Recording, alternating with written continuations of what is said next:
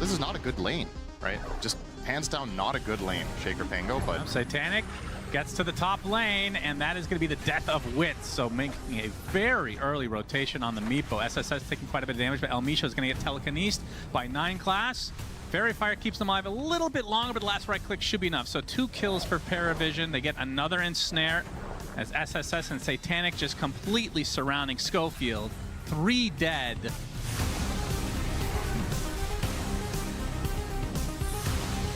They look like they want to fight 4v5. Queen of Pain. Well, they find no one. He's already at half HP. He pops his BKB and just dies. Oh.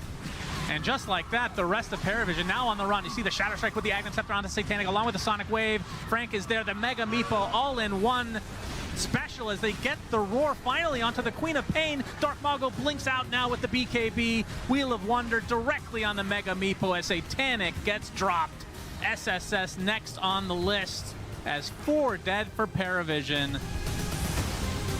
feel like he's fine there, though, Super isn't he? important. If he gets TP canceled, Yeah. I don't know. I feel like they could have chased So him down. much HP. You're gonna get the Sun Strike and Satanic wants to continue the pressure here. Ghost Scepter gonna keep him alive a little bit longer as Satanic gets insta-gibbed. Was that a Shadow Strike? Oh my god! Alright, talk to me about this hero. Schofield on the clockwork doing a lot of work against SSS. Wits is there, but the Blinding Light Not enough. should keep him safe. I think the one who's played it the most recently, that was very close to a kill, has been Yamich. And what Yamich does is he doesn't skill Battery Assault. He goes 0-4-3. And the way he interacts with lanes is just putting down cogs and then spam attack. Oh, okay. Oh, baby. Did he actually have vision there? Very cool. Very tanky Slardar with that Aghanim Scepter. He can bait. You can bait all you want. He takes the focus fire. Wits just runs away. Realizes he does nothing. Pipe activated, which was just purchased by 9 class. Soulbind onto 2. That is a dead Pangolier for likely the rest of this game. Dark Mago does blink out in time this time. He might still die. Still dies after the blink. No one trying to finish the job. Can't quite do it. About to come out. Surely they've realized that they have lost this game. Surely it will dawn on them at some point. They're going to start farming the fountain fortification. They have not been baited in yet to the forfeit as Wits dies in his fountain. One last Sonic Wave for the road as Dark Mago. One last 1v5 death for him.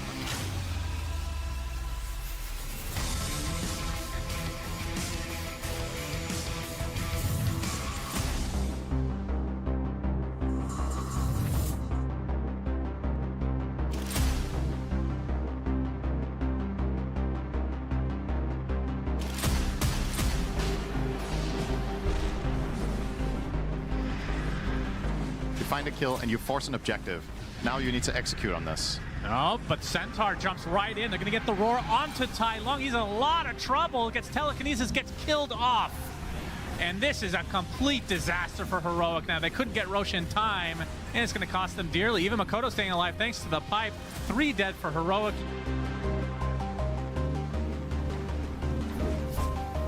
$36K lead here for Aurora. Yep. Keep it up. Nightfall jumps in, tossed back. Tai Lung is going to get roared. It is reflected. Oh, he is big dead. damage. Does have buyback, and yeah. Weaver is packing a punch Aegis. now. Aegis down. I did like your John Lennon impression, by the way. It's very good, that voice. Nightfall finds a support on the back line. Yuma, they do have to actually fear him a bit now as the buyback comes out again from Tai Lung. It feels like the 3rd time this game. The Dark Rift is activated. Whisper comes through with another Pit of Malice on the Makoto. Pops the BKB. Tai Lung, this is going to be a dive. If you go down, the Impetus doing so much work. Can't find the distance, but there's Nightfall with the Avatos. Ultra kill for the Beast Mode himself. Yuma on the run. GG is called. Harpoon is too fucking good. Rampage for Nightfall. But now they put themselves in a very precarious spot. A nice coil to cancel out the Rolling Thunder. Will snap it, and there's the Sharpshooter. Gets off the Rolling Thunder, and he will survive. You could argue they definitely should be here to protect this, right? You have man advantage and Donald. Oh, he's gonna jump in with the Boundless Strike. He kills off Mira, and the Tormentor's still not dead. Finally, Mira finding another connection. They get the Macro Pyre. There's the Harpoon that Synderen think is OP, but he's obviously wrong because Dawnbreaker dies right after using it. Yeah, very. KJ, they still want to fight. They do have buyback with the Solar Guardian. There's another missed Boundless Strike. WS pops the BKB. Exorcism is activated as well as they're going for the Rasta. He's looking at the wall like a Blair Witch Project. He's dead. 90 seconds. No way to get back in the game either. As Tai Lung already have to use the refresher. Another Rolling Thunder at the ready. KJ uses the cheese. Is going to be fine for now.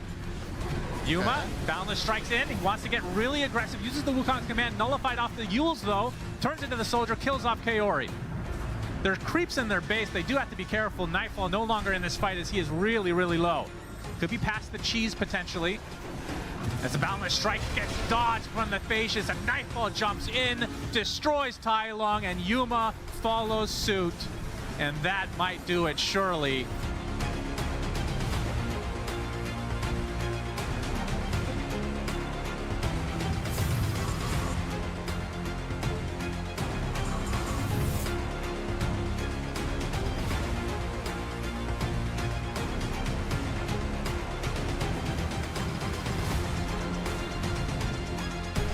Oh, that was so sick. The Underlord ultimate to break the tree that Monkey King was sitting on. Just a lot of percentage-based damage from the Firestorm. Buyback from that Primal Beast. There's going to be a blue hole onto the 2 support. They've already lost Crit and Snake King. Snake King does not have buyback. Skeeter, he needs to get involved here as Malrine. Stolen Pulverize was used on top of him. Malrine might die back here. Trying to trample away. He's still caught inside the Pit of Malice. Nisha's going to chase him. But Nisha run out of mana. On the other side of the fight, Amar, he was dealing with the rest of the team. There's Nisha getting a very nice Vortex. He doesn't have an Aegis though, so he's going to die. Before Rubik was even there, and it caught him while rolling. Top lane again. Going back onto Mike, I'm getting some deja vu right now, but it's Skeeter that's here this time around. Boundless Strike, not enough damage to kill. Mike activates the Focus Fire and just rips through Malrine.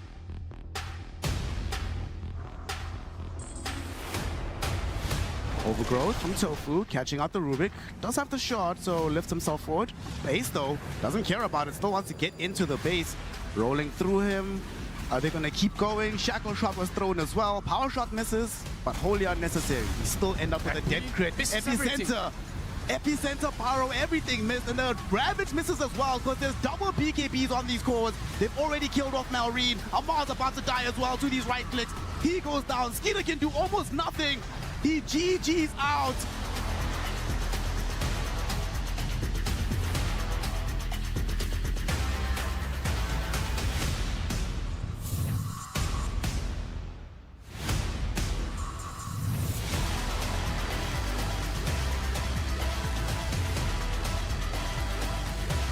Going very well. Rue might also end up dying here.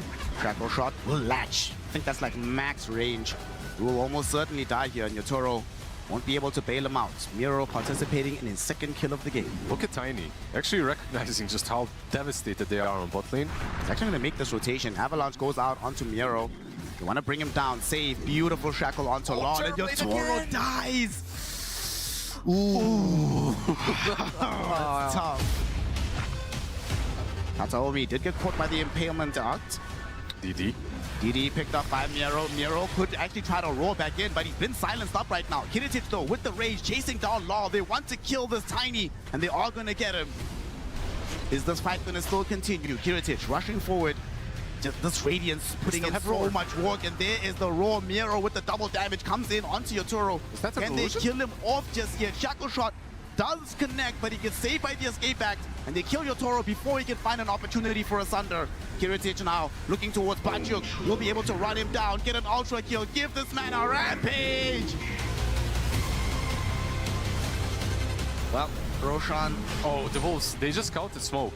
GPK goes to break set smokes. Will be able to get back. Lal has jumped very far forward here. Lal is not close to his team. The jump forward from Kiritich with this Blink Dagger, they just blow up this Void Spirit. Yotoro now as well. One shot from the Monitor takes away a 1/3 of his HP. Gonna try to stand his ground, but there's absolutely no way he can do it. Even with the BKB Eclipse, it makes no difference.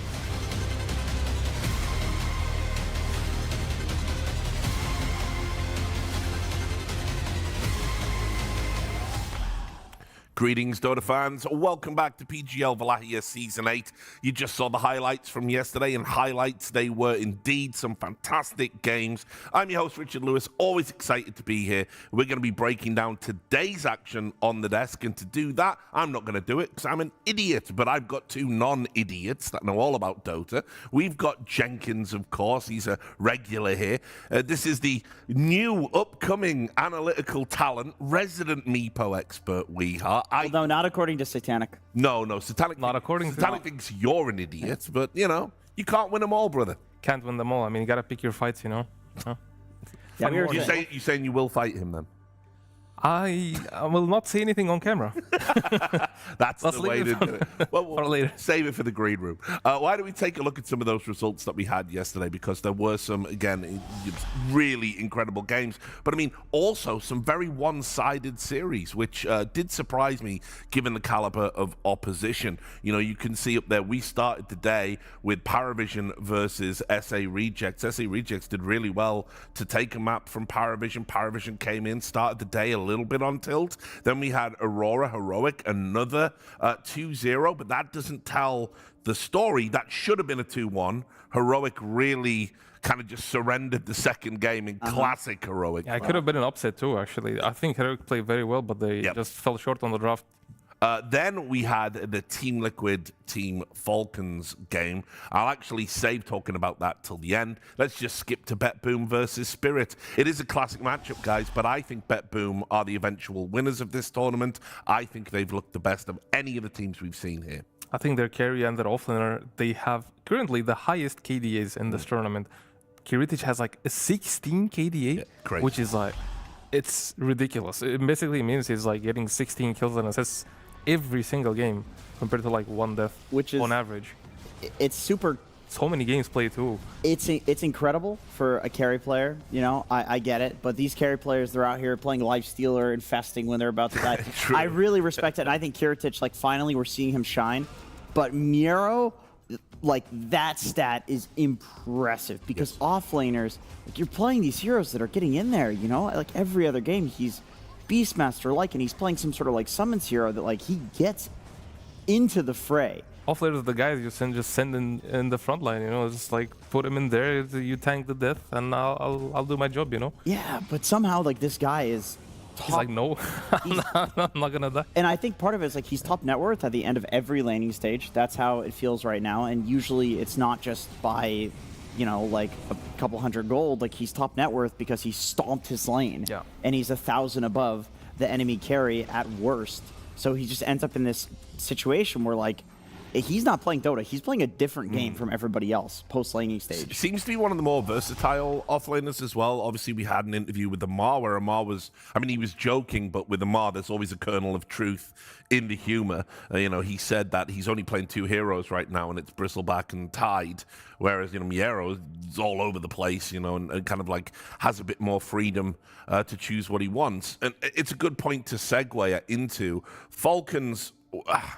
You know, I had high hopes for them, especially with the new patch coming in, but it just hasn't worked out that way. They've looked very flat and disappointing, and last night they got mauled by Team Liquid. It was crazy. I've covered a couple of series from Team Falcons. Some games, they looked like the best team in the tournament. And then some games, they look so uncohesive, like they're just getting called out on the map. There's no team plays coming out. They feel lost. Maybe communication issues.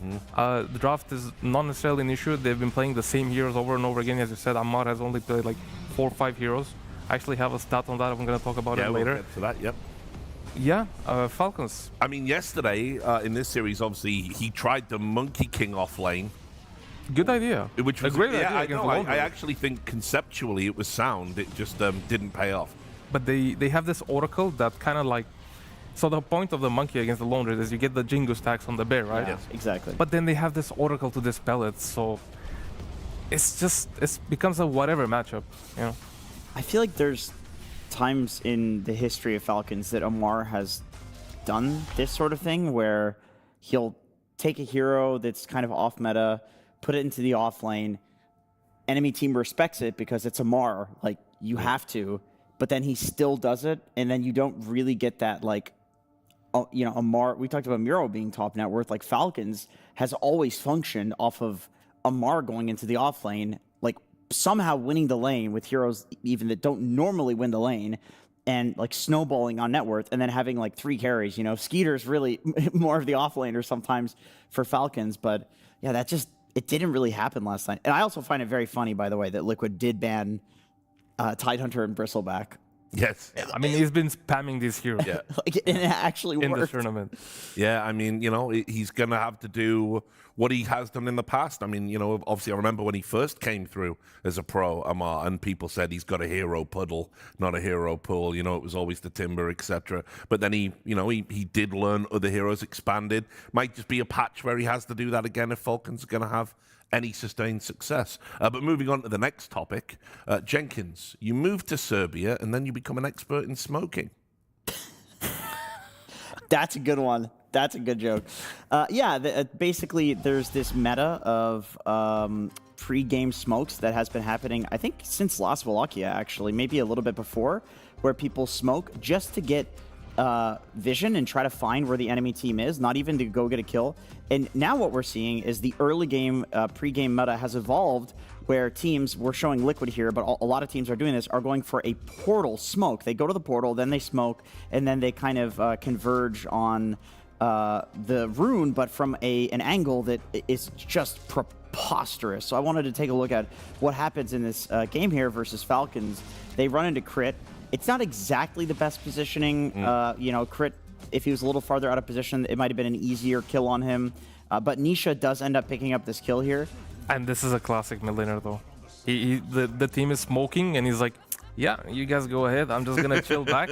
And then he realizes, oh, shit, I could have killed this guy. And then he blinks in, but they missed out on the first blood. Yeah. If the queen was there, they would have got on the first blood. And he had the skill blink, which did actually hurt his lane a little bit. But I just wanted to showcase like the types of smokes that teams are doing, because I feel like a lot of the time we have interviews, you know, we're chatting, trying to get into the game. You don't see the pregame stuff, but genuinely, if you can get a kill or you can get an extra, like if you can get 4 bounty runes because you make a really good play, it makes the entire game unbelievably easy. Like Dota is such a snowbally game. The earlier you do important stuff, the more of an impact it has, the more of a butterfly effect that it has. So it's cool to me to see the meta evolve of like what teams are doing pregame. Pretty much there's never any situation where there isn't a smoke, even though the smokes are not necessarily even for kills. It's just to run up a high ground. Oh, my smoke broke. Okay, guys, they're there. You know, that's it. That's the meta.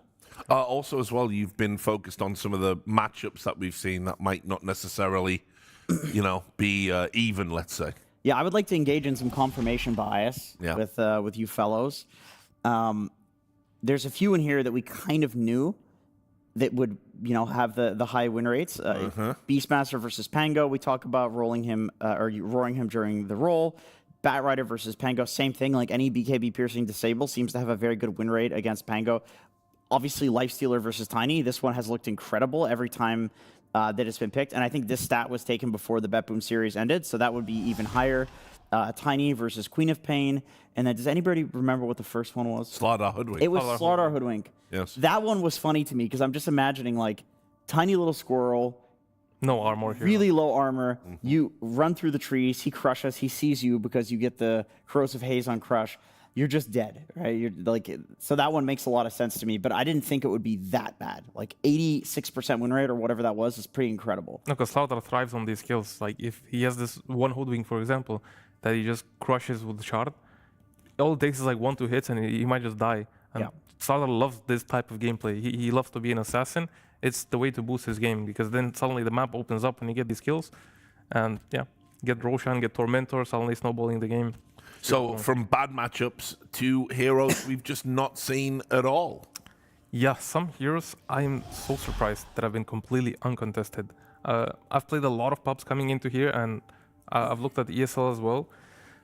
I'm very surprised to see nobody playing Templar Assassin or banning it even. I feel like it's one of the better carries right now in the previous patch. PGL. It was effectively the hero of that tournament. It was getting first phase banned out towards the end of May. I've seen a lot of Sven too in pro level pubs. Yes, and Sven with the Magnus, of course. I think since Collapse is not here, then we're probably not going to see it. The Slark got buffed quite hard. His laning is a menace right now because of his third spell, the Saltwater Shiv. I think this hero is probably the best hero in this hero pool, the Unseen, that has not been picked yet. And then there's like the Klinks. Again, couple of nerfs, but in pubs, it's so hard to play against this hero. He's a very strong laner. He still does the same, goes invis throughout the map. You need to buy sentries. Everybody has to have a dust on him. He's super tanky. You go on him, he starts like doing the death pack things. Yeah, I feel like these heroes, they kind of got ignored completely because of how people came in here. Oh, Alchemist is broken, Lone Druid is broken, and they're just focusing on these heroes, but they kind of just forgot about.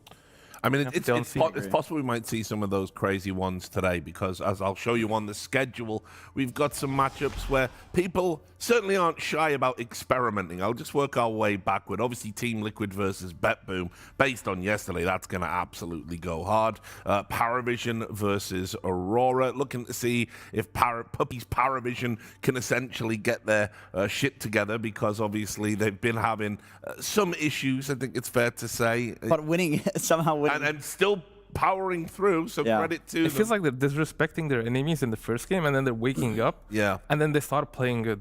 Yeah. Yep. And then we've got Falcons versus Spirit. Obviously, we'll be talking about that one on the desk in just a moment. But starting out the day as if it was destiny, as if it was scripted, Heroic versus the South American Rejects. You hate to see it. It's just sad. It's like the group stages of China versus China. And now we have the South America versus South America. And you know what? I'm a little bit worried about Heroic for a couple of reasons. First, yesterday's performance, obviously, it's never nice to go to bed on a loss that you know should have been a win. Yeah. You could have easily won that second map, took it to a game 3. But on top of that as well, remember what KJ said about having played SA Rejects and how demoralizing it is to SA Rejects because they've got the Heroic org, they've got the badge. This is just a bunch of players from their region without any org and without any support. Yeah, this is the exact point I wanted to raise to you guys and talk about actually is like just pressure because both of these teams have played each other a lot. And, you know, back when SA Rejects was Peru Rejects, it was the same thing. In fact, they were kind of crushing Heroic there for a while in a lot of the qualifiers, as we can see here. But not once has this team played on LAN. They've never played on LAN. And part of me feels like South American Rejects, they're almost fearless, like they're just feeling good vibes, you know. Whereas Heroic, King Jungle's talked about the expectations in general. Like there are expectations that they're the South American team, right? Like they're the one that's like saving the region, bringing the region up. This is the qualifier team, doesn't even have an org, and I'm also worried that maybe today we're not going to get objective Dota because there's some emotions involved there that are really hard to disconnect from the game of Dota 2. I was just going to say that Heroic seems like a more structured team. Yeah. They're more composed in the game. They have like this obvious plan that they have talked about before, and they pretty much just try to execute it. Sometimes, as we've seen yesterday, they're just falling short in the draft. Whereas South American Rejects, I feel like they're an emotional team. I feel like they have this Dark Mago guy. He goes mid. He always wants to win the lane so he can snowball the other lanes. Yeah. And basically like relying on this random aspects of the game that you can't really control. You can pick a better matchup, but most teams will realistically try to do uneven matchups on the lanes. So they're just, to me, they're an emotional team that if they're feeling good right now, I feel like they have great chances against Heroic. I totally agree. Like I feel like if there's no emotions involved on the side of Heroic, and I'm talking in terms of the pressure, because I agree they're a way more structured team. Like they just play good fundamental Dota. Hypothetically, if both teams are playing that, I think Heroic wins every single time. But SA Rejects are an emotional team, and they're coming in with that emotional momentum, right? They're feeling themselves. They've got crazy hero picks that they're doing. You know, they've got the young Prodigy that's like playing Necro in the safe lane. It's also Tai Lung versus Wits on LAN. Like these guys are from Pain Gaming together. Yeah. They're the two prodigies that were discovered together on the same team. They know each other. You know, there's a lot of interesting storylines going on here. Well, let's get into one of them. Speaking of Tai Lung, we've been on Tai Lung Watch here. We've watched a lot of Heroic on this panel. It has not been a very Kung Fu Panda-esque performance from him this tournament. The most played hero? You guys see that? Which the most played hero is? I feel like I've talked so much about this. I'm just gonna. I can do it. Your thing, Jenkins, 'cause I'm chicken out right now. So the one outlier, of course, is Pango. I think this is a very high skill hero. Like basically for anybody that didn't watch the previous Heroic series and you're tuning in because you got SA versus SA Bloodbath, which has been a very long time since this has happened. Basically the criticism is that Tai Long, young, genius, prodigy player, we want to see him on something where there's some skill expression, but he continues asking for Viper, and he continues getting Viper and Bristleback and these boring heroes where there's just not as much skill expression on the hero. And so we are seeing some games where he's Puck. We are seeing some games where he's Sand King, Beastmaster. They're a bit in the middle ground where there's more skill expression, but you're still getting that lane cheese. And he looks so good, even in the Pango games, which I said are outliers. He's lost both his Pango games, but he looked really good in them. Yeah. He played very well in those games. And so I think for Heroic, there was this like internal deliberation that they're clearly having. You know, you have this young player who's asking for something. He doesn't really have the experience of lands under his belt, but he has players that do, and they can tell him. I'll bring Wihar in, obviously as a former pro, right? Yeah. Let's say you're in a position, you want to play a hero, but the hero might not be very good, or might not fit the team, or might not even fit your style of play, but you've convinced yourself it's good. And your coach. Is it the coach's job to stop you? Well, back in my day, you know, when I wanted to do something like this, Papi would generally bring out the machete. So he would tell me no. And yeah, pretty much I'll be forced to play the hero. I'm not sure how they do it these days. I feel like it's a very similar manner. I mean, Puppy is still bringing out the machete, I'm pretty sure. You do have to give him a chance first. So Tai Lung, he's been given many chances on this Viper, but it's just not working. And this is where the coach needs to just put an end to it. The coach, the captain, even the entire team, the players could just come to him like, hey man, we know you're doing really good on these heroes. Why do you insist on playing Viper? And then try to like convince him. And if he doesn't understand, basically it's like, okay, I'm done listening. You're not playing Viper. Go next. Yep. Okay, good. KJ, on the other hand, Jenkins, he's been, I think, pulling out some amazing kind of picks and really showing how far he can push the meta. And you can see here, these just very unique position 5s. Yeah, KJ is not only an absolute Giga Chad outside of the game, he is a Giga Chad in the game. I think every time the Zeus comes out, we're like, I'm not so sure about this. And then he has like a crazy pop-off game. You know, we're walking to the green room and I hear in my ear, First Blood. And it's just KJ has gotten First Blood in his lane. He's also played the Dawnbreaker, which has been very interesting from 5 position. Every other team seems to be thinking that's a core. Death Prophet. I'm not sure entirely, like, completely what the idea is. We asked him about it. I think he was a little bit like cards to the chest because he doesn't want to reveal everything.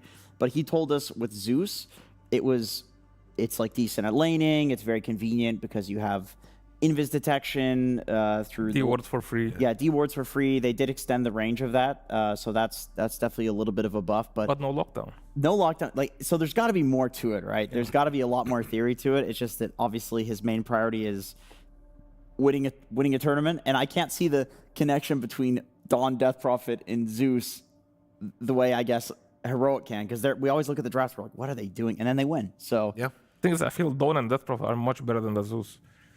They actually offer things. Like Dawnbreaker has the ultimate global protection, and Death Prophet is like super strong on lane, and then in the game, if he gets like 1 or 2 items, let's say he has a decent lane, gets a few towers with his team, suddenly he's like a little bit more tanky, and he needs to get focused in the team fights. But Zeus is just damage, just pure damage, and pretty much nothing else. Some D-wards. Yeah. Which is awesome for a 5 position. And I think he just loves to kill steal his teammates. I think he just likes to get the last hit. As he said, he's building like it's core Zeus anyway. Yeah, it sounded when he was on panel with us, he was convincing himself it was good, actually. Exactly. So we are about to get into the draft. You can see the common heroes there in the middle. Probably will see some of those, but can't understate this.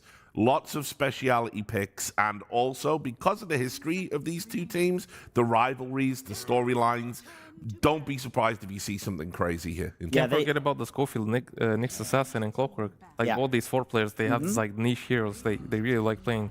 Yeah, they know each other so well. You can even see the first ban here is the Dark Mago. The Dark Mago Kunkka. It's like, it's scary. This guy's been playing this in SANA for decades. at this point, a decade at this point. I'm sure you played against this guy many times. I did. He It's Tiny and Kunkka and like nothing else, right? And there we have a He loves sniper his ban, heroes. which is crazy because that's one of the unseen heroes. That's crazy, dude. Caps is Dark Mago does play it. But I feel like there's a reason. We're about to find out why they banned the sniper. There's gotta be. There's no way you just first pick Huskar, right? Is that it? Because every other be team. Stylung Huskar. Everybody's back. Back to you, Jenkins. Over to you, Jenkins.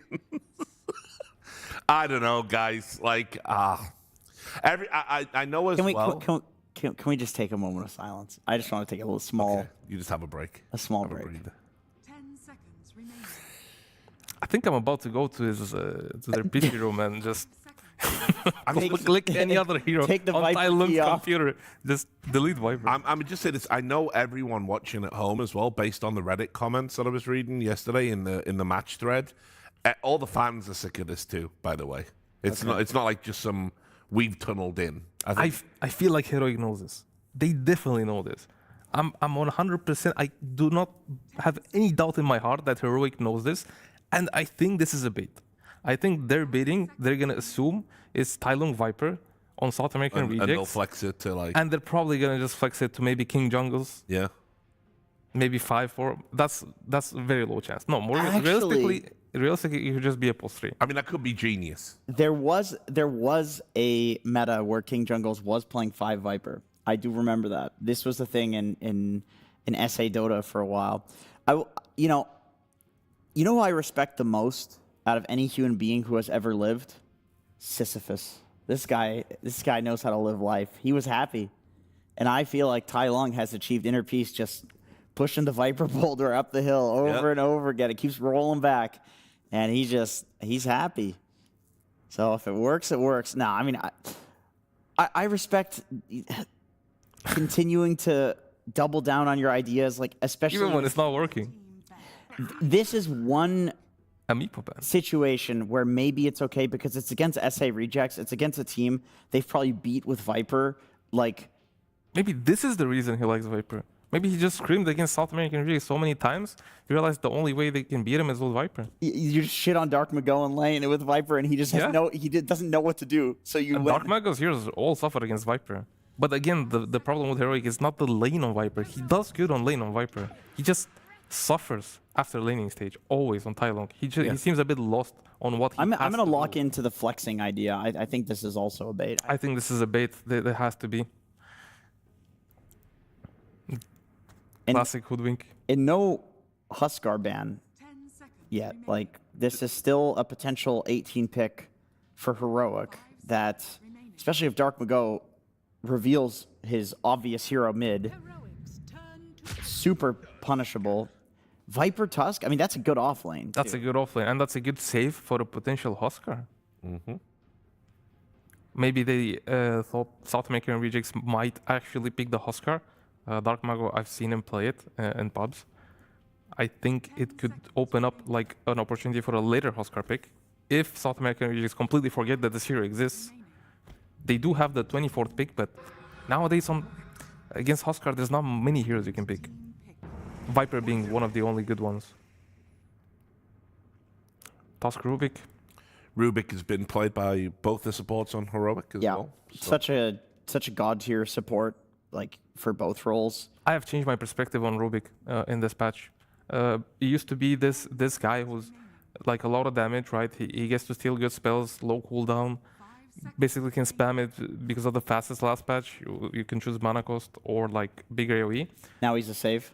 Now he has both facets inside his like normal toolkit. His 15 talent has the mana reduction, but I see this hero more as a backline save from the shard. I feel like this hero needs to buy the shard and pretty much just spam Fate Bolt on the high damage enemy heroes and just sit and chill. And now they have 2 saves, Tusk and Rubik. Maybe setting up for a Huskar. Yeah, I totally agree. The shard, I'm super convinced on this thing. It's busted. It's too much. It's too much range. Way too much. So much value. repositioning abilities in Dota generally are kind of broken. I feel like these boys about to get Huskar. That's what I'm feeling here. It could happen right now. If they want to pick it, it should be on 18 now. Yeah. So they can have the bans for it. I think SA Rejects have a really strong draft, though. I mean, these are the heroes that are doing well in this patch at this tournament. They've got the Monkey, that's been super value. The Pango, of course. Hypothetically, like Viper offlane should shit on a Monkey, right? Yeah. They did swap this. Sure. They could start as 3 on South American Rejects, and Viper level 1 is not that strong, so there is potential. He might actually get dove under the wave. I agree. In the first beginning of the game. I personally think this is the biggest way you punish Viper offlane. Is you have to you go. start as 3 to the degree where I think that even Heroic should think of starting as 3 to protect from that. It happens quite often in pubs too. Yeah. Yeah. The early smokes matter a lot when you have a Viper or like Necro in the game, one of these offlaners that will just dominate the lane if you don't kill them at level 1. Heroics turn to battle. And they went for the They Muerta. don't go for the Huskar. Instead, they go for something that's probably better for the game. You do very well against Monkey in this matchup because Monkey's all physical. Muerta's fine against that. Pango's all physical too. Pango's all physical. Like, Enchantress does nothing to Muerta. Same for, Hoodwink is the only one, right? Yeah. Hoodwink A has a little bit of damage. little bit of burst, Yeah. but it's not enough. No, it's not. Not nearly enough. And they're still keeping themselves open for Huskar on Heroic, but I don't think it fits the lineup anymore. I think right now the Huskar idea should probably just scrap that since it's just basically a lane idea and nothing more. They're banning the Tai Lung puck. They're assuming they understand. Yeah. They right smell there the with bait. us. They Yeah, yeah, know. yeah. They think this is gonna be a Viper offlane and then some Tai Lung 23. Probably Spirit Hero is what they need. They need some sort of like mobile hero that can lock people down so the Muerta can do damage. Maybe give some space, some vision in team fights as well. Storm would be pretty banging, actually. I mean, it's a great Storm game right now. yeah, there's not good disable for him. If they want to just go with something that's more, like, I know for Tai Lung they pick like off meta, not actual mid laners. If they want to do that, Sand King is still fine. It's done well in lane against Pangolier, and it gives a little bit of extra team fight because I feel like Heroic doesn't really have any right now. I mean, South American, they have a flex too. They can put Monkey mid carry, and they can put Pango mid offlane. Yeah, that's true. That's a bit dangerous. So if you go for something like an Ember Spirit on Heroic, they might just put the Monkey mid and then pick a different carry. Yeah. Or they could probably look for, I think the best hero against Muerta should be Axe on the offlane, if I'm not mistaken, since he can always just call through BKB and Blade Mail. Obviously not working through BKB, the Blade Mail, but when he's not BKB, it's a big problem. He gets caught out, he might just die in one call. So they should look for a solution for the Muerta. Anyways. I love the Axe suggestion. I think that's amazing. It's like, as long as the game goes, it just gets better and better for Axe, and it starts good. Coddle ban. I don't think I like that ban too much. Yeah, But that was at the another same one time, that, there's too Tai many Lung spirits. Yes, sorry to interrupt. No, you go for it. Coddle has been played by Tai Lung, but I would have thought Spirit would be a better ban, but there's too many spirits, actually. So, can't ban them all. And it's a Tai Lung Viper. We'll have a quick moment of silence here, Richard. I think it's a horrible Viper game as well. I mean, I look at the heroes they've got. Like, it's not good into the Ench. It's not good into the Pango. 10 seconds remaining. Like, the problem they've had every time they've picked it is it's been really immobile. It either hasn't been in the fights, or it gets kited in the fights, or it gets outboxed in the fights. That's literally how he's lost. Well, Every let's time. talk objectively, right? Forget about Tai Lung Viper. Objectively, Viper right now on mid lane, he is generally strong, wins his lane, but he has a big problem when there's an Enchantress on the enemy team. The Enchantress will sing creeps, and the Enchantress had the possibility of diving under the tower, which is the one thing Viper suffers so much that I would probably never want to play it into an Enchantress. They did fix their problems on Heroic with the Mars. They have the lockdown, they have the space for the Muerta to clean up the kills.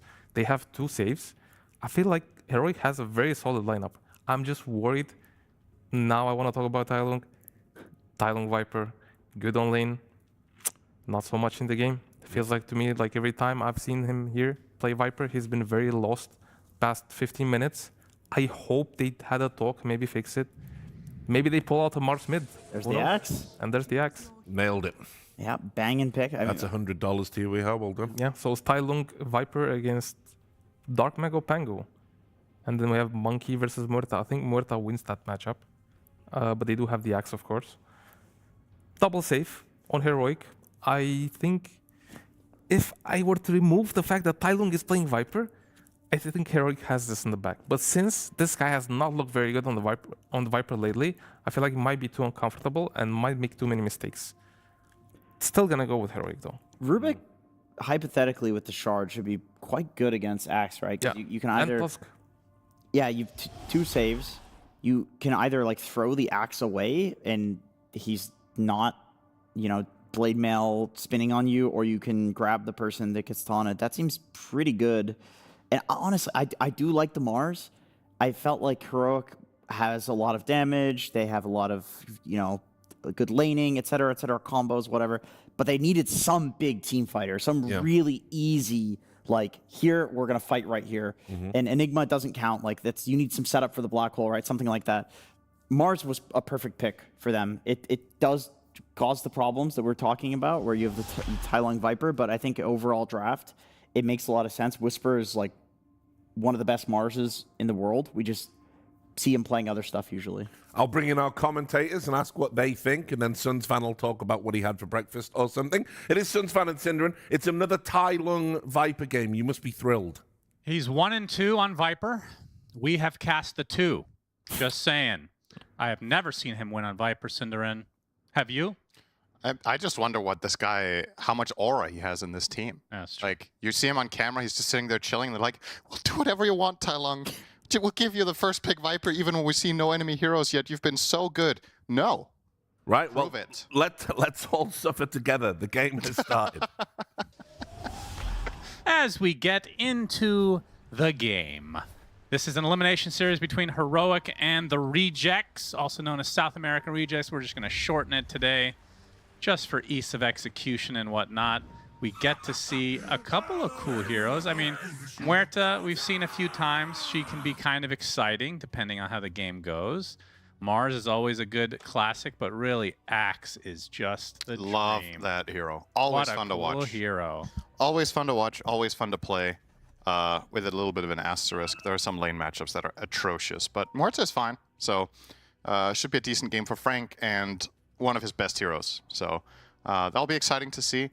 I will say, just to round out this whole Tai Lung Viper thing, I think in terms of the drafts we have cast with him on Viper, this is the best one for playing around Viper, because they have double save supports and Mars, which is like a pseudo save against some of the heroes you're facing, particularly Ench. The arena is good against.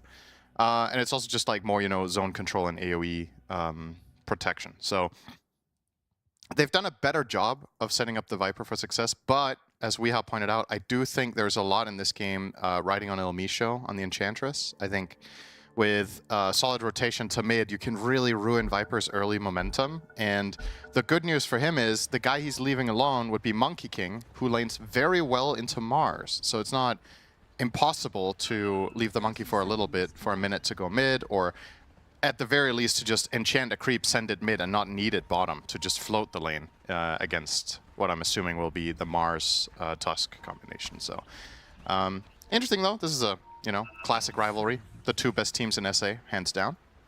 Let's see who's best today. It does feel like they're playing around the Viper quite a bit, like you said. They got the 2 saves. They have a frontliner in Mars, initiation with Mars. And Viper's just there. Yeah. As he should be. He's just there. Yeah, so we're debating the idea that the Viper, this could be some mind games, that it was a flex today, and that everybody's just going to assume it'll be Tai Lung, and then they could put it off lane and get a different mid. And that might have been the case, and they just decided against it because they were like, well, if we're playing offlane Viper into Ench Monkey, if anything goes wrong, it won't have a game. If the enemy starts 3 bottom, the panel was talking about that as an option to try to shut it down. I don't know if I'm... What do you think? Do you think it was a flex, or that they're just like, you know what, Tai Lung, 3rd time's the charm. Well, this would be his 4th game, I guess, but he lost the last 2. I think if they lose this game, they don't pick it again. That's my... Yeah. I think this is the one. They're right. I mean, I think the next... If they do win this game, then they can truly flex it, right? Yeah. But yeah, I originally thought it was a flex, but I mean, yeah, once you're into the draft, you're like, I mean, it doesn't look that bad for Viper, really. It's triple melee cores. They haven't, I mean, maybe they didn't feel the need to hard counter it because he hasn't performed particularly well. Maybe we're overhyping that.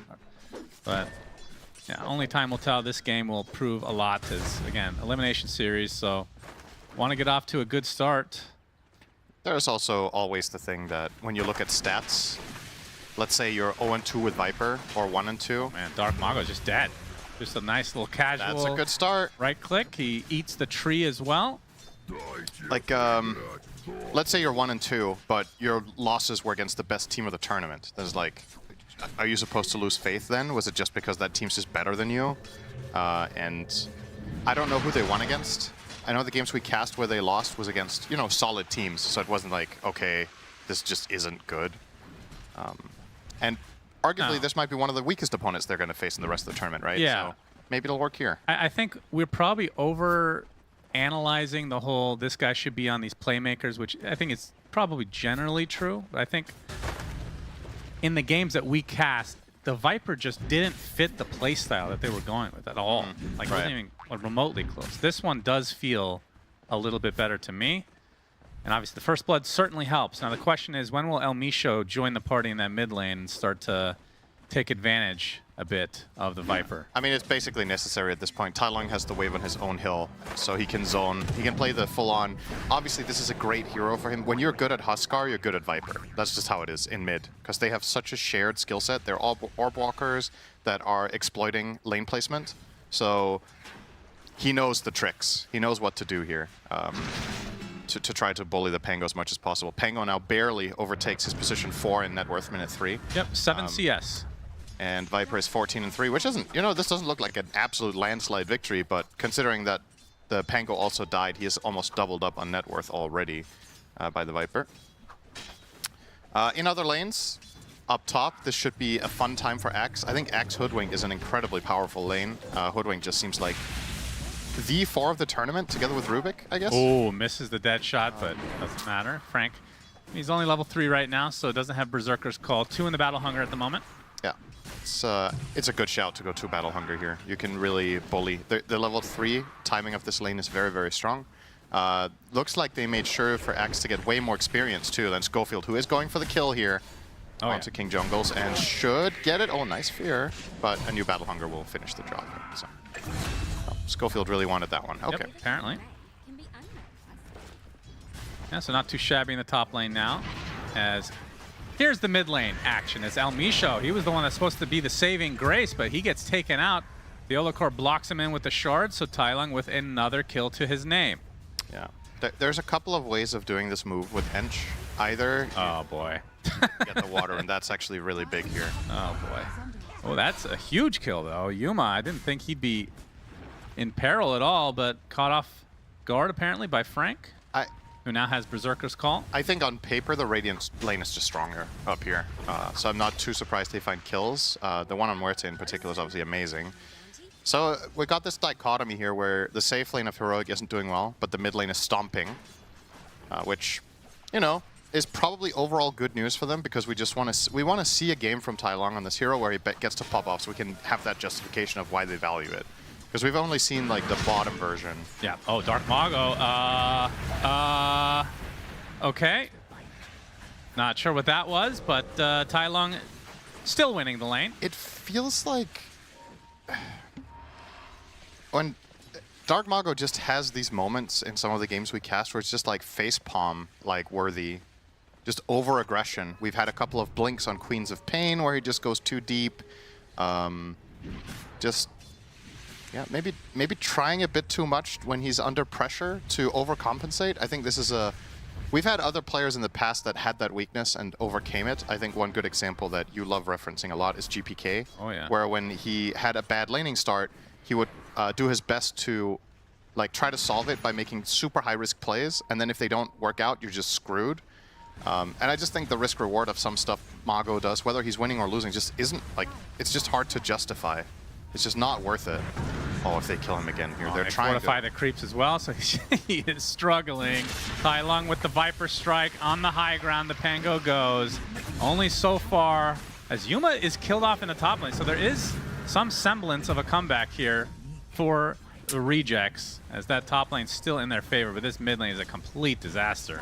This is with the siege creep too, so this is a very good strategic move to attack here. It looks like they're not going to actually stick around and control the wave. They're going to try to bring Tai Lung to top to spread the pressure out. Now, is he going to find love. Frank? Gonna find El Micho. No. We'll find El Micho instead. Nice casual kill. As Yuma would love to take that home, but Tai Lung is like, hey, I've lost twice on this hero. As Frank is actually found by Theolacor, traps him in the shards. Yeah, he actually bugs out there with that dead shot. Nowhere to go. That's not a good TP. So Tai Lung now 6-0. God, After all that talk. I love when stuff like this happens. It's just so funny. You know, like, oh, this is not what they should be doing. You know, they had 2 bad games on it. Why do they keep running it? And then you immediately just see the archetype game where he owns like crazy. But there's obviously... Dark Mago does hit level 6 on this creep with the Rolling Thunder. Oh, didn't get the chain though. That's not great. Well, it doesn't really have much backup anyway. Oh, don't dive the tower this time though. All right, he backed off. I mean, it's the level 3 Enchantress. I don't think you're killing him. No, not really. This also begs the question, like, from the perspective of Rejects, were they worried about the Viper flex? Did they think that this was just smoke and mirrors and it was definitely going to go off lane after Tai Lung's losses, so they picked Pango? Because they set themselves up for this problem. I mean, tips onto Tai Lung, and that is another death to Dark Mago. 0-4 start. As Schofield wants to go on Theolacor, but more backup has arrived for Heroic, so Schofield's going to drop as well, or is he? Tries to get up the heal. No, ticks out eventually. Wits comes in. This is desperation mode. They need to get something, but the arena from Whisper into the spear. Wits is dead, and they find the connection onto El Micho. My goodness, the only player having a good game at this point now is Frank. Jesus Christ. That is a domino of... That's a symphony of sausage, I think, as you like to call it. Pretty much symphony of sausage here from the Rejects. That is, oh boy. I mean, I think what they pointed out in the panel really... Yuma, oh, he's going to be able to pop his ult before the chop comes through, and that Tai Lung joins the party. And now the love is spreading, Cinder, and Frank falls.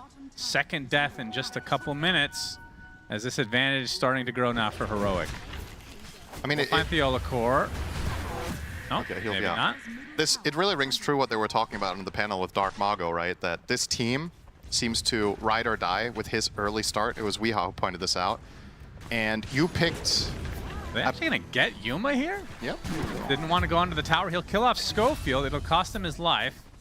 Certainly worth it for the Rejects. So you have a player who's very much... Weehaw called it emotional in his playstyle. And you picked him Pango into what could still be a mid-Viper, so really, really bad lane matchup. And then you failed to really protect him and get him online. As a matter of fact, it was a cascading effect that was infinitely worse than if he had just lost his lane, because they kept bringing over additional heroes to have them die too. Time to feed the Viper. Yeah, so effectively, if Mago could have played this lane defensively and lost it, that would have been much, much better than bringing every move they did that didn't work. Yeah. And this is so easy to say in hindsight, because obviously Heroic are doing a very good job at matching the movement. That's why the moves are failing, is because Theolacor is on top of it, King Jungles is on top of it, and even you saw Whisper rotating that time to put the arena down. Dark Mago, he does have his ult. Can he possibly get it off? With the shield crash? No. Another death. Dark Mago, how dare he farm under the tier 2 tower at 9.5 minutes here. I mean, I know this is kind of a brutal realization to come to, but it's your own fault that you're in this position. Like, it's self-inflicted pain. I think... Yeah, I think going into that matchup, Pango versus Viper versus Huskar versus Quap. It's like the 3 worst matchups in the entire game for Pango. Yeah, they're just super hard. And you just have to tank it. Yeah. It's just one of those things. That's how it is. It's hard. If you're gonna try to solve it with an edge rotation, it needs to be either before Pango is completely curb stomped out of the lane, or you're gonna bring the Hoodwink as well, which is exactly to mirror what Heroic did. A lot of the moves in mid, they've brought both supports. They've just pulled them off the sides and brought them into collapse here onto the Pango 3 times now, I think. That's what you needed to do early, and now it's too late. Like, there is a world where you kill this Viper, but you need 3 or 4 heroes to do it, and it needs to be far enough away from the tower that Whisper doesn't just TP and press 2 buttons and win.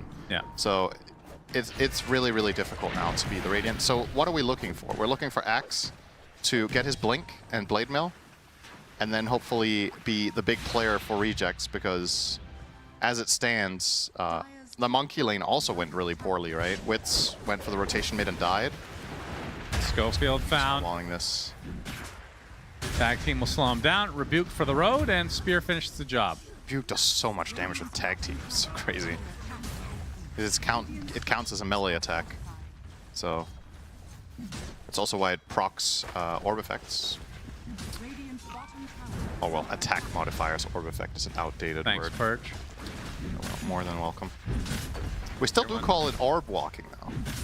That term never changed. It's not attack modifier walking. I wonder why that didn't catch on. Yeah. Just like amplify damage rune. Don't get me started on orb walking. It Yeah. needs. I am still a proponent that it should literally be deleted. Okay, what would you do then to compensate the heroes Just that have it? literally anything. There's 1,000 ways to buff heroes. Right, give me a suggestion. What should Viper get when it loses orb? 1 armor. Okay, that seems like a great, fair trade-off. Yeah, why not? I wonder how much its win rate is going to drop by from that. Dark Mago. So Be able to get out. Shield crashes out of the ice shards. You hate the things that make heroes No. unique and cool. We No. talked about this yesterday. You blamed me for it. You said, I don't like cool Yeah, stuff. the difference is when you're using Harpoon on a tree, no one is crying other than you. If you're orb walking somebody as Viper or Huskar, one of those 2 people wants to die. Okay? Well, it's pretty easy to die to orb walking. Yeah. So they can get their wish. How about you play better? It's not fun. It's not a fun mechanic.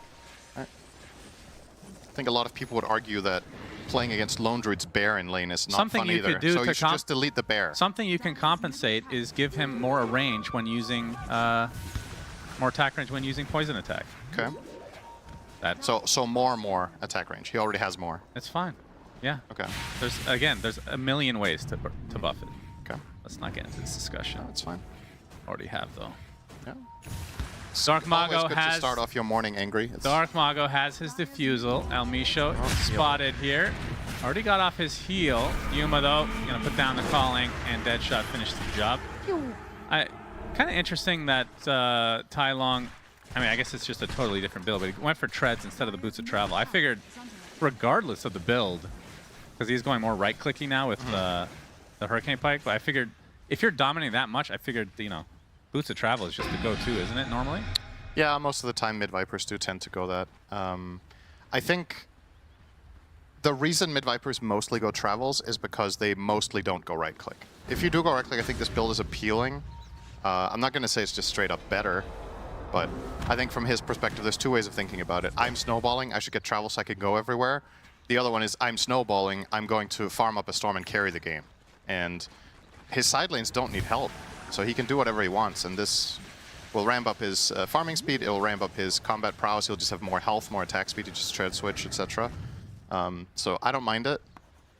Maybe if the early game went worse, he would have got travels. Who knows? But it's an interesting hero.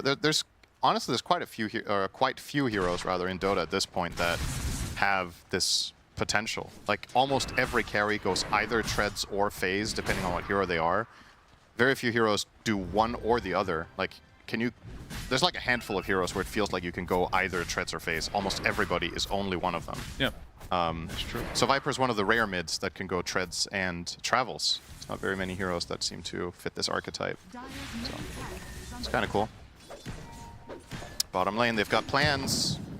Onto Wits. Not going to commit though is Whisper.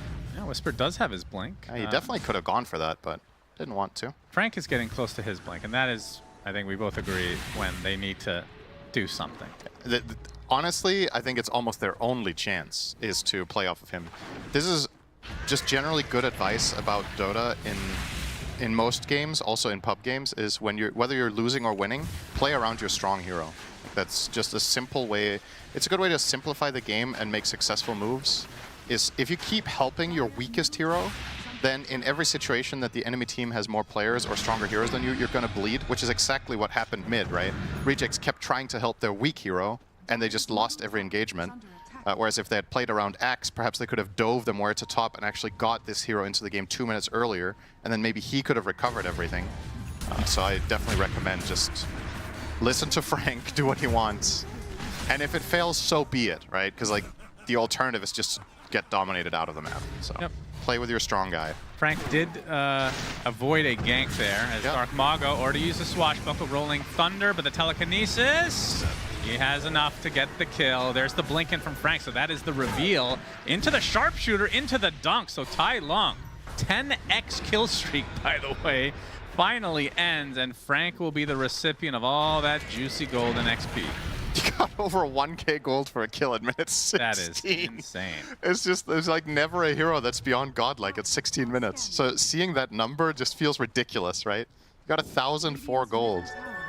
And okay, this should inspire Rejects to just play with Axe. Now obviously that was the dream scenario where Tusk isn't nearby to protect and Rubik doesn't have his shard yet. Oh, he's gonna spot this. This could be really big. It could. Oh, He's gonna jump in a little bit early. Frank goes in with kills off Yuma. A double dunk. What a beastly move. They're gonna steal it too. That is an unreal flip of the script. Roche not very happy with this situation apparently. As Rubik on the trees, he's gonna get taken out. Frank didn't have enough to get the actual dunk, but 4 dead for Heroic. What the hell just happened? Frank, the tank, beast mode enabled. Tai Lung. Okay, 1v4. Yeah, they get the Aegis on Dark Mago. He has Pike, so he feels safe. But like this is just the dream. Oh, 3-man. He actually even he taunts Roche too. So he's just getting a bit more spins off. And all right, Heroic just lost their entire lead, by the way. Yep. X is now top net worth by 1,000. And Pango is in a playable game state now. He has Diffusal, almost level 12, and has the Aegis. So a little bit of pick-me-up here for Dark Mago. 0, 6, and 1 now. Okay, so here's the thing that... It's kind of funny that I just talked about this concept of playing around your strong hero. What did Heroic just do? They went for an objective when their strongest hero was dead. Yeah. So they played without their strongest hero and put themselves in a potentially compromised position. And the rationale was probably... Rejects aren't going to think we're going to do this, right? It's like, why would they think we're roshing? But you have to remember, you're not showing anywhere on the map, and you have Muerta Tusk. It's not rocket science to put 2 and 2 together and be like, we should probably check this. And if they're not there, whatever, you know, then Monkey King wasted 150 gold to check, and you can go back to playing the map. So I just think the risk-reward of that from Heroic is completely unreasonable, and they could have made the same play 30 seconds later with their Viper, and maybe they just win the game. So... Oof. Oof, oof, oof. Yeah, that is... but hey, good for us. Now it's going to be entertaining, right? Now anything can happen in this game. That was something else. Frank literally 1v5ing here to get the Rejects back in this game, and he's now close with all this influx of gold, close to the BKB. I mean, it's kind of crazy, right? Axe generally is not a hero that brings you back in the game. He kind of usually snowballs winning positions and takes it over. Imagine if Axe didn't have 2 good moves back-to-back, how dire this would be looking, right? Yep. So they really, really needed this, and it does happen occasionally. So, man, look at the win graph of this game. Holy shit. It was an 86%er at 10 minutes, and indeed, we're back to even. So, okay. 20 minutes coming up. There's Tormentor. Radiant have Aegis, and they have pretty good heroes to fight there if they want to, so they can consider it. They also pick up the Desolator, which makes it a lot easier to kill. So, wouldn't be surprised to see the Radiant team look for that. Nice play here from the Monkey King going for some surprising ward placements. Okay. It looks to be fine. It's hopping all around the place. We'll be okay. Oh, there's a courier. Hello. Oh. Yoink. Nice. He has the ward to play off of here. That's why he feels very safe sniping this. He knows exactly where the enemy moves. That will be dewarded. Yeah, you'd think so. As a smoke comes to be for Heroic. Yeah, their call here is we think that the Rejects are going to go for Tormentor since they have Aegis advantage, which I think is a very reasonable line of thinking, but bit of a mind game here. Rejects just aren't down there at all, and potentially because of what Monkey King just scouted, they're coming to the conclusion that this is exactly what Heroic are doing. And now, if Heroic don't take the Tormentor themselves, they're actually wasting a ton of time. Like, they've been moving as 5 heroes down here for the better part of a minute. And in the meantime, Pango's just free farming top. Monkey King is killing 2 couriers and farming their triangle. They're losing nothing. So this has to be a takedown, or you just lost like 2k gold. Yeah. So interesting pickup. Is this common now? I forgot that they even changed the Ags for Mars, but basically his second item. that is not common, I want to say. That's the old facet where I don't think it lowered cooldown before, so that's new. But yeah, getting it's a better version restoration for killing people within the arena. It's basically it's a better version of the facet. This heals more, it gives more damage, and it lowers cooldown. So they figured that the facet version was not worthy of an axe, which I would agree with. Oh, Arena does connect. Wits, though, not going to get pinned to anything. Puts down his Wukongs, but he just gets speared right out of it. Into the calling, into the snowball, and into the grave. Nicely done from Heroic. He was very alone over here. Probably just didn't expect We this. didn't really, I mean, it didn't occur there technically, but we didn't really talk about the breaking of the trees with Mars Arena. Very good against the Monkey King as Tai Lung. He's getting gone on. Bushwhack into the Rolling Thunder. Sharpshooter as well, but he has a Hurricane Pike. And now extra bodies. But Frank jumps in with the Blade Mail, looking for the chop. The spear is there, but they get the snowball just in time. Tai Lung is more than fine. And now Frank is having to run away. Schofield taking the brunt of this damage. He'll be ticked out easily. And Frank blinks away to safety. So it could have been a disaster there for Rejects. Yeah. Better get out of there. I like their idea to try to go on the Viper. I think doing it this close to the tower with this hero combination just isn't quite enough. If Pango and Axe could have lined that up a little bit better, maybe there's a kill. But still, good response from Heroic, protecting Tai Lung here and trying to stabilize. But isn't it... Okay, let's turn back time 10 minutes. Tai Lung was 10-0. He's now level 14. The Pango is level almost 16. Isn't that like unbelievable? This is like turbo mode. One player is 0-6-1, the other's 11-1-3. Yeah. And the 11-1-3 player is behind on experience by crazy. almost 2 levels. That is really crazy. So obviously the net worth still is in Viper's favor, but only by 1,500. Like, this lead isn't meaningful anymore in that matchup itself. I still think Heroic's lineup overall going the stretch in this game is... I just think it's probably better on paper, especially the Muerta matchups are really good. Arena becomes a very useful tool later. But I have to say, with Whisper going Ags, I think you're kind of... How to say it? You're kind of pigeonholing yourself a bit with this build, where Mars himself is not going to be a major threat. You're truly just you're making yourself an arena only, right? Like, you're putting 4,000 gold into just upgrading that ability. The stats aren't that great. If you're having an insane game of Mars, you can consider, you know, we've seen Amar in the past just carry with this hero. And Whisper actually had a super good game, so there were options. You could have gone BKB, you could have gone damage items, you could have gone auras, but he went for the X. So now they want some payoff with this arena. Gonna try to look for Dark Mago. Aegis has expired, and it's a nice find. Snowball to follow, into the calling, easy pick off. Oh. And the spear will miss, so the Enchantress will get away. Nice TP there from Ilmisho. Whisper definitely thought he was turning the corner. So they only get the one, but it's a good kill. Nevertheless. SNY, by the way, for Tai Lung. No way that's real. What? What? 8.6%? That cannot be real. I mean, I'm sure it counts all the spears he uses for farming, right? Oh, I'm guess. guessing. You have Soul Ring. You're spear farming all the time in waves. Still, that's 3 out of... If that was actually attempts on heroes, I'm pretty sure you're kicked. Like, genuinely. You're out of the scene, not just the team. That's an Exodus game. Right there. Exodus game. I like that. There's another one there. Right, 3 out of 36. So... All right, what are we looking at now? So, close to BKB for Monkey King. Pango is halfway to Ags. Oh, Whisper's found here. Axe call. Wit's even going to use the Wukong's command. It's easy kill here. Yeah, just a full stun lock. Send him packing. I'm interested to see if this Ags ends up being useful. Yeah, the Mars one? Most of it is dependent on somebody dying in the arena.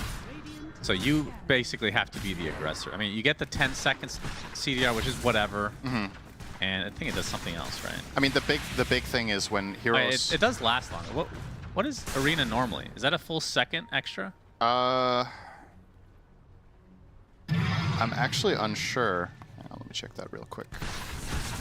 Just how long it lasts now, because this ability has been nerfed. Yeah, it's 1 more second. So you get 1 second more of arena. Yeah.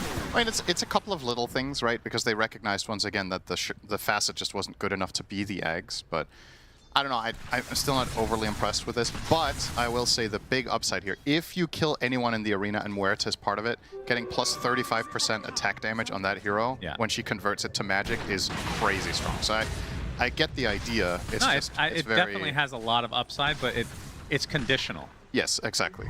And conditional items and builds just have this, you know. They were thinking about Roche like, okay, let's not make that mistake again, guys. Ironically, this time it probably would have worked. Yeah, absolutely. But they're clearing the perimeter first. This is a strong timing. You mentioned the Sanjinyasha on Tai Lung, of course, buying that against X Schofield in spotted. particular. That'll be a freebie. Oh, all right, see you later. Is this enough for them to think about the rush? Maybe. As long as they cover the perimeter, now that they, you know, Rolling Thunder obviously annoying, but the Axe Skull being the big one. I mean, they really do have some good options for the rejects. Wukong's as well. You can scout with creeps. Kaya Sange on the Axe, by the way. I was going to say old school build. I think that's the wrong word, but not a build I've seen as much lately. But it's a surprisingly good item on the hero, so don't mind it. There were some other options, of course. Does Chasm Stone work on call? On call, yeah, it Feels should. like that would be a really good value item, no? Yeah, that's true. You see heroes like Hoodwink buy it for... I mean, it definitely should work. I also think Schofield should buy one. Tai Lung, he's spotted. This is going to be a full smoke. Oh, they don't fully connect. They're anticipating there to be good protection. Also, this is a pretty bad spot to jump Tai Lung because he can pike to the high ground. So I think maybe wisely, with the lack of information... Dark Mongo's going to have his Aghanim Scepter revealed here as well. That's a big, big power spike. Now, the dream situation here, I think, for the Radiant is to jump on Mars.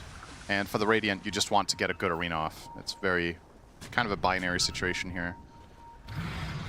Oh, Whisper, that's a potentially good arena there. Not going to go for it.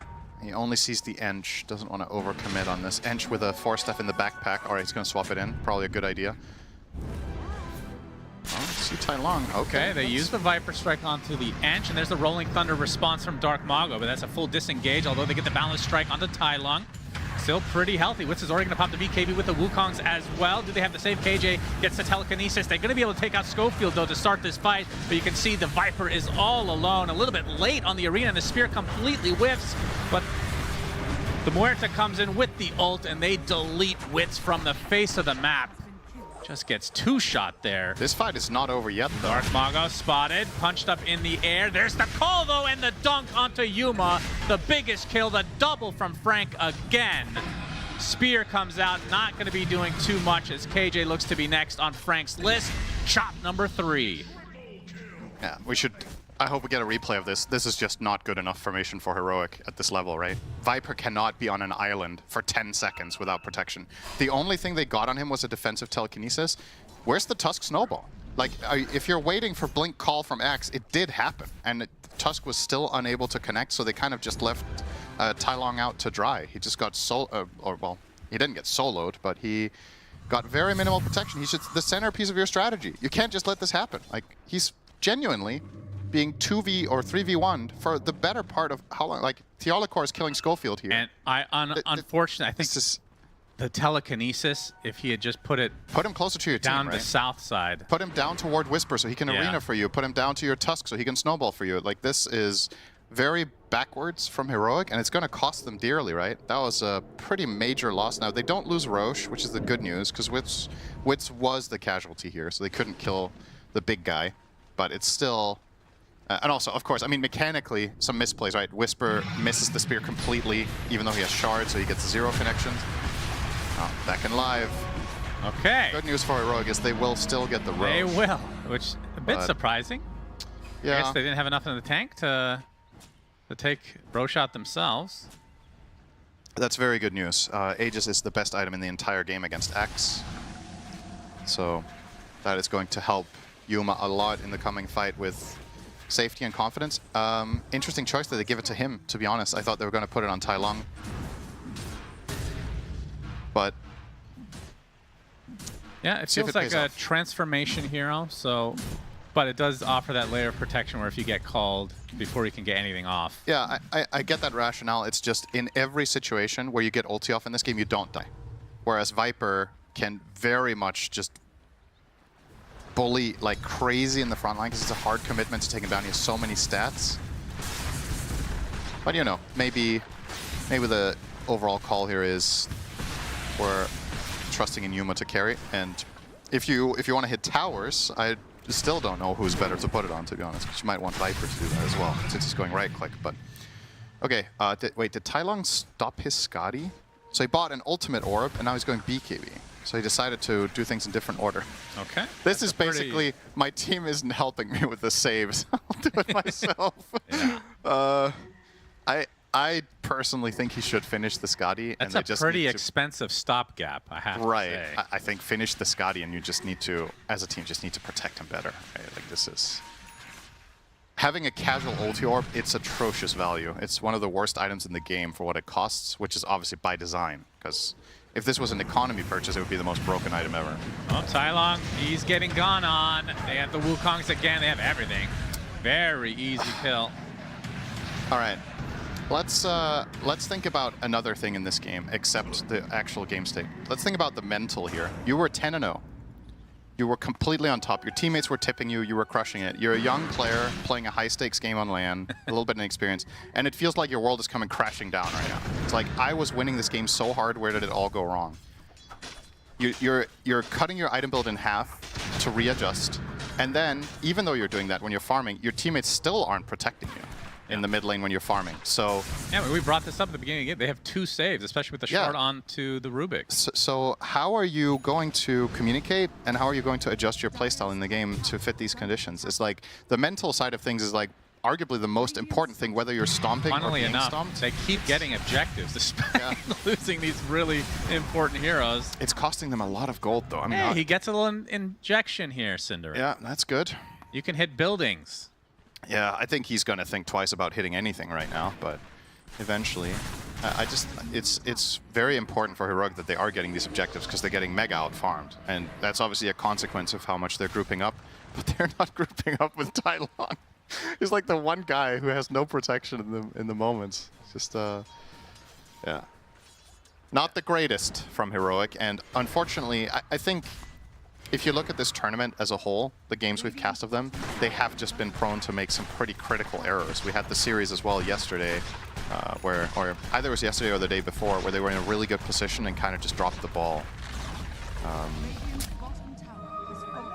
So, gotta tighten up and avoid those critical mistakes, because in terms of individual skill, in terms of snowballing, this team is incredible. Some games they're like elite level, where they just do everything right, seemingly for the first 15 minutes. Gotta bring it home. This is a crucial moment. Aegis for 1 minute. I genuinely think Reject just shouldn't fight. Like, just wait this 1 minute and make your life a lot easier. Yeah, well, they're gonna start it off. They will, as they're gonna find a connection. Again, that's a Tailong. KJ. Finally. There's the snowball save. Aegis already consumed. There's the arena with the spear, but the Viper is already dead. Double kill for Wits, and now Heroic on the run. As they're gonna try to protect their Muerta, but she's just going to get called. She kills off Frank inside the call, but now connections are made. Stun locked for days. Triple kill for Wits now. And this is just going to continue on. 4 dead for Heroic.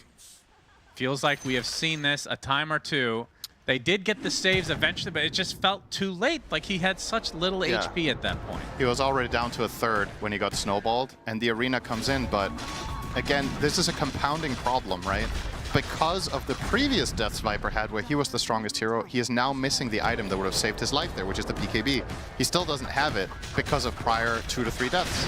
So everything you're seeing unfold is just a consequence of previous errors just costing even more. And if you lose this game as Heroic, it's gotta be hella demoralizing. Oh yeah. Right? It's like you had everything. Your mid hero was 10-0 at 12 minutes or 13 minutes, whatever it was.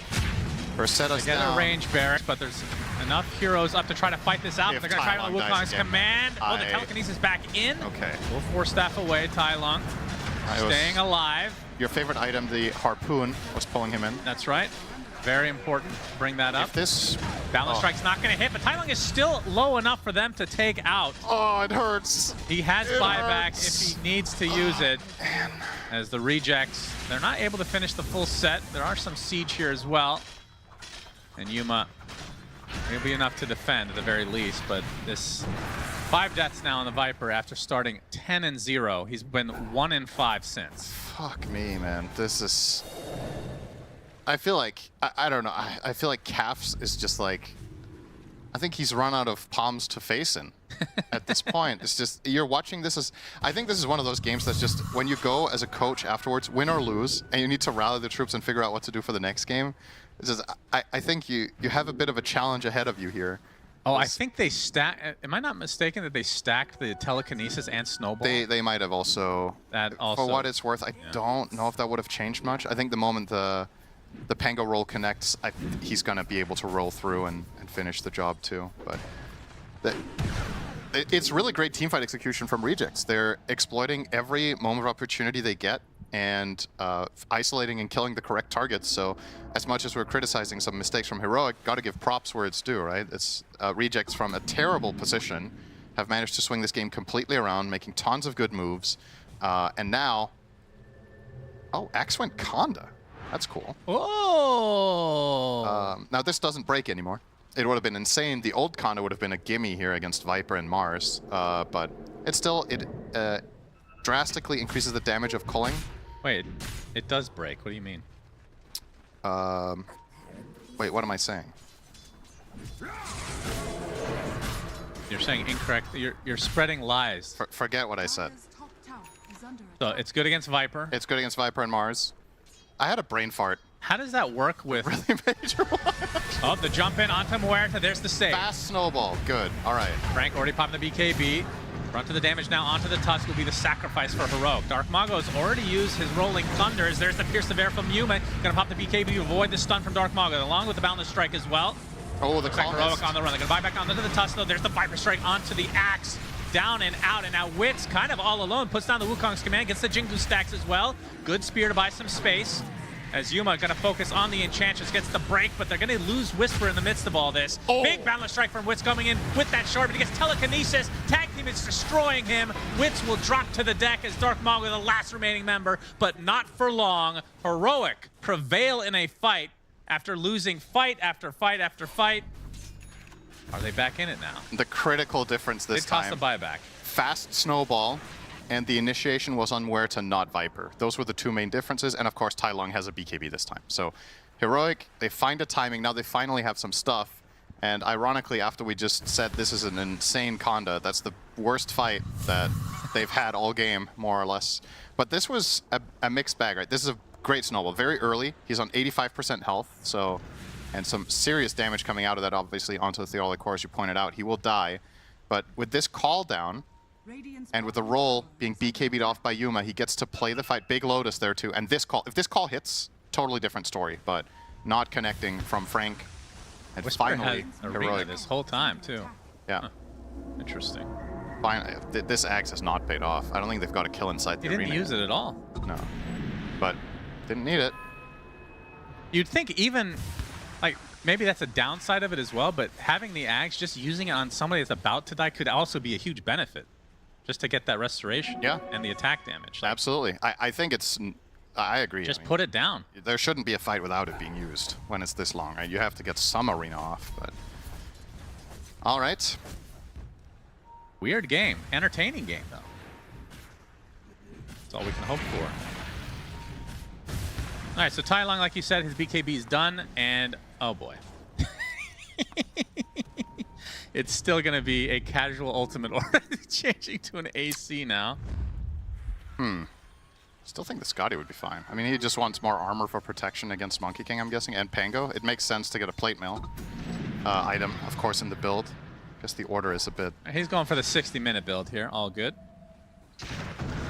He'll be 6-slotted like none other. Dark Mago spotted. Nice roll up, though, into the Rolling Thunder. Going to try to turn this around. Oh, it's stolen. It is stolen. He's a cube, Mr. KJ. But Boundless Strike destroys Theolic Core as Tailong, again, kind of left to his own device. Is going to heal up thanks to a cheese, I believe.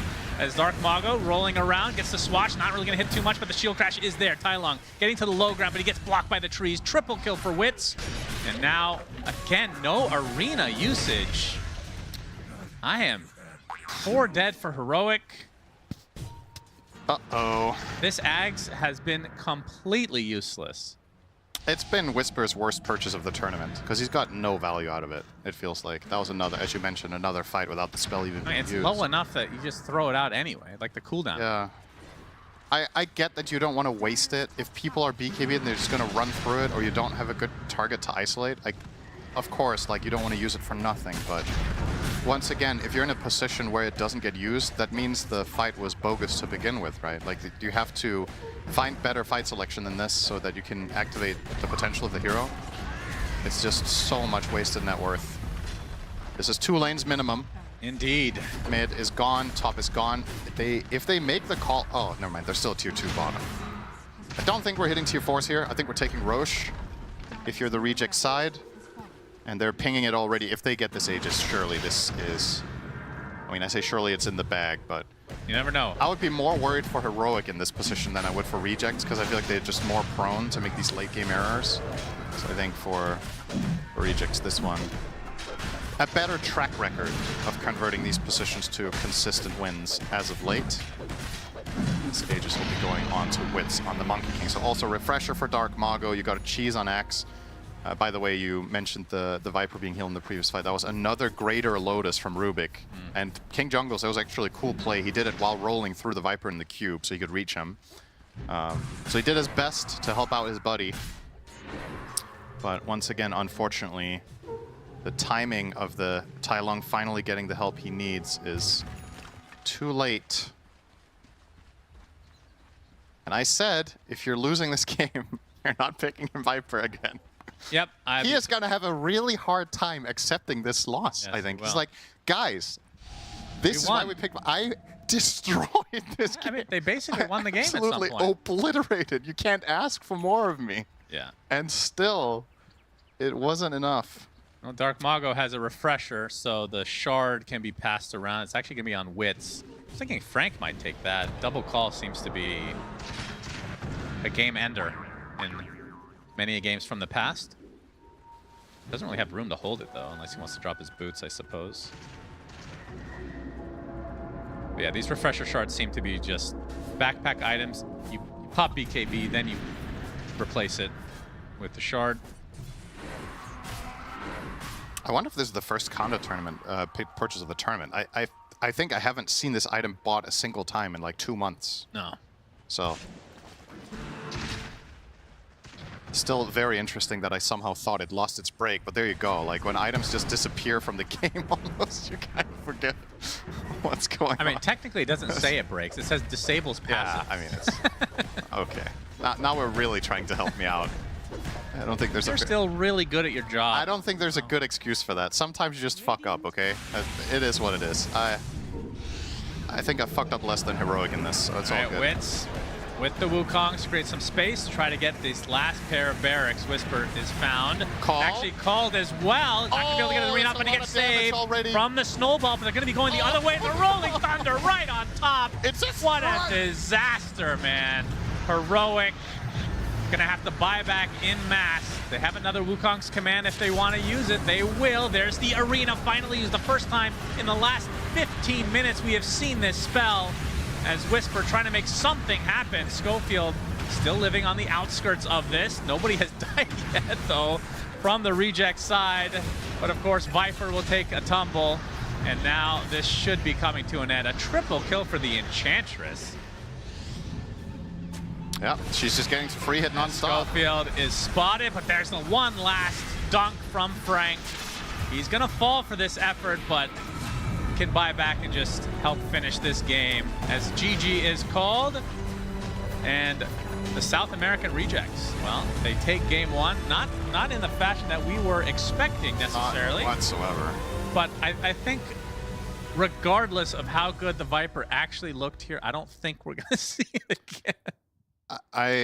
This is just going to be a test of mental fortitude, honestly. This is just a soul-crushing loss for Heroic, as far as I'm concerned. They, I mean, understandably look very stunned here. That one sucks, but sometimes these games happen where you just mess up.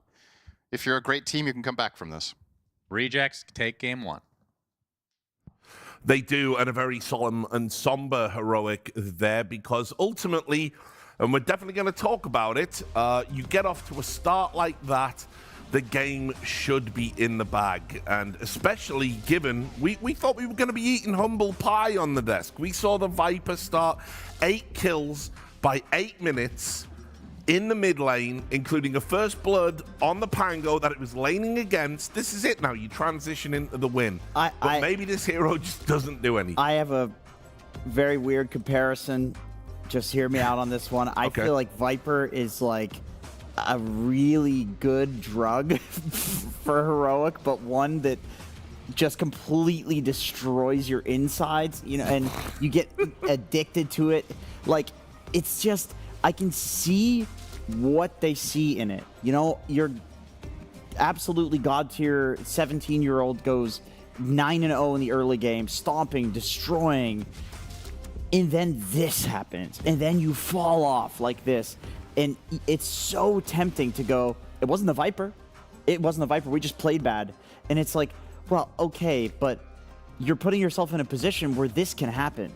You know, you're in a situation where you're always hanging off of a precipice that you could fall at any moment, and then you get behind and it looks like this. I feel like it's similar to we were seeing Slardar mid at maybe Wallachia 6 or 7, where it also felt really tempting because it owned every hero in the mid lane, but then the moment it fell off, sure, you'd win the lane, but then the enemy mid laner, some Beastmaster or whatever, who's like, or Ember Spirit, who's like rampaging the game and having way more of an impact in the mid game.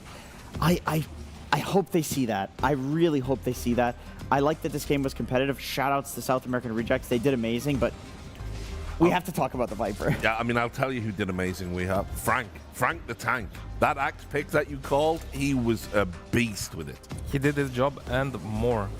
It just comes down to South American Rejects, again, being, I feel like, an emotional team.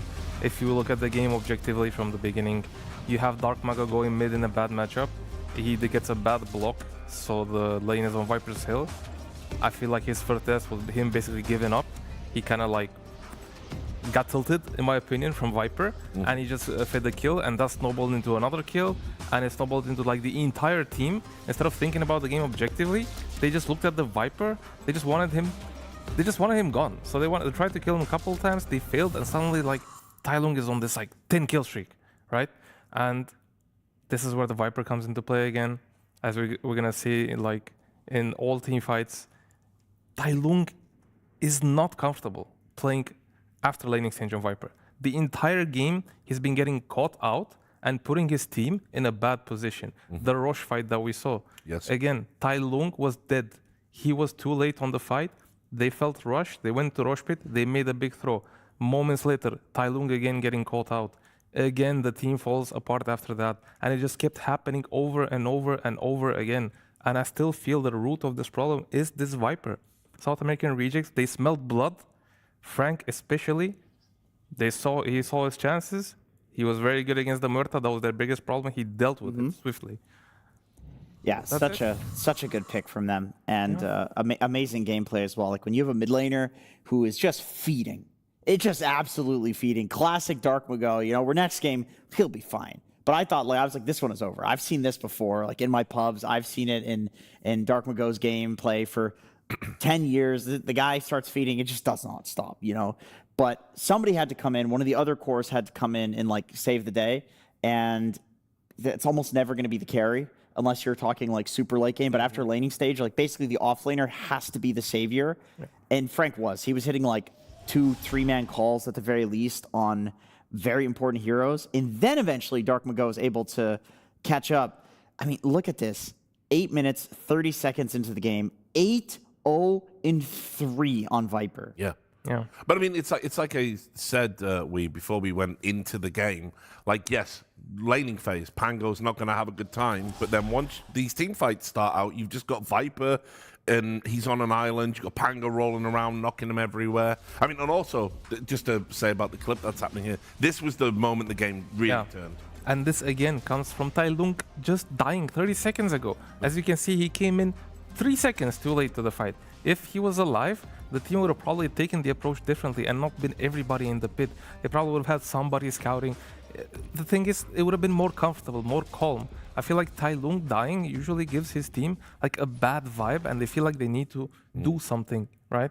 And that's probably why they even rushed this Roshan when they didn't know we had to do anything. They had full control of the game. All they had to do is farm the Muerta, get him to like a Satanic, maybe some SNY, because axes are a bigger problem, and that's about it. That's all they had to do. That's a really crazy call, by the way. I mean, obviously from Frank, I mean, but also to go Roche there, like, enemy team has Axe, Blade Mail, Blink, Snowballing, like, what are they? What are they? Gotta give credit to Wits. He's the guy who's sitting on the tree, gave vision of the Roshan. Yeah. Frank wouldn't have been able to do that call without Monkey giving full information for him. No, the reason why the Monkey is so strong right now. You've got another couple of clips you want to look at, right, Wei? Yeah. So basically, what I was talking about, you see Tai Lung here. He's just middle lane on an island. It's just a repeat. Yeah. This is already like the 3rd time it's happened. He's just alone. Supports are not there with him. They heroic. They have this structure. They're playing very well. And in this team fight as well, he's in the river while they're looking for a fight. He has no place. He does not belong there. Being on the low ground is basically guaranteeing you're gonna get caught out. So again, Tai Lung always getting caught out.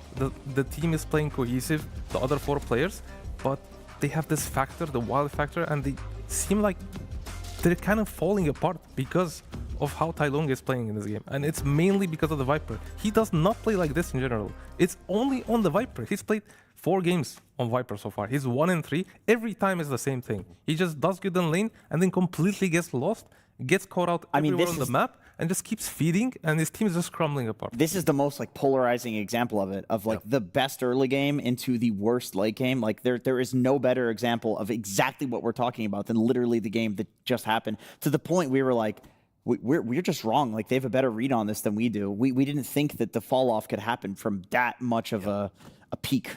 And they have the game. They have the game in the bag. All they have to do was just chill, at the wild card. All right, guys, we've got to go to a break. The South American rejects found themselves in the Viper's nest. They didn't care. We'll see you in a moment. Hey everybody, we are back to test the knowledge of our pro players for the last patch. I'm here with KJ. KJ, do you read the patch notes? No. Okay, great. Good start. Does someone read them to you? Like a baby? No, I read, but you actually learn by playing. Oh, you're one of those guys. Pretend like you're very hardworking, but I'm a play-by-doer kind of guy, right? No, that's the way you learn. Actually, okay. It's better. It's a better way. You're the pro Reading player. is bad. I'm not going to argue with you. Well, that's not going to help you here probably, but maybe it will. We'll see. We're going to ask you questions about the patch. You have 3 minutes to get as many right as possible. So if you don't know, I suggest you just guess so we can move on. It's about how many you can get right. Are you ready? Da. Davai. Davai Lama. Let us begin. Okay, prior to 7.41, the Tormentor could deal damage to neutrals. Is that true? Yes or no? It's false. False. It was true, big dog. You could damage neutral units. Let's move on. Flesh Heap was nerfed. True or false? True. True? Was actually false. What do you mean? No, it's true. It's false. I remember now. That's but okay. They changed the way it scales. That's true. Void Spirit's Aether Remnant was shard. False.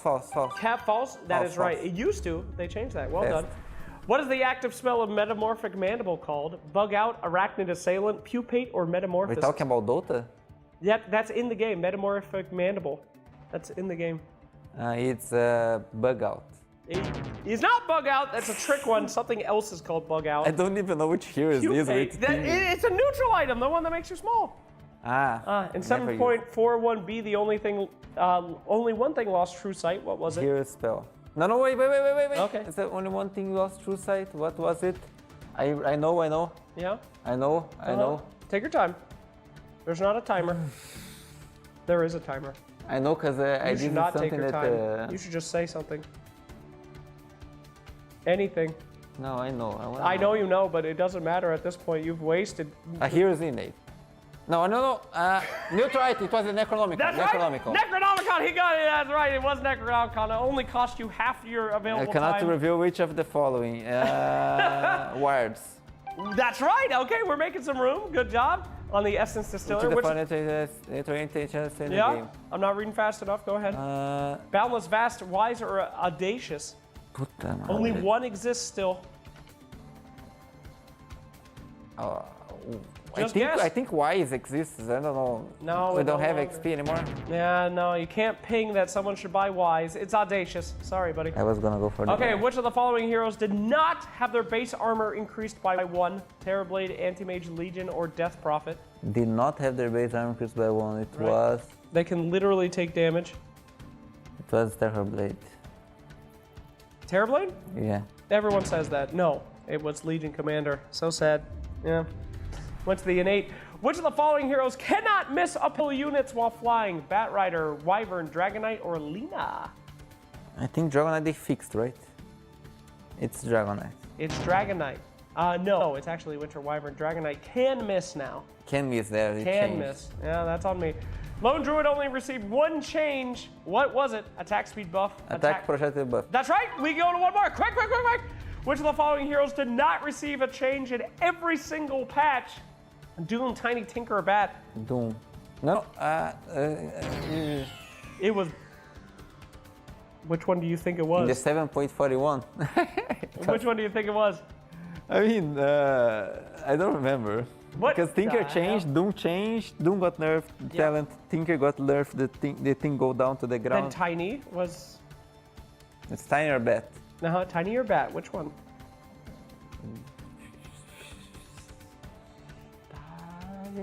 Bat, right? That's right, it was Batman! Well done, all right, fantastic. Correct. Well done. Thank you for coming, KJ. Read the patch notes next time. I mean, you need to play Winter Wyvern not to know these things. There's the play by doing. Okay, thank you so much, KJ. Excellent, you did play by doing. We will see more play by doing by Team Heroic at PGL Wallachia Season 8.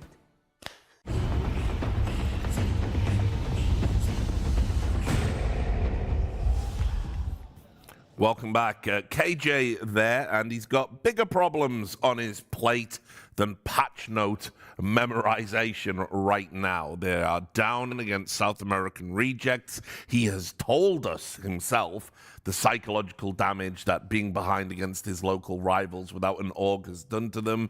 And now Heroic have really got to dig deep and also be honest with themselves. Jenkins, back to you. Yeah, over to you, Jenkins. I feel like I'm. Yeah, we are beating a dead horse here, which requires even more discussion of why that can happen. How is it possible that it feels like everyone can see something, and yet they keep going back to the same thing? Like I said previously, I respect a team that has their own ideas and says, we know ourselves better than you know us, but at some point you have to look at the statistics. At some point you have to feel the anecdotal evidence. At some point someone's got to step up and say something and try to make a change. At least try, like go out trying something different. Yeah. I mean, I will say, I won't put it all on Tylung because, I mean, I thought like the MOUZ, we didn't have time to get into it before this game, but there was a lot of missed combos. He did miss a couple of spears. Yeah. But again, to me, looking at this game that was just played objectively, let's forget about Tylung being a Viper. Heroic played pretty well. The laning stage, the way they evolved from there, the way they opened the map, objective taking as well was a good priority. I feel like they went with the right timings. They just had a rough time because Tylung was, Viper again. I mean, KJ looks done. Oh, fuck, man. I mean, Anyways, what I was saying is Heroic as 4 looked amazing. But because Tylung was making a lot of mistakes, they crumbled. If he does not become emotional and does not tilt and just focuses and plays with the team together, I think Heroic can have a great and easy game. Yeah, I agree. I really, I personally don't think Viper scales like it used to, but you're totally right when you say there's no reason to get caught out like he did, especially with such a high net worth. And so many times. Like it wasn't like once or twice. Yeah. It was like 4 to 5 times. It is my opinion that if you are 10-0 on any hero, including a Crystal Maiden or a Pudge, and you lose the game, it is your fault. That is such an insane KDA to have at the time that he had it at. It means you've made some mistakes. Perhaps it's on his teammates with more experience to identify that and say, like, hey, buddy, like, you played insanely well. You're super high skill, but that means there's more pressure on you not to die here. And maybe you have to play safer. Maybe you can't take that midway farm that you think that you can get away with, where it wouldn't matter so much that you die. Like, you're basically like Mr. President in that game when you have a 10-0 kill streak. Like, the game tells us all the information. Actually, we don't need to talk to Heroic.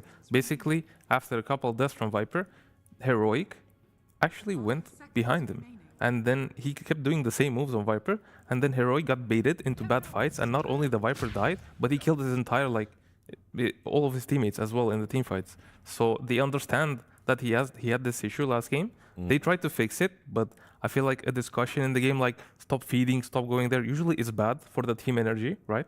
So what they did instead was just follow him. They followed him into the bad place. Yeah. But I think this is actually now also having an effect here on the draft, right? Okay, he's got the Viper. We saw them take the Tusk. It's 0-3 for Heroic, but I feel they have to take the Tusk to maybe try and save the Viper. You've got to have those saves, right? That was the whole point. Yeah. And because of his positioning in the first couple of deaths, he was nowhere close to his teammates. But then eventually, as I said, Heroic did manage to go behind the Viper. They tried saving him, but it was already too late. South American Regions already had all the items they need to basically stand their ground in a team fight and pretty much not care about this Viper anymore. There won't be a Monkey King in the game, so that's something for Heroic at least. Complete repeat It of is the draft. Rinse and repeat. I mean, Pango and Monkey now? I would... Monkey's out this time. Okay. I would love to see the Huskar come out and run the Viper. I mean, now it's a little rough, though, because Viper doesn't destroy a Kez like he destroys a Monkey King. I think it's in the offlane. Enchantress, Pango, and Kez are all kind of good, kind of very good against Huskar in the game. Of course, if it's a Pango mid, it can still be offlane. There is a very high chance Pango just gets demolished once again. But they do have last pick on South American Rejects, so the Huskar is not that big of a threat right now.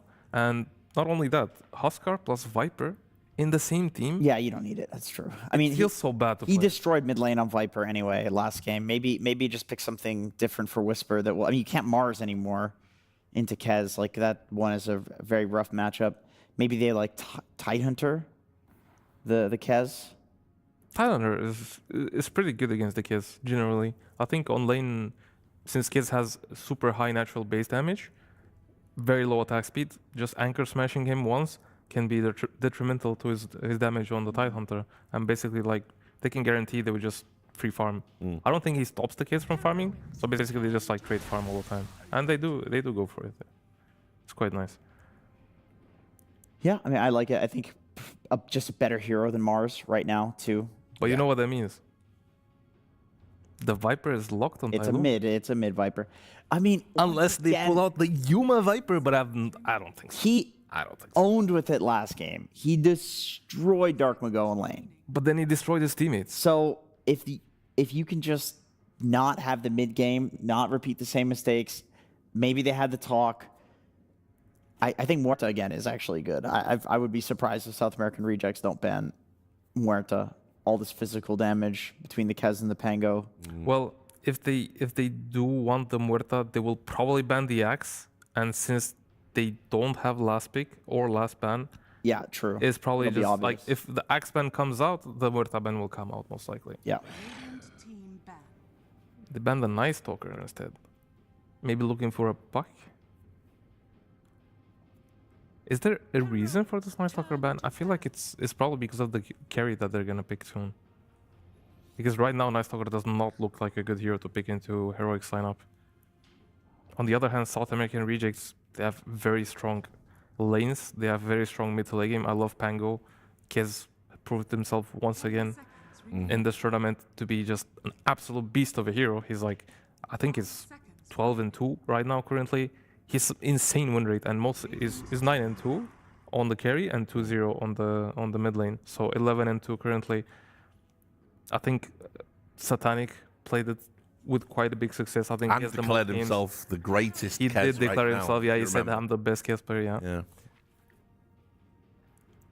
Just love Kez. I am the best. Weeha is bullshit. Yeah, that's true. Let's not forget about that. You off as well, didn't he? I'll make sure to, every time I come here, to remind everybody what Satanic has said. And they go Bloodseeker, the unseen. Yes. It's funny how the day we talk about it, we see the hero. I mean, I had a feeling, especially in this game, that, you know, with obviously this is the lower bracket, you're going to go out. Time to get funky with the drafts. It's still a nice Stalker ban, doesn't make sense, but I guess we shouldn't really just a frank thing. Expand into that. I wonder what South American regions want to do, because they have Pango, they can put both mid and offlane. Yeah. They have 2 minutes to think about the hero. Plenty of time. Now this is Bloodseeker. I have not seen much of it in professional play lately. Is it still the ultra counter to Pango that it used to be? Oh yeah. I don't really know if it's the ultra counter, but Rupture will always be good against Pango here. It basically forces you to either TP out or stop your roll.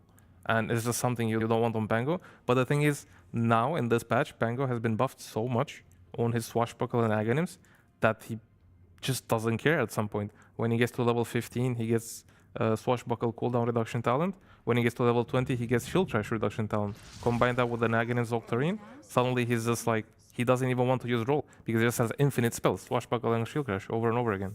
So the matchup is not as bad as it used to be. Okay. Frank, Brewmaster though? Yeah.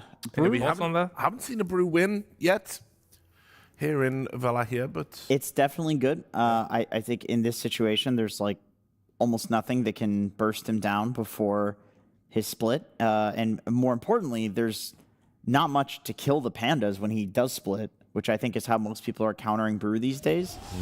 It's disruptive in team fights. You can throw the Tide up. You can throw the Viper up if he's 9-0 because Dark Mago is feeding his brains out. I really do like it.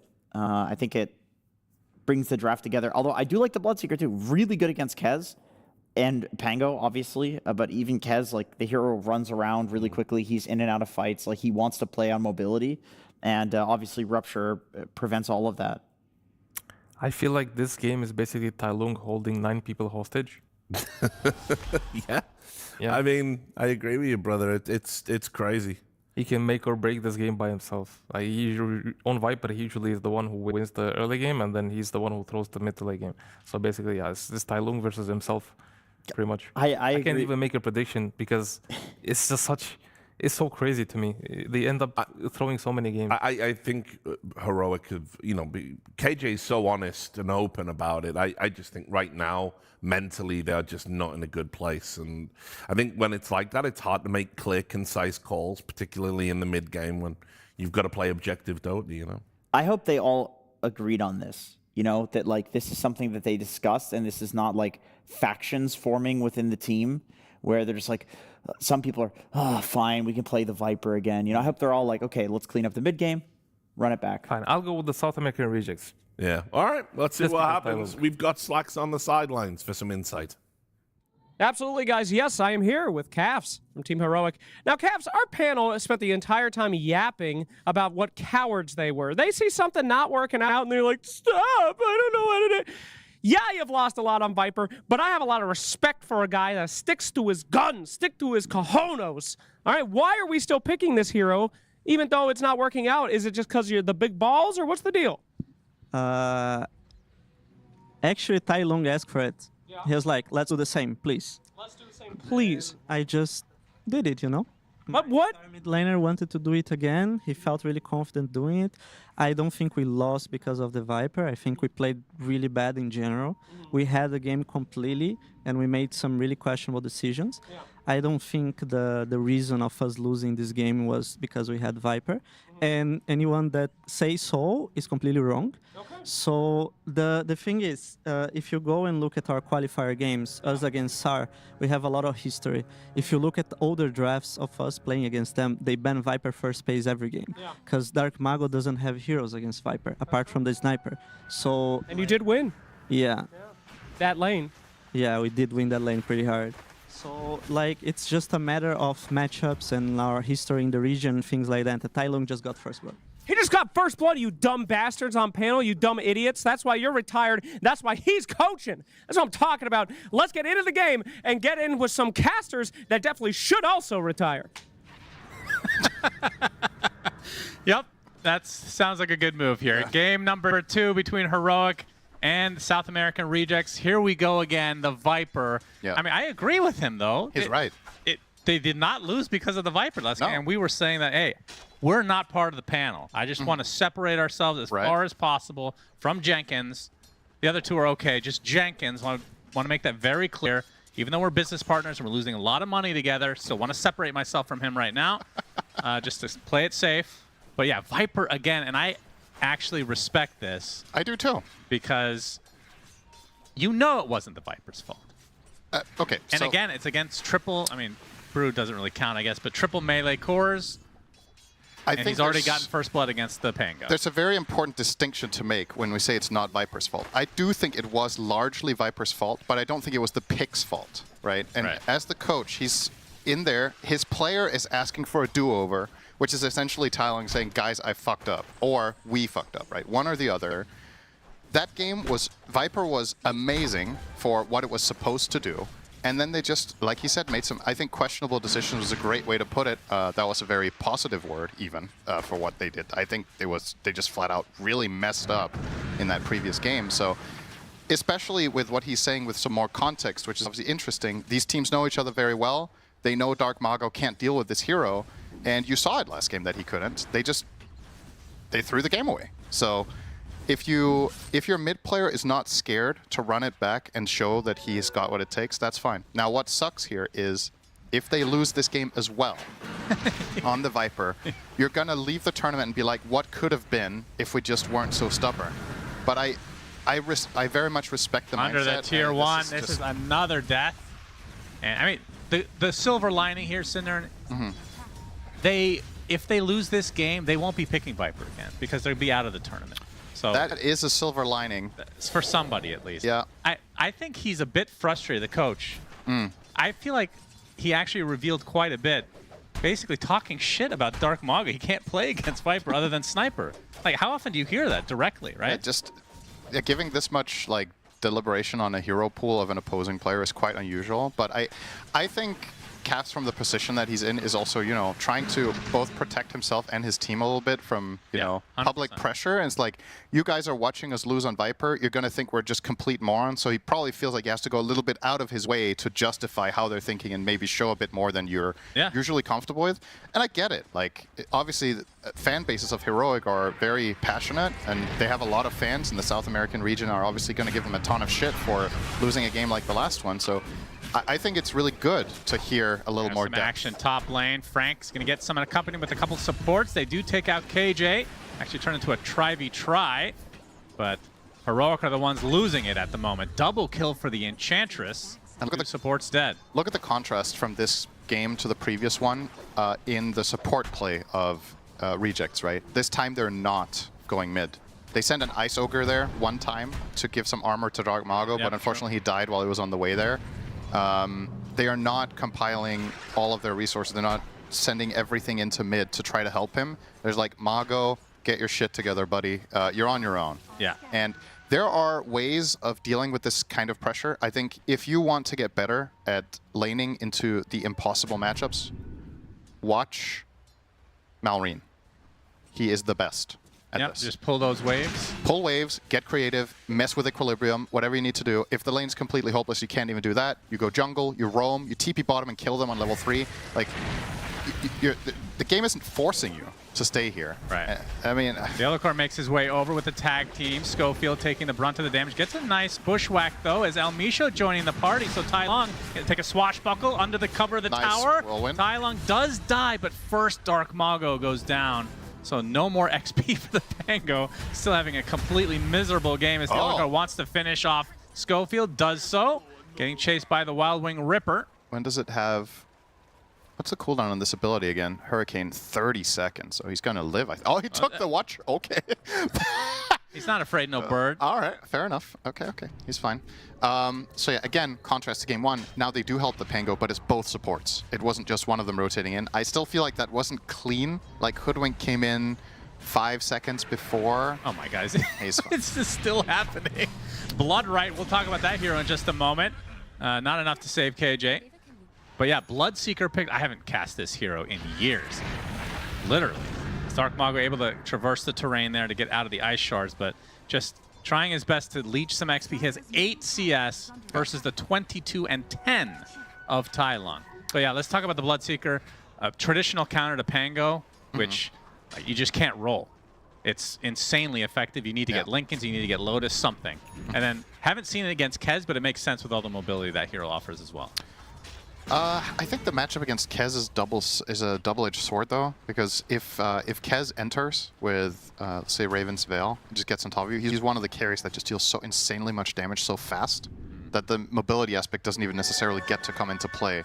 And also, looking at the bigger picture here for Heroic, did you need to double counterpick the Pango when you're already shitting on his lane? Dark Mago, the TPs are coming in. He's going to take a full Viper strike. Wit's even making his way over. We saw this in game one as well. He's going to take a snowball, though. Gets stuck inside the shards, and that's a juicier kill. He's worth way more than the Pango right now. So Tai Lung is going to be super happy about that exchange. Dark Mago with the shield crash. They will be able to finish off Tai Lung eventually as KJ drops as well. It's just a complete massacre in the mid lane. This is so important for Dark Mago that this happens. He got the bounty for the kill as well, right? No, he didn't. It was actually Schofield killed the Viper. Unfortunate for him, but he gets a lot of experience. He gets some breathing room and doubles his CS in 3 seconds. This is gonna. I mean, he's still in trouble, right? He's got boots, but he has to go back to base. I wonder if there's a world they've stacked. Actually, I was gonna say that stacking these camps to the bottom right of mid and just farming those with Swashbuckle and Shield Crash, probably going to be the play. And this is where it's going to cost, right? You can't win everywhere. So Heroic are going to have an awesome time on I think Tide. They're going to have a better game just having Tide on their team than Lamar's. If you can't fuck up the itemization on Tide nearly as much, I think. I mean, for what it's worth, I got his line of thinking in the last game.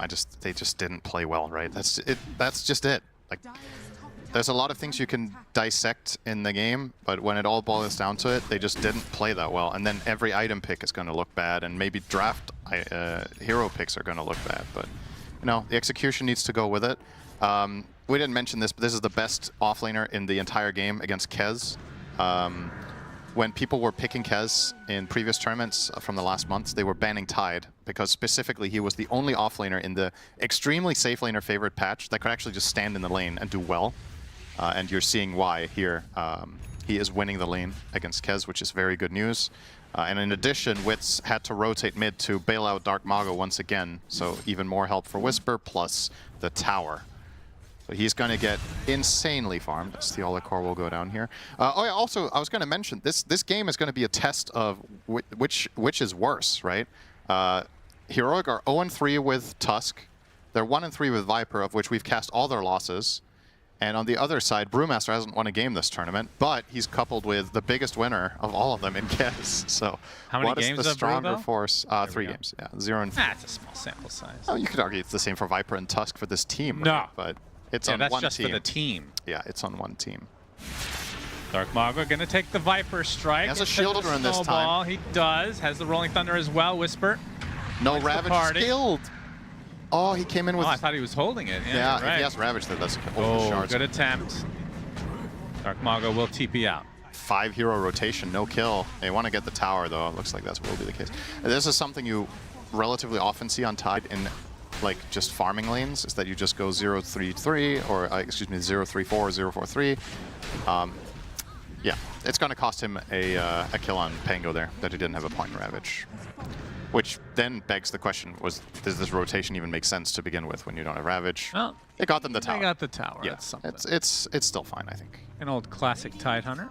Yeah. Back to the lane he goes, and he's actually going to go first item Blink, so yeah. going to get ultra aggressive. It's very good for his teammates to have early Blink Ravage, so.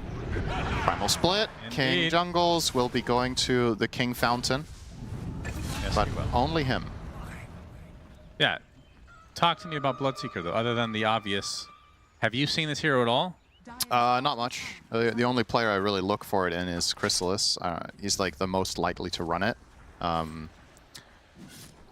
It does feel like, other than the Rupture aspect, yeah, Hez, like, against melee carries is especially good, it feels like. I would agree. And I just, the main thing that has me questioning the Bloodseeker pick a little bit is that if you're picking it to counter Pango, don't you already feel like you have him cornered with your Viper mid? Like, you talked about it from the coach's perspective. We know that this Pango's going mid. We know he's going to lose to Tai Long. He's going to destroy him, which happened again. So does your carry really need to counter the mid hero? Shouldn't you be looking to counter the Kez more? And is this your best solution to Kez? If it is, I totally get it. If you think this is the best counter carry, I just kind of don't believe that. I feel like there's like other options that would be better for that specific matchup if that was what you were looking for. I don't know if Beastmaster's in the pool. Faceless Void definitely was, but maybe you're concerned about Void plus Tide then, being a little bit too cooldown reliant. But yeah, I'm a little bit in the dark when it comes to countering Kez with carries. Like, I just don't know what is considered... Yeah, he's just the best carry. The best... Yeah. I mean, every hero has some sort of solution to it. Wits, by the way, is going to finish his Mage Slayer, which will be quite useful in reducing some damage. Not the best Mage Slayer game, I suppose, but... Wait, you said Wits? Yeah. Isn't he getting Mage Slayer? Was I misreading the itemization? Oh, maybe. Oh, he's got it. It's coming now. It's a good item on Kez, right? It's really nice to get all the regen from it, so you can spam your farming spells more. It's nice to get some tankability. It does decent damage, obviously, with since the improvement of the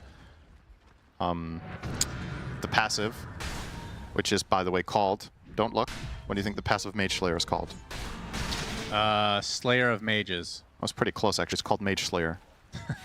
Damn it. Valve were having a really great day that day. Zero inspiration. Thesaurus.com was down at that time. Is it going to take the Veil from Wits, but he's going to take a full Rupture, and it's only a matter of time before he drops. Okay. Good kill for Tai Long. I mean, maybe the play for him is to not get 10 kills without deaths. Sprinkle in a couple so there's no comeback mechanic there. Yeah, and keep him grounded. Yeah, you don't want to get too cocky with these young players. That's right. Diffusal now there for Dark Mago. I can't remember what time he got it last game, but... slower than this. This is a better game for him. It's still not great. He's still bottom net worth of the cores. Faster than average, really. I mean, these stats, you always got to take them with a grain of salt when it comes to what is in the build on average. Is he missing, like, let's say the average Pango goes Orb of Corrosion, which is not true, but just as an example, then obviously this will be fast because he skipped Orb of Corrosion. He also doesn't have a magic stick because he was laning against Viper, so you know, this like... True. It's always, I think what's more interesting is comparing it to the last game, where it's definitely faster than previous game. Nice kill on Theola Core here from Wits. Oh, just in the middle of nowhere there, to be honest, but... All right, brings him back a bit. And Whisper has his Blink. So now the question is, oh, he actually almost has Shard as well. So that is especially good against Pango. Great against and Pango and Kez. Kez. Yeah, I love this. And, I mean, Brew can pop Primal still. Yeah. It's not good against Brew, but it's very good against the two other cores. It has some merit against Hoodwink too, to be honest. Just preventing her from using Scurry through trees and just keeping her in place is very nice. But primarily, I would imagine targeting the Kez with this. Once again, I wouldn't want to see them... target their entire strategy around Dark Mago. I think he's already countered enough. Find ways to deal with Kez. Your itemization should counter Kez, and the shard for me ticks that box quite well, so it's all good. And Wit's trying to get some farm in the bot lane. He's going to get some action. Only 2 members of Heroic here. They're going to use the Viper Strike. The Veil is activated. They put the Sentry down for the Vision. Gets off the Grappling Claw. Now Whisper joins the party, and that should be the death of the bird. Nice pick off for Heroic as they have now a 3K lead. Yeah, gotta question a little bit how Rejects are choosing to spend their resources here. Just both supports huddle together in their own triangle. If Wits is gonna farm down here on Kez, I feel like you need a buffer hero there. Like either Ench can tank the gank for you, or you can put Hoodwink there to offer some sort of protection. Putting both supports together in the triangle, I think, is a little bit nonsensical. Like, who are you even protecting there? Yeah. If you want to win this game, you need Kez to thrive. So either he should play safer areas to farm, or you need to be there for him, and that's what they're going to do now. So Wits returns to bottom, but this time, Hoodwink in his back. Oh, gonna miss the sharpshooter, though. Yeah, and there's some cover and he's here. out. And we'll pop the Veil to get away, it seems. Yeah. Heroic will not lose anything this time. They have Dead in the Water ready to go, and they know there's no Raven's Veil, so here, Whisper. Okay, they're going to use it right off the bat. Still have the Ravage as well if needed. This is a big kill again, back-to-back onto Wits. They're going to lose a support, but who cares? You kill the carry twice in a row. Well worth it. That is going to be Wits hurting now. 1 and 4. I didn't realize he had 4 deaths. Yeah, he's been targeted quite hard. It's just solid play from Heroic, right? Recognizing this is the threat of the game. This is what we need to shut down. Deal with Pango in the first 3 minutes. He's screwed. Redirect your resources onto the bigger picture. And I like that they're not trying to brute force kills on Brewmaster. I think it's just a very good pick this game. You're likely going to waste your time. Just let him have a game. It's okay. The hero is not going to carry if Kez has nothing. In contrast to last game where Frank could actually, you know, really take over and lead his team to victory on Axe, Brewmaster can't do the same thing because you have a lot of utility, you have a lot of control in fights, you have decent damage, but you're not going to be the one jumping and killing a core as easily. So, are they going to try for it again? I mean, they still have Ravage. Why not? If you see him. They do not. They did see him on the ward just briefly. This ward from Heroic is really nice, by the way, the one in the water. Outside of general range of sentries that will be placed to cover your own obs. So, they're drawing a line, so they actually do want to go for this again. Yeah. Well, he's drawing a As line. Tide is running away from the line. Misha will be killed off by Yuma. Rather inconsequential kill here. Yeah, so let's talk about Yuma a bit. Has the Mjolnir now, and well, I have to hold that thought. Wits is very scared. Yeah, I mean, he should be. It's going to be the BKB next. Oh, wait a second. He's going to run in. Okay, this is really awkward. He was greedy and trying to get a Lotus. He can't TP out. Yeah, even the Bloodseeker on his way. He's good juke. Pretty good juke, though. They're pinging. He must be here. Bridge. Process of elimination. Bloodrite not going to hit. Oh my Grappling god, he Claw actually TP. just got out. Jukes. Oof. That bird can really squawk. Sure can. Little Woody Woodpecker. Same voice actor, too. Yeah, Dead in the Water onto the Pangolier. Dark Mago blinks out to safety. Diffusal is very good this game, by the way. The mana burn against Tide, against Bloodseeker, against Viper. All 3 of these heroes, in particular, Tide and Bloodseeker. All right. Last time this happened, Axe got a game-winning call, we can call it. It was but very this time, different Tai Lung, well, number one, there's no Axe. And Tai Lung's alive this time when attempting the Roche. This is a fight that the Radiant would love to take with Brew Split, but they are not in position. So nicely, you know, set up by Heroic here. Good ward placements. Boxing them out with a Tide. This is way more textbook and stable. Now they have good vision on this ward. Do they want to try anything on El Misho? I'm assuming yes. Oh, just going to spell steal and leave. Okay, we'll get the enchant. Very good. So I'm looking for more. You can take off Shield Crash with it. Anything dispellable on Kez? On his 20 abilities that he has? Yes, you can dispel some of them. I'm just going to say safe things because... Yeah, that's... Does Conda break still? It does. Okay, just checking. I went back to the green room and I looked at the items changelog and I was trying to figure out what made me think it, and I still don't know how I brain farted. It's called old age. The best thing I came up with was I was thinking, okay, well, probably some other way of breaking got changed, but the last time Silver Edge got changed in what it did was when it lost its grid. It was like years ago. So, I don't know, man. Sometimes. Okay, Cinderella. Sometimes you just... You're just getting old. Just accept it. Accept fate.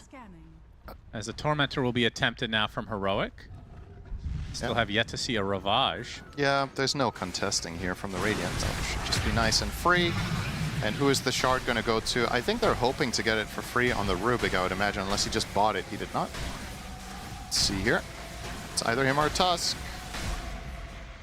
It will be the Tusk, so Drinking Buddy. Unlucky. Well, it's still good. It is. But the Rubik one's probably better. It is nice, though, with Drinking Buddies to give your teammate armor and move speed. That's very nice against Kez. Oh, Bushwhack's not going to hit. Going to get Rolling Thundered with the roll-up to try to counteract some Very nicely done, actually. And we get Tylon coming in with the Viper Strike now, as he is already pretty low. Has the Aegis, of course, doesn't mind dying here. Dark Maga with the Swashbuckle. Punch up in the air. Heroic's just trying to get out into their base. Tylon doing his best not to feed away the Aegis, but he will. Are they going to stick around here with Split? No. Okay. Just a little bit of a... What's becoming a traditional, unfortunately, at this point, mid-game slight blunder from Heroic. Just, you know, they're in a good position. They have Aegis, Bloodseeker gets jumped, and they're coming to his aid, and it just gets even worse than if he just died himself. Oh. And that's also, we haven't talked about this that much, but this is why I personally don't like Tylon on Viper, is not because I don't think he's good enough at the hero. It's not because I don't think the hero is playable. It's not because I think it's bad against this team. It's because the way Heroic end up playing as a team, when they have to play reactionary, Tylon can't make big plays like this. And I think a lot of the games that they win is because when enemies make moves like this onto Yuma or whatever, Tylon comes in and has a massive high impact play on any sort of Spirit or Puck or Pango, whatever you name it.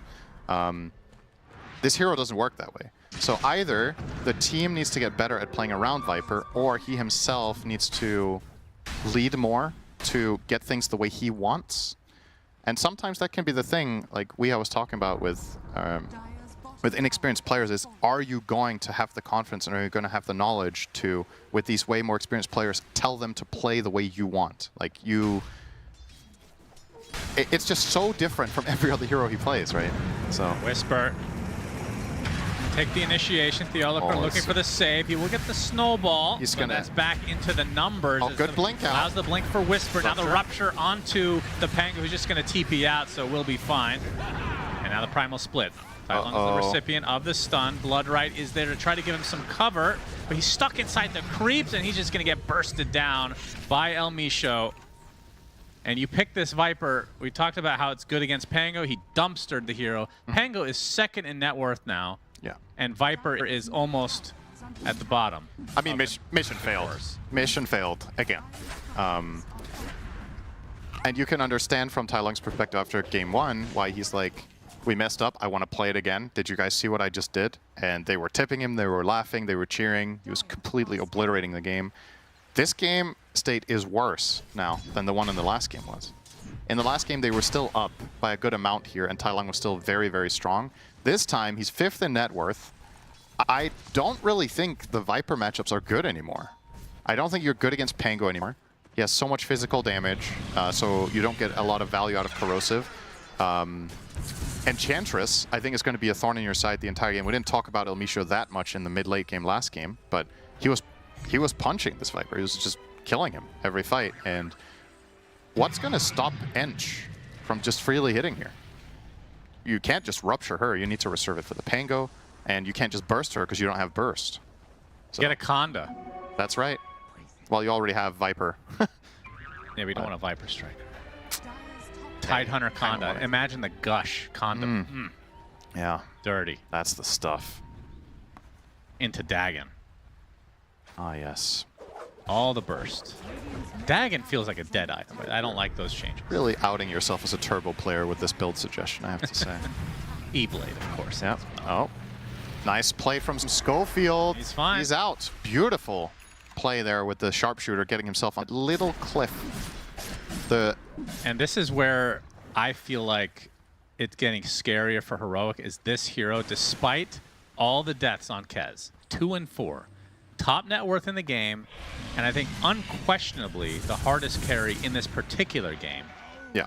And it's not close. I don't think Bloodseeker really scales that well. Again, I haven't seen the hero in a long time, and he offers some good counters to the lineup, but in terms of just fighting, Bloodseeker has one additional glaring issue in this game that we haven't talked about yet. I think Bloodseeker lineups are at their best when your teammates have burst, because then you activate Thirst early in fights, and you get to take over, and you get to run through the entire team and just cleave them down.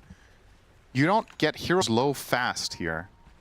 Tide has mediocre damage. Viper needs time to deal damage over time, and your support's burst is like, it's okay, but it's not like wild. Like you have some sort of lion going in with Earth Spike, Finger of Death, and an enemy hero's like 40%, and Bloodseeker comes in, boom.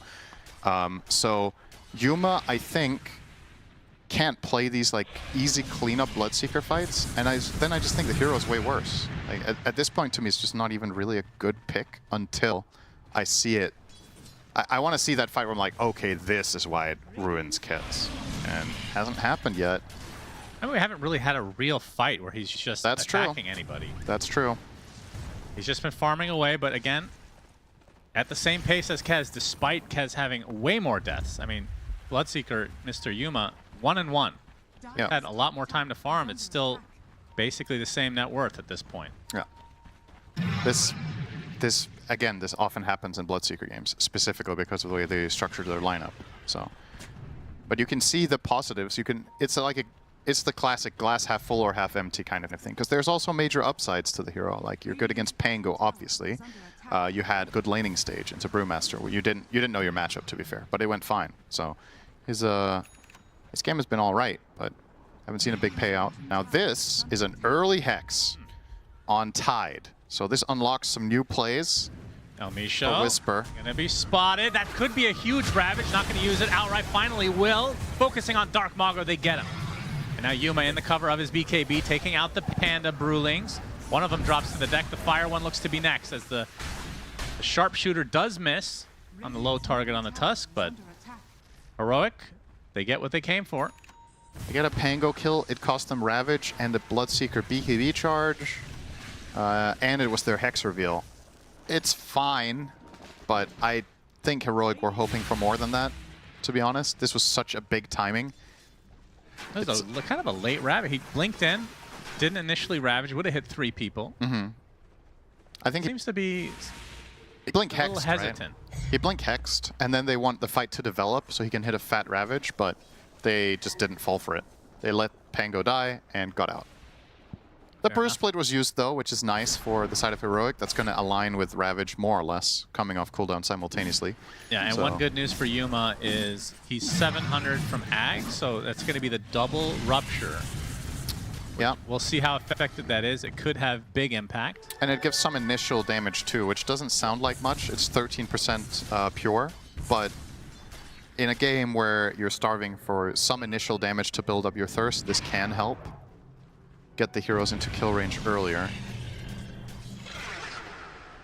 Wait, so it goes from 10% to 13? Or does it go from... Yeah, so it's just 3% more. Wow, that's just so trivial. Oh, It's not Tylon, on top of the he's other. spotted, has to pop the BKB in retreat, gets the Viper Strike off, as Frank does not have Primal Split. Tylon just trying to run away, and he will. Drinking buddies to keep the Olakor alive. Just getting kited now. Gonna take an Echo Slash, as there is the Bloodseeker Ag. You're right. What a trivial amount. I mean, I don't know why it even changes. I mean, I feel like double Rupture is enough, but... It goes from 10 to 13. It's not like it gets 13 more. No. It's just 10 to 13. I mean, 23%. Is this max HP or current? I think it's max, no? I mean, 23%? No, it's current. It's current 13 up from 10. Okay. Man, that is... You're right. You might as well not do it almost, and then do something slightly better of another. Another type, yeah. Okay. All right. Well, 3%. It all adds up, but not by as much as I thought it would. No. No. I mean, 23. Maybe you're right. That would be a bit too crazy. Schofield's going to tank the smoke. Gets hexed. And Primal Split goes off, so they want to fight, it seems, despite not having the Hood Wing. Does have the buyback they really want to. They're finally connection, though, onto the Bloodsucker. Has to pop the BKB. There's the Ravage onto several heroes. Witz gets a nice Echo Slash, though, as the Tusk going to pop the Ghost Scepter, stay alive. Kez is really low. Gets a Lotus, it looks like, to get to a decent amount of HP. As Tusk completely isolated. The Snowball will delay, but will not survive the onslaught here. Okay, a little more delayed than I thought. Yeah. So a 1-for-1 with a buyback coming out from Schofield. And Heroic had to disengage there. They used both Ruptures, so I mean they want to fight now on the Radiant side. Blood right onto the Brewmaster. He's going to get cleaned up. No Primal Split to work with. That was pretty bold. I guess they made the read that Witz wasn't jump in. there. Dark Mago getting in really deep. Does not have Rolling Thunder here. Witz goes in extremely deep as well. Gets out the Raptor Dance. Tai Lung dead. They get the bash now onto the Rubik. Grappling Clean Claw as well as he gets tied to a tree. There's every mechanic in the book. Tries to stay alive. His Kez now getting pretty low. Gonna get the Force Staff. Be able to survive the onslaught here. They get the bash onto Yuma. Grappling Claw to the high ground. The Ogres are not gonna kill him off. And Yuma dies instead. Heroic. Just bad luck there. So close to getting the Kez, but no cigar. All right, let's unpack what just happened. You used Ravage and both Ruptures. So you had none of your big spells left. And in trade-off, they used Pango Roll and Brew Split. But given the circumstances, first of all, they just went for the Brew kill 100-0, which I thought was a bold move, but it actually worked since Kez wasn't nearby. But you just got to show this, you got to see the strength of what, like how much it matters that this Kez is uncountered at this point. He enters the fight on half HP, right? He doesn't even have his entire kit, but Pango gets to play because there's no Ruptures, and they know this. And the Kez feels completely safe because there's no stuns. So he can just go in, use this, kill the first hero. And I have to question that Heroic were so eager to fight. I think they have to recognize just how much it matters that they don't have Ruptures. And in fairness, this was pretty damn close. Really nice pair. Witz is also insanely good on this hero, by the way. We didn't talk about that. I think it's his best hero in all of Dota. We have a fight. Primal Split. Not available. Actually is available. They'll get the Rubik. Nice little pick off there. Grappling Claw. This is with the Aegis now onto the Kez, by the way. Gonna have to use the Veil to get away, but that is a trade for the BKB on Tai Lung. Meanwhile, the counter initiation. The Ravage comes out, going for the Brew. They get him before the Primal Split comes out, and now a Rupture onto El Misho. Okay. Who apparently was on a 4x kill streak. Yeah, they get something back the other way now, Heroic do. That cost them the Ravage, but they don't have Aegis. That has already gone the way of the rejects, and Tormentor is also up if they fancy that. Kez obviously kills that super fast, because Kez just has to kill everything super fast, as it turns out. Still a worthwhile trade for the Radiant if they get to realize the value of the Aegis now. That's the challenge. Oh, if he just gets caught like this, though. Yeah, that's the Hex. Bloodright's coming as well. Oh, and he wasted his ult on life 1, so now he doesn't have it. Could they kill him again? They're going to try for it. The Swashbuckler gives him some space. Raptor Dance. Yeah, they're not going to go for it. It's the Echo Slash doing so much damage. And now the Shield Crash to follow Yuma on the run. Can you outrun the chicken? Can you kill the chicken? They will, but at the cost of the Bloodseeker. Dark Mago finishes the job on Theolocore as a TP attempt, but the Rolling Thunder will put that to an end. It is stolen. Maybe for a later fight, as Whisper is going to fall. Big fat watermelon gets split open. That's probably worth an Aegis, I would say. 3 for 1, and you get Aegis and a death. You get a minute of uncontested farm.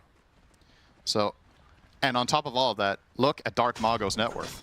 Top of the game. Yeah, who would have thought that he got dumpstered in lane? He gets to buy Lincolns now, so this is when things get tricky. And I love the first kill. I think get, right? It's very understandable that you get tempted to stay, but you have to recognize you used everything there. You have no punch, no hex, no ravage, so you can't kill Witz outright. It's fortunate for them, honestly, here that they get to kill him in the end. This was very close, but at the very least, they do get that one on their way out the door. And he did not have BKB at that point, so now Witz with BKB, good luck. Yeah. I wonder if he's going to buy a Lincoln's too on Pango. Yeah, why not? Excuse me, on Kez. Yeah. Why not?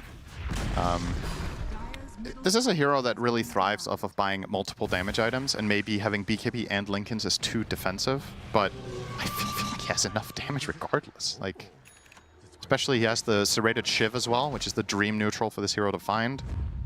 Serrated Shiv with attack speed, I don't think it gets much better than that. Yeah. Time for a Torment, maybe? Looks like it. They've got a Medallion, and Kez with a lot of minus armor from the Deso.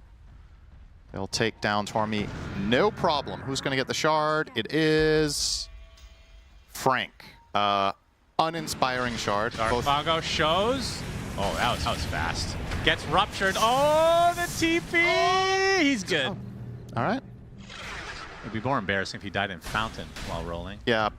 Yeah, remember to press your buttons, kids, when you get out. It's still not over yet. But yeah, that was the Lincoln's reveal. They did successfully break it and go through, but not quite enough. And as a result, unsurprisingly, Yuma is going to buy Abyssal Blade. So now, ironically, the hero that we talked about, does it really need more countering? Now it does. The Pango is actually so strong that you have to find additional solutions even though you have Bloodseeker and you smashed him in lane. Crazy. Yeah, normally we don't see a comeback like this from a Pango. I feel like, I don't know. It feels like the laning stage matters a lot, but able to bounce back big time here. Yep. As Tai Lung not stuck with a random ultimate orb in his inventory this time, as the Manta. Yep. And going for AC again this time against all the physical damage of the Pango and Kez. Yeah, you just have to. There's no better item here. I think you have to go. You have to buy a massively defensive item. I suppose Shiva's could be a consideration, but I think AC is just better overall. But you needed one of the two. I don't think Viper's matchups are good anymore. That's my biggest concern. I also respectfully disagree with this. I don't think this is a 55-45 game for me. What is it, 70-30? Yeah, probably something like that. In my eyes, I have seen enough Kez games now to know. It just always happens, man. I don't know. This win expectancy might be based off of pub games, or we still don't fully know how we never will. How the prediction works. But if whatever sample it uses. I feel like Kez wins this game way more than half the time. But we'll see if they get some key rupture, if they get the Hex opening. The good news for the Dire is that there's no save on rejects for now. They're going to have to itemize that for the Kez. So if you do find that Blink Hex into Ravage, you're probably killing him. Oh, here comes the cube. Oh, yeah. Oh, okay. I think it was expiring. He just did it for fun. Yeah, but you'd think you want to stay in it a little bit longer. It's fun. It's a morale play. I don't know if it expires when you lose it if you're mid-roll. No, why would it? Because you lose the spell. Who cares? There's no way that's how it works. I don't know. There's no way. You're saying Exorcism just disappears? You steal it? I mean, we don't have to put every spell in the same box because this is Dota and not all spells are created equal. You're wrong. I think he stopped it himself too. I'm just saying. Wouldn't it be the most Rubik thing ever if there was literally one spell that just stopped randomly when you lose the ability and every other spell continues? I wouldn't be surprised. Maybe there is a spell. It's not that one, though. Yeah. How many dev hours? Was it worth it in the end? Relatively speaking, how many dev hours do you think Morphling and Rubik have compared to every other hero combined? 8%. 80% of all programming time is those two heroes. Yeah, I think so. Really? That's no way, dude. Okay, maybe it's a slight... 80% of all hours on two heroes. Maybe 70%. No way. I will say, though, I think Rubik and Morph individually have probably taken more dev hours than any 5 heroes combined. I mean, I'll tell you this. Other than, like, the modeling, like, actually coding abilities, very fast, very easy. But yeah, Rubik, Morphling, it's something else, man. Yeah. Okay, that in conjunction with Lincolns. Lincolns and Lotus are also very, very difficult to get right. Yeah. Same kind of idea. Very quiet game now. Nobody really looking for action. Pango is about to hit 25. That is obviously a huge talent choice for him to get. He should be the fastest 25 by a landslide here, which is the case. The second highest level hero in the game is Bloodseeker at 22. So that's going to be an inherent advantage for the side of Rejects coming up. And he's going for Octarine Core on Dark Mago here. We saw, was it him buying Refresher yesterday on the Pango? Yeah. Today. Oh, was that last game? Yeah. Oh, okay. I think that was worth considering here too. I understand you're against Rupture, but in every situation where you're not Ruptured, it's really nice to do a second one. Could have also maybe... Yeah, I don't know what else you would consider. Upgrading your Blink is probably too early here. They're about to, yeah, they're going to get some major power spikes here. Octarine soon for the Brewmaster, along with that 20 talent, which lowers the cooldown of Primal Split. So, yeah, going to have uptime a lot of the time on that Primal Split. Daedalus. It's Refresher, not Octarine. I was going to say, if it was Octarine, I would have liked Refresher more, so I'm happy you bought that on Frank.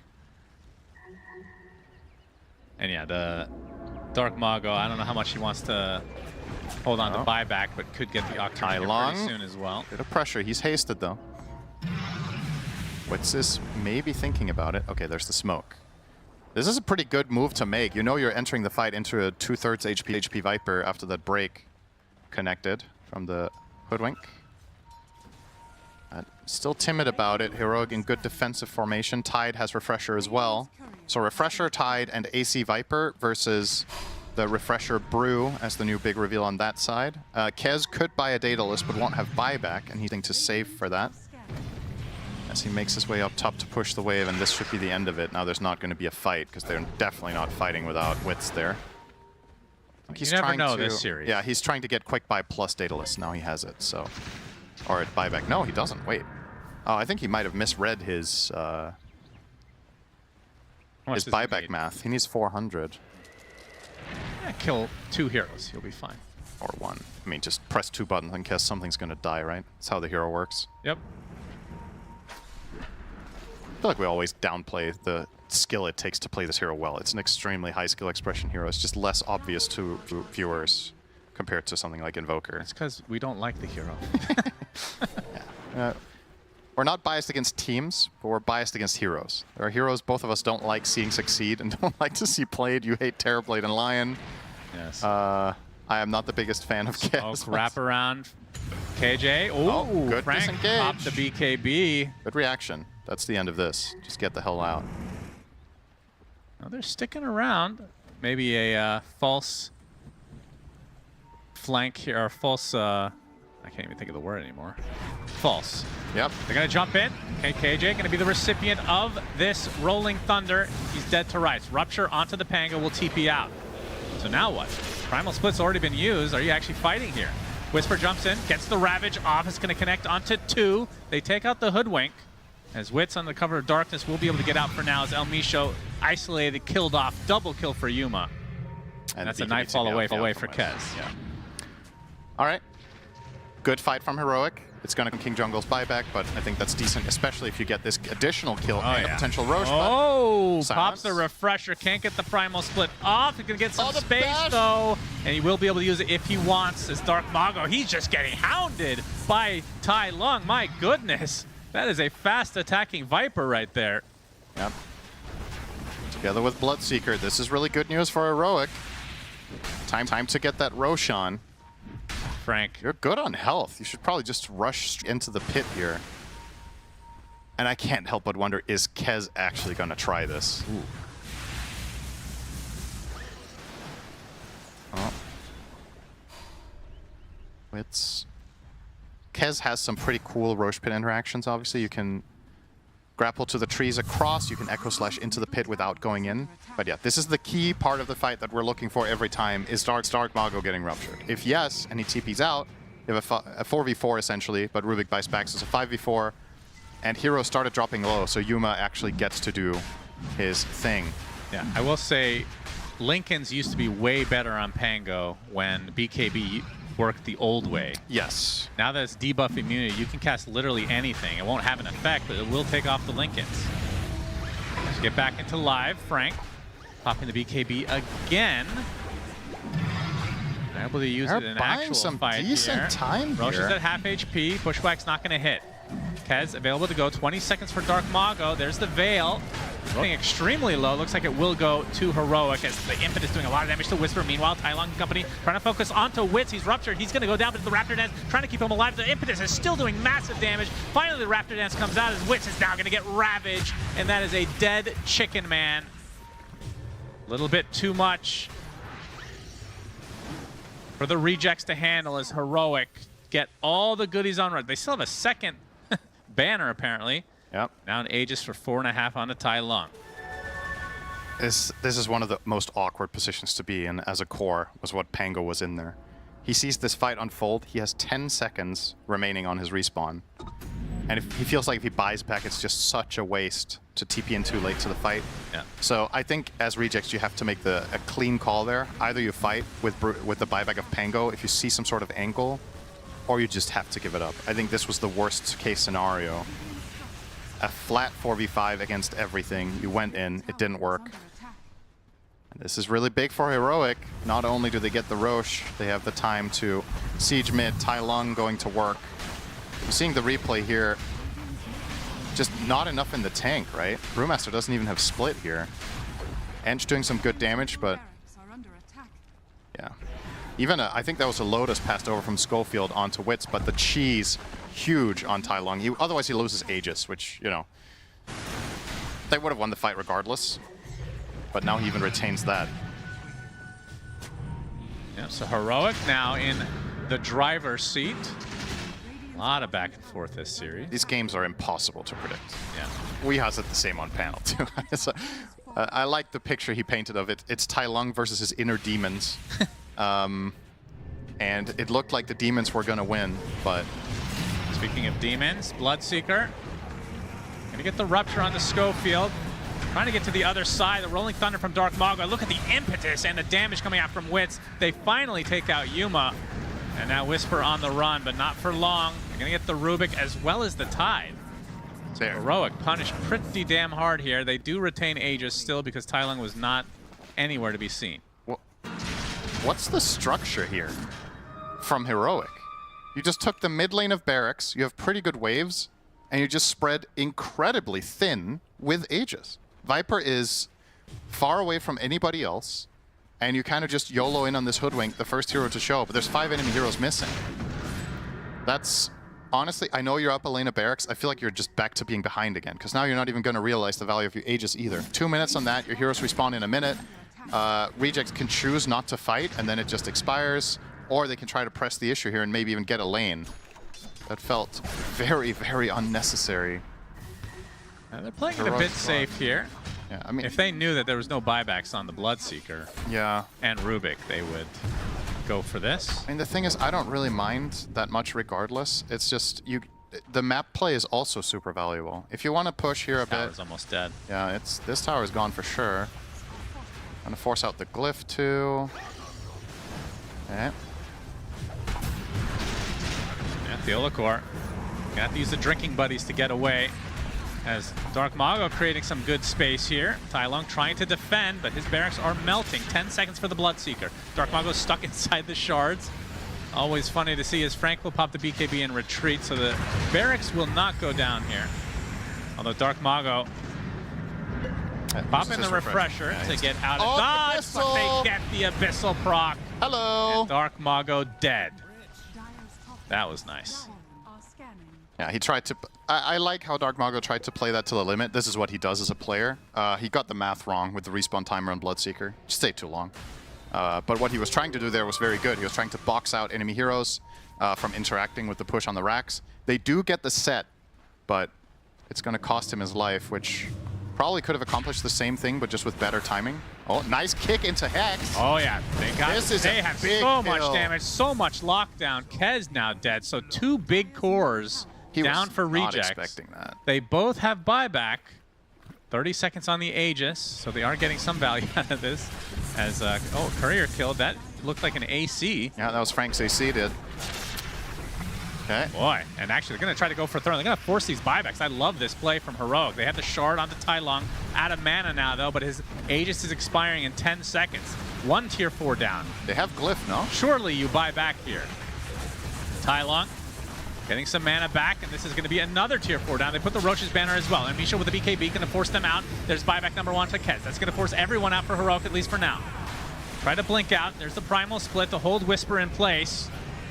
Looks like he's going to be the one to die for Heroic. If actually going to refocus now into tying with the BKB. There's the very late buyback on the Dark Mago. As Almisho just fighting off against Yuma, losing that battle. That's a lot of HP back into the Bloodseeker's pocket. Going to use the Refresher as he's going to use the Rupture now onto Wits, who pops the BKB and can only just stand still now. Using the Raptor Dance to get some HP back. He's outnumbered right now. Have to use the Grapple Claw onto Whisper. There's another Ravage coming out with the Guts. This will be a dive onto Kez. If they're able to take him out, a lot of damage comes to Yuma. They get the kill onto Kez, as Yuma will eventually die to this Almisho Enchantress, who's just been right-clicking to her heart's content, but now double buyback for Heroic, as Whisper on the high ground. The Swashbuckle's not going to finish the job. Dark Mago now in a lot of trouble. Gets Walrus Punch in the air. Snowball to save. It was actually reflected, it looks like. Blinks out to safety. Gets hexed, and that's going to be a dieback for Dark Mago as well. And surely that is enough for Heroic to force a game 3. Viper is going to win a game! Yeah, Tai Lung showing this game through and through why they're rating this hero so highly. Oh my god, this is... All right, let's see the ending. Last-ditch effort. Only one core alive, not for long. A Brewmaster dies, buys back. Tai Lung can just focus on the Ancient now. That's the last buyback expended. The kick back. This Enchantress getting bounced left, right, and center. Double kill for Yuma as GGs will come out. And game 3 on the way. That was entertaining. These games are just a bloodbath, right? It's so chaotic. I think I would love to see either team really clean it up for game 3. Also, whoever wins this going further in the tournament, I think you have to have few blunders. It's super entertaining to watch, but I think neither team really playing to the limits of their ability. So hopefully in game number 3 we get to see some serious level up. But that was hella entertaining, super unpredictable. I don't even know where to start. And but I don't have Viper wins, Richard. Viper wins. No, we all lose, Shannon, is how that works. No, let's be real. Yes, okay, Viper does win. You are technically correct. They did not win because of the Viper, and they did not win because of Tai Lung. This was a couple of monster performances here. Great pick on the Bloodseeker, despite it having not been picked previously. And of course, the Tide pretty much did all the heavy lifting that enabled Tai Lung not to die as much. Yeah, Tide a much better pick than Mars, a better hero for Whisper overall. Tai Lung, he cleaned up his game. Yeah, he proved that he did it wrong. There were fewer deaths in the mid game. Yes, for sure he realized his mistakes, and this game he did not have those moments. He did not go away from the team. He did not keep dying alone. He just went and played the heroic game. The one we saw the four guys do it last game. Basically, Tai Lung just joined that. Probably, it looks like they had a serious discussion about it. Yeah, it does. Like this is the heroic that we all know and love, where like the way Whisper was playing the fight was so beautiful, and this is why for a long time he was considered top 3 offlaners in the world, even when SA wasn't on the map. Like nobody cared about this region, they weren't good, and still Whisper was the guy. You know, you see him running in first, bodying, making space for his team, taking a lot of damage, going down to 20% HP, getting out of the fight, and then reinitiating with a huge Ravage in like every fight. He's like using his HP as a resource, using his body, which he has to, and then doing the very difficult thing of getting out, surviving, and then still ravaging afterwards and hitting a big Ravage on important heroes. So yeah, I totally agree. Monster performances from a lot of people on Heroic. They completely cleaned it up. South American Rejects, by no means was this a bad game from them either. Like, it was scrappy, it was a bloodbath, it was true SA Dota, but that's peak. Like, that's what we want to see for a series like this. I think the Bloodseeker coming out to Yuma outperformed himself in this game. This hero looked really good against the Pango. Every single fight. Yeah, we answered the question about whether it was the ultra counter or not. Yep, still is. Yeah, it does seem like it is the ultra counter for sure. It made SAR have such a difficult game. They could not teamfight basically because Dark Mago is the one supposed to go in first. They obviously have the brew, but you kind of want the Pango to roll in and do a lot of like damage and control. They just couldn't do it. Yuma played very well. A great pick for the first time in this tournament as well. It's funny because Brew and Tidehunter are two offlaners that were very popular at the start of 7.41. And then both kind of fell off a little bit. And I wasn't sure with either of them, like which one is still good. It seems like Tide is still really good, like top 3 offlaners probably right now. And this game is just another one of those games that proves it. This guy he was so beefy. He was participating in like every single kill.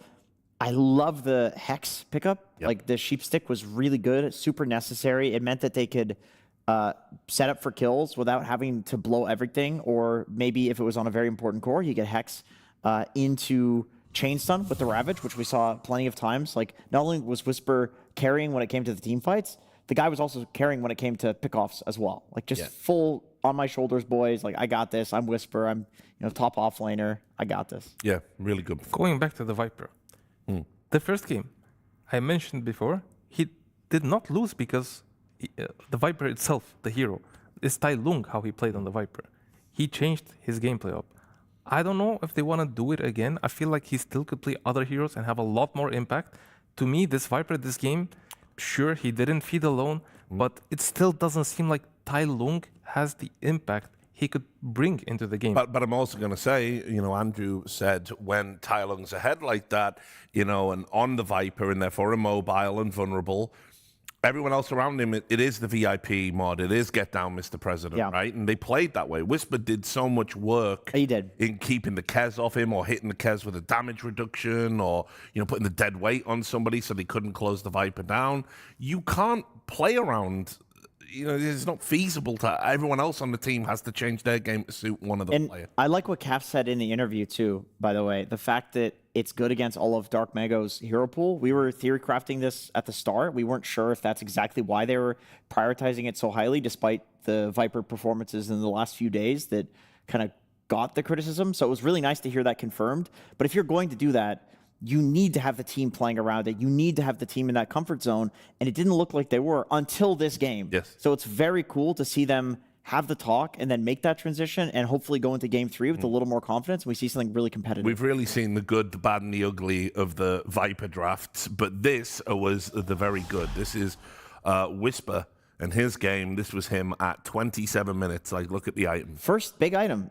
So fast Hex timing. Like 27 minutes. The Blink Dagger into Hex timing is there's very few games that you're going to go for this, but in the games where it works, it results in some pretty crazy stuff. Being able to just blink in here and Hex the Pango so he can't get anything off.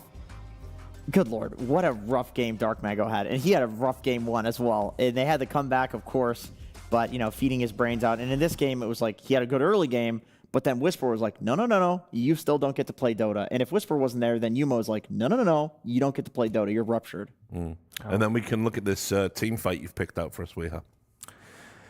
Yeah, they played this so good on Heroic, but I want to highlight this rupture.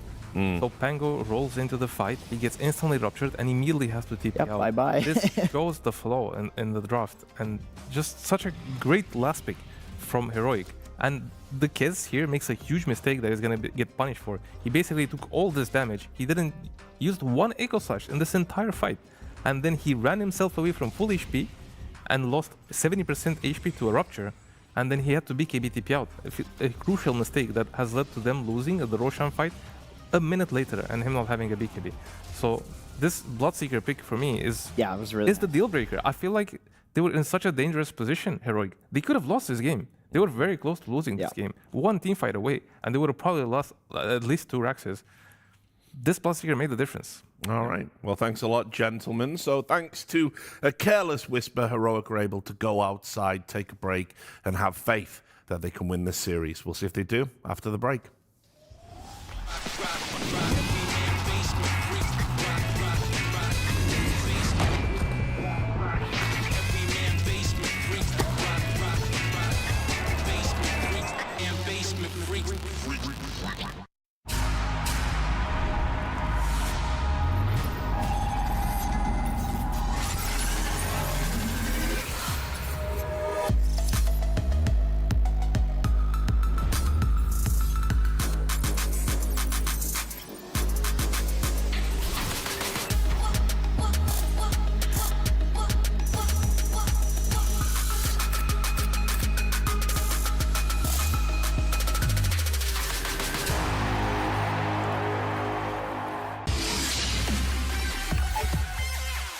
human body was built to move. Not trapped at a desk in one singular posture for 12 hours a day. It's time your chair evolved. This is Secret Lab Titan Evo. Ergonomically engineered for you, gamers, hybrid workers, artists, backing your every move.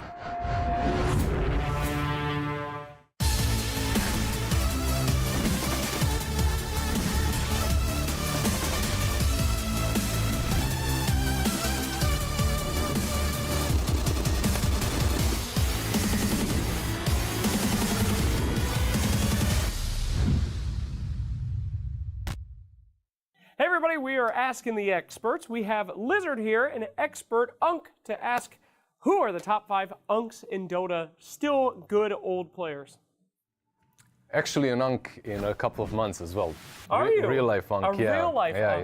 Yeah. But when it comes to Unk players, I just have to think to my old days when I played and to see who I played against. Yes, and who's still good? Who's still around. I played with Neta. Okay. He's still around. He's 5th. You're putting him last. I'm putting him, yeah, sure. I'm putting him last because he's the first one that I could think of. Okay, that's good. Yeah. Sorry. Neta is, and he has a teammate? No, he doesn't have a teammate, but he played with Snake King, I believe. Did he? I believe so. Okay. He's also an Unk.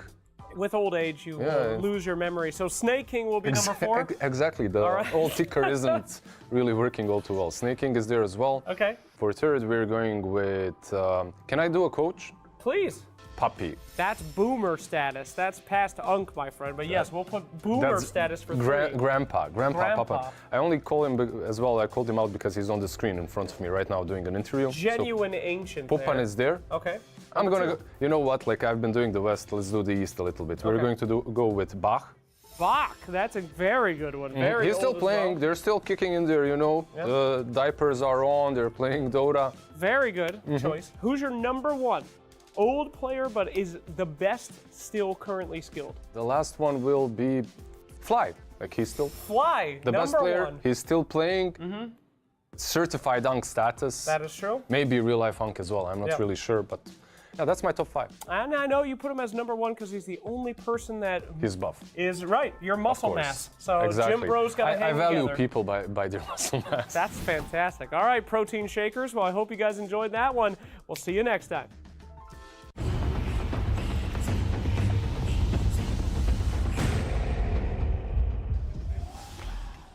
Well, it's been the opposite here, Slacks. We're not talking about Unks. We've been talking about the young prodigy of Tai Lung. And we go into another draft for Heroic. And by the way, you can see here over on the side of SA Rejects, they're all having a long conversation about what they're going to do. Very heated.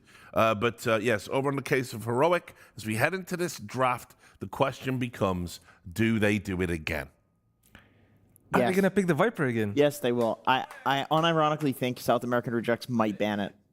Because I think they will. Well, Witz did say in the interview that's how it usually went, which for me, the fact they haven't been banning it, that should tell you something, in my opinion. But after what happened in that last game, even though I don't think the Viper was the X factor by any means, they may elect to ban it because clearly Heroic have a point to prove about picking it. Yeah, I mean, it's just the fact that they've played so much against each other, like interregionally, that the meta between these two teams is naturally going to be different than these teams against some sort of international team that I can understand. Going back to the Viper, I'm really glad to have confirmation. Calf said it's about Dark Mago's hero pool. So I feel like that's why they should actually ban it, because what's he going to play? What is he going to play that's not good against that is good against Viper? There's just nothing. All I know is I'm gonna play if I'm gonna meet Dark Mago in my pubs in the next few days. I'm gonna be picking Viper because this guy is struggling against Viper. He's both games giving him first blood, and then he just can't stop dying to this Viper. I feel like it looks to me very emotional. He's kind of tilting. It looks like maybe that's why they prioritize it so much. And Heroic ban it themselves. That's a twist. That's a crazy twist. M. Night Shyamalan, eat your heart out. And then the Oscar ban comes out. All right, You're the pro player, bro. You gotta explain this one to me. I mean, obviously they won a Huskar, and then South American Reacts banned it. They understood it quite fast.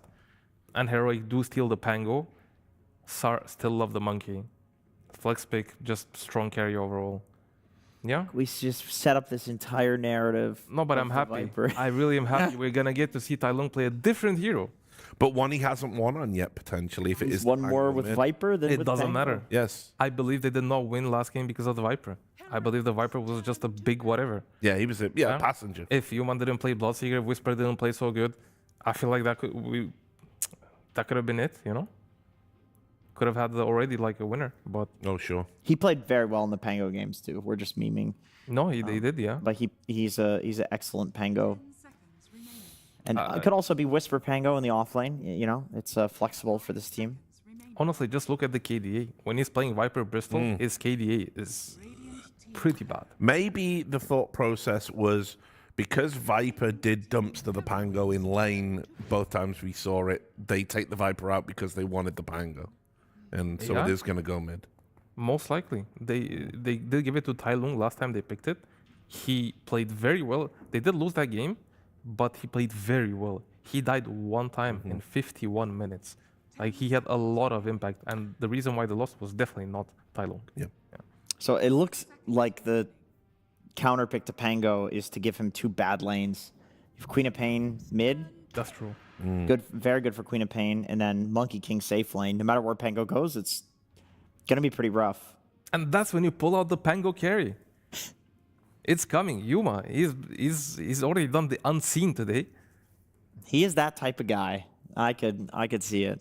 Yeah, realistically, there's very low chance of a Pango going carry. I feel like going mid against the Queen is still fine. Yeah, Pango is just that type of hero. I think Dark Mago had a hard time against the Viper, but the matchup is honestly not that bad. Viper has barely any armor. All you have to do is get a good block. You get a good block, you're gonna have a decent lane. Eventually, level 3, level 5, you're gonna start like pushing back into the Viper, and that's why Pango is so good in mid lane right now. Even against the Queen, even against 99% of the matchups, he doesn't care. He's just gonna be strong, solid. He's gonna have an even matchup, maybe even get a surprise like kill on the enemy mid laner because this guy just too much damage. Yeah. They go for the Hoodwink once again. Hero of the tournament so far. I think most picked right now. It is, yeah. It looks like it does so much damage. Furries rise up. I believe in the Chasm Stone buff a lot. Sure. It's great. I think this thing is crazy on heroes that have some small but impactful AoE that has, especially the ones that could not afford to go for the 6,000 gold AoE increase items. And Hoodwink is like the #1 for that. Bushwhack literally vacuums everyone into a tree. It's like Darkseer vacuum, but it stuns. How broken would that be? It looks like the puck ban, they're respecting Tai Lung quite a bit. They think this might still be offlane Pango. It could be, although the matchup is like pretty bad. This is interesting. Previous patch and previous Wallachia, we saw the tree was one of those very highly contested heroes. You know, you've got the ultimate, you've got the fact it just gives you such good vision with the shard. So yeah, but we haven't seen it a lot this time around. It still is the case. This hero is still very strong on lane. He does have the same shard. It's just not as much as it used to be last patch. It did get nerfed quite a bit, but generally the idea of the hero hasn't changed much. I love him with Monkey King. I'll say that. Yeah, I think it's a really good partnership.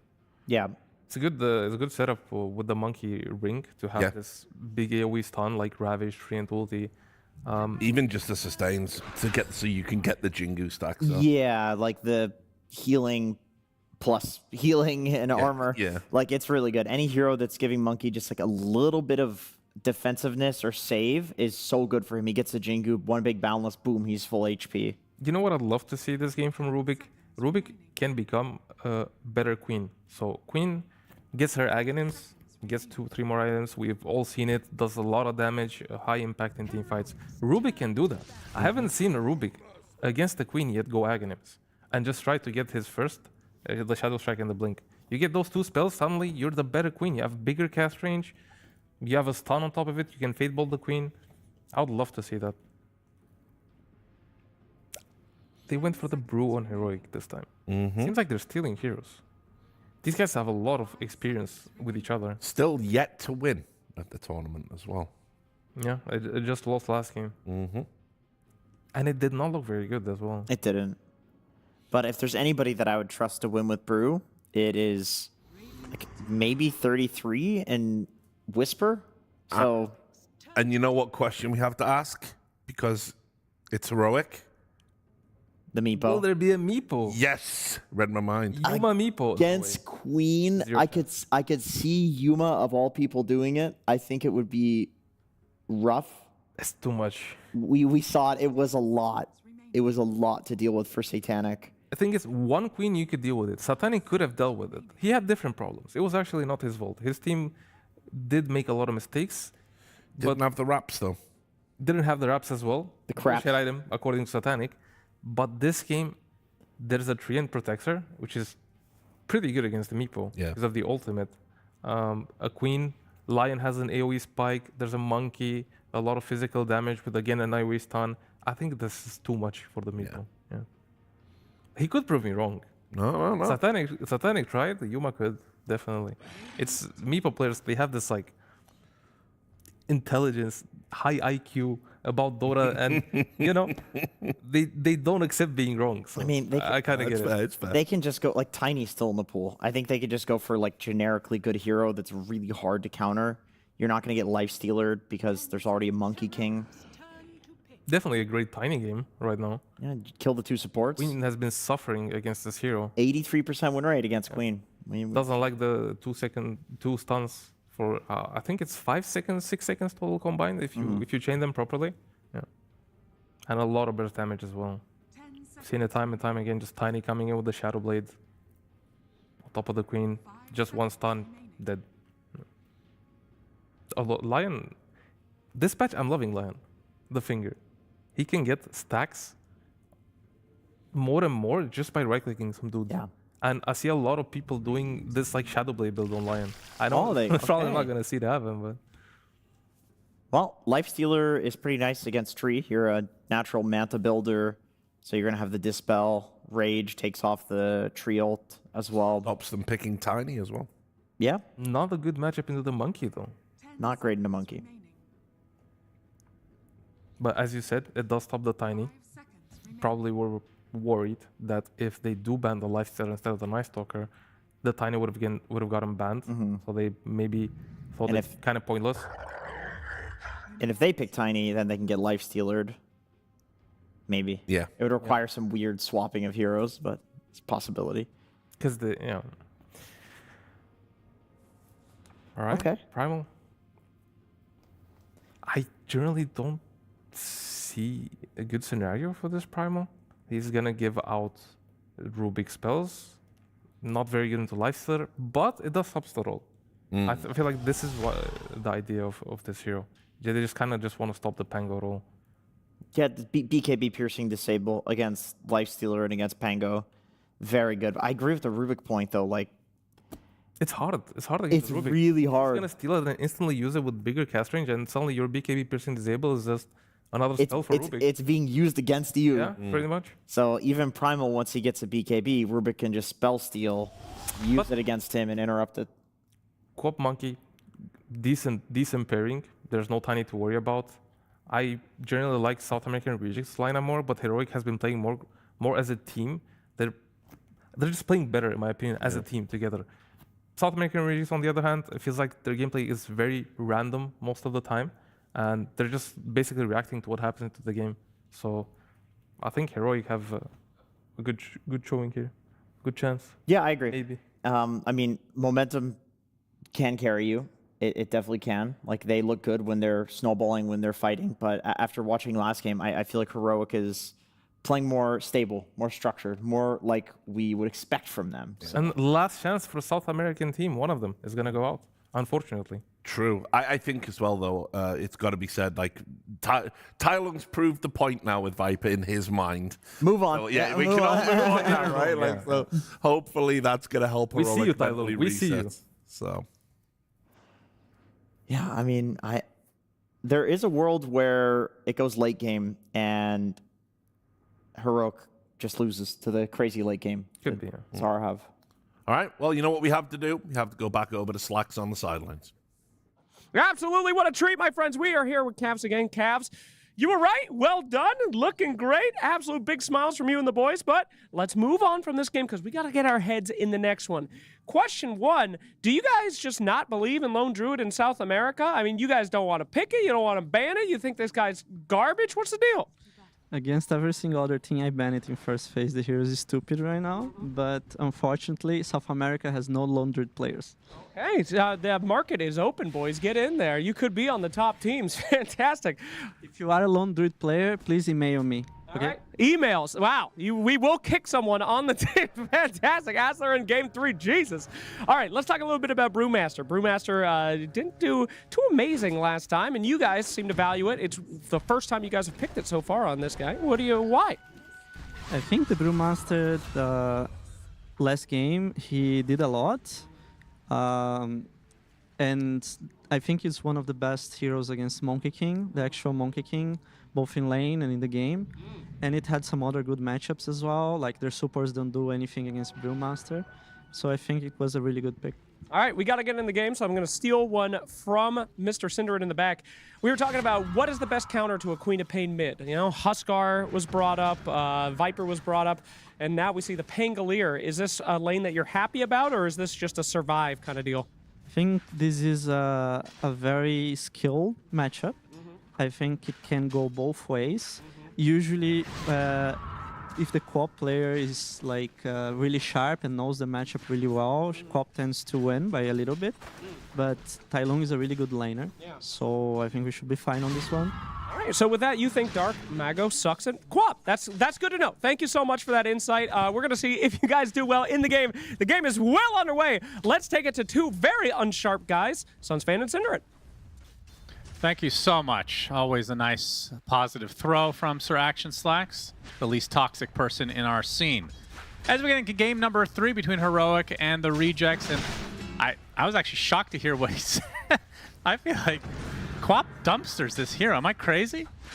I think it's a better match for Pango than you would expect. Really? Yeah. I'm really bad then, I guess. I mean, I would agree it's Quap favored, which is also what he said, right? If the Quap knows all the details and plays the lane very well, she can get an advantage. And I think this has been Dark Mago's best laning hero in the entire tournament. So this is a game to prove that you have got what it takes. You know, you're playing a lane that, let's say it should be favorable. Let's say it's 60-40. We want to see the 60-40 results. You don't want to draw or lose in particular against Tai Lung, who is now running a more active hero. It has to be said. I feel like we talked it to death, but I just think it's super important for how the game is going to run, so we'll bring it up one last time. When he's not playing Viper and is playing something like this, it means the archetype strategy that Heroic is playing will be very different. Oh my! That is an unexpected kill, to say the least. Jeez Louise, is Frank getting harassed out by KJ? Looks like he will live. KJ gonna wrap around the trees to see if he can get one last Fade Bolt for the win. And he will. That is the weirdest place to hide out of all of them. Just stood still. Does not want to use Fade Bolt. Just kill him already. Just use Fade Bolt. Okay, so there's the kill that we were expecting. He wanted to delay the death as much as possible, I guess. That might have actually been strategic to just fair enough. waste additional time from the core. If he's positive he's getting the kill, could argue he can wait as long as he wants. In the mid lane, Tai Lung is actually currently ahead against Quap. I don't know how this is. I need to watch this replay. So this is a very good look. 2 points in Shadow Strike. Yeah. It's like just nothing you can do as a melee hero. But Tai Lung is good. Yeah, got to be good at the resource management. Finally, a skillful hero we get to see him play on. Although he is 0-2 on Tango. Nice swashbuckle. A lot of damage to Dark Mago. Can't quite get the kill.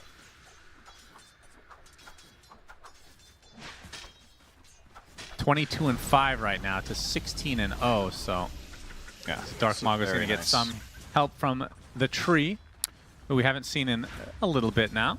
Yeah, that's going to be an X factor here for sure. When you add that into the mix, Dark Mago should definitely be winning the lane, right? Not only do you have a favorable matchup, but you also have global assistance. And on top of that, Schofield is even going to help cover a water rune for you here, along with King Jungle, so I suppose it's even. Oh, Schofield, this is actually kind of awkward for the Rubik.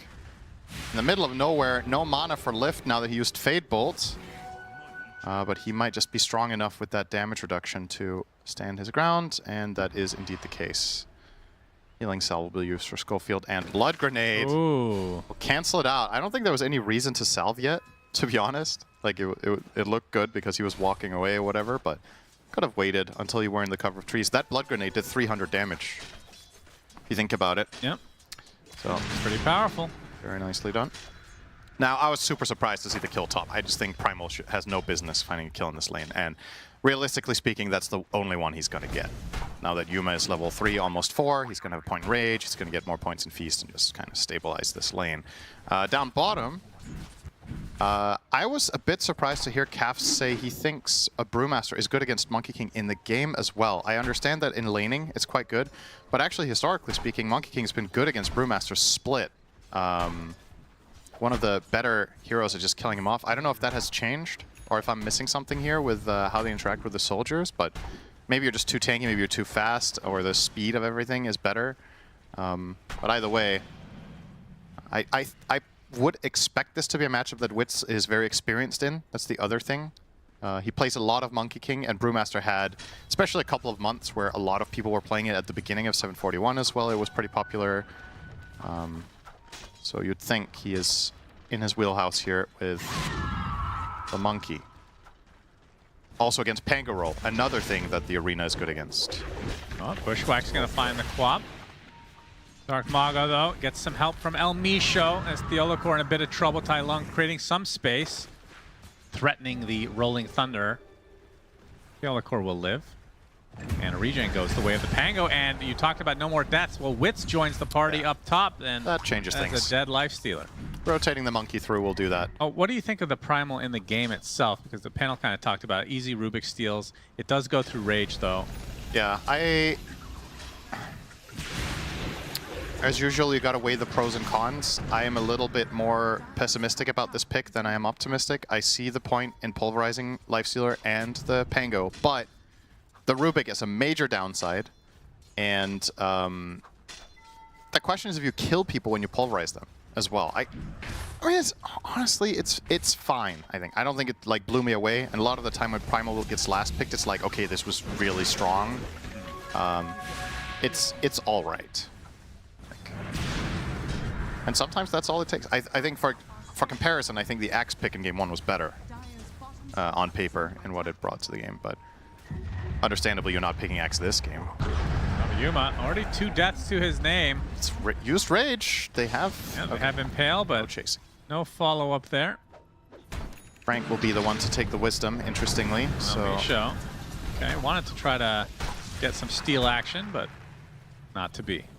Yeah, wasting some time here. He will inevitably die, I would think. Nope, never mind. Unless Tai Lung hits this one, he does. Of course he does. Okay. All right, of course.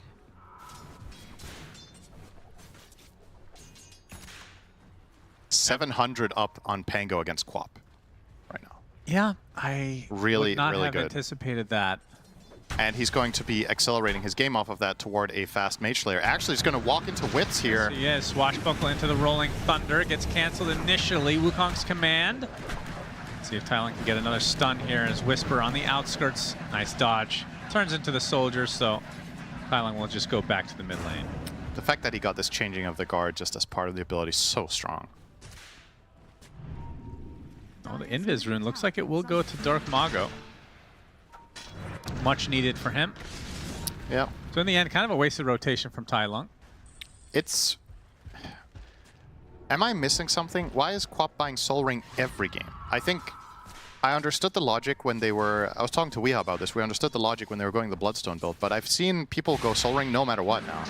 Maybe it's just trending and it just works. Schofield will... Well, how do you know he's not going Bloodstone? Oh, we don't know. It's just we've seen other Quap games now where they didn't go it and they go Soul Ring every game. Oh, Dark Mago is going to get the Sonic Wave onto Tai Lung. Still healing up through it, though. The Swashbuckle's there. Frank comes in. Level 6 has the Pulverize, but the Infest is going to keep him alive a little bit longer. There's the Pulverize a little bit late, but Tai Lung still falls to Dark Mago's Shadow Strike. As Frank now being pursued. That's the stick. No, it doesn't matter if he gets lifted in. Well, okay. Who gets the kill? Makes them work for it a little bit. So Yuma does not get his free 5 health. Yeah. Is that 5 still? I think it's 10, no? They changed that. I actually don't remember. It's 10, yeah. Quite a lot of time spent there for Lifestealer for very little gain, unfortunately for him, but important for the team. And of course, this Primal Beast play, it exists for now, but once Rubik hits level 6, this gets a lot harder to execute. So Rubik with level 4 Arcane Supremacy gets 240 cast range. If you add any cast range on top of that, it's very easy to pulverize the Primal himself, or if you want to, you can pulverize the Monkey King, of course, or Queen of Pain. You think he's going to go Aether Lens just for that fact? I think I would rather just see him buy regular utility items like Force, Glimmer. But, I mean, there is a world where Lens is good. I just don't know if he should get buys a casual Chasm Stone in preparation for the Pulverize. Also have bigger AoE with the pulses. Yeah. Sounds like overkill. Oh. Charge through. Yeah, they get the Hex on top. There's the Pulverize. Rage did come through, gives them some good magic resist, and Frank now on the run. Hey, KJ gets infested. How much kill threat do they have? Is not much because Dark Mago shows up, so the squirrel will fall. Eventually. Denied. Nice from King Jungles. Yeah, very nice. Tylung joining the party as well. Gets the Rolling Thunder onto the Lion. That'll be an easy kill.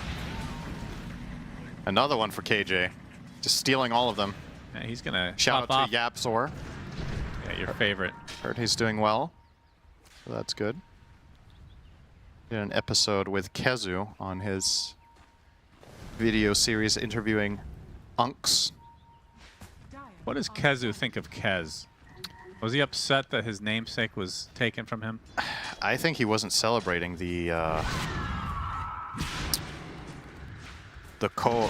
collaboration event enough, since that was the game he was named after.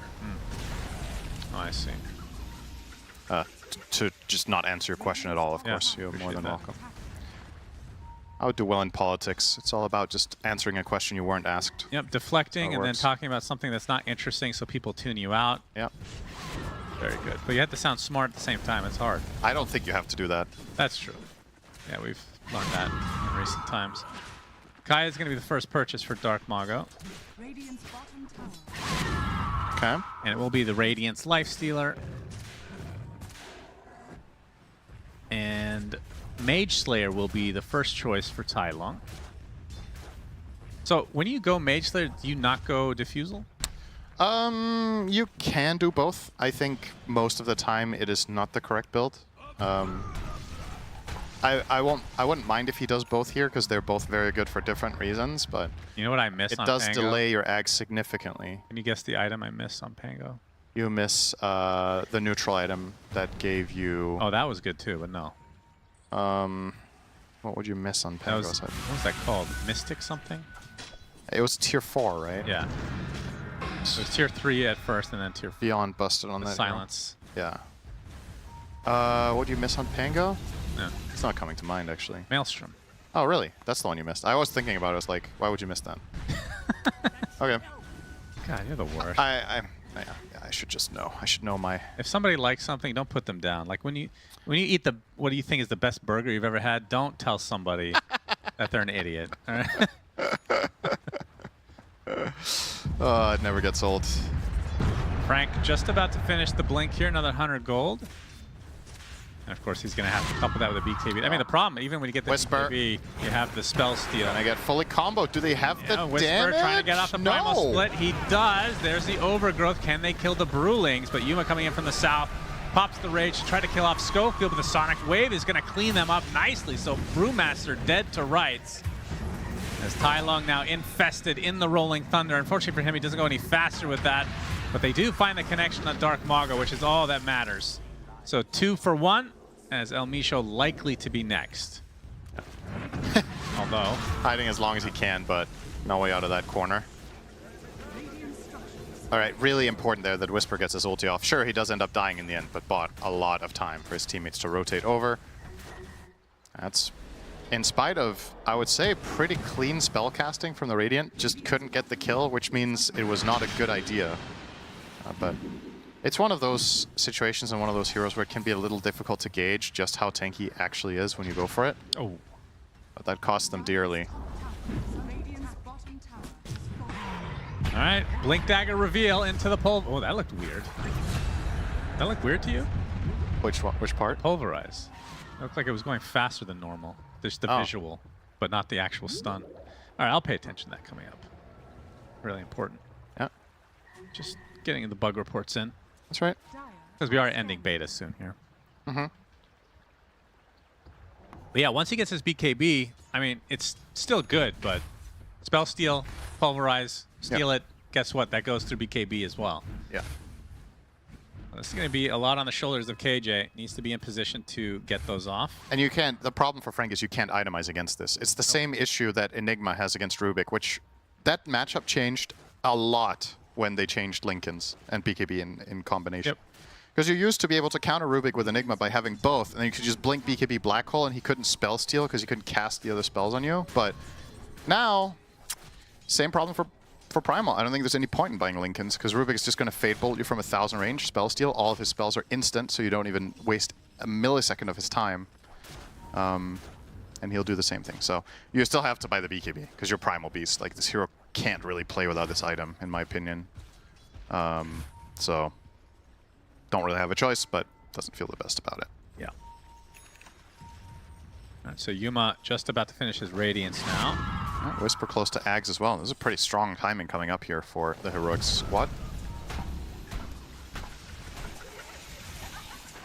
And Tai Lung, as expected, will not be going for Mage Slayer plus Diffusal. He's queuing up Dagger next, and then Shard. So very utility-heavy build rather than thinking about an earlier Aghanims. See if this pays off. Power Rune, Unloco, its bottom. Haste for Dark Mago. Welcome sight for him. He's going to do his standard Kaya into Veil, and then we'll see where it goes after that. It's usually just Ags.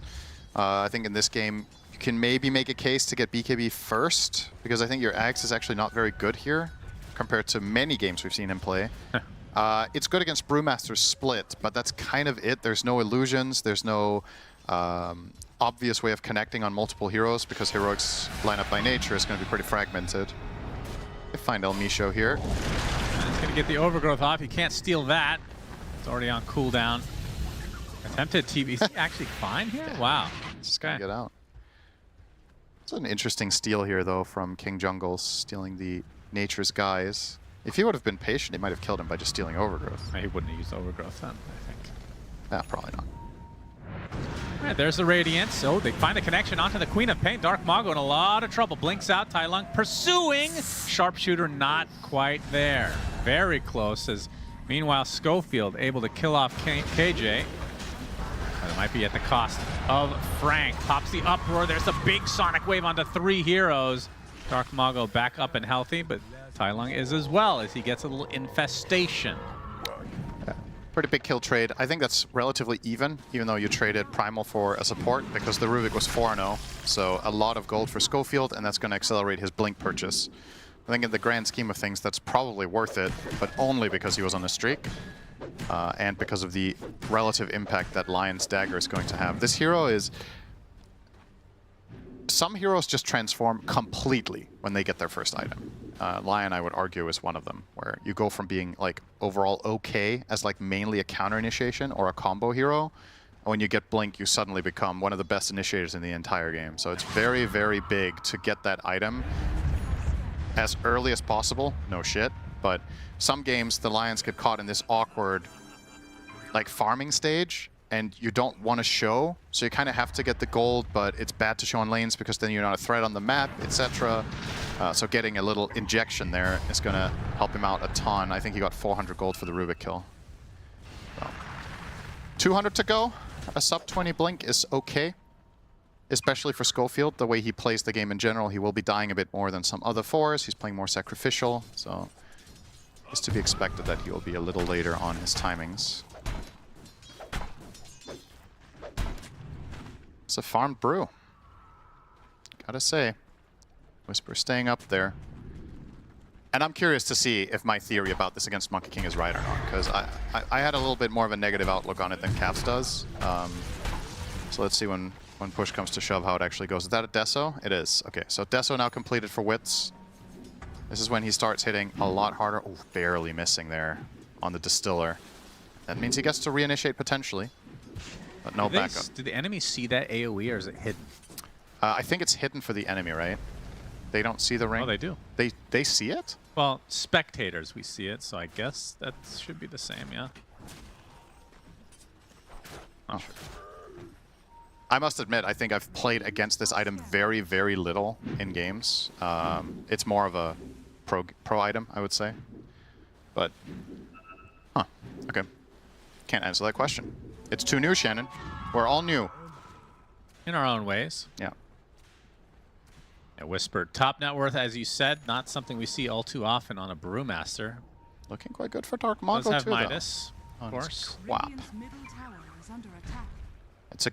I would say it's generally a good sign for rejects when Dark Mago is high up on the net worth. That generally means the game is going quite well, if it happens in the earlier portion.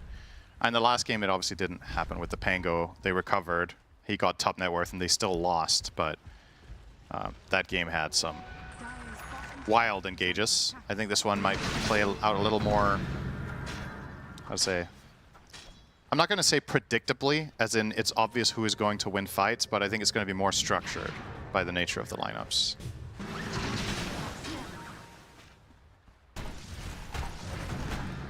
Yeah, I mean, things have kind of tapered off a bit.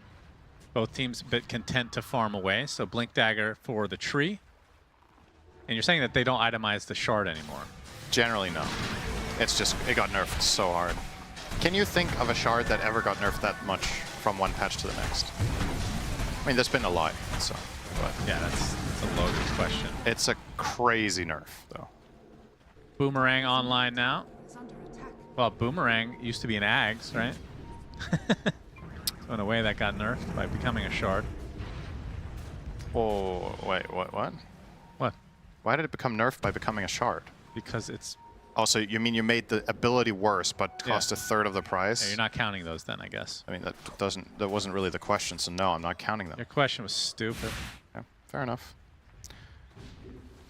I've learned to not argue. It's just not worth it. Yeah, it's really nice to win arguments for once. It's not a victory. It's just one person chooses not to participate. Yeah, that sounds like my life. Yeah, I'm just voting absent. KJ assassinated by Frank, who is still working on the BKB, about 600 away from the recipe. Wait, it's called abstain, right? Is the official term when you show up and you cast a vote that's nothing. It's called abstain, right? Well, if you don't vote, it's abstaining. Well, at least in Denmark, for example, there's a technical difference between not showing up to vote and voting blank. We call it blank. It's where you hand in a vote, but it's nothing on it, because then you have participated and you're counted as a vote, but it's a vote on nothing. I think that's what abstain is, right? Is you're present, you're voting, and you're choosing not to pick any option. Yeah. Okay, so abstain. I like that word. Can you abstain from... talking? Yeah. By all means. You know what? If you want to just talk about this yourself, go ahead. Look at Yuma. Take it away, Shannon. Yuma is right-clicking a tower. The tower will fall. BKB now for Frank. That's enough talking for me. You could keep it together for 10 seconds. I abstain from speaking. Nice Distiller hit onto Schofield. Yeah, they spot him. Sharpshooter right on his face. Yuma is going to get overgrowthed. And that means he's going to lose 10 HP, Cinderin. That's a pretty important spell to just throw out the window to try to save a Lion. This is a moment of opportunity now for the side of Heroic. See if they want to do anything with it. Their lineup is not the best at taking Roche. You have Lucky Shot, though. But Lifestealer is notoriously not the greatest Roche killer. Now, if only Feast worked on Roche. That would be something. That would be something else. Dark Mago. That's good.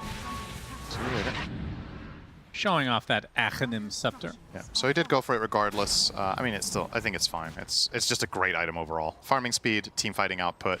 Gonna look to finish his Kaya Sanj next, and then I imagine BKB must be on the menu here.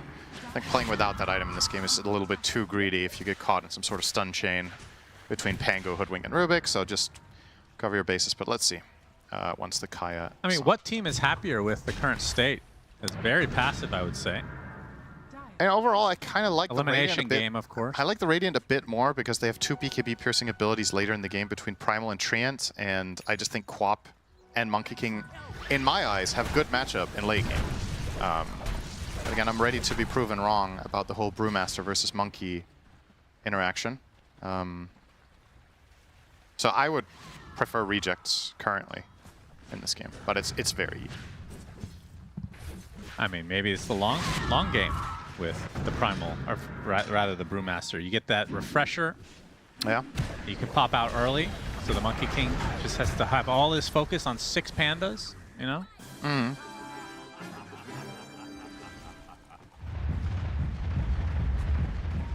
Plus, you just spilled Jingu, very important with Tornado. Really important there, Cinderin. Yeah, and with Dispel, right? Wait, does the Tornado dispel? I don't think it does, actually. I don't think so, but Dispel does. Yule's dispels and tornadoes. I think Tornado only tornadoes. Yeah, I think so. Which is unusual. Oh, now I got hungry saying tornado so many times. What? It's like tornado. I don't. What is that? Tunicado? What do you call this in English? It's like it's a way of having fillet. It's like you have a nice cut of beef and then it's surrounded with a wrap of bacon. What's that called in English? That's called wrapping something in bacon. No, there's got to be a word for this. Hang on. I've never heard the word for it.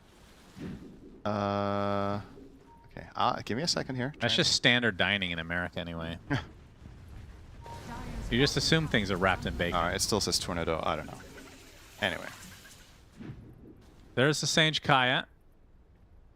And you're thinking BKB next for the Quap. We'll see. I think so, yeah. I mean, he could go Bloodstone. I just think it's a little bit more volatile. Yeah, we've seen people get punished with that before. He already has the Veil. No, he'll get it eventually, but... Yeah. See the order. 1,000 away from Ags on Tai Long. I think both sides are just very confident that they're going to have the advantage in late game. Yeah. Based on this play in the last few minutes. I like this from Frank, by the way, going Ags. I think you're not necessarily breaking all that much, but you're getting a lot more output, and you're trying to build your hero in a direction where it's less about the ulti and more about other stuff, which is exactly what you want. Oh, they get the hacks into the overgrowth, into the pulverize as well. Where's the Rubik when you need him? 2 dead already for Heroic. Clean find. And the Primal split, not going to be too effective. It's going to take a full Sonic Wave. They want to kill off the Storm Panda. Is getting away, though. They find KJ on the backline. It's a buyback onto the Hoodwink as well. They still want to fight. Wits trying to take out Whisper. Will get away with the Earth Panda just barely. Now full HP again. Quapping really deep. They get the Hex onto the Lifestealer. This is such a disaster for Heroic. They are dying constantly now. I don't think they got a single kill this fight. And this cost a buyback as well onto a support. 1 more Pulverize for the road, and that is a full team wipe for the Rejects. 6 for 0. Great. Sudden moment of opportunity, just perfect. And like as you pointed out, it is so imperative that Rubik is where the action is, and he just shows up too late. If he steals the first Pulverize, you're looking at a completely different fight. Now instead, I mean, you could just look at the fight breakdown there. Just the number of spells cast, right?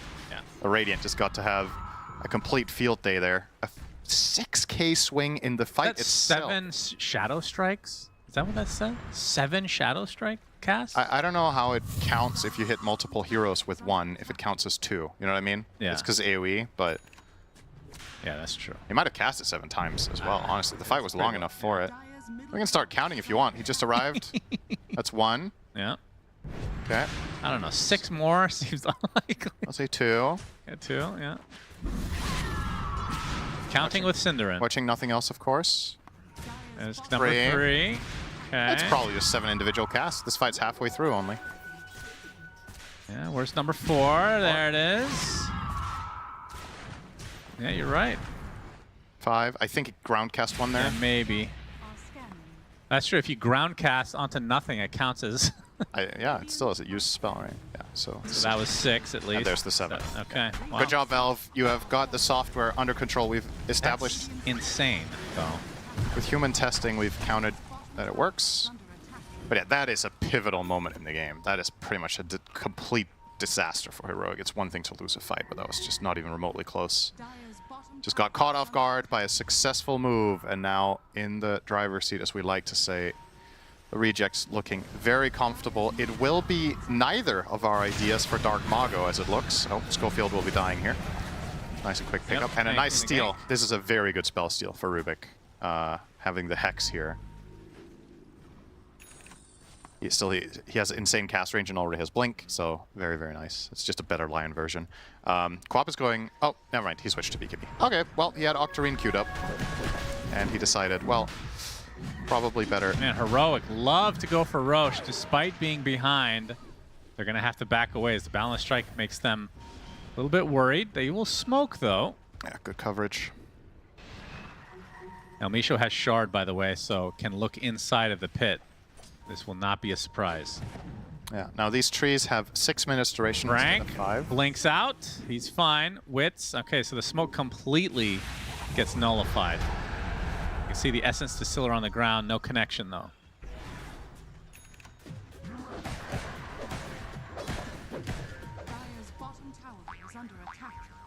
Very interesting game. Haven't yet seen the Pulverize on the Rolling Thunder. No. Which I assume is the main reason they picked this. Is it still cancels, right? Yeah, but, well, they've... Oh, well, it keeps him in place, but they've also... Wait, it doesn't cancel the ult entirely? It used to do that. I don't... Oh, maybe it still does then?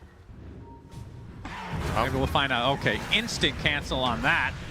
As Elmisho goes in, Overgrowth at the ready, and they absolutely blow up Yuma. Bursted from 100 to 0 in the blink of an eye. And Tai Long, he still wants to fight. They take a support for their efforts. Primal Split still used here. Being able to take out another support in Elmisho. The cost is pretty heavy, and there's a balance strike, the counter you were talking about. Get the connection onto Whisper. About to pop into his regular form, but now he's completely surrounded. Attempted TP, might be out actually. It's KJ also gonna blink out. Could have been a lot worse for Heroic, but still pretty bad losing the Lifestealer right away. Yeah, this is just... This is a 1-in-4 Lifestealer at the moment. It's Lifestealer versus Lion in a nutshell. If you get jump hexed and there's no help, they have no defensive protection from their supports, he's just screwed. I feel like Rubik needs to buy the Shard here to protect, to be honest. Doesn't have it yet, though, on KJ. 6 Shadow Strikes there. Yeah, it's a lot. You want to count them again? I'm good. And honestly, that could have been worse, I think, for Heroic as well. If Frank pre-popped BKB when he went for the Blink Pulverize on the Hoodwink, I think Hoodwink just dies immediately and you still fight. It might be even worse, but a 2 for 2 probably isn't the worst thing in the world. You see it here. Instant Hex, the response. But Lion, of course, Schofield on the money here. Just a really clean kill of Lifestealer. Connecting everything, and yeah. Gotta be careful on Yuma. As soon as smokes break, you kind of have to pre-rage, or you're just gonna get blink hexed and killed like this. Maybe if you're anticipating a fight coming, perhaps you start in Infest instead. Seeing the fight, the exact same location we are. again. Finger Death already used Boundless Strike, gonna connect. His Wits takes out Schofield. Yuma gets the rage, so he didn't die first this time. Get the trample as Frank is just decimating everybody in his pack. 2 for 3 with a buyback coming out from KJ. They find the stun onto Tai Long. Shadow Strike applied. And Frank getting close by as the Boundless Strike puts the Tai Long into the grave. Lifestealer inside of the creep. We'll get to the other side of that impenetrable wall. But again, another fight goes the way of Rejects. 10k lead now. Heroic are only killing supports. I think their lineup is facing a very clear problem right now. They don't have enough damage. That's a very, very major issue to run into at 30 minutes, and some lineups inherently do this. I think that's one of the problems that Brewmaster lineups sometimes have, is if the Brewmaster doesn't snowball the game and you get to this part, like, you're good at killing supports, but you don't really threaten the cores that much. And Pango doesn't have real major damage yet. He's got Mage Slayer and Axe, but no, you know, like creme de la creme items that you would like to see Tai Long have at this point. So you're just mathematically not out damaging a Quap and a Monkey, right? Yeah, it's just not close. Especially not when you're 10k net worth behind. So this is going to be a nice Aegis pickup for Wits. We'll be transitioning this into a, it looks to be a Daedalus.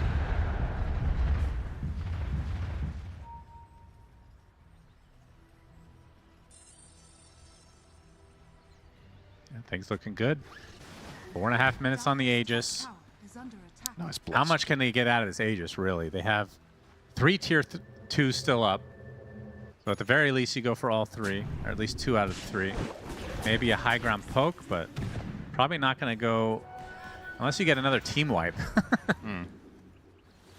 I think the biggest concern for Heroic here is that it feels like Dark Mago just doesn't lose from this position on Quap. Yeah. There are other problems in this game. Wits is 6-0 and 9. He's doing great for himself. You still haven't stolen Pulverize, I think, in 35 minutes. No. That play hasn't happened. So if that's the case, this Primal pick is great, because the one downside that I didn't like about it isn't coming into play, then, you know, wonderful. It's going to be a free shard here for the Lion. Don't think we'll see too much impact out of this. I mean, even in that last fight, the Pulverize was canceled right away, so and they still won the fight handily. This Quap is massive. Trying to disassemble here. Or, excuse me, he just locked. He locked his Yuma has the Octarine. Aghanim Scepter now. Again, it's not damage, though, really. It's more survivability. You don't know the answer to this, so I'm not going to ask you. Okay. I'm trying to remember when Bloodstone became disassemblable. It wasn't always, right? How would I not know that? How do you know I don't know that? Okay, since when can you disassemble Bloodstone? No idea. Yeah, I understand. At least I think he disassembled it, unless he just delivered the component and then he was like, oh wait, I want Octarine, and then immediately disassembled before he used it. I don't know. Anywho, yeah, let's keep talking about that. He is huge on the Quap. Octarine Core means 3-second cooldown Ags. Shadow Strike. All that shit talk. Dark Mago goes to another level, Cinder. Boundless Strike onto Whisper. Gonna force out the Primal Split. Takes off the Jingu stacks. That's something. Actually doing a considerable amount of damage to the Monkey King. He's gonna get some help, and there's the Sharpshooter from afar. So that's the Aegis down. There's the Pulverized Steel, by the way. Gets the Overgrowth, though, onto the Lifesteal. There is the Infest, though, inside of Primal Beast himself. Gonna try to reset here as he pops out. There it is. Thinks about going back in. The Boundless Strike. Oh my God, insta-died.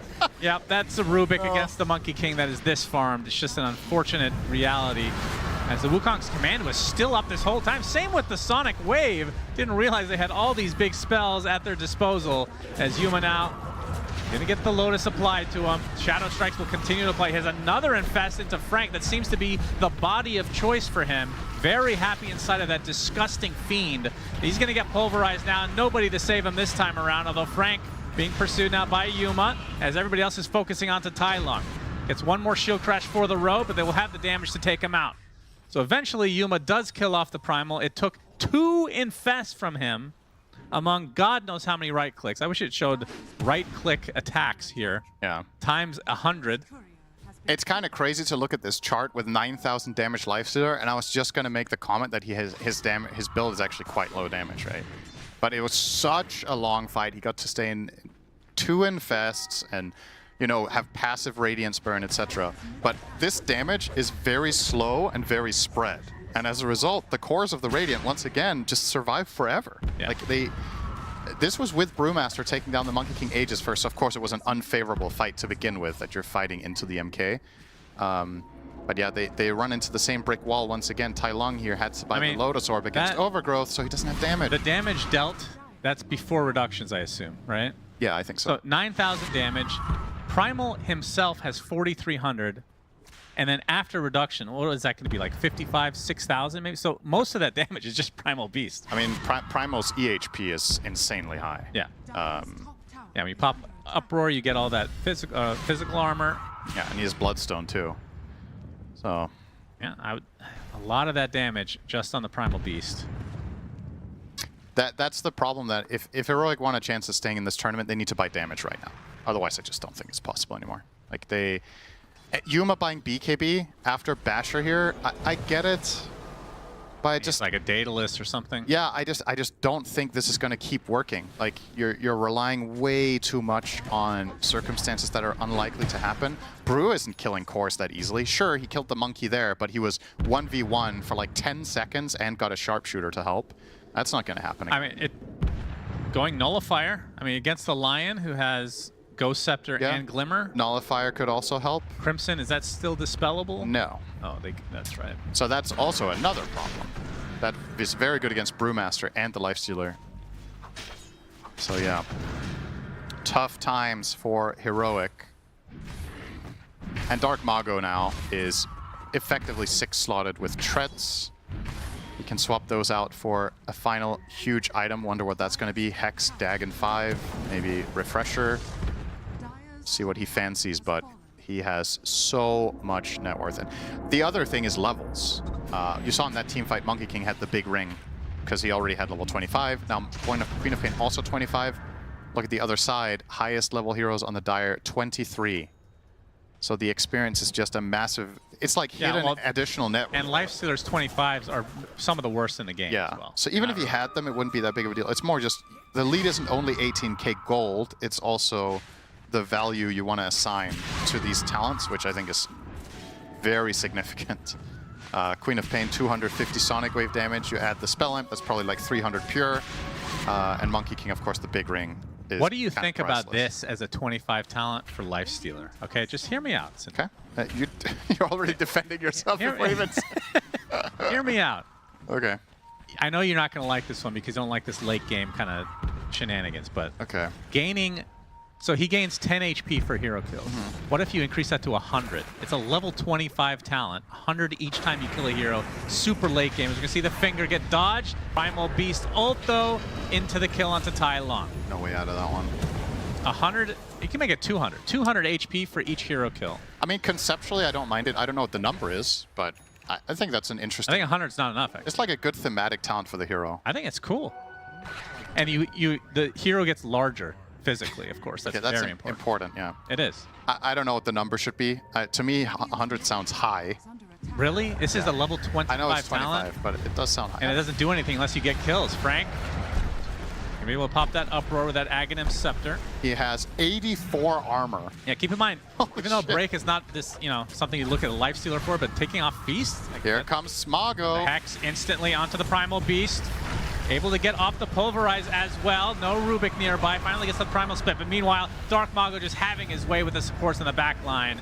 Kills off KJ. Buys back instantly. Wukong's command buying a lot of space. See from the other side, Elmisho gets off the Overgrowth. Dark Mago, though, trying to focus down Whispers. Little Bruling. Only the Earth Panda remains. Very tanky, though.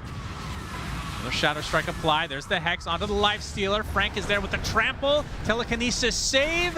Gets the Infest just in time onto his favorite target. It is the Primal Beast again. That means he can reposition back into the fray. There's the Pulverize again. Shadow Strike. Yuma has to pop his Rage now just to get away. Very little damage done to, to the Radiant lineup as Yuma has to just limp back to base. Good defensive play for Heroic. Not losing anything more than Rubik and his buyback, but... Tai Long was dead, so it's a 4v5. And I think this is probably as well as that's going to go with those circumstances. You stay alive, but once again, you're staying in it, but are you getting to a position where you pose a real kill threat? Nullifier will be finally queued up now for the Pango. Now there's a Butterfly, too, on Monkey King. How on earth are you going to reliably kill this guy with the wet noodles you have in your team? Yeah. It's tough to see it, but Heroic have to find that solution or it's curtains for the tournament. This is an elimination game if you're just tuning in. Winner of this is top 6, loser is out. So a lot on the line here for these two South American teams. And how many kills do you think a Lifestealer normally would get after a 25 talent? How am I expected to answer that question? I feel like 10 is a lot, right? Yeah. That is. So 10 times 200, that's 2,000. That's like the best case scenario. 2,000 HP, but conditional.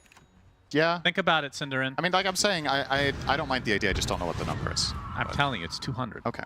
That sounds like you should listen to me. I'm listening to you. I heard it both times you said it. Listen up. I listened the first time and I listened the second time. You said the same number both times. I'm justifying it. It was the same number again. I, for some reason, need your approval. You're like my father, but you're younger. Oh. I don't know how that works. Is that a good thing? I'm a test tube baby. Is that what it is? They're going to be able to get Roche, Wits with the Aegis. And now, Heroic going to have a last stand. Yeah. Margot can opt to buy Refresher if he wants at the expense of buyback. I honestly wouldn't mind seeing that. I think you're in such a commanding position that you don't need the buyback in reserve to protect yourself. You have 5,000 HP almost. And you're just... Again, the damage issue on the Dire makes it so unlikely that you get bursted 100-0. You also have living armor that you can rely on, Crimson Guard. Primal Beast, excuse me, Primal Split being used by Whisper here defensively, just running away. Oh, Frank gonna tank the gank here, but Dark Maw goes there. I mean, this is 6,000 HP you have to deal with. A Sonic Wave on a Tai Lung, now he's the Rolling Thunder away. Infest inside of him this time just to try to keep their mid laner alive. Rock Throw, Rock Throw hits KJ. That's essentially a dieback, I believe, so 70 seconds. And now you have a reliable Primal ult, except, well, you have BKB on cooldown, but if nobody has a stun, this one's going full duration, and he's 25. He is a tanky, chunky boy. When he activates Uproar with max stacks, he has 84 armor, like we saw before. He has Heart, 6k HP, and a Bloodstone. And the lower he gets, the higher his regen is, thanks to Behemoth's blood. I mean, they can't kill this guy. No. Right? How would they ever Can't kill even see the ticks on his HP bar, for God's sake. He looks like a raid boss. There's the Pulverize with the Uproar. Eon Disc does proc on the Primal, but able to get it off anyway. The Primal Split, rather. Now the right-click damage coming in from Frank. Yuma has to pop the Rage in retreat, getting slowed to a crawl. Shadow Strike on several, but the Infest is going to keep the Lifestealer alive. Resets completely, but again, no damage really done. 3 minutes on the Aegis, and there's the Refresher for the Queen. Did you see the swashbuckle? He swashbuckled the Primal, his HP bar didn't move. Oh no, that's unfortunate. Lifestealer was hitting him for 4 seconds, and I think he lost 15% HP. Chonky boy. Yeah, it's All right, they're gonna have 5 again. Tai Lung trying to create some space with the Rolling Thunder, keeping it on the tree end, but the Infest on top of him as well. The Sonic Wave gonna deal a lot of damage. The tree's actually gonna live as a result, and the Pango is dead. No way to get back. Whisper gets another Sonic Wave put on his face. Back to the grave he goes. Now 2 down and out for Heroic as they find a Lifestealer all alone. Does have the buyback, but that's likely the last to come. He buys the Abyssal as a last-ditch effort. He's going to need like 10 Divine Rapiers to try to defend this one, though. And that is a second lane of barracks in favor of the South American Rejects. Rejects no longer. They're going to be the South American team that moves on in this tournament, unless there's some miracle. Heard he's back to pubs. Yeah, I don't think even with him in his prime, he could come back from this deficit. This is going to be Megas at the very least, but still death timers for Heroic. Plenty of time to continue pushing here. Yeah, it's time for some divine intervention here for Heroic. Yuma does have a Divine Rapier queued up, but so far away from finishing it. Sonic Wave was stolen, and Frank just brushes off the damage. He's like, yep. And he, oh, actually the Sheep Stick now. So they 7-slotted Dark Mago. He eats his Ags, I believe. Yeah, the Frank's like, I'll take you with me into the Boundless Strike, into the Pulverize, into one last death in this tournament, because Heroic have now been knocked out by the South American Rejects. GG's called. Impressive display. Yeah, that's what I was looking for when I was talking about it after game 2, and halfway through this game, I wanted to see a team with more like clean execution and better structure, and this was it from South America Rejects. It's really nicely played, great strategy, loved the itemization, and they just hit an insane timing. They won that huge 6-for-0 fight, got super tanky, and there was no coming back for Heroic. Heroic out! South American Rejects in! Richard. That is the headline, Suns fan, and it's going to be bitterly disappointing for Heroic. KJ himself said that this was a team that, you know, they didn't want to lose to it. It would be emotionally damaging if they did lose to the South American Rejects. They've had their number in an online environment, qualifier after qualifier after qualifier, only to come to a LAN environment and lose, and now they're going home with lots to talk about on the plane. They should have definitely picked Viper. Oh, he did it. He did it. He did the name. One of us had to do it. No, I mean, look, all joking aside, I don't think it was draft related. No, I mean, there was a point in this game where Heroic was falling off and not having damage Yeah. I agree with what we said this morning, which is South American Rejects are an emotional team. They are on an emotional high right now. I can't imagine a situation that is going to feel higher than beating their regional rivals the very first time they play on LAN since the inception of these teams. Like, this is a very, very big deal that the king has been usurped. There is a new king in town. It is the South American Rejects. It's very disappointing for the Heroic side and for Heroic fans. You can only imagine how they feel. But I'm very curious to see when we do get the interview with them if it feels like a passing the torch type scenario, you know? You know, and I'll ask you this way. Tai Lung, at the last Wallachia, I believe we even had people like Nisha putting this kid in their top 5 mids at the event, saying how good they were, how, you know, they were a little bit, you know, worried to play them. And we saw him win lanes against some of the best in the business. And at this tournament, he just hasn't done it at all. And you know, I don't want to put all of the blame on young shoulders, but, you know, stars have to turn up. He has not looked that good, in my opinion, as he did the last season here.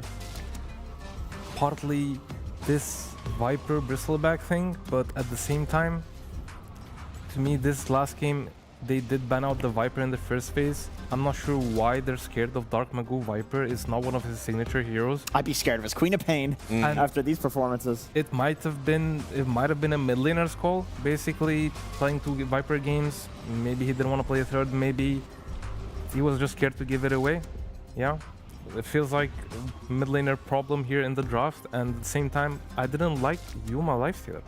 They picked this Lifestealer in 4 heroes that are actually kind of good against Lifestealer. Yeah, they basically countered themselves. Maybe this comes from, as you said, they're playing against South American Rejects. They don't have an organization. It seems like these comments to me, they're like a little bit disrespectful towards them. But at the same time, that means they're kind of scared because of the Viper ban. And yeah, bad matchups. That's why I'm curious to see how the interview goes, you know, just because I feel like it's one thing losing to these guys in the qualifiers, but then they come on LAN and you see that South American Rejects are taking games off and series off of like S tier teams, and it's like, holy shit, these guys are just good. You know, we talk about Tai Lung a lot, but they have Wits, who's also a prodigy. They have Dark Magoo, who has, at this point, he's a veteran of Dota 2. Like, this guy has been on top SA teams, internationally performing SA teams for as long as I've been working this job, which is a long time. Dark Magoo definitely played Queen first pick in first phase very well. I like his confidence. He's basically, as you guys mentioned in the beginning, it's his best laning hero. And I do believe that every time he plays this hero, he shines. And if the next team that will play against him, I would not give him Queen of Pain for sure. Yeah. I mean, that makes sense because a lot of his other heroes are like punishable in lane. This is the one that is actually good in lane. It's like, well, hold on a second, this dude's supposed to lose lane, right? It's Dark Magoo. Like, he's on his like tanky, beefy boys. You give him a Queen of Pain, he's good as well. It's like, oh shit, he can do multiple things very, very well instead of just this one thing, specialty thing, very, very well. It's a bit scary. Going back to it, they stole the Pango as well from Dark Magoo, who just like fed both the first 2 games like quite hard. First blood in both games while losing the mid lane 1v1. Yeah. I mean, this is what's interesting about just the draft and how it was constructed in each game. It felt like, even though Heroic have played this team so many times, it was like they were drafting not having a read on their opponents. So anyway, we'll get back to that point. For now, we're going to hear from Dark Magoo, who is with Slacks. Absolutely. We are here with the MVP of the game, Mr. Magoo. Good to see you, Dark Magoo. And thank you for translating. Appreciate you. So let's start things off. Gotta feel good beating a team like Heroic. Does it mean something in particular special to you guys? Because you're no longer the South American Rejects with this. You're South American royalty. Te está preguntando de cómo se siente ganarle a Heroic, porque es como que antes hay esa rivalidad, ¿no? Entre Sudamérica Rejects y Heroic. O sea, ¿cómo te sientes? Se siente muy bien, la verdad. Nos ganaron en Dream League, nos ganaron el cupo. Y bueno, se siente muy bien jugar contra Heroic, ganarles, a pesar de no tener organización, no tener un apoyo, ¿no? igual se siente muy bien y bueno, esperemos que juguemos mejor contra los otros equipos internacionales como PARIVISION o Liquid y esperemos ganar el torneo, ¿no? He said he feels really good because they beat us last qualifier. Yeah. France. Yes, so it feels really good. We are improving to beat the other teams. Yeah. Even though we don't have like support or financial support or a North support. Yeah. So this keeps us improving for us. Well, win this tournament, and then I don't think it will be too long till we get that support. Yeah, absolutely hope so as well. Let's talk a little bit about those other teams. I was genuinely interested if you think that this was one of the most difficult series that you're going to have because they know so much about you, or if you think that other teams might be even harder. Te está preguntando si es que piensas que esta serie ha sido como que la más difícil, más que todo porque nos conocen, ¿no? O piensas que puede haber una partida más difícil, ¿no? Más adelante. Siento que, o sea, la partida más difícil es contra PARIVISION. Siento que es como que nuestro rival a vencer. Contra Heroic, si bien nos conocemos muy bien, nosotros también lo conocemos y sabemos que tenían el Viper, ¿no? Y sabemos su estrategia. Ya el tercer juego nuestro coach se lució y dio una nueva estrategia y lo destruyó. Entonces, eso hizo que ganáramos. I understood a lot of those words. I'm very excited, but go ahead. Okay. He said that the most difficult is for us is PARIVISION because we couldn't like beat him. We just won like one map, so it's kind of hard. So now for Heroic, we know each other. So our coach told us about the Viper strat. We know also the Viper strat, so we could handle that. So it's okay. Okay. And last question here for you. With this, it's a big moment. I want to give you a little time to shout out to the homies, shout out to all the fans that are staying up late watching you guys. Anything to say to them? He could speak Spanish, right? Yeah, of course. Are you kidding me? Yeah. Dile algo a la gente que te apoya, a la gente de Sudamérica. ¿Qué le puedes decir a ellos, no? ¿Lo puedes decir en español? Bueno, a la gente de Sudamérica que nos sigan apoyando para así poder nosotros representar bien a nuestra región, ¿no? Sudamérica y también al Perú, ¿no?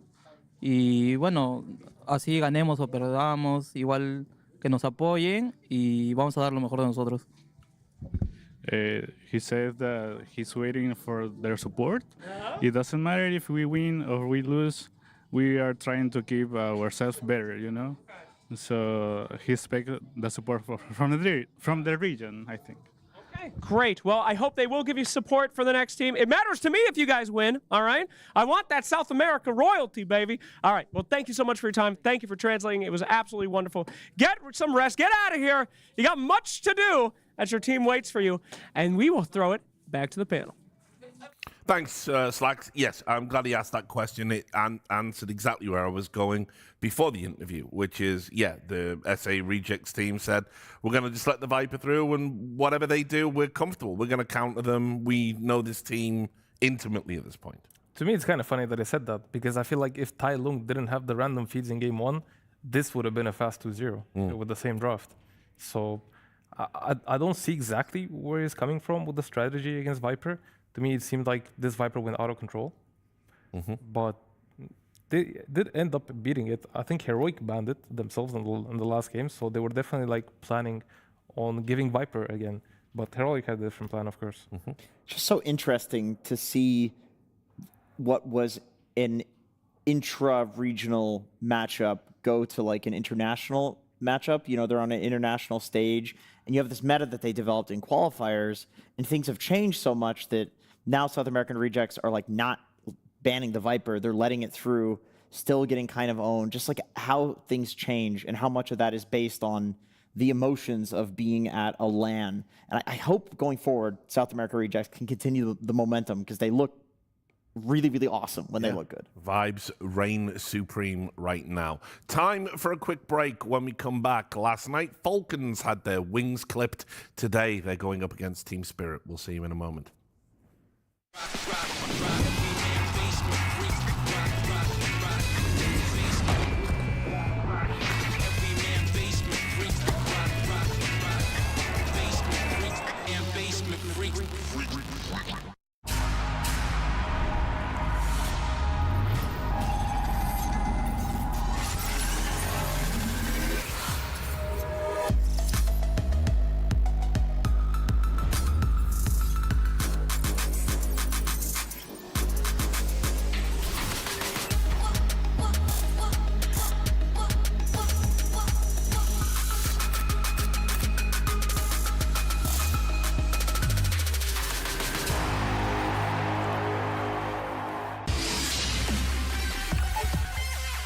The human body was built to move, not trapped at a desk in one singular posture for 12 hours a day. It's time your chair evolved. This is Secret Lab Titan Evo. Ergonomically engineered for you, gamers, hybrid workers, artists, backing your every move.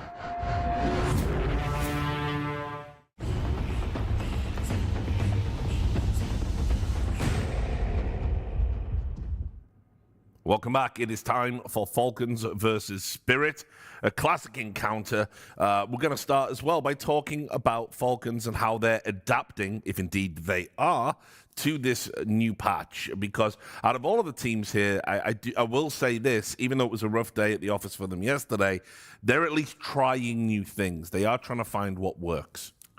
Falcons have been very up and down in this tournament. There's some series they look like they're in the best shape, and then some series they look like just some random stack of 5 people feeding all around.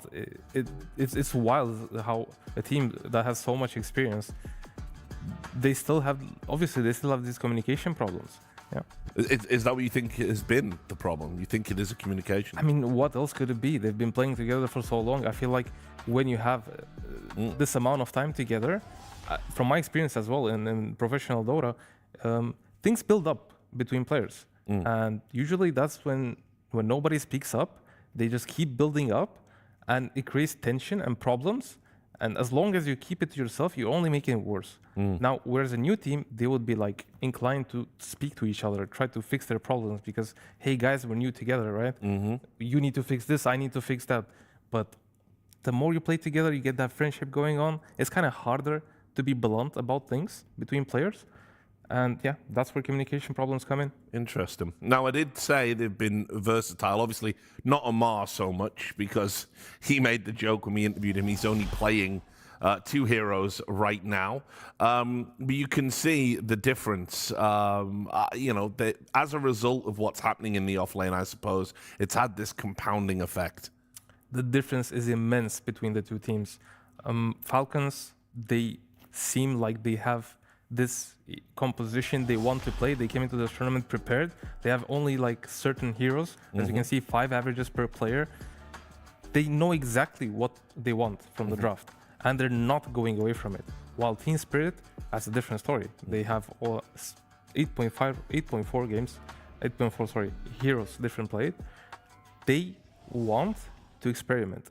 To me, they came in here, nothing's really working out. They have Batyuk as an offlaner. I feel like with every loss, actually with every game, not necessarily a loss, they just try new things until they find something that is suitable for them. And that I was going to say that statistic there is they have kind of tried to find something for Batyuk. Obviously, big shoes to fill without Collapse. We know Collapse has, you know, incredible. One of the goats. Yeah. I mean, of Dota. You're filling in for one of the all-time greats. You know, whereas Falcons, I think they've played some heroes that they think work, even though no other teams are picking them right now. Like, they've really tried to make the Timbersaw have impact, for example. Yeah, and they're not switching up. It doesn't seem like they're planning on switching it up. Meanwhile, on Classic Spirit, Falcons. You have some guy playing 10 different heroes. 2 guys actually playing 10 different heroes. On Falcons, the average is like 4 and 6 heroes played. There's actually nobody in the team on Falcons who played more than 6 We heroes. saw that on the last series too with Heroic. You know, the position 5s. I think there was like one with 10. I mean, Panto has played 5 or 6 silencer games. The last 5-6 games, Panto's been playing silencer only. You know? So it just goes to So here it is. These are the hero pools. Why do you think they've tried to brute force something like a silencer then when other teams aren't picking it? I mean, I personally think Silencer is a underutilized hero. I think it's pretty underrated in general and good against a lot of the meta heroes. I do want to say, in terms of this matchup, one of my favorite things about watching Spirit Falcons is, well, number one, Spirit is always very fun to watch. Falcons can be a bit boring. I think Spirit brings out the best in them in terms of entertainment, but it's also like, you know, you guys are talking about Spirit picking a lot of heroes. There's an element of they have to incorporate a stand-in, but also if you watch their ESL Rally documentary, like, this is the way that they have thought about the game since Miposhka, since Silent, where they believe that the way to play Dota is that if something is good against a certain hero, it doesn't matter if it's meta or not, they will pick it and they will just go down trying. Like, they will lose with it. Whereas Falcons is the literal complete opposite. So it's a battle of play styles, battle of ideas of the game, of just forcing shit or picking things that are not meta, that are just good in this specific game. Yeah. So we see on the screen 41-minute tournament average game duration, but these guys have played before, and their average game duration was 44 minutes. So it goes to show that Team Spirit, in general, how they like to play is give Yatoro this laning carry and basically build from the laning stage, just have a great game for Yatoro to pretty much like 1v5 on some Terrorblade or Faceless Void, obviously with the help of the support. But yeah, they're looking for the late game. He's a late game player. He's one of the best, if not the best, late game carry in terms of decision making, in my opinion. And then Team Falcons, they have a similar thing going on, but not relying entirely on a skater. They do like to farm a lot. They have a very greedy offlaner. Amar plays heroes like Monkey, and always having Timber and Tide. Mars always being top of the net worth, or at least top 3 of the net worth. And they love stacking. Yeah. They just love stacking so much because it benefits all 3 of their cores. All 3 are super greedy, in my opinion, and it's just natural. It's going to go to late game if they play this type of game. And as the draft evolves, I'll also say, because we were having this discussion off camera, I have been to enough Dota tournaments now that I usually get a sense when Falcons are just done. Like, they just defeat, and like what I saw last night, I just kind of got that vibe that they're like, look, we need to go home and figure out this meta in our own time rather than in front of everybody, you know. And I think Spirit will, I think Spirit are going to batter them. You think Spirit have been making lots of mistakes, right? I think Falcons have had better showings than Spirit in this tournament, and worse showings as well. But overall, Team Spirit has been the team that looked worse to me compared to Falcons. Seems, again, they don't have an identity. I'm pretty sure that's why they gave Panto the last 5-6 games Silencer, because they probably found a hero that works for him, but they keep switching the other players as heroes. Because they don't know what they want. It just feels from the draft. They're just trying everything. Let's see what it works. And it's just not been that successful, actually. The Falcons game last night, to be fair, against Team Liquid, game 1 was a really long game and very devastating for them. Yeah. You know, King Jungle's talked about it. We'll keep going back to that interview. Yeah, the mental damage. It was great. The mental damage within a series. It can be hard to shake that off in one series. I would normally say Falcons is quite good at doing it, but if it's damaging enough and if the vibes are bad enough, it's rough. However, when you have a day to think about things and to talk about it, what team has more history of doing this? They're the one team in Dota history that went to a TI, lost, stayed together as 5, and then won the next one. Yep, so true. They should hypothetically be resilient enough to deal with something like this. Well, draft is on the way, and we have Huskar getting first phase banned against Falcons, the classic Malvin Huskar. Yeah. And then Mar Bristleback, they still only picked it with Sanking, so... And you can see as well, the Falcons, even though they've been picking the Silencer, they've banned out the Silencer this time. They obviously think it's really, really good. So yeah, they don't want to see Panto Silencer, even though it was shown a big weakness. A big weakness. He just cannot deal with summon heroes. So last time Silencer was destroyed with Beastmaster first time, and Lycan second time. Yeah. Like, obviously showing the weakness of the hero, right? I'm not sure if they still want to play it. History says he's still gonna play it. It's 6 games in a row. I understand just banning it, because if the way to punish it is summons heroes, Amar doesn't really play those. That was always the criticism of him for a very long time. That is true. He does not play the summons. So it does pretty much destroy all the other offlaners. It just doesn't feel good to play into Silencer. Yeah, now that you mention it, it looks like a great ban, actually. Yeah. Yeah. I was Well, I mean, I was in last series Monkey. It's like you said. I didn't realize he'd played it that many times in a row. And still, with that many games of Silencer, he still has more different heroes than or equal to Falcon supports. Crit has played 4 guys in this game. 6 Hoodwink matches, and he's going to be Hoodwink again. How does he get away with it after all these years? First the washing machine incident, and now this? Unbelievable. He does love this hero. He plays that a lot in pubs too. But the Bane is surprising to me. I feel like this is like the counter Team Spirit have thought of for Pango. Generally not the worst, but getting a grip off in the middle of a team fight is usually pretty hard. It is. A guy that's rolling in. And the nice thing on Pango, you can just go for a Lotus, and then you turn the grip around on Bane, which interrupts the grip, and then you just keep rolling. You don't have that option against Bloodseeker because, yeah, Bloodseeker will rupture himself, but you'll still get ruptured. Well, I'd love to see more teams do this Bloodseeker against Pango. It looks so good in that game. Yeah, it is the ultimate counter. It kills the hero completely. And Laurel is one person who I would say will take the Monkey King mid. When I was talking about that documentary, like, he was a big voice in terms of, oh yeah, just give me this hero mid. You know, it's not a tiny patch for a tiny mid, but I'll play tiny mid. It's not a Monkey King patch, but I'll play Monkey King mid. Like, he for sure does not think in terms of what's broken right now. He thinks of what's broken in matchups. He's one of the big voices there, so I could see it. He loves to play Monkey mid. I always meet, again, this guy in pubs. He's playing Monkey pretty much like 70% of the time. I think he definitely enjoys playing this hero. And Falcons are still like... So Spirit picks Monkey King first. And then Falcons picks Pango and Tiny. Both heroes, in my opinion, suffer against the Monkey. So I feel like they're shooting themselves in the foot by picking these heroes when this Monkey is still open to go mid lane. If there's a Pango mid or a Tiny mid, which is not that seen this tournament, but it has been seen, they're going to have a big problem on the mid lane when it comes to the matchup because Monkey thrives. And Lal is a good one. The big advantage Spirit has, though, or Falcons has, is they have last pick. So if it's very obviously a Monkey mid, if they don't pick like a carry that can also go mid or carry, then, you know, Queen of Pain is an option. I would say it's looking more and more likely that Spirit wants to put Monkey mid, ideally, if like Quap gets banned or some of these like typical like Monkey owners mid. I mean, Quap is the big one. Quap is definitely a great option, but Viper's another believe it or not, banger. Monkey can sometimes have a good matchup against the Queen. It's, in my opinion, it's a skill matchup. You dodge you dodge the screams with. It's not a set monkey go mid, monkey bad. No, it's a skill matchup where Monkey can do some Jingle stacks play and actually do great against Queen because he has no armor. I just wonder if it's worth putting Monkey mid just to get a skill matchup though, because wouldn't you want to do it? I wouldn't do it because it's definitely hard for Monkey to do that, but there's a possibility. It's not that straight up. It's in the cards. It's in the cards. Yeah. Sure. Still, last pick on Falcons. I'm surprised Queen has not been picked yet.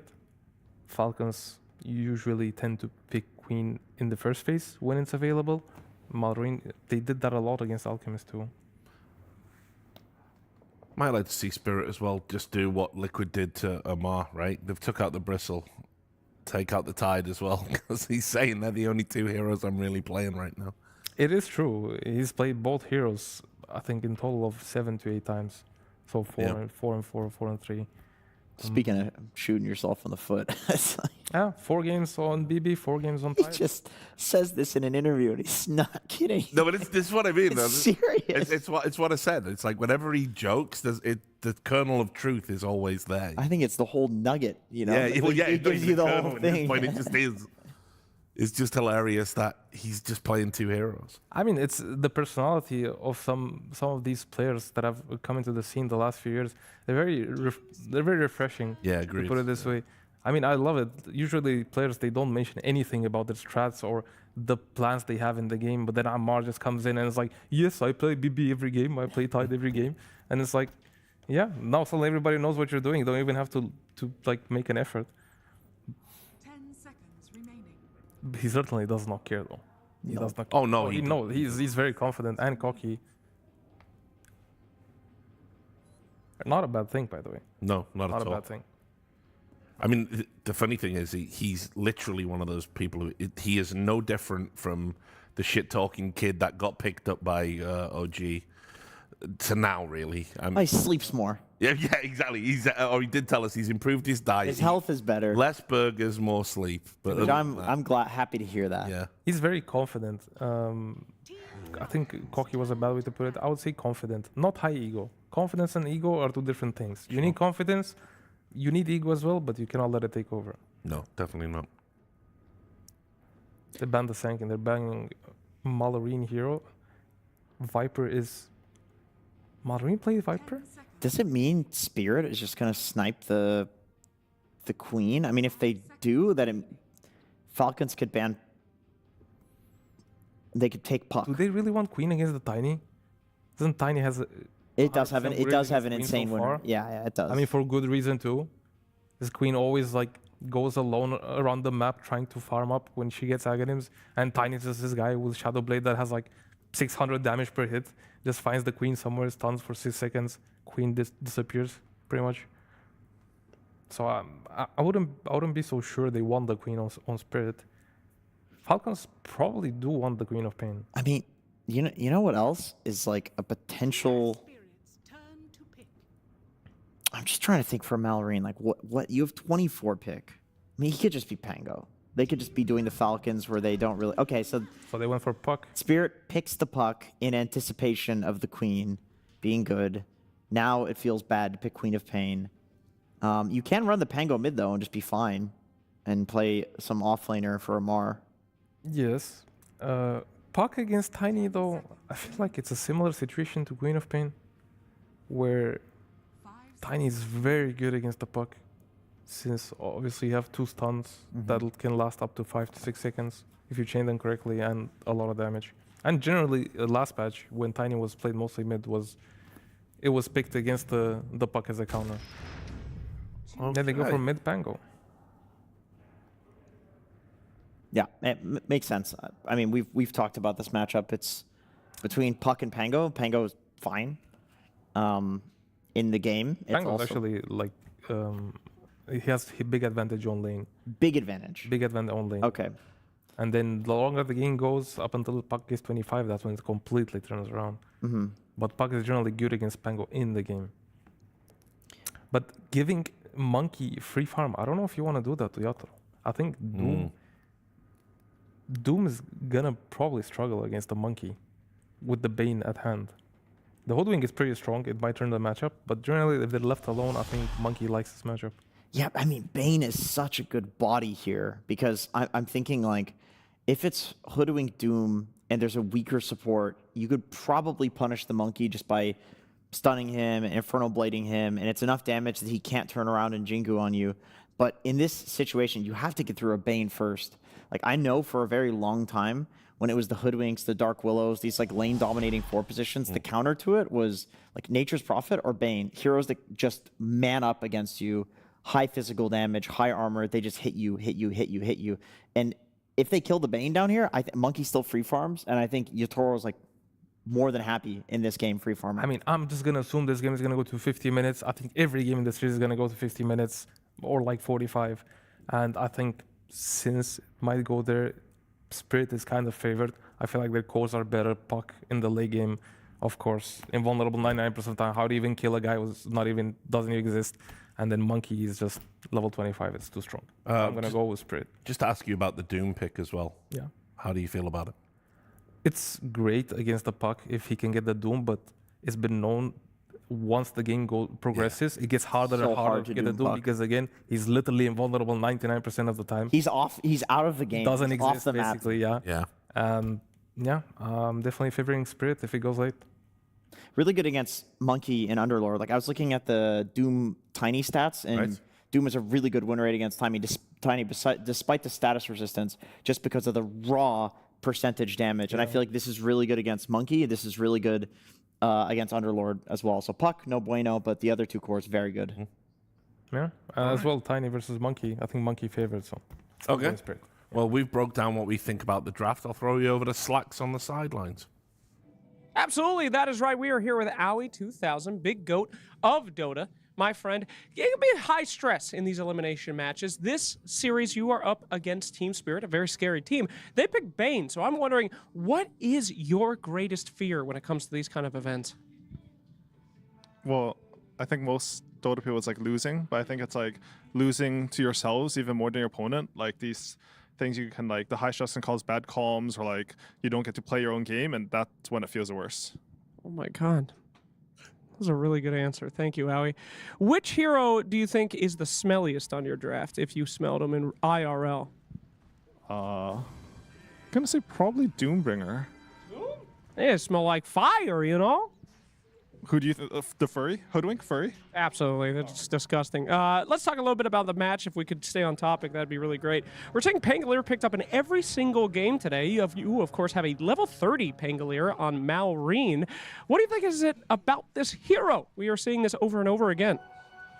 I mean, he just faster. He just got some boss, so like there's no double BKB, and he can have double roll, which is sort of stupid. And is there a good counter to that? Fast as you can. Bane. Bane? Do you think that that's the ultimate counter to Pangolier? Probably not. If you had to pick one counter to Pangolier that wasn't Bane, and you have to answer as quick as you can, who would it be? Probably Grimstone. Bloodseeker? They picked Bloodseeker last game. Bloodseeker's good. Bloodseeker is good? Is it better than Bane? Probably. Is it better than Doom? Doom's not a counter. Why didn't you pick Doom? We have Doom. Shit. All right. Well, thank you so much. A great interview. Let's get over to the game. We're going to throw it over to Shitsfat. I am so sorry. We're going to throw it on over to Sunsfat.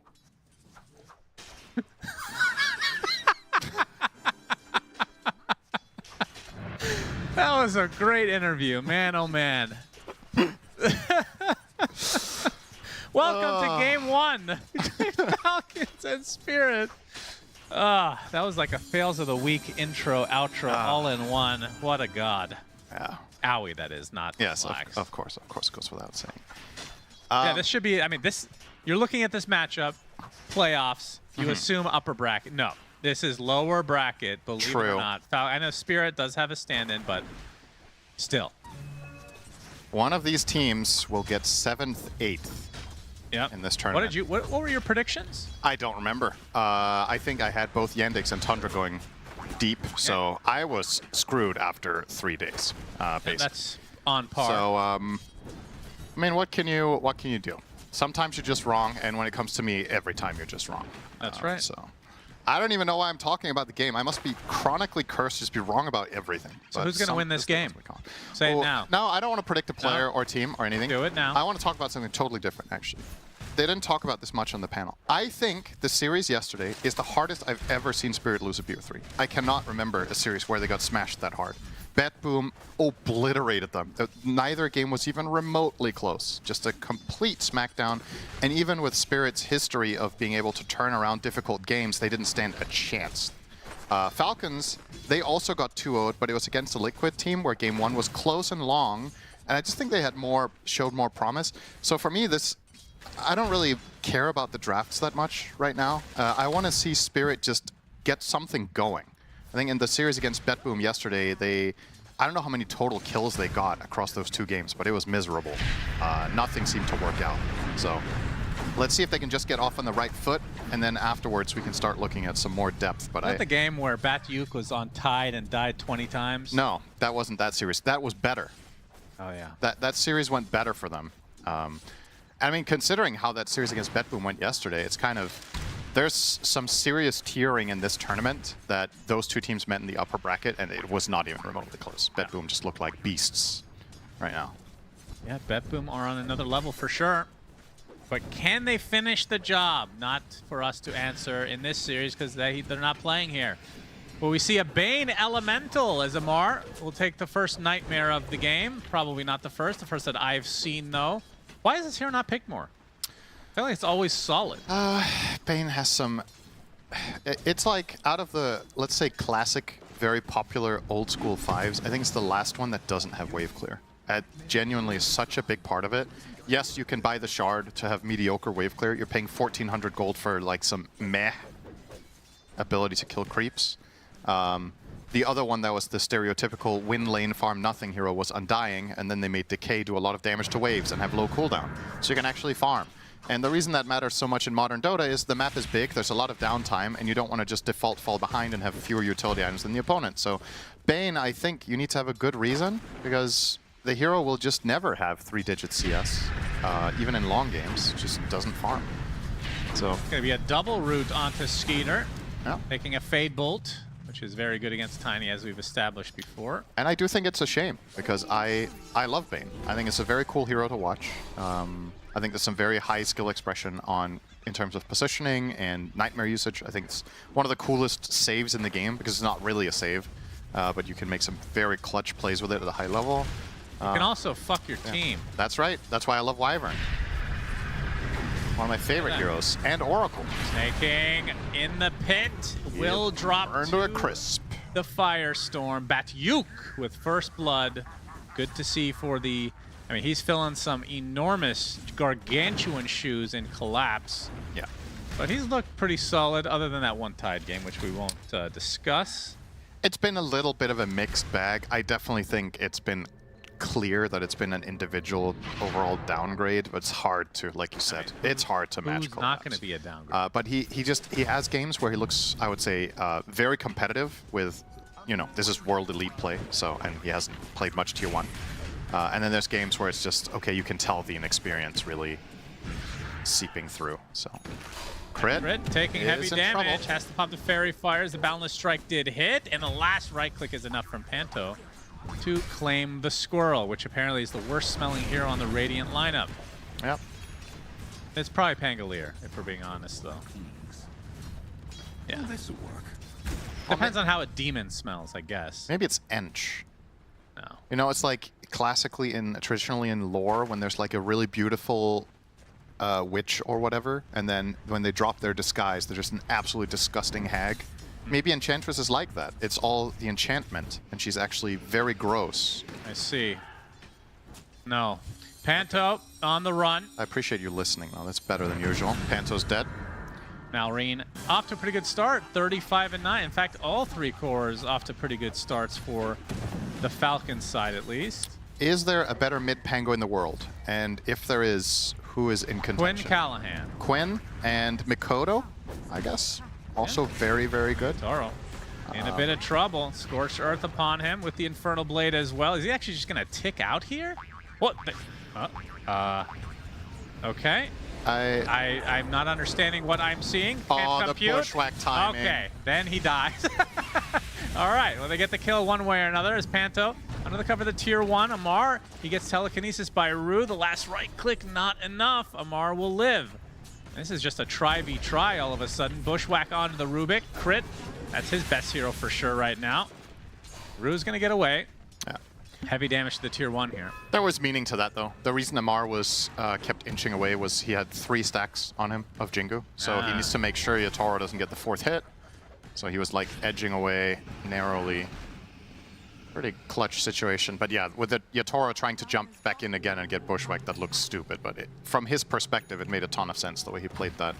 Just lacked the critical information about the Hoodwink's position. So a good punish overall there from Falcons finding the kill on the enemy carry.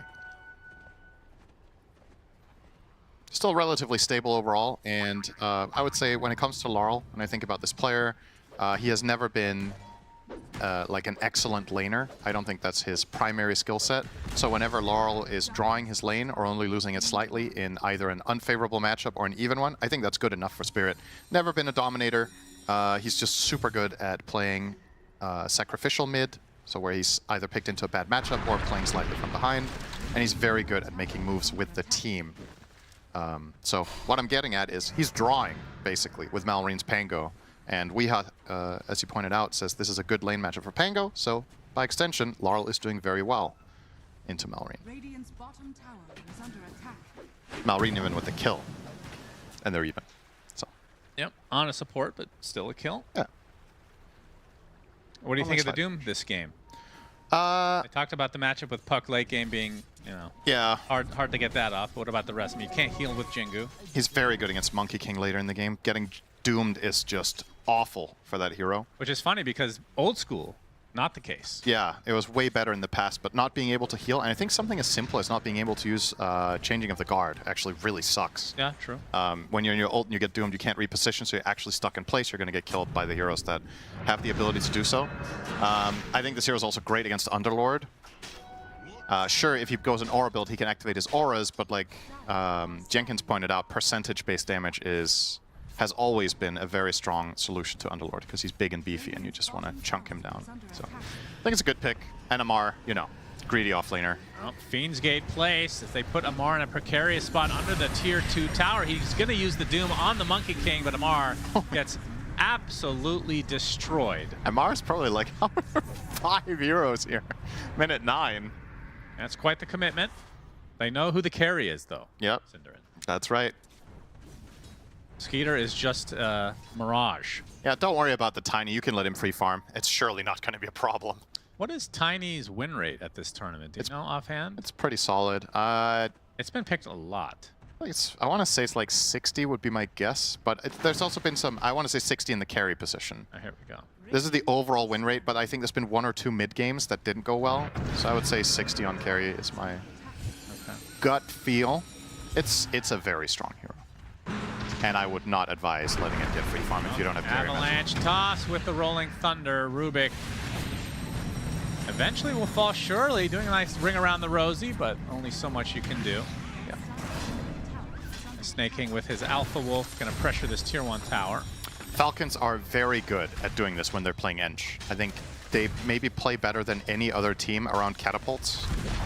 So you saw the top tier 1 tower fell really early with a 5-minute catapult, and now the mid one with a 10-minuter.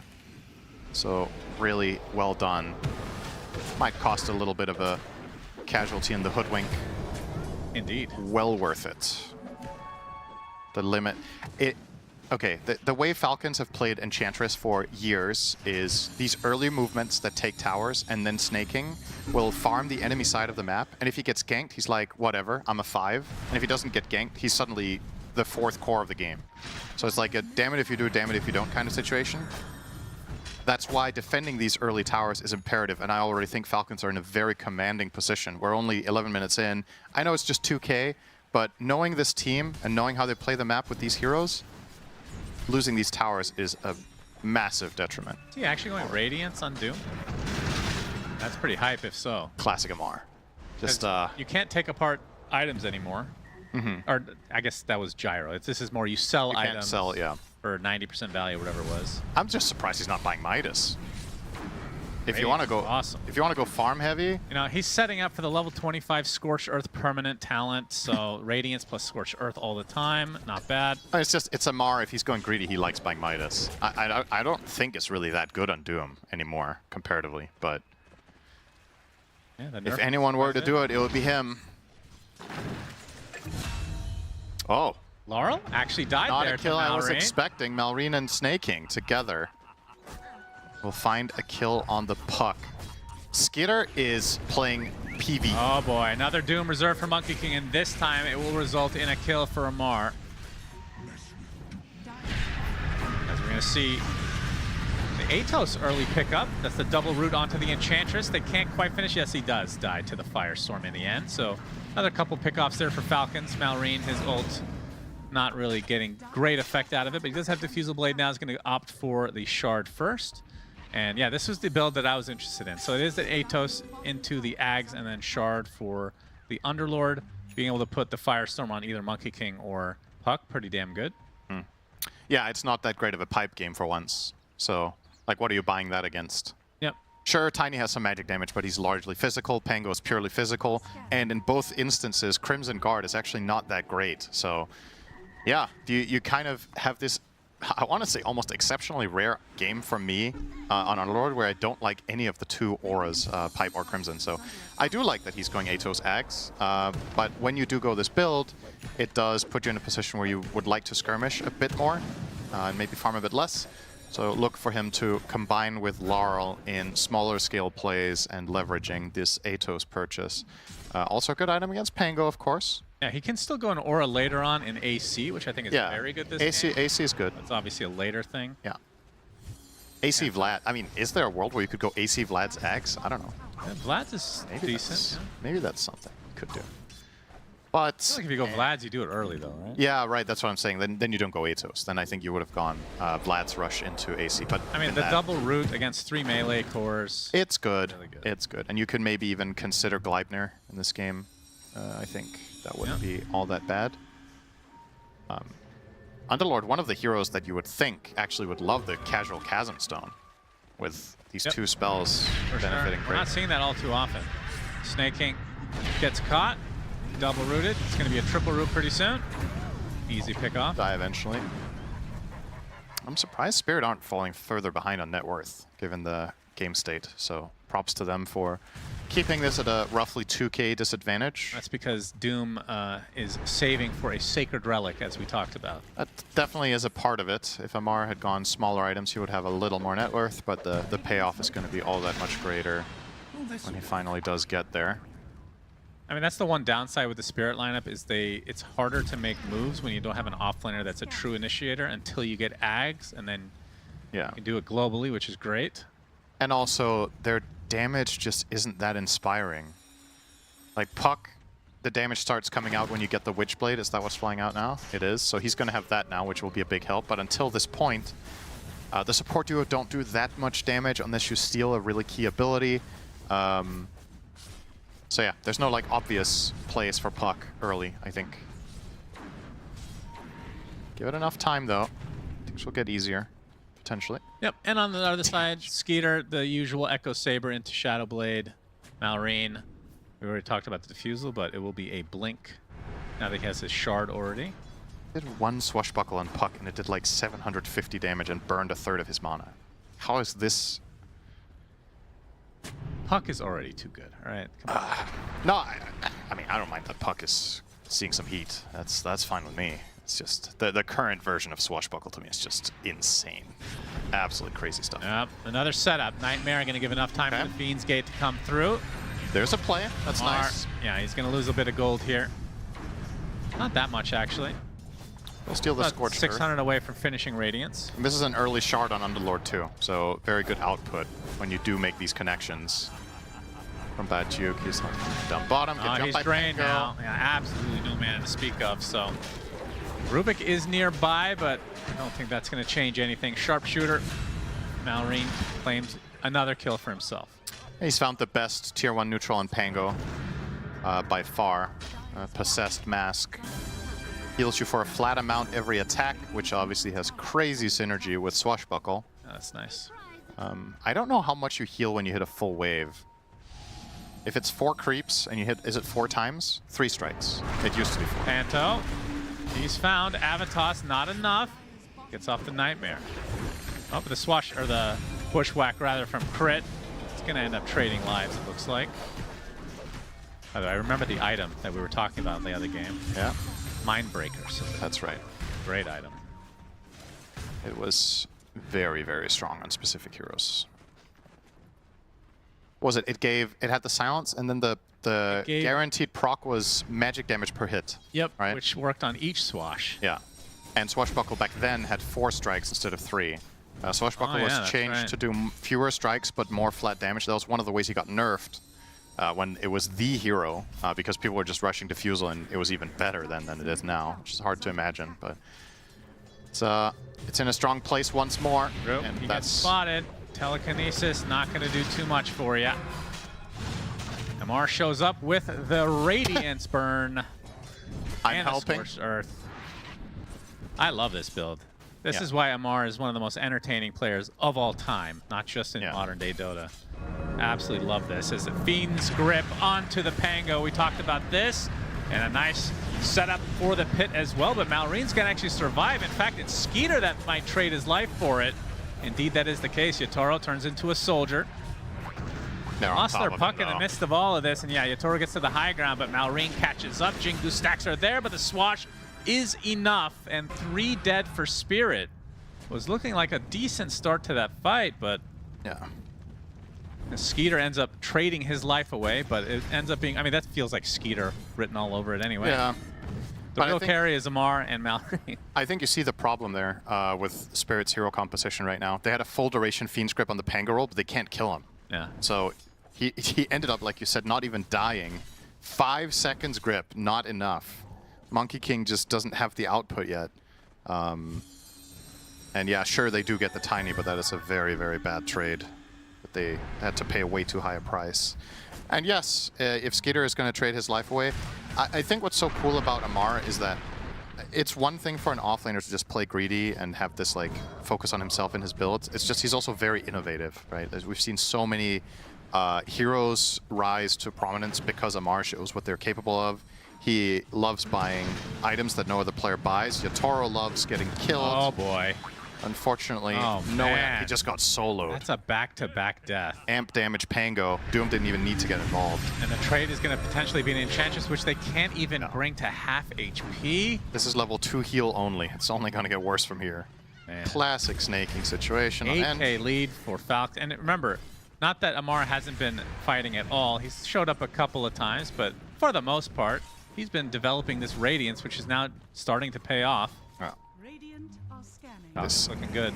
This is the makings of a Rolling very Thunder. one-sided affair. And Batyuk gets sharpshootered and destroyed. Rue gonna get clipped as well with the swashbuckle to follow. Laurel is there. There's the Fiend's Grip again. Can they actually kill Mallory? He gets off the shield crash, and this coil is not going to lead to much, it seems. Good attempt on the Avalanche as Laurel on the run. Little phase shift out. Swashbuckle, a lot of damage there. And that's going to be the death of the puck as well. Spirit just can't get anything going. Yeah. It's a bit reminiscent of the BetBoom series from yesterday so far. Just that Spirit have a few more kills this time around, but they're still getting absolutely trashed in the early portion of the game. And this team, over its many years of success, has been probably the single best team in the world at coming back from bad situations. I haven't felt that vibe in the last half a year. I just think whether it's the game that changed or other teams got better at it or whatnot, these magical Spirit comebacks just don't happen as much anymore. Maybe Miposhka was integral to it. Who knows? There's like could be multiple different reasons, but this position that this team is in is really, at the very least, you can always rely on Collapse to steal an Aegis if they're going to kill off Batyuk with the Bane as well, and nothing, absolutely nothing going the Spirit's way right now. But yeah, you don't have Collapse, so that free Aegis steal per series, he averages 1 at least in a best of 3. That's something you just count out. And now Amar with a BKB as he continues the pressure onto Rue, but the swashbuckle was stolen. But still, Falcons can just do whatever the hell they want. Coil really wants to kill Crit. Oh boy. Stun lock, bushwhack, death for the puck incoming. Man, oh man, what a disastrous game so far for Spirit. Yeah. I mean, it's not even remotely close. It's a shame. You know, when these two teams faced off over the years, a lot of the time it led to, as the panel was talking about, really close and exciting late games. Weehaw was expecting every game in the series to go 50 minutes. I'm not getting that vibe here, man. And after yesterday, I can't say I'm too surprised. Spirit are just not in form, is probably the way to put it. And they have about this game and one more to wake up before it's too late. So it's time to figure it out. And on the flip side, Falcons, this is one of the best teams at recovering from losses when they have a day in between. I feel like they do a very good job at recognizing what went wrong, make some adjustments. Thank you, AUI 2000. Yeah, a big part of it for sure. And they've done their homework and prep for this series. This is a very cleanly played game so far. No major hiccups, no major mistakes, good laning. Trying to go for Amar. Balance strike does not hit, though. They can't kill him without Bane Grip. Just BKB and run away if he wants to. That was all 5. 5-man rotation for nothing, yeah. It's rough. You know, if you wanna look at the positive spin on this game, it's all Falcons. So they're playing great. I think all of their players are doing what they're supposed to do. Solid execution of the strategy and the jobs. They did straight out the gates, good laning into good movement with especially the Ench, I think has been... I think the first 10 minutes of this game were incredibly important, even though it was a 2K lead. Like, it's just so much of what's happened subsequently has been because mid and top tower were gone so early. Rue's going to die here again. She is. Courtesy of And to add insult to injury, Falcon's about to have a huge power spike. So you got Ags on Malrine, and you're about to have double BKB for both Skeeter and Amar. Yeah. And what do you have? You have Ags now on Underlord, which gets countered by the BKBs. So your item does not have all that much value right now. With that said, I don't mind the build. I think it makes sense, but it certainly is a problem that it feels like Bachuk is itemizing to solve problems rather than create problems for this hero. So Roche #1 will go the way of Falcons, uncontested, unsurprisingly. Yep. So would you put the ages on here? There's, I wonder. Okay, well not Malrine because he left. I would have put it on Malrine. It hasn't died yet though, 6-0. Yeah. I mean, typically you put it on Tiny if you're actually going for high ground, which is unlikely with this Aegis. But I mean, And with Falcons. Yeah, that's even more so the case probably. But they have been, I would say over the last, let's say half year or whatever, I feel like they've been trying to ramp it up a little bit with closing games out. And I think what's interesting about that is I don't necessarily view that as a showing of strength and a major improvement for the team. Because I think the way they were winning games before was methodically very good. Does that look right? It was just not that interesting to watch necessarily them close out the map. No, that does not look right.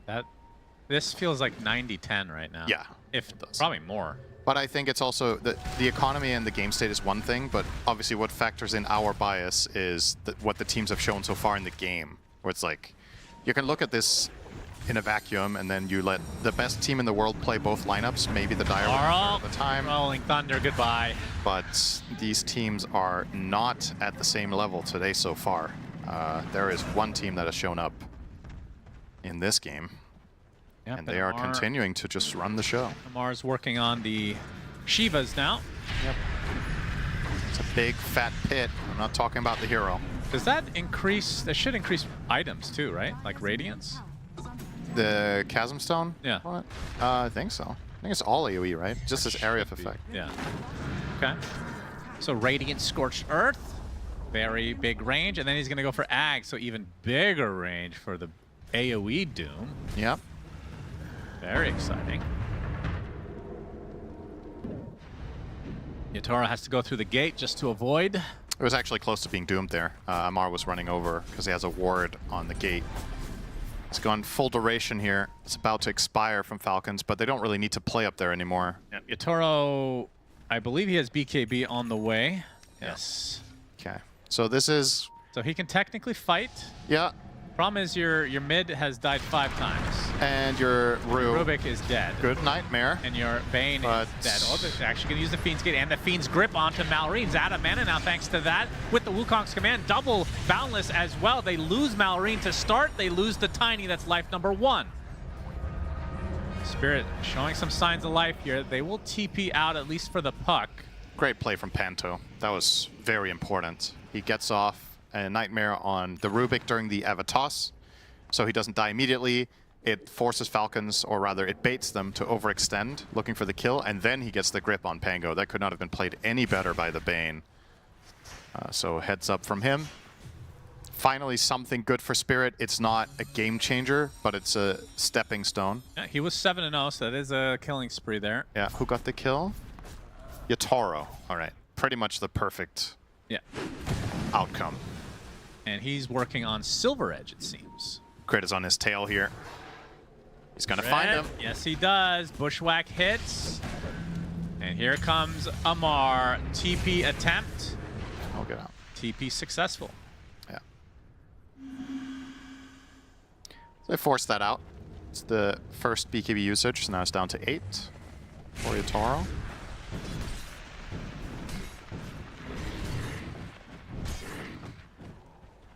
Just a recipe away now for Amar. Panto trying to be cute here, stealing the Wisdom, but already taken by Crit. Fortunately for Panto, though, Crit doesn't see him. Otherwise, he could just call over reinforcements and kill him, but I would imagine Panto just waddles away. See, the issue with Amar being so entertaining is people try to replicate this, myself included, and you just grief by being too greedy in offlane specifically. Yeah. Not everybody can be Amar. It takes the right team as well for this. That's true. He was on OG. He was. I mean, they had found success. They won a tournament together. I think it was PGL Arlington, if I'm not mistaken. Toro in the tree line. Not going to be spotted here by Skeeter. The Fiend's Grip with the initiation from Batyuk as well onto Malrine. Can they get another kill onto him? It's looking pretty good here. So back-to-back deaths for Malrine, setting him back just a bit. Only traded is the Rubik. As Amar, how the hell did he get up there? He went to solo kill the Rubik, got telekinesis up to the high ground, and then cast Doom. And then Rubik died and burned out to the Doom, and then he got 4-step down by Emch. So, see, thank you. That's a good play-by-play. Very welcome. All right, here comes Skitter. Gonna find himself a little nightmare. Is Bane. Uh-oh. Don't look now, Cinderin. Not looking. Skeeter about to finish Harpoon, your least favorite item in the game now. It's just not true. Try to control your rage, please. Next time he uses on a tree. What are you talking about? It needs to be melee range. Now, what's the point of it? That's not what anybody said. Including 500 is too low. Okay. Keep it as is, Valve. Don't listen to Cinderin. Don't let him ruin your beautiful game. Okay. I'm so sorry for ruining the game. You ruined tier 5s, that's for sure. I mean, I've seen them like 5 times. I'm holding you personally responsible for the tier 5 state that we're at right now. Okay. I think a lot of people will be very happy with that. Thank you so much. I don't think that's true. I think a lot of times people will disagree with me. I understand that. I can have hot takes. This is not one of them, though. People like tier 5s. They're fun. Or they were, sorry. Past tense now. Skitter hits like a truck. Amp damage rune. He has 900 damage. I mean, I think it's the Morphling, maybe. Morph, Tiny, and Terrorblade. The big three. Well, the fact that you're getting the magic damage aspect out of it as well. Skeeter on the backside will get a couple right clicks onto Batyuk. They're focusing on the Enchantress. Telekinesis into the Pit Lord pit as the Sharpshooter comes out and takes out Panto. In the meantime, you can see Skeeter just right-clicking, doing so much damage. Toro does have the Jingdu stacks up, though. Inside that Wukong's command, the Avalanche finds the puck, and that is enough damage. Skeeter just deletes poor Laurel yet again. The only remaining member for Spirit is Yatoro. Fortunately, he has a Shadow Blade, so he gets out. Otherwise, he would have been run down, and it would have been a full wipe with Doom. Unspent in that fight from Amar. Yeah, true. And it is high ground time. They have the banner. Oh, wait, that's not the banner. That's just a flag. That is a banner. I was like, huh. Would have been a weird placement, to say the least, but not the banner. That's for tier 4s. It's the Creep Wave banner. Looks like a lane. Yeah. Sure does. Never mind. Okay. Huh. All right. Really respecting a potential counterplayer from Spirit. I think that was a gimme. I mean, that's They could have picked up a tree and just whacked these racks down right there. But, that's Falcons for you. I mean, back in the green room, Richard is probably mauling right now. Cowards, he says. Cowards. And if they see any play potential from Spirit there, I get it. But I think with the buyback or respawn timers being like 20 seconds, I feel like that was pretty damn safe. Yeah. So even for Falcon standards, that was a little bit cowardly, actually. Oh, wow. Listen to you. Yeah, I mean, I have to use shit finally. Have to use the terminology, yeah, right? That's apparently where we're at. All right, Monkey King looking for a backstab. Unfortunately for him, Amar stands in the way here, but he's going to get connected with the Bane. Yatoro continuing on. We'll catch a glimpse of Amar. His Shadow Blade is expiring now. He needs to hide. Oh, they see him now. Yeah, they see that they see that they see them, Cinderin, and Amar will get out. Panto will. Panto will be greeted by a rock. Castle, more like it.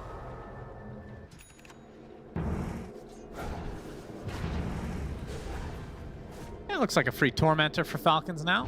Yeah. Pretty straightforward.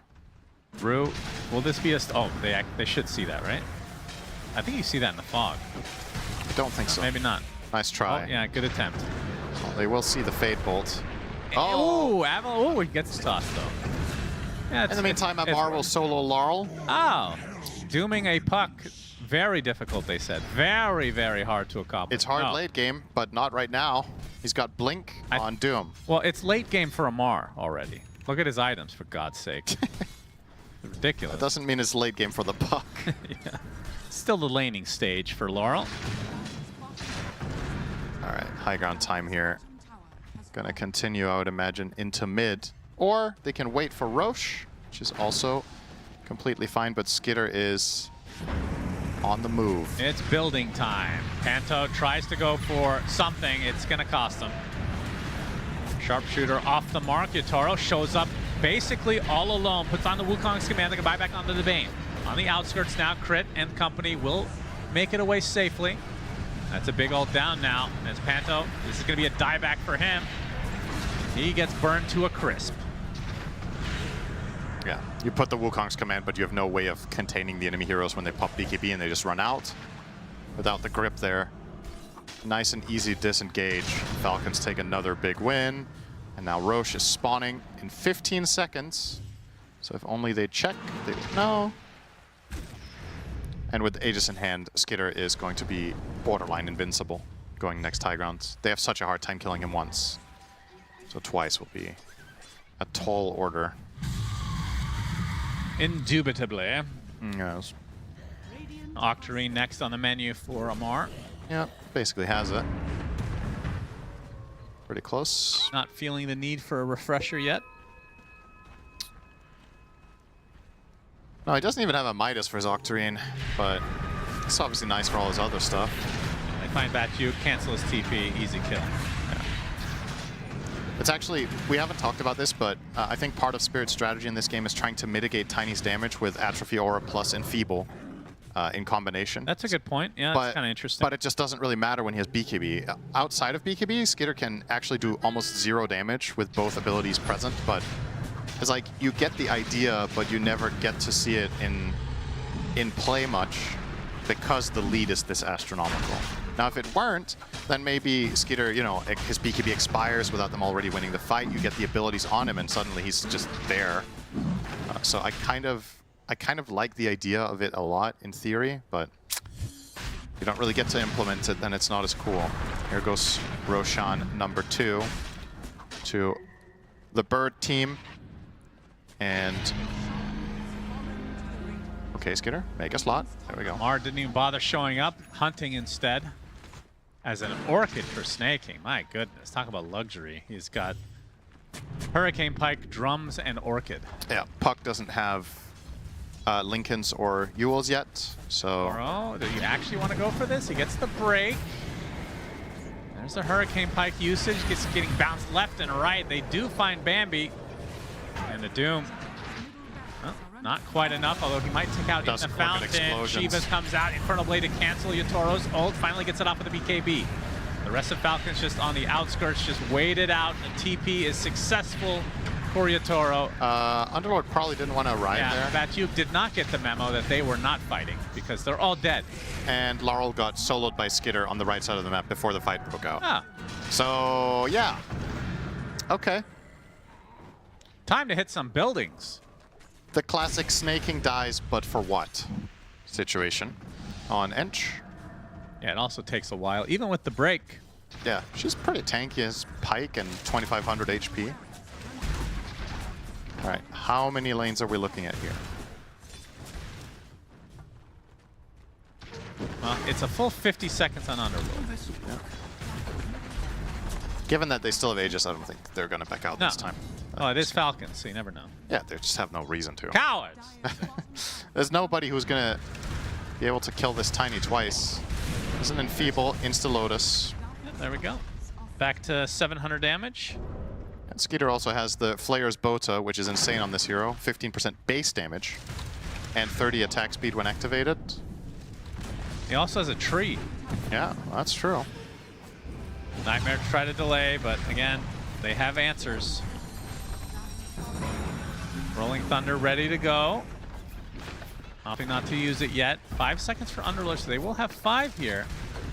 But yeah, they just give up the 2 sets, and Falcons reset. And the crazy thing is, they still have 3 minutes on the Aegis. They didn't use anything. They can just go top. They still have Blink Doom as well. Amar thinking about it. Yep, they can connect with the wave, and And nice injection of gold. Perhaps there's some items they'd like to complete. Disperser there from Malrine now. Worth mentioning, of course, the score is 13-37. Just need to throw that out there. Oh, nice. It's important to remember. A lot of people don't know what that means. Got to focus on the meme numbers here. Not a very elite showing for Spirit, though. Well, that's fair. Skeeter. It's going to be the last stand for Spirit, surely. They need something to go right. Who's going to destroy the banner? Yep, Somebody's got to do it. Oh, let's toss in a little snaking. Yeah, it's okay. He's got Sproink as Amar jumps in, goes for the Doom onto Yatoro. Canceled it. The pit comes out from Batyuk, and Amar actually melts. That's a lot of damage, but it's going to cost them Yatoro, and he has no buyback. So with that, the buyback comes out from Amar. As a full Fiend's Grip, duration on Malrine seems to matter very little in the grand scheme of things. They will use Aegis. And yeah, now that Amar is reconnecting, he has Doom still. And any kill here is going to be a crippling blow to Spirit without their carry for another minute plus. There's the jumping from Malrine. Yeah, Amar goes for the Doom onto the Underlord, and the burn is just too much to handle. Skeeter with half HP, but they don't have any damage left. Laurel on the outskirts of his base. It's just over. Time to call it, ladies and gentlemen. 3 dead for Spirit. Game 1, an absolute stomp for Falcons. A 40-minute stomping indeed. Yeah, the fact that it went 40 minutes is... For comparison, Spirit's game durations yesterday against BetBoom, 38 and 34 minutes, respectively. Okay. So we're in the wheelhouse. Yeah, the Falcons are slower. A little bit slower. Also, kind of sad for Spirit to be reduced to a how fast can you beat them kind of team. Not really. Still not calling GG's here. I mean, Yatoro is still dead for 8 seconds. Doing some fountain farming now. There's the Orchid with the impetus damage. Puck takes a tumble, but don't worry, Yatoro's back. GG's called. Falcons dominate. Yeah. There's not really much to say about this game. I feel like Falcons just smashed their lanes the mid-game, made good moves, bought the right items, and this was easy, which is worrying for Spirit in Game 2. Yep, that is. I feel like this was very unexpected, Richard. It was unexpected by me. I was totally wrong in my assessment of this game and where the two teams were. Weehaw, on the other hand, nearly had it completely correct, although you did say this was going to go to about 50 minutes. Falcons dominated so much, they got out of there pretty quickly. Based on Team Spirit's performance, yeah, it did not go 50 minutes. But even this to me, this was a complete stomp from Falcons. Yes. And this is honestly the Spirit we have seen in this tournament. I feel like most of the games go like this. Again, I'm not sure identity issue or something, but this team has been struggling quite hard, and it just shows in this game. Of course, Falcons being the greedy team they are, it took them 40 minutes to end this game. But if Spirit did put up at least a little bit better of a fight, this could have easily gone to 50 minutes. Yeah, I agree. I mean, we're going to watch a lot of highlights here of non-laning stage, you know, already 15K gold lead on Falcons. I agree with Cinderin, like everything after this point was just kind of, maybe not Falcons playing with their food, but doing what they normally do, which is not be very risky and pushing high ground, ending the game, and just kind of starving the enemy team out. We shouldn't forget that Falcons is a very good laning team. It's just the teams have gotten so good at laning as well that it is almost never an issue when they're playing against like the top 6, top 8 teams in the world. But they're very good at laning. That's what happened in this game. There were some really nice plays from like Crit in particular, you know, like catching Yatoro as he's like jumping between trees with the bushwhack, you know, things like that, where like Yatoro, if he connects with the tree jump, like he's going to get a kill. Just little high skill things like that where you get a kill here or there. You transition into a big gold lead, into choking out the map. Just a classic Falcons victory to me. Do you think they're choking out the map? I think they're just greedy. I think these 3 Falcon crews, they just love farming, man. They just love like getting camp after camp, wave after wave. They don't even care about winning this game to me. It looks like they just want to farm. You were saying they're choking them out. No, I feel like they're just farming them up and just They're choking out the enjoying jungle time, creeps and getting that juicy gold bounty. Yeah, I mean, Ammar went first item Radiance. He basically understands the way Team Spirit plays, and he's like, I don't care. This game's gonna go late. I'm just gonna buy Radiance first item. Classic Ammar. I mean, looking back at Team Spirit's history, which, you know, even with stand-ins, even with replacing certain players, they have always had this identity of like, they will never call GG. You know, it literally takes you fountain diving them. If they have a play option in the game to exhaust, they will exhaust it, and they'll usually do a very good job at like connecting on those play options, even from a massive gold deficit. So I suppose it kind of makes sense to just say, all right, well, we're just going to farm to a point where that is impossible for you to do because we have so much net worth. I agree with you. I don't think Falcons is like talking between the cores and saying, let's choke out the map. But I think Ammar is having this idea on his own. He's like, well, they're going to go late. We're going to go late. I'm just going to outfarm them, and then good luck beating me when I have all these items.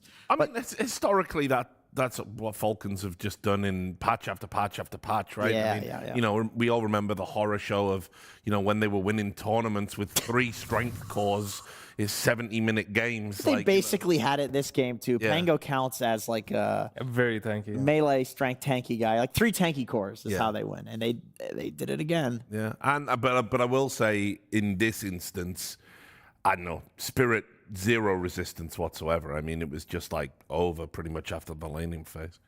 Once again, Spirit has big problems right now. Generally in this tournament, I don't want to be too pessimistic, but when they look like this in game 1, it usually goes the same game 2. Just history saying, yeah, this is what happens. Yep. I mean, we can take a look as well, just to underline the point. Ammar versus Yatoro here at 20 minutes. This is an insane difference between offlaner and carry. Like, if this was one offlaner versus one offlaner, sure, it happens. Yatoro was having a really rough time. You know, we talk about this guy as like potentially greatest Dota player of all time. It's very unusual for him to have these games where things went really rough. Once again, I would like to shout out Crit. I think Ammar and Crit is like, when they're playing at a prime, they're like one of the hardest lanes to deal with. You know, we've talked about Panto maybe struggling a little bit on this patch. Perhaps the previous patch of position 5's dulled his senses a little bit, and he needs to go back to the drawing board and practice the laning a little bit more, because if he's like relying on he has to be Silencer, Bane, you know, we're not in that Jakiro Treant Protector patch where it's just a free win for 5 positions now. Like, you got to make those high skilled plays, the fairy fire baits. So perhaps it is legitimately just like a laning skill issue right now for these guys. And here's the graph as well at 30 minutes, right? Yeah. This is why I'm saying I feel like I mean, look at Ammar. Ammar is 19k net worth. Yeah, this is wild. This game for him is just him versus creeps. Like, sure, he finds some guy to doom here and there, but it's not like he's actively looking for it. He's basically just like, even with the Invis, he's just running around from camp to camp. Where's the closest 2 set of camps that I can go to? Oh, yeah, that's pretty much the entire that? game plan. Yeah, the Radiance. I feel like Spirit has a big problem. I can't really tell, but obviously it's not my job. That's why they have a coach. I feel like they need to revisit some game plans. They need to change something. Yeah. They've obviously been trying to do with all the different heroes they've been trying on every single player. Yeah, I'm not feeling too confident for Spirit right now. This is where Milan gets tested, I think, because Silent had obviously a lot of experience of having these like downward trends and then bringing the team up again. It's going to happen with any team, even like a world-class team. This is when you need to have the practice of like doing that talk. I know Corbin does that too for the team. I wonder if he's here, but these 2 guys in general need to go have the talk with the team and figure things out. All right, thanks a lot, guys. We're going to go to a break. We know that Spirit are using a standing, but it looks like Collapse is here. We'll see what happens after this. The new breakthrough and innovative phone with 1xBet app. With 1xBet app, you can register and start betting in just 1 click. Intuitive interface and thousands of sports events every day. User-friendly app. Big wins, fast payouts.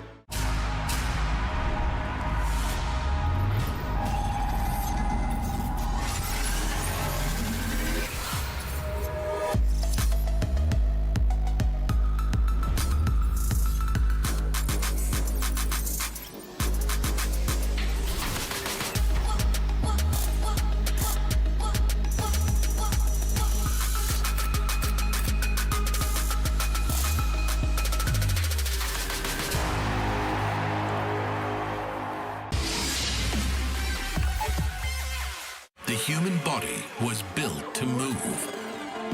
Not trapped at a desk in one singular posture for 12 hours a day. It's time your chair evolved. This is Secret Lab Titan Evo. Ergonomically engineered for you, gamers, hybrid workers, artists, backing your every move.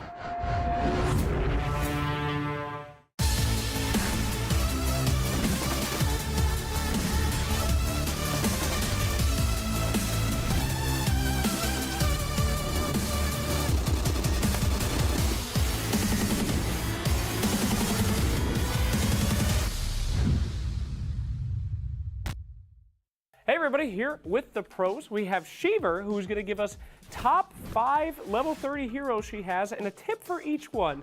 Who's your least good level 30 hero? My least good level 30 hero, probably right now, Jakiro. Jakiro, because he's ass. He got nothing nerfed. to do with you. Yeah. All right, give me a Jakiro tip.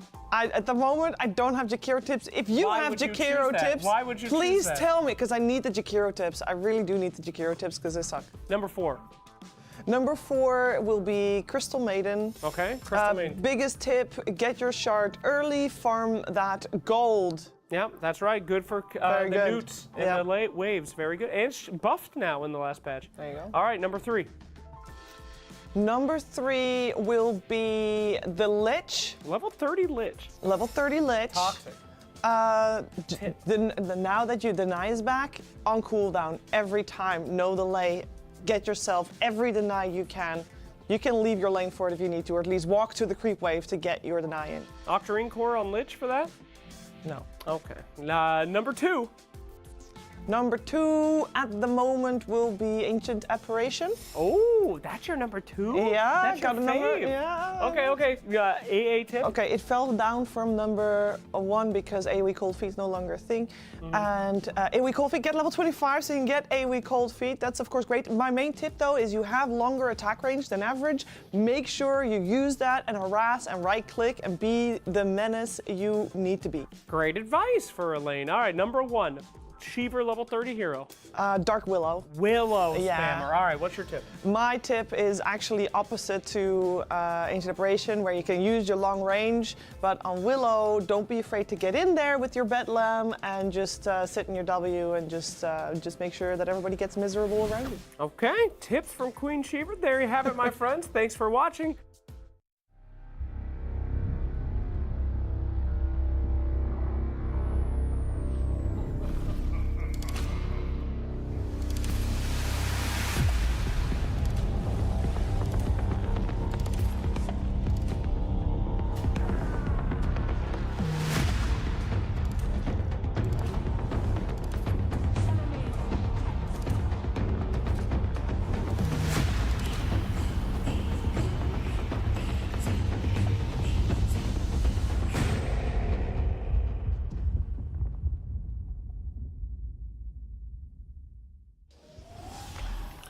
Welcome back. A wonderful hype intro there. I hope the game delivers, but it might not. Spirit are at 6s and 7s, as the kids say.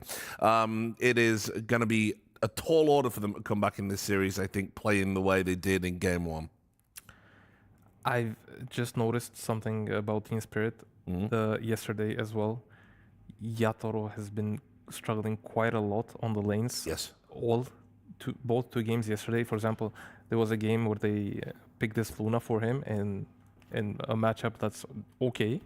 And 4 minutes in, he's just hitting like creeps in the jungle, unable to return back to the lane. Same was the game before that, and now in the last game we saw, he's playing this monkey. Again, struggling on lane, not finding his place. Not necessarily his fault. I think Pantheon heroes have a big part in this. Yesterday he played 2 Silencer games, today he's played the Bane. I feel like these heroes are not necessarily the best in the patch. You see like Enchantress on the other side securing the game for his carry. I'm pretty sure Yatoro would love to have that. I think he would not mind. Yeah, this is I think one part they should revisit in their game plan right now.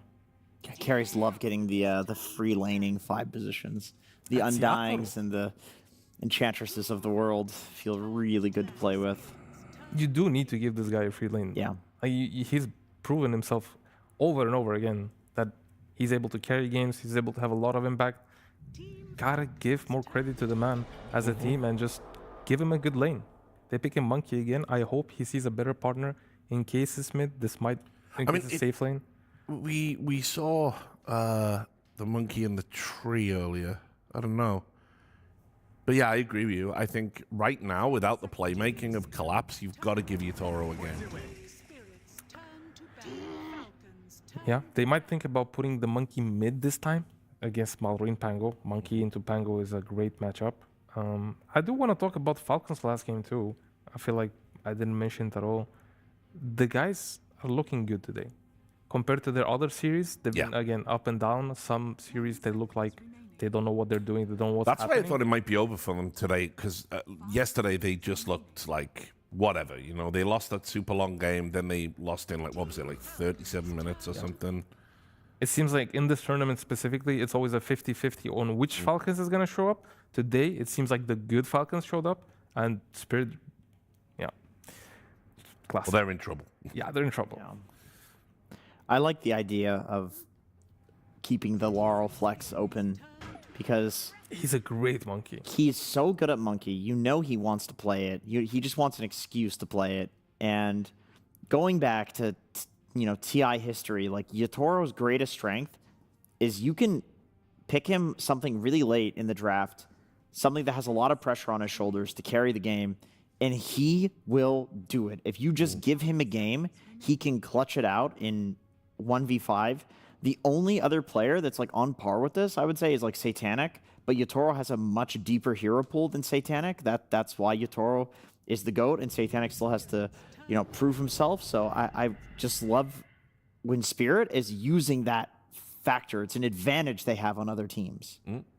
Phoenix started the event as one of the most contested, and then kind of teams have been moving away from it and looking at some of these do more supports, but still a very solid pick. I do also want to talk about the bans. So beside the Huskar ban, which is a respect to Malrine, Spirit banned out BB Amar's hero and then Alchemist. So I want to talk about Alchemist and Falcons banning Sardar, Bat, and Lone Druid. These heroes, in group stage, they kind of destroyed everything. Yes. So I feel like we're not going to see that much of these heroes. I feel like these are going to kind of become the staple bans from now on that teams are going to look for, except when something changes mid-series, for example. Meta evolves all the time in a tournament and during the middle of the series as well. And they go for the Grimstroke against the Pango. This time I think it's a better solution than the Bane they had. Grim Phoenix is an interesting one because I don't know. I mean, these other Spirit heroes don't have like a crazy amount of synergy with Grimstroke in terms of like doubling any ability, or even the Inkswell on Monkey it's fine. It's not bad. It's whatever. But I'm looking for like an 18 pick that can use the Grimstroke fact, and picking Tiny, in some worlds not good against Phoenix because it's very hard to hit the egg. Tiny is a slow attack speed hero, but the current version of Tiny is kind of different. You're playing to like Shadow Blade around and burst supports, and Phoenix is very burstable and very worth bursting. So I actually think this matchup with the current state of Tiny is not as bad for Tiny. Also, Falcons are having a repeat of last game's draft. Spirit changed things up a little bit. I don't really like the fact that they went Puck last game in a bad Puck game when they saw the Tiny, for example, and they had the Pango, which did very well on the lane against him. So I do hope Spirit picks a better hero, a better matchup, especially when you know it's most likely going to be a mid Pango, because Malrine is just a beast on this hero. He's level 30 on the hero too. So Falcons go for the Mirana. Just overall solid hero, I feel. Haven't seen much of it in this tournament. I think Parry played it quite a bit on Ducalis, maybe. Yeah, it's definitely good. Underrated hero. You now get like a built-in attack modifier for extra damage. It's a little bit weird of a spell, but it's very good for trading. And then, of course, you have Tiny Avatos into Arrow combo. That's super easy kills on the lane. Like, this is how Falcons always played with Mirana, is they'd have some like Naga set up for it on the laning stage. Primal Beast, that's the solution to the Pango. does Batyuk? Batyuk did play Primal once, I believe, this tournament. So there's still an option of having Monkey mid or carry, Primal, Beast, offlane or mid. But overall, I think they dealt with the Spango pretty well. They have like Grim ulti, they have Primal Beast ulti. I think there's a cool interaction with Grimstroke Soulbind and Primal Beast ulti. Because when you use the Soulbind and the Primal Beast ulti, I think the guy like spins around or something. He does like around the world or something. I remember on Pudge, which is also a channeled ability, if you dismembered not the primary target of the Primal ult, but the other guy, they would both be dismembered. But if you targeted the first guy, you would interrupt both dismembers to dismember the second guy. And then for some reason, the second one would also interrupt. So you could grief, or you could have it be like really, really strong. I think they eventually fixed it. So I'm curious, like if you Primal ult 2 guys, how does that work? Does it actually stun both heroes? I think it does. And it's funny that you mentioned that, because that was in a period that I was actually playing professionally. And I knew about that interaction. And then I had to test out like 20, 30 different heroes. Yeah. So I understand exactly how the ulti works, and I don't grief myself or my teammates in a real game. Because who you click matters, right? Exactly. It matters so much. It could make the difference in a team fight. Didn't we have it in It's scary. Wallachia as well? We where there was some tested weird interaction with Centaur. I know what you're thinking. Yes. We were testing what abilities can save from Primal ult. Yeah. Which is Centaur Cart cannot, Tusk Snowball cannot. Like pretty much nothing can save from Primal ulti. Shadow Demon Imprison can. Yeah, there's a few. It's Dota it's a weird game, man. It's a weird game. You just have to know each little interaction. Yeah. Spirit binding out the Viper from Amar. Obviously, Viper against Monkey, a good matchup. I'm not sure how good it does on the offlane nowadays. I think it's pretty much like whatever. Especially since Phoenix kind of enjoys playing into the Viper matchup. You slow down his attack speed on level 3, it becomes like very hard for the Viper to play the lane. And Falcons with the Amar Timber. He's a Timber player, so he's thinking about Timber against him. I think it's classic. I don't think teams value this hero anymore. We've seen it picked quite a bit in the group stage. Not very successfully. Well, he even it looks said, like they kind of got away from it. He said it's trash in an interview. And he said it's trash, but since he is a Timber player, obviously he's going to think about the hero. So yeah. Generally how it works. That makes sense. Good against Tiny. Good against Hoodwink. You can use her tree, you know, insta-cut the tree and get a Timber chain target. It's always really nice. That's where the bait comes in, and then you pick the Timber, you go into the lane against Tiny, you get stunned at level 3 and you die, and then you're like, okay, this hero's not that good. Yeah. And you have it just repeat. Yeah, Spirit with the puck ban. So they're keeping open the possibility of Pango offlane. So this is where we got to talk about Queen of Pain again. Still in the pool. They have 23 pick. They just banned Puck. Very good against Pango mid. Not great against Tiny, as we've talked about. On the other hand, really good pick for Falcons. Yes. Only stun. I mean, they have Primal ulti, but other than that, it's just like Soulbind. I think, and it doesn't really matter that much for Queen. She has a BKB. Yeah. Doesn't really care too much. Okay, so they do go for the Queen themselves. 0% winner against Tiny so far in this tournament. A bold pick, but it's pretty good against Pango. Still open on the Pango though. So I'm not necessarily gonna have a great matchup. What could they do? Ember Maybe Spirit. go for an Ember. Yeah, that's still Void available. Spirit is the parry classic, the no one matchup against the Queen he loves to play. Yeah, the 2 spirits are generally pretty good against the Queen. Definitely seeing them pick an Ember here. I think it fits the line pretty well. I think Ember and he can is the go. Run to the backlines, find the Grim, find the Phoenix before he eggs, be annoying to the Primal. Yeah.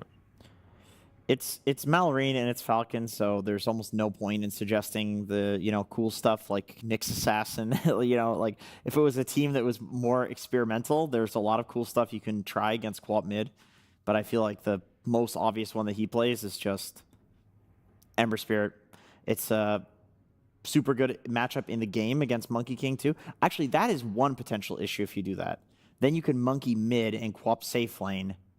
They could, yeah. Because Yatoro I don't think does they're play. that comfortable at the moment to do that. I mean, it doesn't feel like they are, but that's definitely an option. At the same time, Mallory might just ask for Pango and go for Doom again. Exactly what they do. Because Doom is generally very good against Monkey. And I think putting Pango against the offlane monkey is worse than having mid Pango against the queen. Yeah. Mid, you always just push out the wave and farm okay. And it definitely looked good last game. I don't know if he can get away with the Radiance again. Yeah, well, I mean, depends how fast they play. We'll They see. Stomp their lanes like they did last game. I'm sure it's not going to stop him by any means. But yeah, I think if Spirit doesn't have a wake-up call right now and start playing this game like an actual team, focus on the lanes, do better on Yatoro, I feel like they're just we're not going to see them anymore. Yeah, reminder, this is, of course, a lower bracket game, incredibly. This is it. I mean, the pressure is the on. loser will be out. Yeah, and I do worry for Spirit. Are they in a situation where the vibes are kind of off? They just want Collapse back, like that. If they check out at all, Falcons is on one today. Like Prime Falcons has shown up. They are going to get destroyed. But Team Spirit historically has been one of the most resilient teams in Dota history. So if there's any team that can go between game 1 and game 2 and have a totally different performance, to me, it's Liquid and Spirit. So I really hope for competitive sake that Spirit is who shows up in this game. Leaving the teams aside, purely based on draft, I would say Team Falcons, they definitely have the late game because I feel like the Doom is just too good of a pick. The Doom will deal with the monkey. Pango doesn't really care that much. Sure, there's a Primal. He might have a bit of a difficult time rolling in, but then there's Tiny. Tiny will make the difference against the Queen. It's going to be a rough one if it's probably going to go to 40, 45 minutes again. And yeah. Well, we can get some insight into the draft because once again, Slacks is on the sidelines. That's right, my friends. We are here with Mr. Milan. Good to see you again. I want to know about the vibes on Team Spirit, my friend. What is going on in that booth? How are they feeling? Is there confidence? Is there worry? What's up with the boys? I feel like every time you get smashed like 3 games in a row like we did, your confidence is going to naturally get struck. But I feel like they're one of the best teams I ever saw with the atmosphere-wise, and they help each other get up. And I think I do a pretty good job about like trying to get people out of bad situations, because it's just naturally for every human. Like if you get smashed like this, you're just gonna feel down, no matter if you won and whatever you won before. So, but I think we managed. We drafted like calmly. We drafted what we wanted. We knew what they're gonna get, and like I think overall we did a pretty good job, like bouncing back. Yeah, I mean, typically when I get smashed, I bounce back all the time. It's a pretty good deal, but good to see that you guys are also bouncing back as well. Let's talk a little bit about Grimstroke. This hero typically is not picked in Crusader or below without some real good single target stunts. I mean, it's a guarantee. You guys seem to value it without very big ones. I would say, of course, the ultimate from Primal, maybe Quap Dagger. Does the single target ability of the ult really matter on that hero, or is it all just a different kit? It's like you should value both combinations, like combination under the Inks file, so you have like melees that go in, and you should value the Soulbind. You should at least have one Soulbind target, or there's third option where you can pick it under, like if enemy has like this huge carry, like Muerta or Shadowfin, like that's a third value. So I think this game we have pretty good melees under it, and we have Soulbind plus Polarize. It's one of the best combos.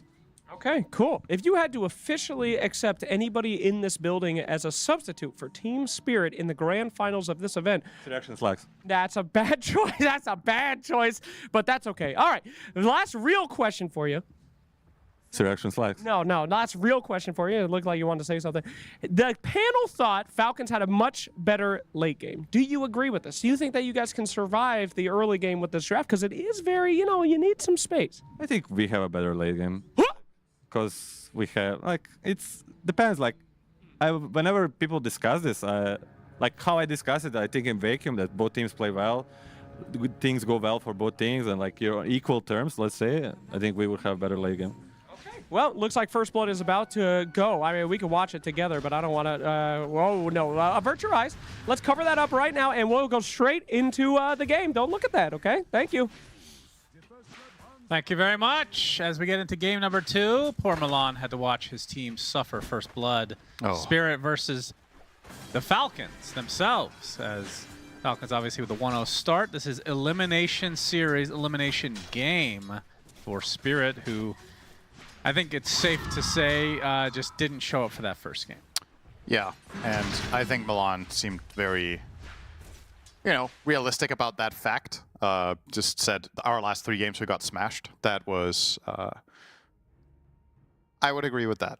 But it's very good to hear that they're keeping the mental and they're staying productive. They're doing their best. I think for any team, as he said, it's always tough to lose that many games in a. I mean, it's 3, right? But the way they lost the games is what's tough. Losing 3 games in a row happens to many teams. You can bounce back from that. I'm not so worried about the score of that. It's more how much can you transform your team quickly without making massive changes, which I feel like they haven't really done. Like, they're still mostly drafting the same things.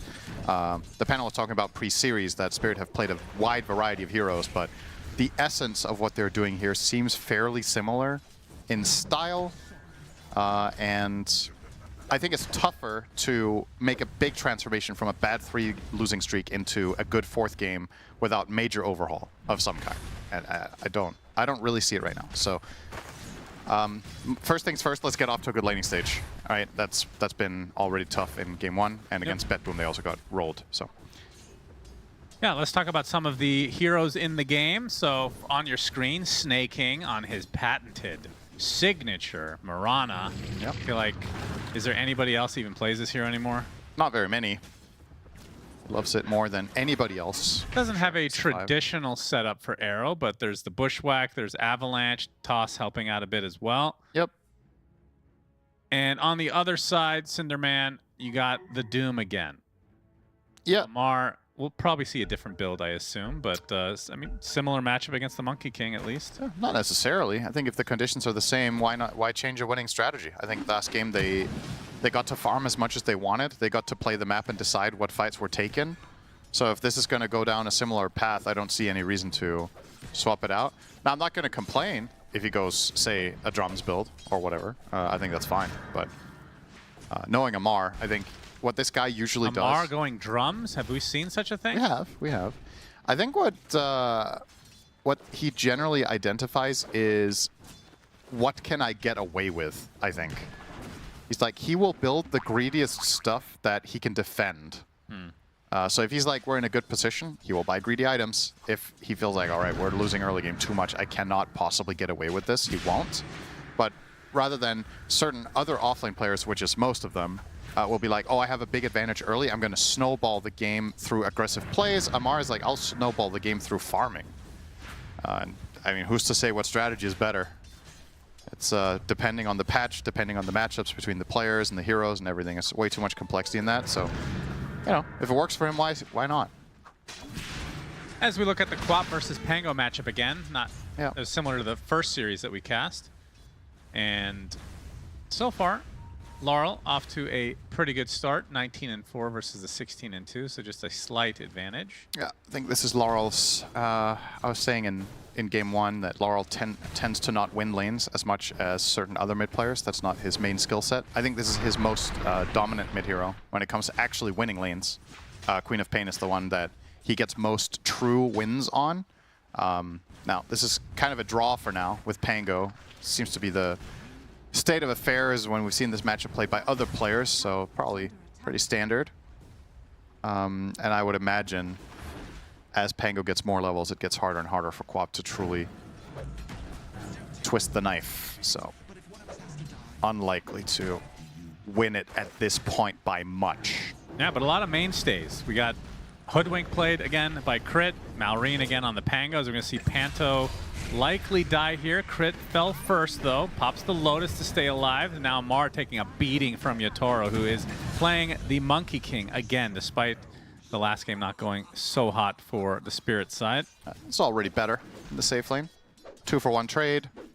Doom is going to lose a couple creeps here to his respawn timer. So this should give Yatoro a much, much better position in this lane. And of course, I think a very big difference between this game and game 1 for Spirit is I just think their 5 heroes just better. Like, I think Phoenix is top 3-5 in all of Dota right now. I don't know, for me, if Bane even makes top 10. Which is a shame to say, because, you know, it's an old school classic Panto, one of the best players in the world on it. I just don't think it's that good, sadly. So they'll put it on the shelf for now. I would imagine one of the big reasons they picked it is to counter the Pango from last game, which they did get a few full duration grips. The issue was they just didn't have damage. Yeah. So do they have the answers to the Pango now? Because Soulbind can be pretty damn good, but of course you need a target. They have Soulbind and Pulverize. I think it's decent options. Now Laurel taking a lot of damage with that swash, but we'll continue with the Shadow Strike build. 2 levels on that right now.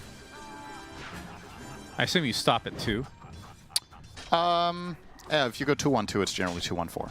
So if he wanted to go the other route, he would go 3-1-1, and you generally do that if you're already winning the lane. Right. If you're drawing, there's not much point to it because you're kind of just slowing down your own farm. And with how this lane has gone so far, especially with Laurel having to go back to base, that's not going to happen. Brett with a nice bushwhack, and I was going to look at his inventory to see if he had the chasm, whatever the hell it's called. That 5 minutes. That bushwhack was absurd. That range was insane. Yeah, what was that? He clipped them on the edge, I think. Man, he is a god tier hoodwink. Yep.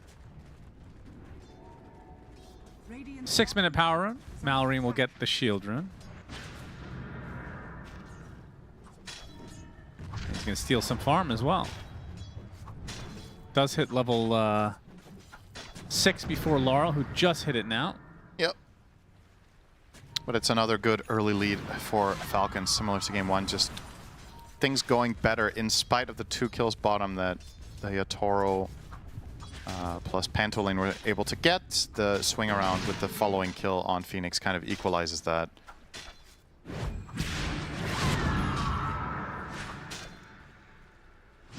It seems like it's just tough for Quap in this matchup to do enough damage to threaten Pango with the barrier.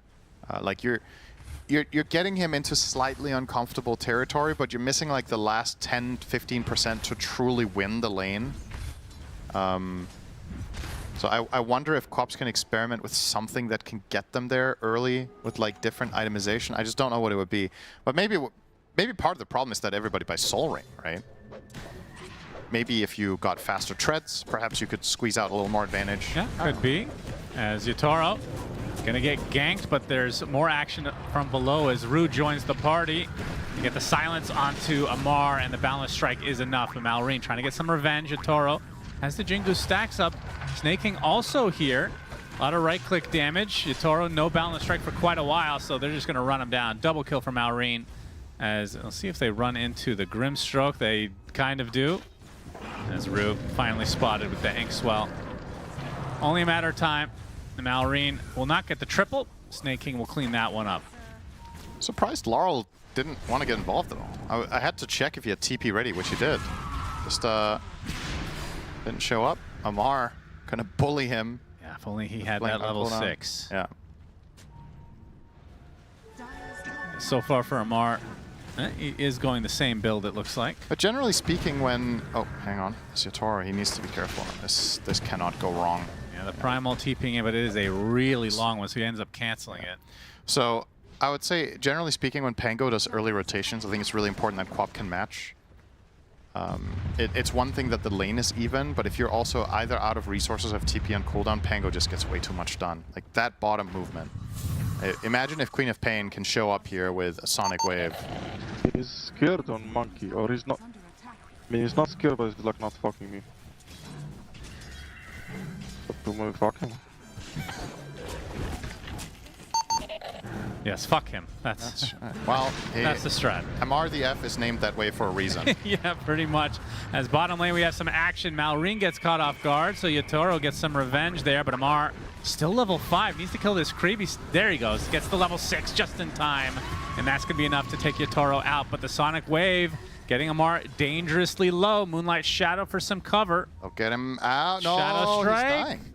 Just barely, Deny? right? Last tick. Deny? Yes. Crit's like, okay, I guess. Bushwhack's not going to hit this time. The thing is that Mar might have actually survived, but it's better to deny him. Yeah, true. Pulverize finding Tiny. This is potentially a very big kill for Spirit. He's all alone. Crit and Snaking trying to connect, but a little too late to the party. Okay. Spirit, not too shabby. Yeah, they got a couple big kills. Skitter showing up late to the party. As a matter of fact, the party was over. He showed up and the club was closed, but the bouncer still threw him out regardless. As long as there's no pizza, I think he'll be happy. Yeah, that's right. Gotta be careful with those parties. Batyuk going for a first item BKB. Am I seeing that right? Yep. Okay. Makes sense. He wants to cover his pulverize. The only thing countering it is Doom. Figured he'd go Blink first as the egg is placed right on top of Snake King. Gets the Shadow Strike for his troubles. Looks like he'll survive though. Courtesy of Raindrop. I was actually very close to hitting a Fire Spirit there from Panto. That would have been a kill. Instead, Bushwhack onto the Phoenix, and yeah, they're gonna get the Phoenix instead. Malrine picks that one up.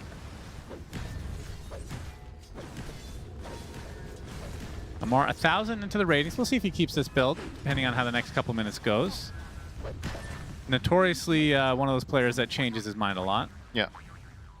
And now without the facet, he's kind of has to decide. Yeah. He can't just halfway commit one way or the other. Now you're actually stuck with your items.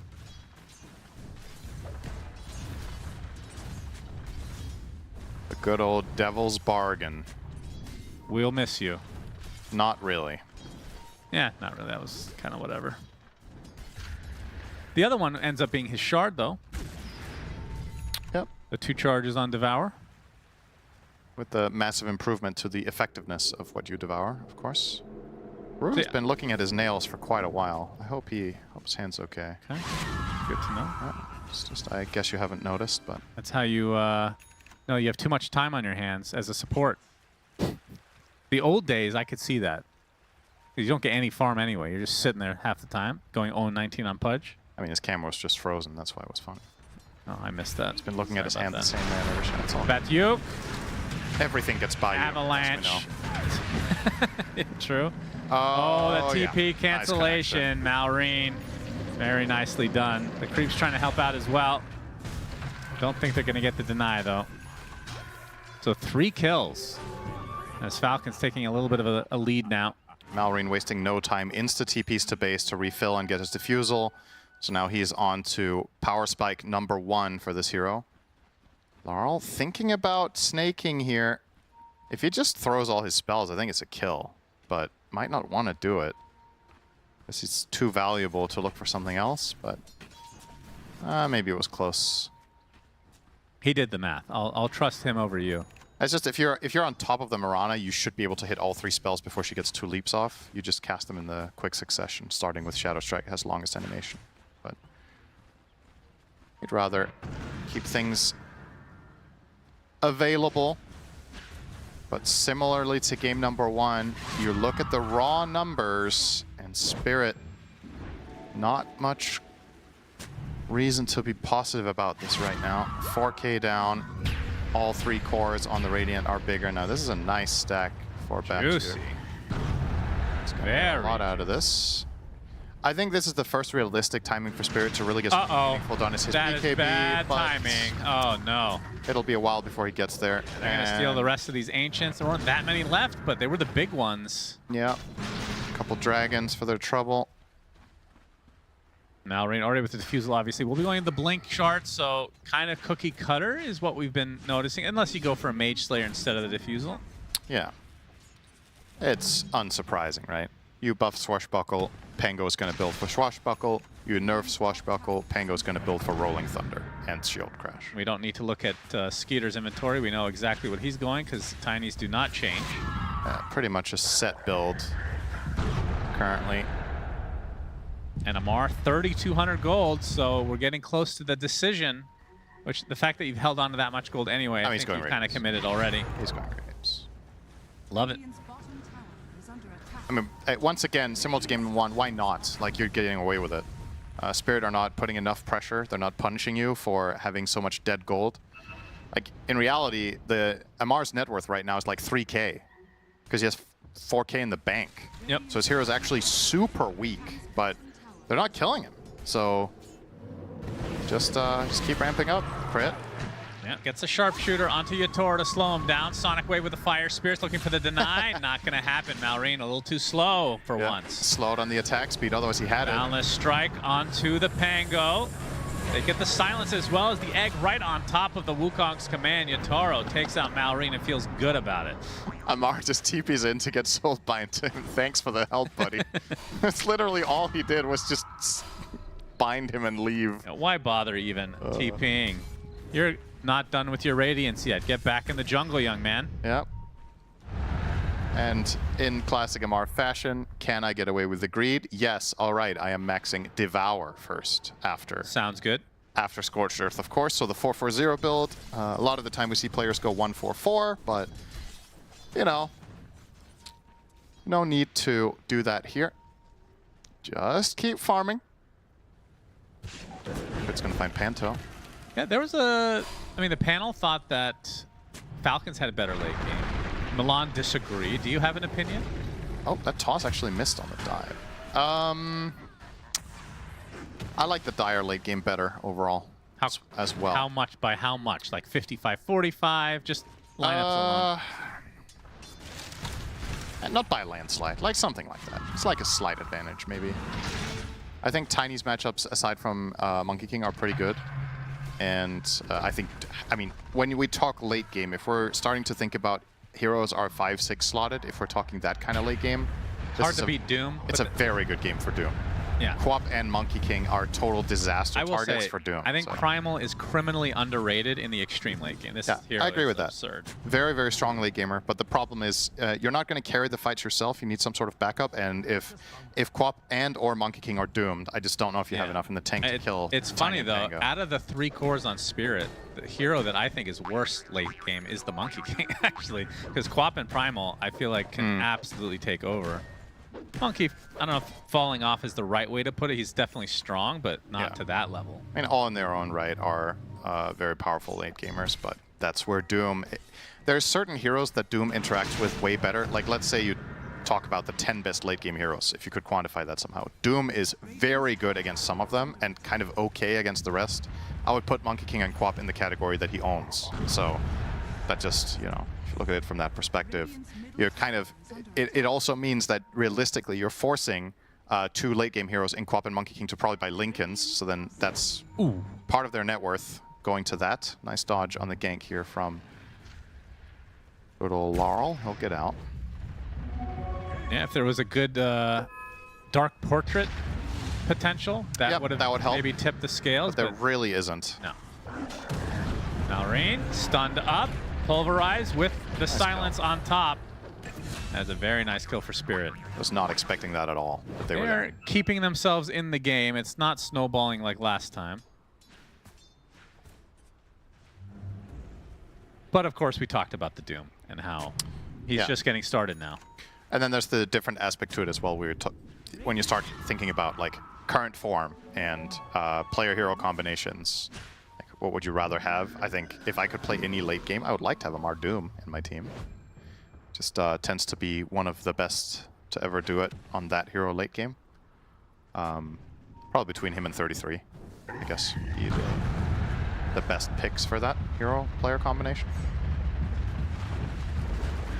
Yatoro is a beast on Monkey King sometimes late game, but he just, I don't know, it just hasn't felt like Yatoro is in, you know, top form. I feel like the hero also has kind of fallen off a bit.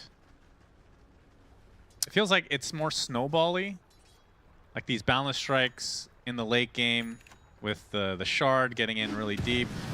It feels like he is not Yatoro, but Monkey King. He's relying more on the cores than in the past, from what I remember.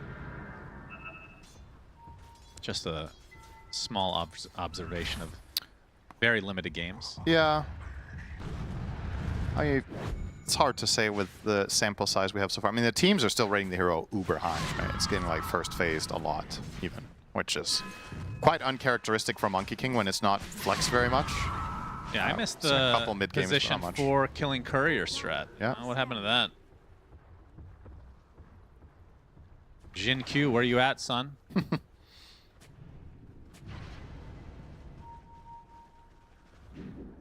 Essence Distiller on crit. As you see the ink swell for Yatoro. Boundless Strike, they won't connect it properly. As crit in the tree line, gonna get some help from Moonlight Shadow. The trample is enough though. Now he has the dagger. So this is a big moment of opportunity for Spirit now. With Blink BKB on Primal, you can get a guaranteed pulverize with anything except Doom in the fight. Obviously, catching Malrine would be great, but they've already managed to kill him 3 times this game, which is nice. Compared to game 1, I feel like Spirit are showing slightly better form, but in spite of that, not really winning or gaining an advantage that's too meaningful. Now going to look for the Tormentor. Falcons will trade that for more jungle creeps, riveting stuff. Real careful now. Okay. Panto careful now. Okay. Oh boy, Well, Panto died. Well, he got the shard though. Blood for blood. Do the neutrals get more money from the shard injection, Cinderin? Does the shard or the death occur first? Probably the death. Do the neutrals get more? What if that's how? Is the Tormentor a neutral? Yeah, it is. Okay. Oh yeah, well it does say neutral creep, doesn't it? When you died to it. That's actually disrespectful that it says neutral creep. Yeah. It is a neutral, but neutral entity. When Roche kills someone, it's not neutral. Right. Yeah, he gets named. He deserves Put some it. respect on the Tormentor's name, please. Yeah. You should name the Tormentor Kunkka, I think, and then rename Kunkka because he doesn't like Kunkka. That's true. The hero. I think Kunkka would love to be a little magnet in the corner of the map as his legacy. That will probably be removed in a year. Of course, if you're new to this game and back in Warcraft 3, all the amazing loading screen art that Dota 1 had was drawn by an artist called Kunkka, and a hero was named after him, which is, I think, the only hero in the game that's named after a person, right? I can't think of any other that Ice Frog did that for, so that is a massive sign of respect, right? And thank you for... And we worked with him as well, the Juggernaut set. He's made sets in Dota 2 that are beautiful. Inkswell initiation with the Pulverize. That is a dead Snake King. Nice and easy with the dagger reveal. Nothing comes for though. free, though. Yep. What? Oh, well, does it? Oh, it does. He's scared of the gate rotation. Understandable. Just, yep, very understandable as they're coming through. I thought maybe he was going to be able to get it in time, but takes the safe route. These creeps aren't going to kill themselves. That's a Amar's on the BKB, though. jump. Yeah, so Amar, I think, is in fighting shape now. Yeah. Skeeter, though, a little bit farther behind on the BKB, so they probably wait for that. And Malrine, who has died a fair amount, is, yeah, not that close this to would be the a big bag. fine. Boundless Strike onto Skeeter, Shadow Blade. But they get pulverized with the BKB into the Wukong. This is worth all of it. Nice kill for Spirit. Very good one to find there. They've got some good value out of this Blink Dagger already on Batyuk.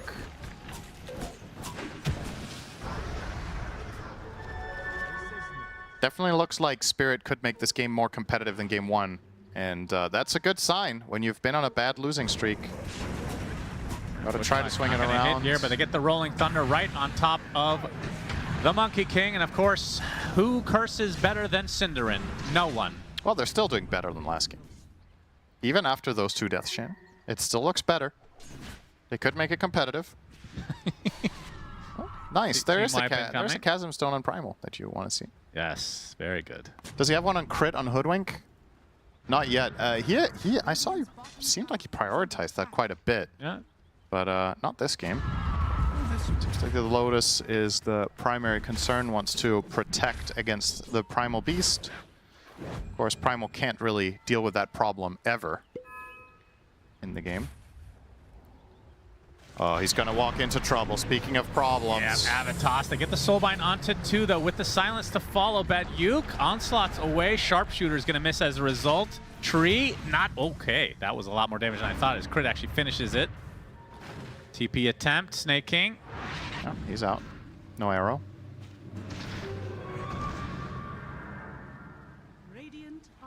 That'll buy some more time for Malrine to finish this Aghanim Scepter. So they're going to have this 3 big item spike for Falcons. I can't help but feel like other teams should try Mirana.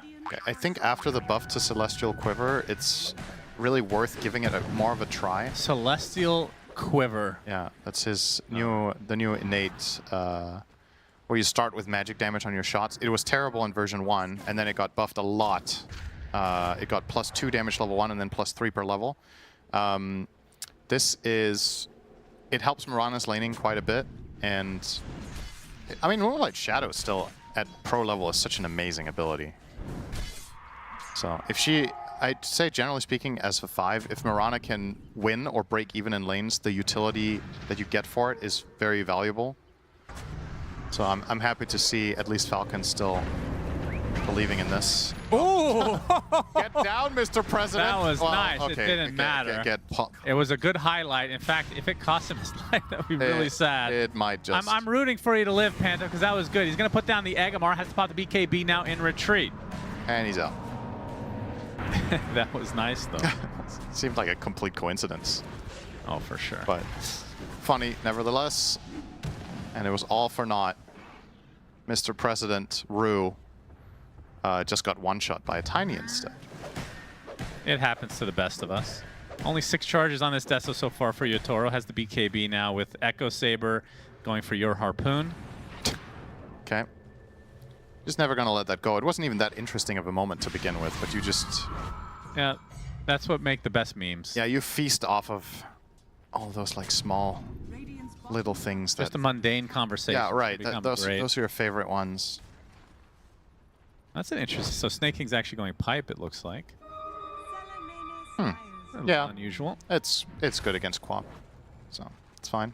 You want to have AoE Magic Block or Barrier. Seems like a fine choice. That's the other thing about Mirana 5. She can buy every item, more or less. Doesn't need any specific utility item, doesn't need cast range, doesn't need a dagger. So the hero can just get, if it's a good solar game, you can buy that. You see in this game, Snake King's going Drums Pipe. You can buy Glimmer Force, Greaves Rush. Just one of the, I think probably the 5 with the biggest arsenal of items. Just literally anything can work on this. You can even rush Orchid, I think, if it's the right game for it, to be honest. That's because she's not a support, Cinderin. It's because she's support with built-in mobility. Oh, Amar finds Batyuk. Avatos. Don't need to even doom that. Nope. So the lead is growing for Falcons. It's slower paced than last game for sure. The question is, when can they go for this first Roche, or can Spirit contest / even take it themselves? It kind of feels like we're watching the same game in 0.8 times speed. Right? It's like literally the same archetype of things that are happening here. So can Spirit flip the script somehow, or will Falcons just win in the exact same fashion twice in a row? Well, into the Roche pit we go. Roche number 1. Where's Collapse when you need him? 28 minutes in, 5v4 situation. And courtesy of Lucky Shot, this shouldn't take all that long. And Spirit are gonna smoke. I feel like this is a little late. They scan the pit, and you can see Snake King trying to create some space. He's gonna get harpooned, but Skeeter will end up getting the Aegis. So first, Roche for Falcons.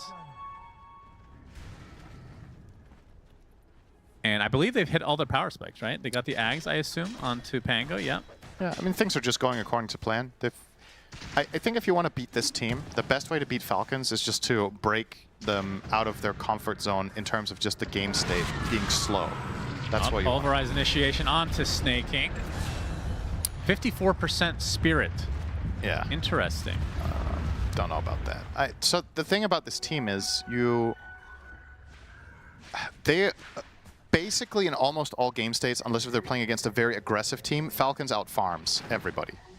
So you need to, the kills that you find need to be worth more than Falcons are farming per minute more than you. Otherwise, it's just not a winning play. They find a little bit. Batyuk actually gets hit by the Essence Distiller, but the Doom onto Yotoro. Attempted TP. A lot of damage. Is he going to stick out in the fountain? It looks like it. So down goes the carry of Spirit, and the rest are falling fast. Batyuk with a late BKB. Sonic Wave comes through as well. Crit taking the brunt of that damage. The Sunray on the sideline from Panto as the rest of Spirit try to get the hell out of here. Batyuk, too fat to hide, really. Really unfortunate having such a huge model. Yeah, that definitely makes a difference for Fog of War. That'd be an interesting change. You know, one change I want to make that you're going to hate. Oh, that's most of them. Fog of War should have like a 0.1 fade time. And what is it now? 0. I mean, it used to... Wasn't that one of the changes that happened between Dota 1 and Dota 2? Maybe. I think Fog changed, and it used to have a fade time in Warcraft 3, I think. I don't remember it, though. Yeah, by the way, he TP'd to Tier 2. Not that it matters here, Yatoro, since he would have died in Fountain anyway against Doom. But his hope was to reconnect with his team and offer some help. I think that was a good idea to port onto the tower instead of base, but... It was an unfortunate Sonic Wave as well. I think it hit just Hoodwink. Yeah, it was close to clipping 3 and only got the 1. Don't really know if that would have changed all that much, though. Maybe one more kill. That's Malrine. That's Yatoro. Oh, boy. Not great body language here. Yeah. He's alt-tabbing, looking at Reddit, making sure there's no threads yet. Big Reddit fan, that Yatoro. I think he just ran out of anime to watch, and he's like, what do I do now? So far, this color... The color of his hair has not worked out well. I wonder which character inspired that. When he does his tier list for anime, it's probably based off of how good the hair has been for his pro win rate. So I don't know which character has this one, but what do you think of this shard? Going down. So the Mirana shard still gives the extra leap, but now grants 3 temporary charges while leap's buff is active for Celestial Quiver. Is this strong? Is it okay-ish? It's okay-ish. It's kind of designed to try to make Mirana more of a core, but I still don't really... You know what stopped her from being a mid-core? Name the one change that ended her time as a core. The change to Ags. Wow, you actually got it. That stopped Very it nice. from being a farming item. That was omega boring. Oh, I like that one. Batyuk, doomed up, brought down. And now it's starting to snowball in Falcons' favor. To a large degree. They have a minute and a half on the Aegis. And most of the outer towers are out. This Tier 2 top and mid, the only ones remaining. Toro scavenging what he can here, just trying to get a couple of waves and then leave. He's going to stun this and jump away. Knows that they must be coming for him, which is the case. Obviously, you have no clue where he went. Oh, his crit got... Oh, he a blind! Actually went for the camp. Yatoro, BKB, just TP. There's no basher on Malrine. Yep, indeed. Still, that bushwhack was pretty sexy. Malrine opted for the Lincolns, considering he is against Primal. That makes a lot of sense. And Bastra is next. So that play exists for now for you. Have we seen the Primal ult on Pango ult yet? Like the interaction? I know for a fact that originally it literally canceled the ult, not just like you're not stunned. It's not like Fiend's Grip. It canceled the ult. I feel like that got changed at some point because it doesn't make sense. Why don't you go ahead and Google it or ChatGPT? You remember if you time cogs perfectly, you could stop roll as well, right? If you did what? If you were timed cogs perfectly on clock. If you were approaching clock and you put cogs down when you were next to the cogs, it would break you out of ulti and knock back you. Which was a bug, and that got fixed. So I don't know. But the Primal one was, how long did that exist? Because the Primal ult interaction was at least like a year and a half. I mean, I could be wrong. I just don't remember seeing it recently, but maybe it is still that way.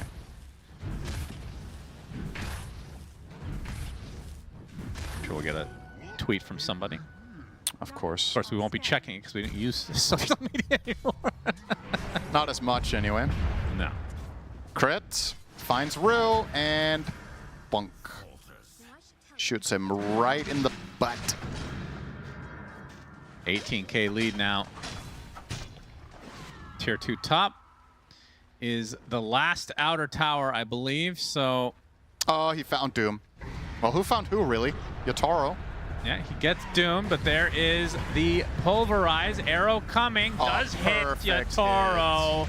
That is the death of the Monkey King. Attempted TP, but the Infernal Bow actually thought that did cancel, but the BKB was still up, so he will survive. Doesn't really matter for Falcons, though. They get the highest value target on the map. Yep.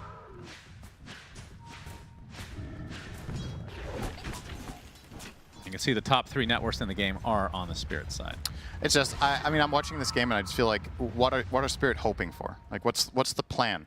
Like, is there an item timing? Is there a specific place you want to fight? Is there an objective you want to fight for? Because I feel like they're kind of just running around trying to farm, and Falcons are just farming more. So it's like, this is just never going to be a winning strategy, right? Like, should you just maybe brute force more? Like, go for a 5-man smoke, try to take a risk, let's say it's a 20% probability that you win the fight handily and you lose the other 80, that's still better than just bleeding out on the map and losing by default. Just don't really see them taking all that much initiative. Maybe it's just Falcons doing a really good job constantly pushing in waves and preventing you from feeling comfortable even making a smoke play to begin with. But at some point, you're going to have to go for a big play of some kind. Snaking. Has the pipe. Yeah, he's going to actually force out a Sonic Wave, so he does die. Falcon's not going to be too bothered, though. The Phantom's Embrace just too slowly to be able to leap in between them. So at least it's a kill for Spirit. I wonder what a heat map of this game would look like, though. I feel like the vast majority of the game has still been played on Spirit's side of the river. Oh, we do get to see the Ags this time for Amar. Yeah. So that means now his Doom applies Mute. No, break. Break, excuse me, Mute is the talent. Got it the wrong way around with the words. So he breaks, which is good against Monkey, then you can't get Jingu stacks. Although when you're doomed, it's only the damage you benefit from, not the lifesteal. Oh boy, Laurel. They are gonna have some major stun lock action here. Can't blink out in time. Root tried to help out, poor guy, gets harpooned into a TP. All right, stylish. Yeah, a lot of Lincolns being built here. So Yotaro finishes his. Batyuk is building his. And we already have 2 on the Falcons side, Malrine and War. Can of course also break Uproar with Doom, but I don't think he's... Oh, Batyuk has to use his... You can barely see his BKB. His body is so large. Yeah. Oh, Yotaro going for the late game. But not even Enchanter's Bauble. Not even the cosmetics can save Spirit. Unless it was made by Kunkka. Then you never know. There might be a hidden Easter egg in there. Imagine it turns out there's been a bug in the game for like 7 years, where when you're wearing cosmetics, you do +1 damage. And nobody knew. +1 damage, wow. Per item. Ooh. So the full set's like 5 damage. It's a pretty big win rate swing. I'd pay for that. Oh, you like pay to win now, do you? I mean, the arrow was always considered... Is there a pay to win? It's usually pay to lose, right? Yeah, Rubik Arcana, like making it more obvious what you're stealing. The arrow from Marana, very noticeable. Yeah. I believe it was affectionately called the sperm arrow, if I'm not mistaken. Not my words. Not canonically, but you do talk to Slacks, so it's probably... and Jenkins. It was probably Jenkins, honestly. Let's be honest. I didn't know Jenkins back then. Oh, really? I mean, I did, but I don't remember him. It was a golden age of your life, I'm guessing. Yeah. It was only Slacks. Yeah. Oh, okay. So before him, that was the golden age. Yeah, I guess so. Triple Bauble. Wow. That's right, Spirit. We're going to 60. Probably Falcons the best team to pick this item against, but I don't think you're in a good enough spot to really get any... 38%. This is insane. I just don't. This is insane. Where are these percentages coming from? I mean, it's just not true. Is this ChatGPT run? Is that what this is about? I know that Valve was working on AI for like automation on Steam or something. I guess they stopped developing it and just left it in alpha. You cannot convince me this is a 2-to-1 advantage. Yeah, this is Falcons' game to lose. I mean, the way that I see it. It loves Phoenix late game, and it should love Quap, but... Oh, Yotaro. Yotaro, they pop the Lincolns, they get the Avalanche toss, and the AoE Doom. He gets actually pushed out of it, though, thanks to the Sonic Wave. Sharpshooter's going to hit onto the Primal Beast, but he pops the BKB. You can see Skeeter hounded by that Shadow Strike. They get the Doom onto the Quap, onto the high ground. Malrine pushes him all around. Can they actually finish him, though? Starstorm is there. Swashbuckle is enough. So they get a kill. Not the specific one that they wanted. I wonder if that was a misclick from R. I was going to say he could have, because Lincoln's was definitely popped. Yeah, I want to say he meant to cast it on Monkey King, but just misclicked. I would think so. But, well, they get a pretty much equally valuable kill in the Queen, so not terrible. And, of course, with this excellent pickup. He went 25 town. Which one did he take? He took the Mute. Oh, my God. Why? Why would you do this, Amar?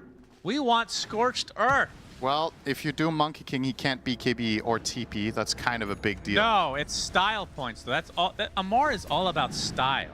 I mean, look at him. Look at his glasses. And Look Mars at how he all about presents himself. Mars all about money. Okay. That's probably true. As we're going to see a pulverized onto the Pangolier. Malorine in a lot of trouble, trying to get some help with the Lotus. Going to be reflecting the Shadow Strikes, but it's not enough. He ticks out. 90 seconds of no Malorine now as Skeeter in very deep. Has the Aegis, of course. Sticking around the Wukong's command a little bit too long. The Balance Strike now into the Sonic Wave. Amar looks to be dead as well. Skeeter all alone. Still pretty damn strong. Cannot get a tree yet.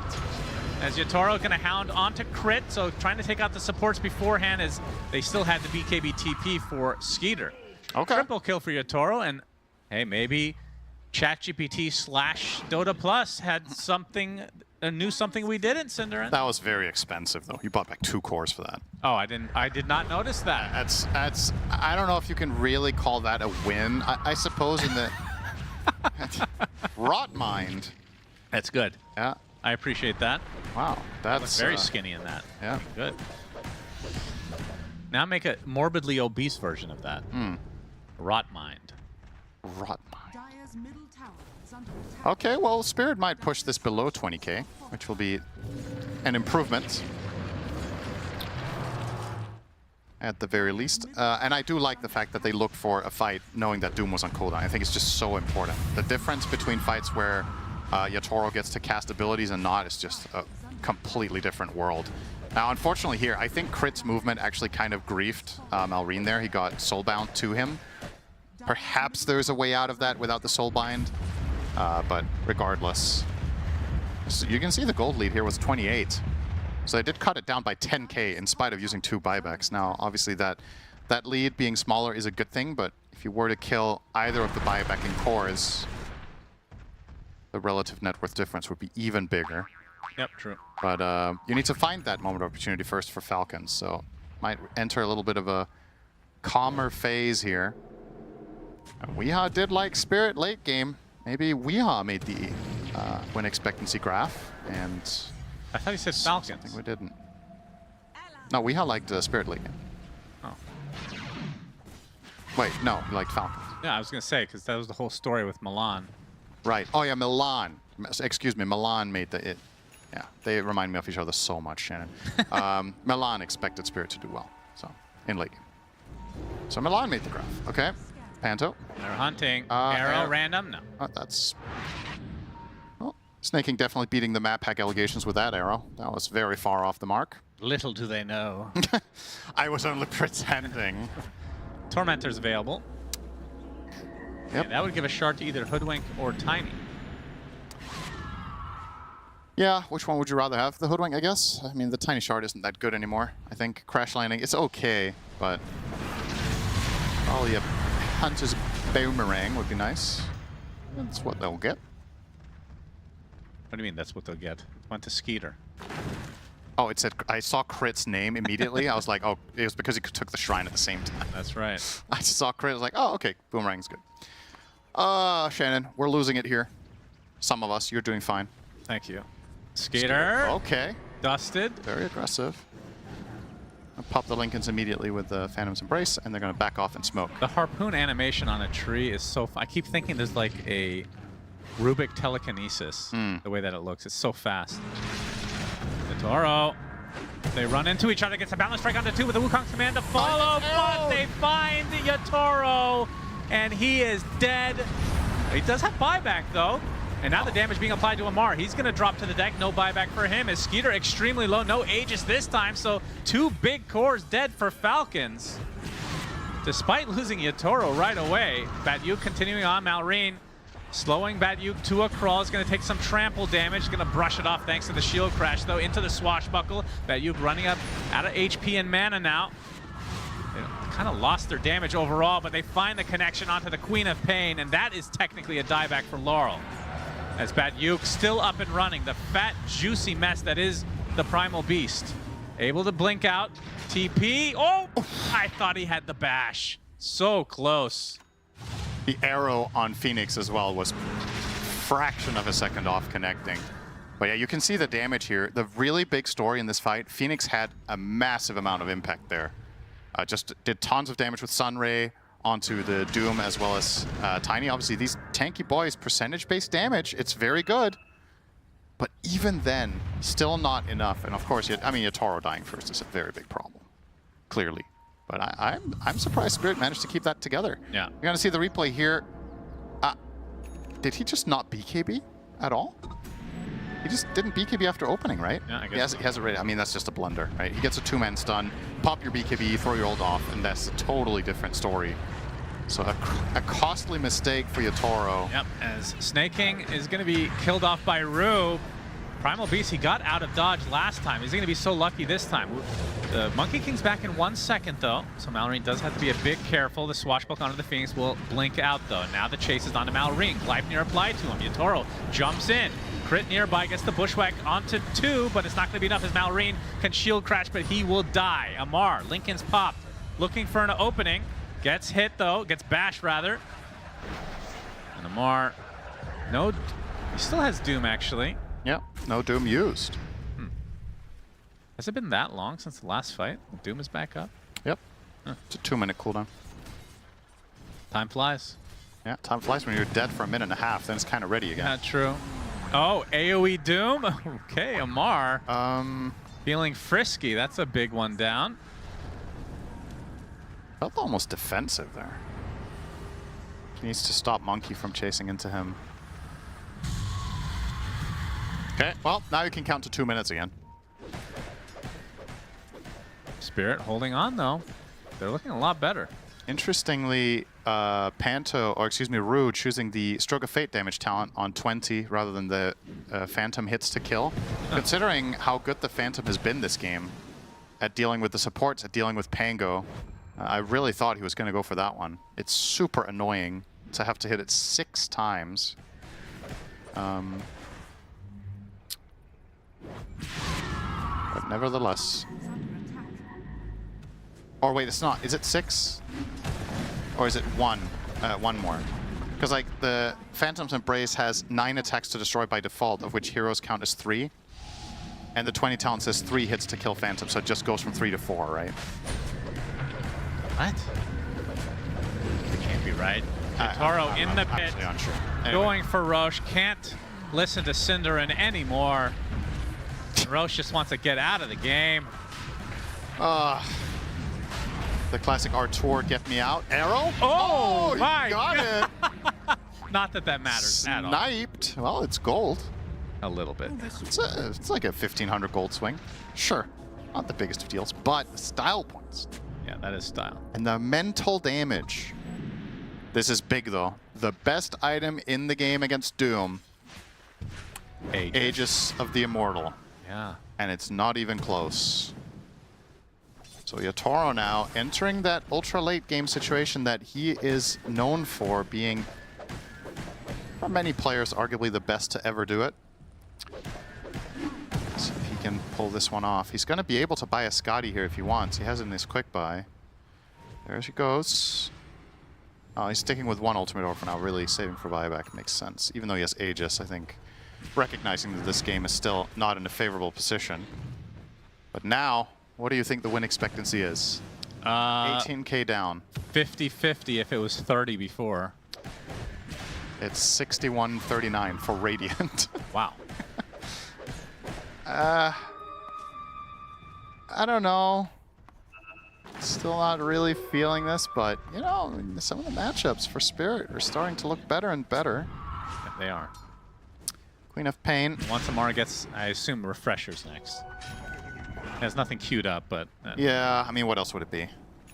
I don't think there's a better choice. He's queuing it up now. I'm guessing he's going to sell his Radiance. Or, yeah, he has to keep phase boots. It's too important. Yep, Yatoro forcing everybody back. The balance strike's going to open it up. There's the pulverize. They find Mirana. But they find Ends up being an easy kill. Oh, yeah, you're right. You guys first on the outskirts is the AoE Doom onto the Phoenix right now. And that's going to be the death of the Phoenix. Has to buy back in the game. Still has the egg. Wukong's command. Everybody's outside of it. Gleipnir not going to proc thanks to the Lincolns. Yatoro continuing to chase. Skeeter gets the toss back very nicely down. The Inkspell's not going to last too long. And Skeeter on the run with the BKB. Attempted TP. He's good. And Crit will get out too. Yeah, they have no way of canceling this BKB TP when Lincoln's is ready, unless they break the Lincolns first and then pulverize is literally the only way currently. Well, an exploding supernova if you want to be technical about it. Is that your old British accent? Unlikely gonna have, yeah, pretty That's much. what you used to sound like at TI2? God, if I sounded like that, I would have never changed. That's so good. I love the posh accent. So a trade-off of Quap plus Phoenix plus 2 buybacks for just the Mirana. Yeah. Pretty much very, very bad trade for Spirit, but they still have the Aegis and Cheese, and maybe they can force the issue here knowing that Doom is on cooldown is a big deal. Yeah, but this is great delay tactics from Malrain. Rolling Thunder, relatively low cooldown. I'm assuming he took the CDR talent. Indeed, that is the case. And now, ooh, that's a big one. Refresher. We're talking about Primal Beast being absolute beastly late game. Ags Refresher is the combo you usually see. Doesn't really have room for the Ags right now.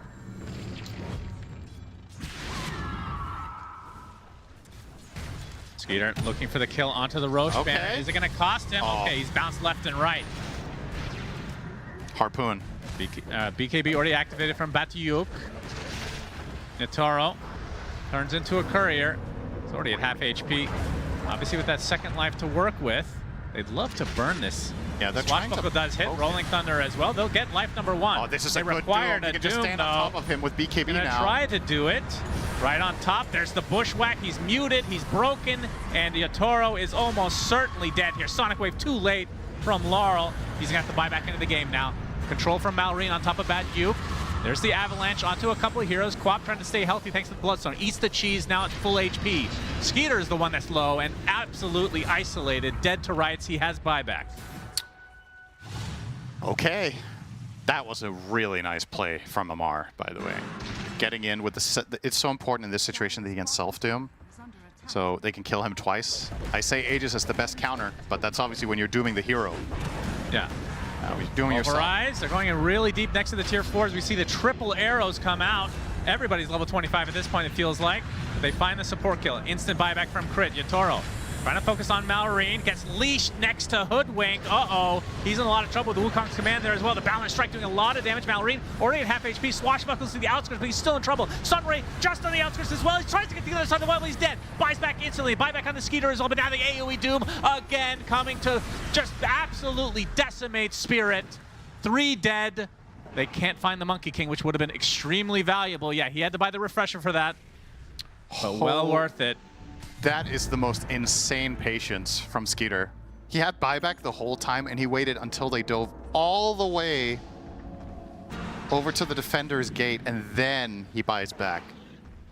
Like, having the patience and the presence of mind to just let that develop for so long and not panic buyback to save your teammates is quite extraordinary. That was a very, very difficult setup to pull off from Falcons of waiting that long. But the big thing is pays off big Laurel time. dead for 80 seconds, and they know it.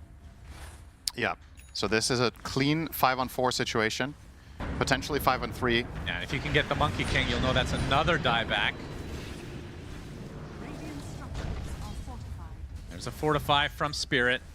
Refresher Shard for Yatoro, so he can have 2 ults here.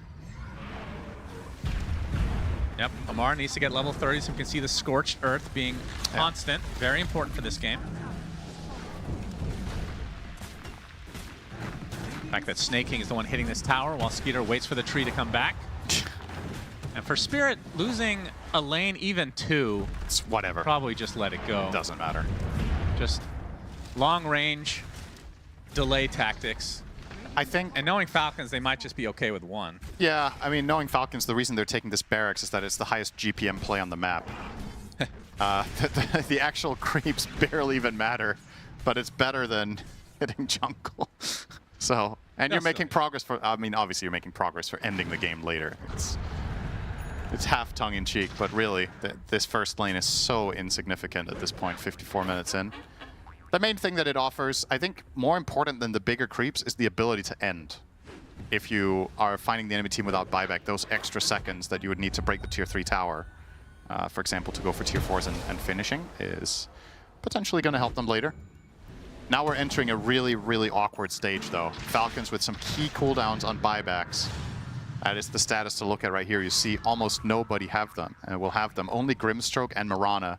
Every core is out of play. And this is where something like finding the Doom would be enormous.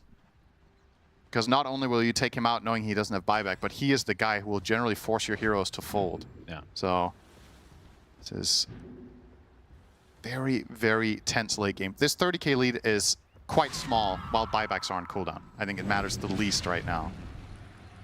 And Falcons actually smoking, so they want to take the initiative. They have double Doom in 20 seconds. Yep. This is surprised that the Radiance is staying in the inventory over the Lincolns right now for Amar. Yeah. And this is a one-fight game now. If you get the right jump, you win, basically. Amar's looking for it. Fight, yeah. I guess he's going to pop BKB, then Lincolns replaces it. Could be, yeah. Very tense. This could be the end of Spirit, or they could be forcing a game 3. Comes smoke on smoke. Moonlight Shadow is ready too, if Falcons want the additional bit of help there. Gonna take the D ward and back out. Very Roche conservative. In a minute and a half. They have to defend top. This lane can stand for quite a while. Yatoro will still show though. This was I guess this was a triple wave with a change to double siege as well. It's triple siege at 60, right? I don't remember. I think. When is Catapult? Or sorry, Trebuchet. Oh. Yeah, that's what we would both like to see, is the upgraded siege creep somehow. That'll be cool. Put a creep in the siege creep. Okay. Just visual. Yeah. Alternatively, the catapults could transform at minute X, where they start shooting like burning oil or something on buildings. Yeah. Damage over time, or liquid fire like Jakiro. That's right. Could be a thing. Just put Jakiro in the catapult. Yeah. Moonlight Shadow. All right. Falcons. Feels like a soft commit to try to find something here. I mean, look at the vision, right? They have really good wards, but Spirit are staying just outside of them. If they walk into the river here, they are going to get jumped. But staying under the cover of their own vision, understandably, hogging this hill. Roshan, 20 seconds.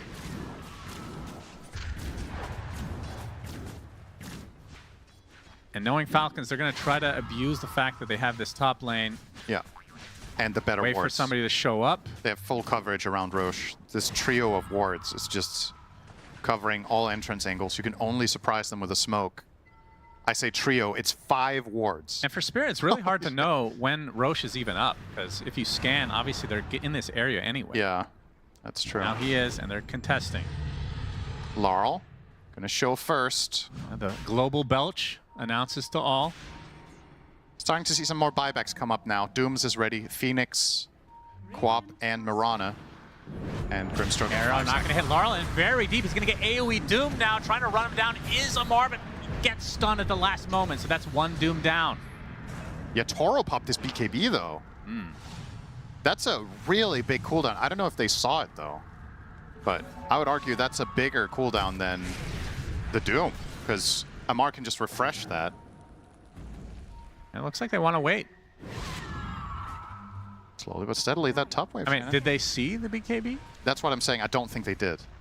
If they know this, I would have liked to see them maybe try again, but... Patient. Okay, another Moonlight Shadow. Yeah, I mean, there's no Doom. He did not use Refresher. What's the cooldown on this thing? 100 seconds. Okay. Getting close to the 60-minute mark, which used to be a great occasion. Now it's just an occasion. Yep.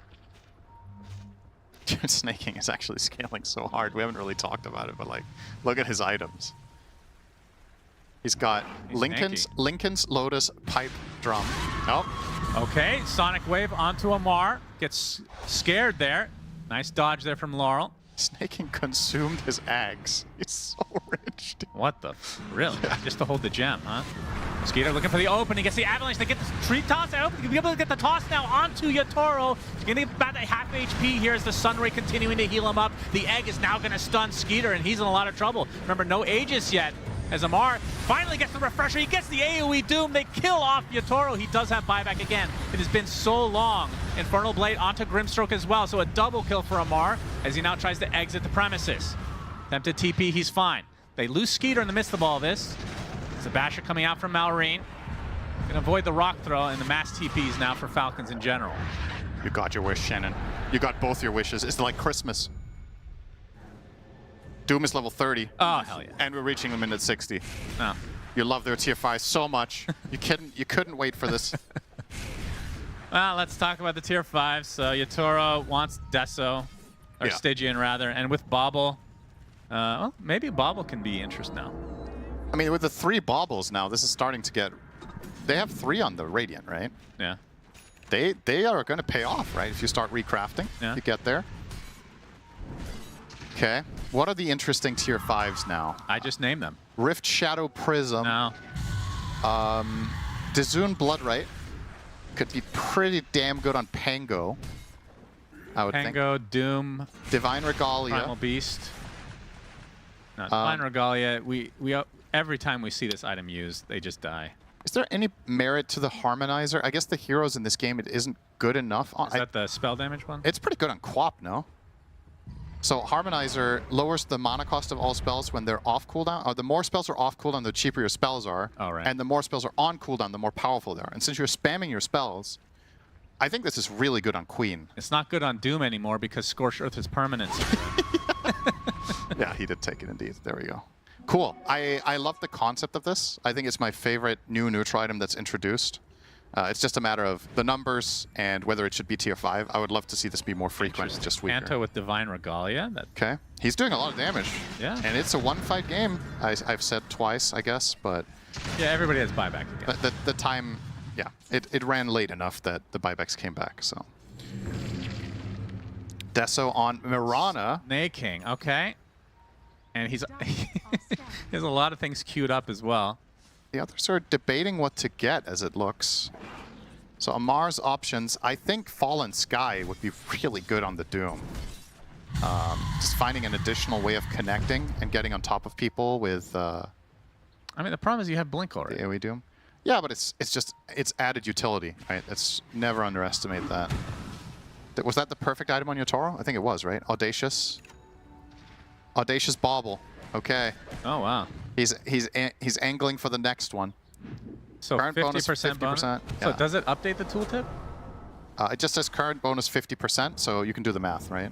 Yeah. So 150 attack speed, 120 magic damage. Okay. So he's taking more damage? He should be I think so. I think it takes more damage too. I actually don't know about that one, if that's true. I would think it's all of them. Well, then he's going to get fucked. He dies faster, but he hits like a monster. He does. I don't know if an additional 5% incoming damage matters much if you're doomed, honestly. Kind of gonna die regardless. Amar is farming mid under the cover of Moonlight Shadow, standing still with Scorched Earth. Yeah, classic. Fantastic. Okay, smoke from Spirit. It's a big moment. Right in. Initiation on the Snaking. This Sonic Wave's not only going to hit one hero. The Gleipnir onto 2. It's going to be popped thanks to the Lincolns. Crit all alone. Sharpshooter to get some distance. Arrow not going to hit there. Now the reinitiation from Malrine. They get the AoE Doom onto Badaruk. He's in a lot of trouble. He's dead. Death number 1 for him. We're just going to assume everybody has buyback here. Malrine right on top of Rue, onto the high ground. There's the Sunray keeping him alive. Malrine trying to finish it. He can't. Is that the second Doom used already? Or is that still the first? That was the first. He has Refresher swapped in now. Putting it in now? Yeah. And he did indeed go for the Fallen Sky, so Amar can... He has really long reach. Overwhelming Blink plus Fallen Sky into AoE Doom is no joke. Oh my.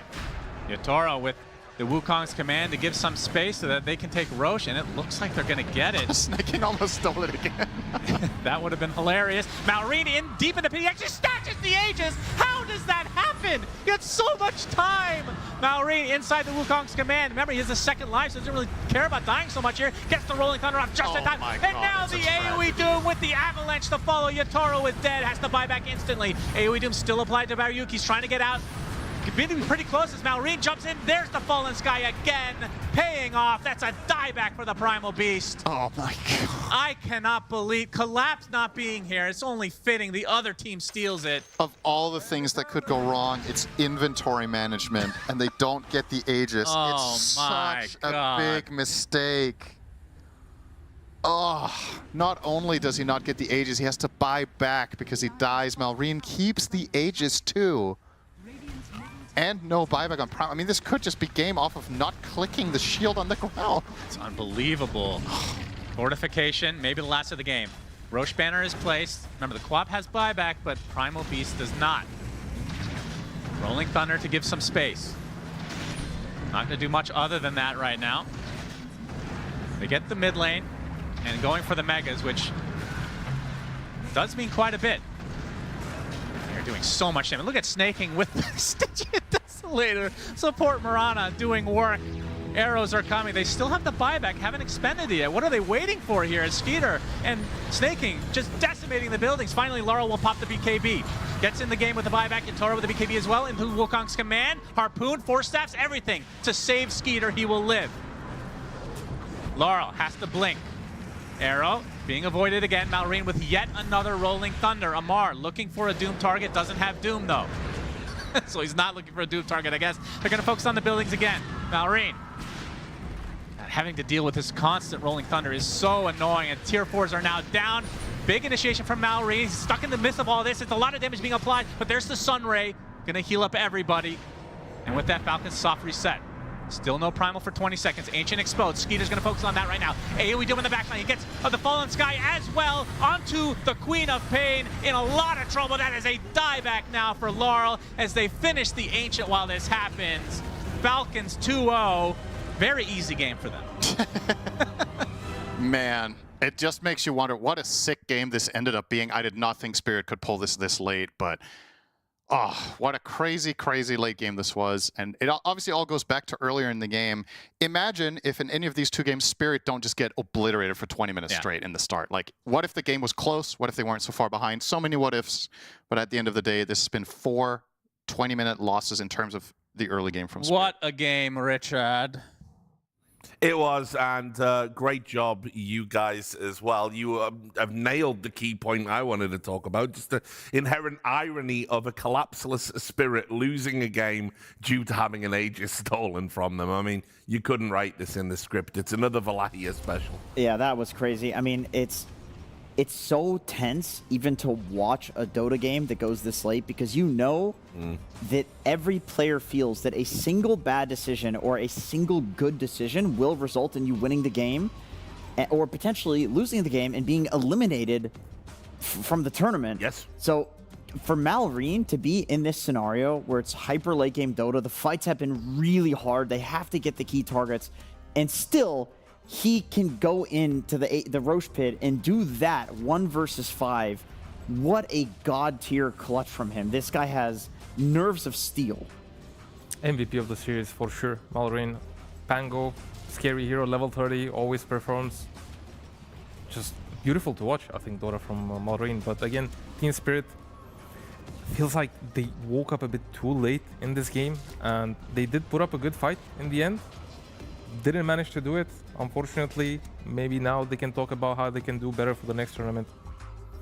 Yeah, I just, I don't know. It's always horrible to go out on a mistake. Like Cinderin said, you know, the mistake you've made after fighting so hard and coming back into this series is inventory management. That's what's going to be the factor in you going out. That's just how it is in these late game scenarios, though. It's even the small details that you would normally never make the mistake. It can happen because you're thinking about the weight of every single decision, that you get lost in the minutia and you forget about the really basic things. Now, what's really strange is that it was Yatoro that made this mistake, because this is just not something that he does. Yeah, and I think, Weha, you mentioned it earlier, you know, Yatoro's had some, I mean, obviously, weaker games, let's say, than what we would expect. Maybe partially his fault, maybe not. You know, it just felt he wasn't in some of these games, and then an uncharacteristic mistake at the end. You know, just not a Wallachia to remember. Put it that way. it happens. You get caught in the moment. You know, it's like minute 60 something. You're sitting there in the Roche pit. You probably have like another 2 extra items in the backpack after already having 6 slots. Probably switching items around. Yeah, it just happens. Time to get tired. He had banner and cheese in his inventory when they lost the game. Some players misclick it, other things too in the inventory. I'm not sure exactly what happened here. Well, we're about to see it again, so. Wait, so... Oh, he took the cheese. He wasn't ready. First of all, okay. So first he wasn't ready with his inventory. Then he clicked the cheese. Yeah. And then he took the banner. And then he took the refresher. And then used the refresher for a second Wukong ring. I mean, at some point, you can't really blame the player anymore. I feel like clicking 3 out of the 4 items, and all 3 of them are just not what you're looking for. Not necessarily the player's fault. Sometimes they just stack up badly. The screen maybe is a little bit on the right side, maybe on top. Yeah, can't fully blame him for sure.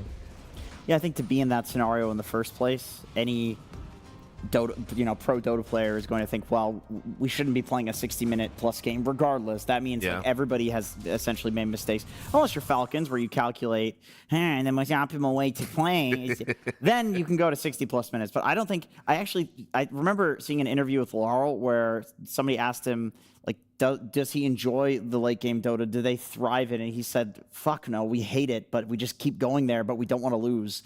So we'll keep trying. And like that, Spirit is not the type of team that likes to do this. It's just that they're very good at it. But in this series, obviously, Falcons was the dominant ones in the hyper late game. I mean, they definitely brought the better version of themselves in the series. Yeah. Yeah. I mean, I will say this, obviously, Falcons is still in the tournament. We saw them have a very rough day at the office yesterday against Team Liquid, and then, few mistakes here and there in this series as well. So whether it's prime Falcons or not moving forward, we will see. But for now, I'll throw you over to Slacks. He's going to interview one of the Falcons players. Absolutely. Yep, I am here with Snaking. Snake, thank you so much for coming in. I got to be honest with you, Snaking. I've seen your team several times. I've seen you several times. And you guys, your vibe right now is, I've seen you happier to be at an exit interview than how you are right now. What is going on in the team after that series? I think we're just all exhausted. I think the emotions already went really high and really low throughout the various points of the game. So I think everyone's just relieved at the end of it. Yeah, absolutely. It was a truly exhausting one, not only, I'm sure, to play, but to watch, too. I mean, so many big highs, so many big moments. Don't even hardly remember Game 1. I think you were Enchantress on that one. Do you have any memories about Game 1 that stick out to you? Yeah, I think we gated top at minute 5, and then, we just absolutely destroyed Radon's game. Yeah. Oh, Radon. Is that what we call our boy whenever he's lost? I like that. Okay, this was definitely a Radon series then? I suppose, sure. Okay, all right, sure. All right, well, let's go to the more exciting, in my opinion, game. That Roche Pit steal was unbelievable. Super, super hype. Obviously, you just saw it. Did you know in-game that Yatoro picked up all those items in the game, or did you just see it for the first time on our replay? I mean, we didn't know exactly what was left in the pit, but we just knew he did not pick up Aegis, because it took him 4 seconds to pick up the Aegis, and then Stas eventually had Blinky and just blinked and stole it. Yeah. What was that conversation like? Was it him just saying, guys, I'm going in? Was there any arguing? Was it you making that call? Can we talk a little bit about what communication is like in that hyper late game when everything is on the line? I think during that point, everyone is just kind of dead silent. It's just everyone's just absolutely zoned in on what they have to do. And then when Mallory saw the opportunity to take the Aegis, he just went in and said, watch me. And then everyone just coming in to help him. He just said, watch me. That's a terrifying thing to hear from a mid laner at 65 minutes. Oh, God. So were you confident in that, though? Did you think that everyone was in the right position? It was a good move? I mean, I think once we got the Aegis steal and they were chasing Stas, it was so desperate for them already. I think there was no chance they win this fight, but then they kind of just kept chasing and they're just desperate at that point. They lost. Absolutely. Well, we've talked to Team Spirit before, especially Laurel, about late game scenarios like that. He said that his team does not prefer them. I know the Falcons typically does get in late game because, it's, the mathematical way. You should not push high ground. It is the typical Falcon style. Do you enjoy playing late games like that? Was that you don't seem like it, but it was, do you like it? I mean, from my position as Mirana in that game, the game was about to be fun because I hit level 30. Necrobook's no longer a true sight. They're not gonna see anything. When I picked up the Octarine, but I never even got to use Octarine 30 on Mirana. and like they'll never see opponents at the late game at this stage. Yeah, I always do see a huge smile every time that you get to get Mirana or one of your iconic heroes. Is that your most enjoyable hero still? I mean, if we get to play that game for 10 more minutes, for sure, it's going to be most enjoyable, where they will not see us and we will see them. Hell yeah. All right. Always a pleasure, Snake. Thank you so much. Best of luck in your future games. Always fun to see the boys come out after a long-earned victory, and we will see another victory coming your way with our panel. Good for you. You win with this panel. We're all winners, Slacks. Yeah. Talking about? I don't know. He's just delirious, isn't he? It's been already a long day for the interviewers. He'll be here for more for the rest of the series. We won't. But anyway, we're wrapping it up. Snake King there made me feel a little bit sorry for him, because he says, it would have been nice if he had 10 more minutes. The game would have been fun. Yeah, I mean, Snake King, historically, he's gotten a lot of farm, but he always buys the cuck items. Like, he's getting Lotus Orb, Pipe, he's going to protect his team, but he wants to play for the fun. He's a carry at heart. I mean, only a Dota player can go 65 minutes and say, yeah, 10 more minutes would have been fine, Yeah. It has to be a Falcons player too, of course. That is the Dota mindset. Anyway, guys, it's been great hanging out with you over the course of the day. We are now going to a break, and replacing the crew, you will see different people when we return.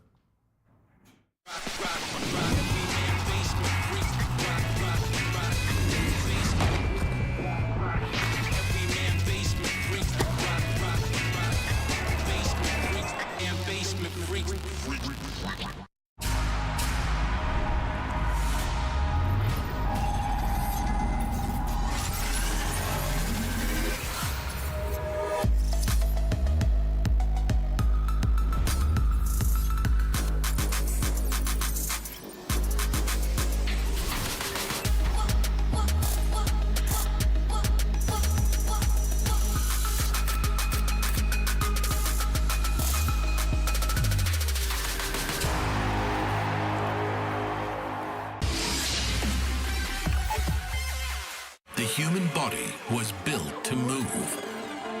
Not trapped at a desk in one singular posture for 12 hours a day. It's time your chair evolved. This is Secret Lab Titan Evo. Ergonomically engineered for you. Gamers, hybrid workers, artists.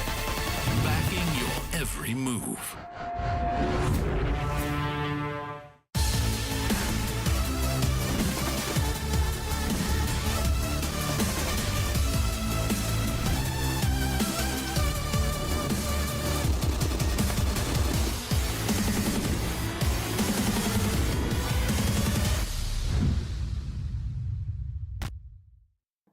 We are here to test our pro players' knowledge on the last patch with the most knowledgeable man in the world. It's Whitemon from Tundra. How you doing, Whitemon? I'm good, I'm good. All right, very good. How much did you study the patch when it came out? Actually, I still didn't read all the patch. Yeah. You still have not read the entire patch notes? Yeah. Been out for a while, Whitemon. Okay? What number patch are we on right now? 741B. Is it correct or what? Yeah.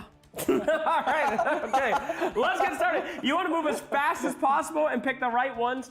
It's all about how many we get correct. Are you ready? Okay. All right, let's punch it. Here we go. Which of the following spells does not have 10 bullet points of change information on the original page?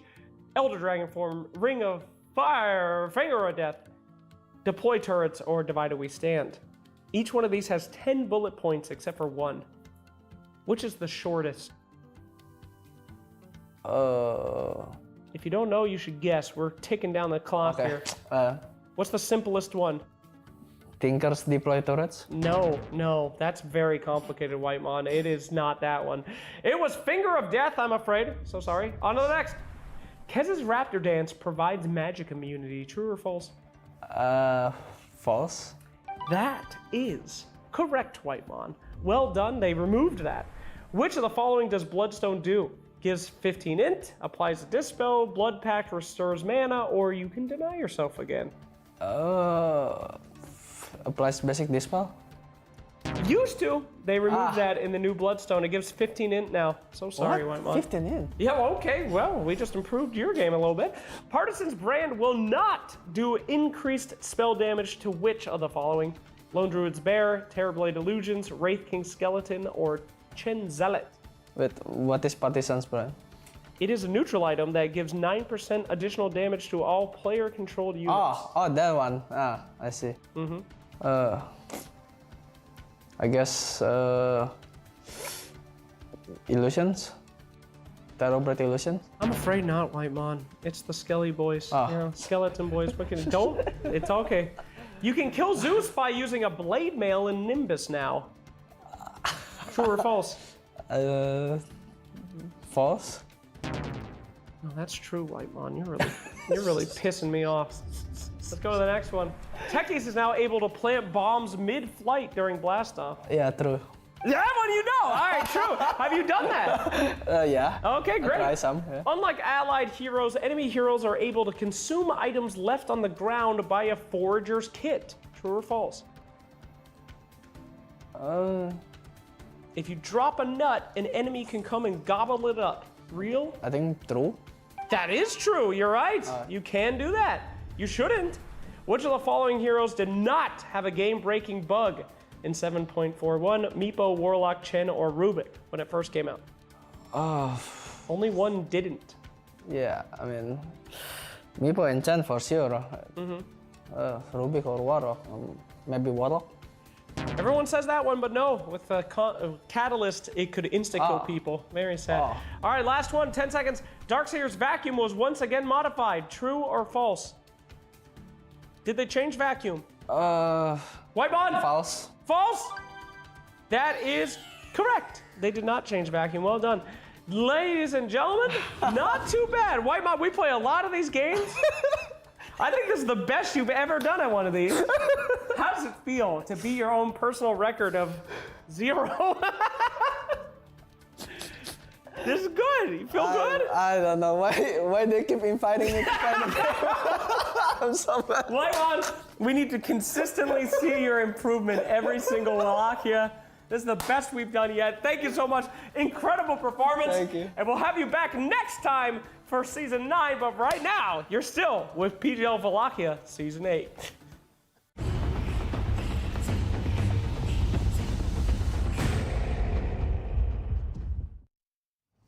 And as Richard promised, we have changed the people for the second half of the day. We are going to move from lower bracket to upper bracket. I'm Shiva, I'll be your host for this one. Together with Lacoste and Tiga, we'll talk all about the 4 teams we'll be covering. With the first 2 teams up, diving straight into it, Lacoste, we got Aurora, we got PARIVISION, and they are fighting for a guaranteed top 3.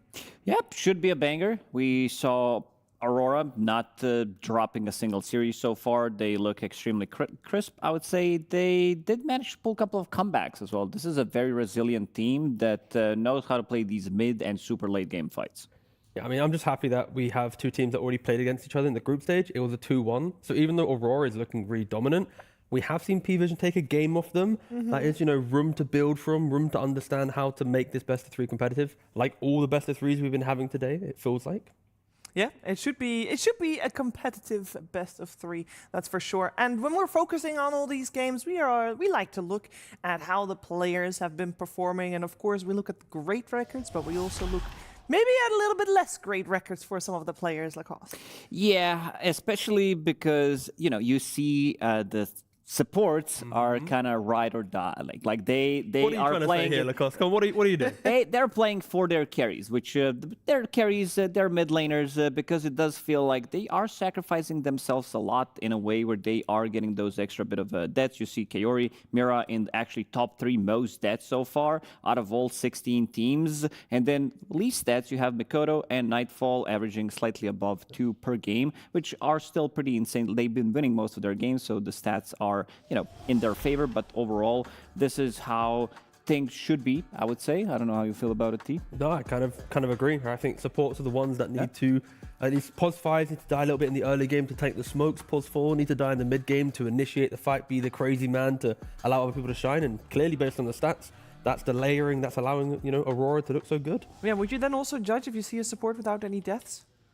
Ooh. Oh yeah, I don't like to see that. Because we have seen it a few times. I feel like depends on the hero, right? Like if I'm seeing like a lion with 0 deaths, it's like come on, you're not going in. For example, yesterday I think we had 0 deaths game on Windranger by save. But they also had like 3-4 kills in both of the games, so it does happen. But Windranger is a bit of a different story. Then it's allowed. Yeah, it's very much hero dependent, but yeah. Okay. Well, we also looked at some positive stats, Tigo. Of course, yeah. When I saw you put your request in about supports feeding, I was like, you know what? I'll try and find a way to praise them instead. So I had a look at the damage numbers, right? Sure, the supports might have to die for the greater good of the smokes, but I think Kaori, he's one of the most aggressive 5s that we're going to see, simply through the damage done in the laning phase. And it's just kind of testament to both of the position 5s. I think Ducalis as well is able to do that. Yeah, we do have the damage numbers at the minute 6 marks or so. You went for why minute 6? So minute 6 was before the Wisdom fight, which naturally drags cores into engagements where you get to throw big spells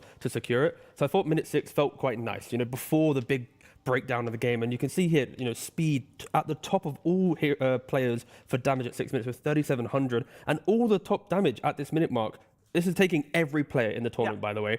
It's mainly the 5s, right? Sure, Chiro Jr., he's slotted in there quite nicely above X-Nova, but I think Kaori and Ducalis, when you have players like Nightfall, like Satanic, you want to do as much as you can in the lane so they can just disappear into the jungle and be insanely farmed. So, statistically, Kaori, Ducalis, respect them in the lane. They're going to bring the damage. They're going to bring the fight. Yeah. And if you're not ready, things can go wrong. Yeah, because like Kaori, he's playing, he's still playing Jakiro. He's still playing his Warlock, Venomancer. Phoenix is the big one. This hero, once you hit level 2, you're basically dealing like 500, 600 damage with the Blood Grenade. Yeah, but even Ducalis, right? He's playing some of the same heroes you've mentioned that we're seeing from Kaori, but he's playing, let's say, a Mirana, right? And he's utilizing Mirana to chase down the lane. Hello, we're talking about you. Yep, that's exactly it. And it's just fun when POS 5s have this mentality. It makes the laning just a lot more enjoyable to watch. Yeah, it has been quite the ride. Speaking of enjoyable to watch, for example, for PARIVISION, a lot of their most recent games, they were like on a 17-game win streak, and since they got their win streak broken by Aurora, of course, it has been a bit rocky. And they have been taking every series to a 3rd game, which obviously, credit to them, they came out on top of most of them. But it does mean that the stability that they had before that is kind of lacking. And I wonder if we kind of know what happened there. Like, where did the consistency go? I feel like they are pushing the boundaries a little bit on their creativity. And then that's maybe having some different opinions across the team. And not even that, like in the game, I feel like this tournament compared to other ones, when like a mistake's happened, I feel like certain players just look more annoyed at the mistakes being made. Oh yeah. I don't know if you have the same read. Like Satanic's had moments, no one's had moments, even during draft, he's had like these reactions. So it just feels a bit more of an emotional tournament for PVision compared to some of their very disciplined ones that we've seen in the past. Yeah, the double face palms on camera definitely doesn't help, especially in a high pressure game. But we can look at some of the hero pools that they've been playing. Like, it's very interesting to me what Satanic has been playing this term. These are not like traditional carries by any means. He's playing a lot of Kez and like they've been very successful with it, sitting at 85% win rate out of 7 games. But he's playing PL, he's playing TB, and he did bang out that one Meepo game. So his hero pool looks completely different than other carry in the tournament. Yeah, all I'm seeing here is it's Kez and some scaly carries. That's basically it. Yeah. So there's been a lot of Kez. It's quite a lot. But it really, I think when they look the best, it is the Kez that plays into the map. You're buying like, he's, to be fair, more Battle Fury compared to other carry players on the Kez, but still, he still plays into the game quite quickly on the hero. Yeah, and there was one hero also on the common hero group that we saw that we wanted to touch upon, because this is a hero that will be in contention, probably the Puck. We have to talk about the Mikoto Puck team. Yeah. Or Lacoste, sorry.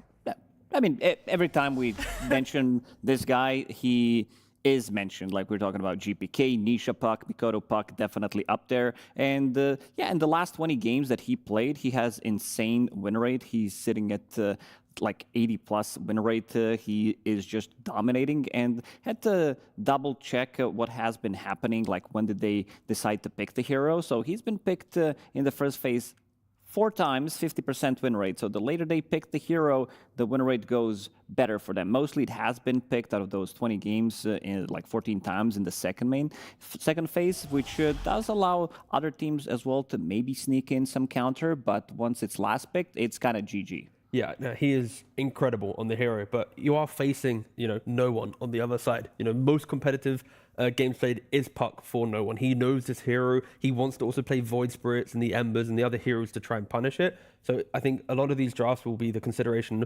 Does P-Vision respect the Puck? Are they taking it for themselves? Are they preemptively picking heroes? Because I think both teams, if they see the read on the game that Puck can just 1v9, I mean, both teams are going to take it, but because of how much of a specialist both of these players are, they will consider it. Even though no one in this tournament, I think he's only picked up the Puck recently. He's been opting more towards, as you can see, the Invokers and the Void Spirits.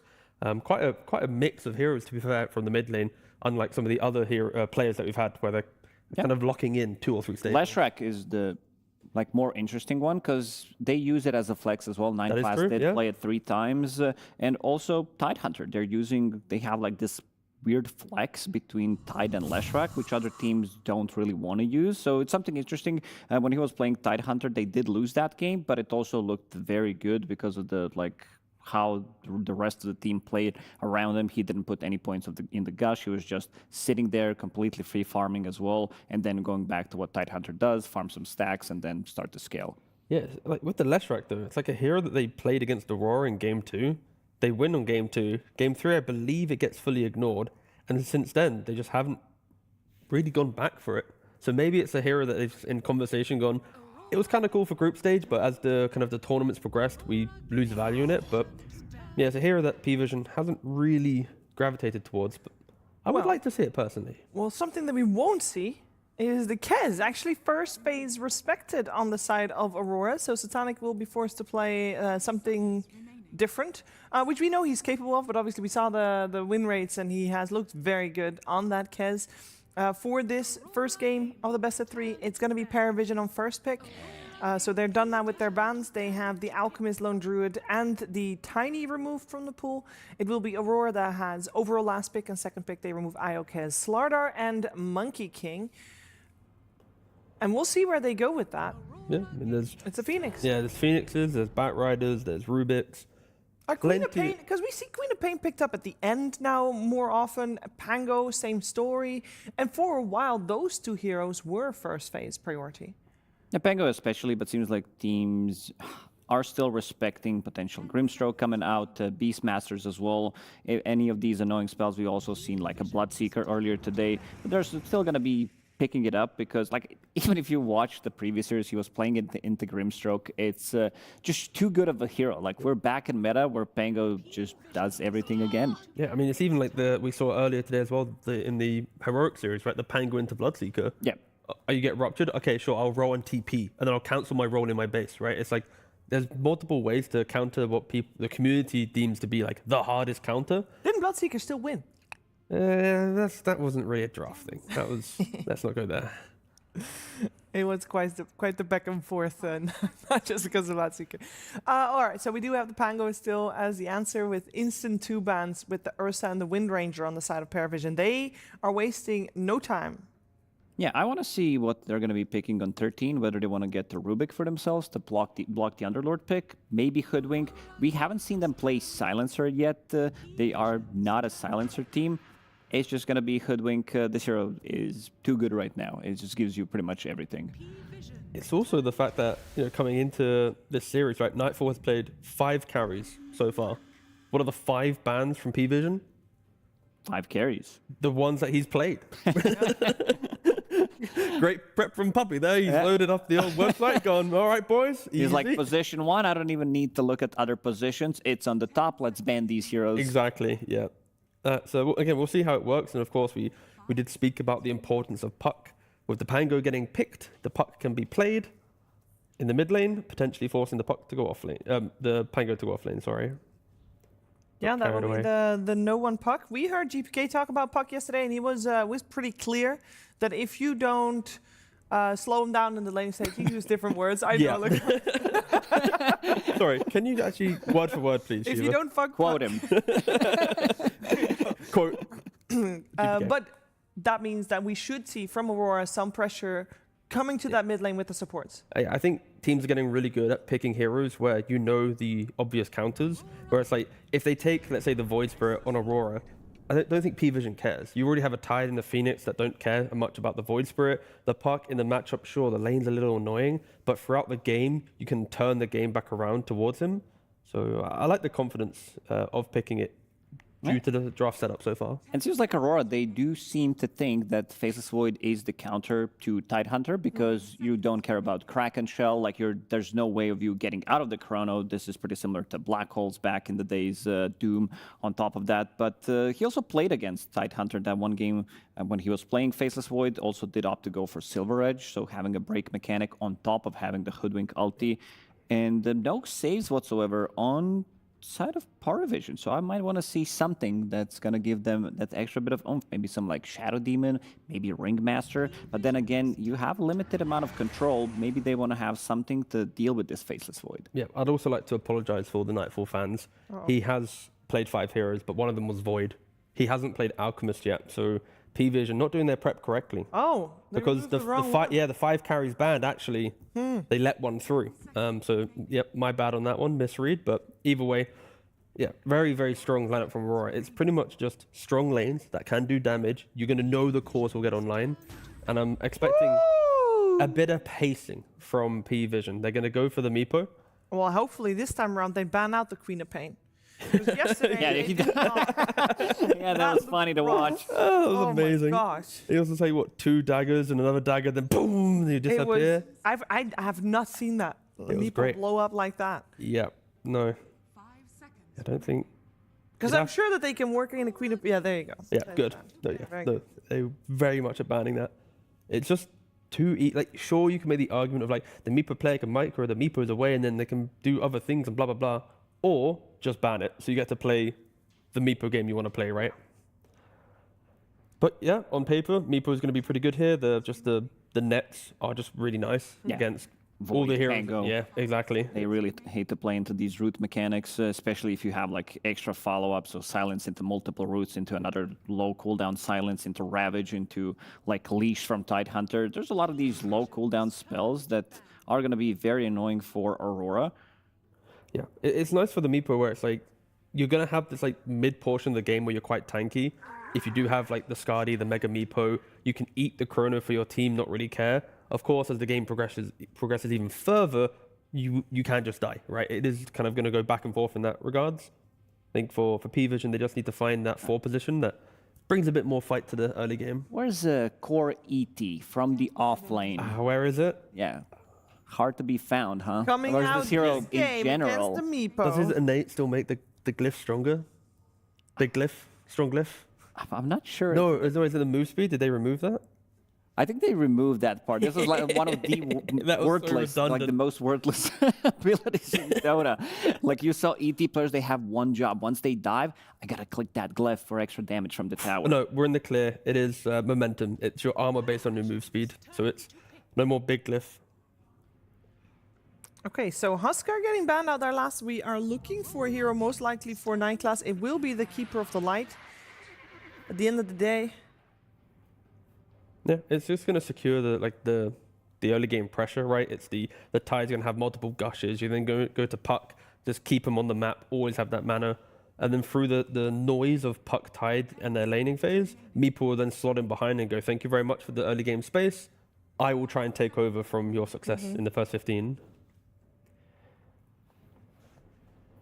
But do you want to put Pango into the mid lane here, into the Puck? Or you want to throw him towards the Meepo, and then you try and find a hero to shut down the Puck? It's quite an awkward debate, because I think it's kind of lose-lose potentially for the Pango. I'm looking more for the offlane. I'm going through the hero list that WS does play, trying to find that hero.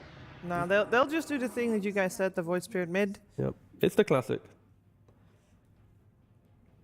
Aurora just has a very clean-looking lineup, right? Like once it has items, it can do everything you want. It can split push. It can take team fights. It can secure objectives. It can kind of do like a little bit of everything, which is nice. The major fear is what can it do to PVision's best timing, which is that kind of 10 to 20 mark of the game, right? What about the Keeper? Like, what's his real purpose in this game? It doesn't provide you with much damage. The only hero that kind of benefits from the cooldown is Puck. You can use it on Meepo, but it's like nothing crazy.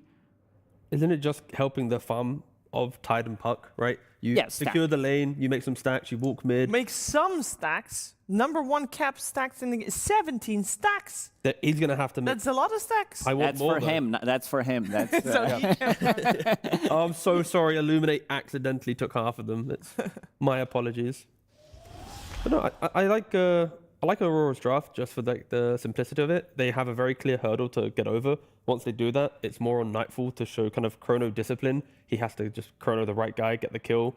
Game should be easy. But I'm looking at like 35 minutes plus for them to be happy. Before that, I'm looking at PVision to really utilize all these kind of like early little advantages they have. The coil, the Meepo tankiness, the fact Tide is unkillable. Like you have to utilize that from PVision. How do you deal with the Meepo? Well, like, what is the solution that Aurora has? Or is it no longer the type of hero that needs to be solved in that way? I mean, they can also play a longer fight even without Chrono. They have a lot of annoying spells for Meepo as well. Mega Meepo got nerfed pretty heavily as well. 90-second cooldown, was it? I think it's now 120 maybe. Either way. It got up by like 30 seconds. Yeah. Okay, so they're good, basically, Aurora, versus the Meepo. Just I kite don't out. need a Queen of Pain. Eventually good. Okay, eventually could. As for PARIVISION, you want to see them very active early on. Does that also mean a lot of rotations coming out from the supports, or where is that aggression coming from? I just want to see a lot of confidence from like the Tidehunter, where like he steps up into his lane, he's like, I'm unkillable. Then I want no one to have the same aura. Like I just want to see them play as if they can't die, because that will then just like cascade into like a really scary game. Yeah, I kind of agree with that one. I think it's going to be, like, they have to slow things down. This is not, like, super explosive lineup.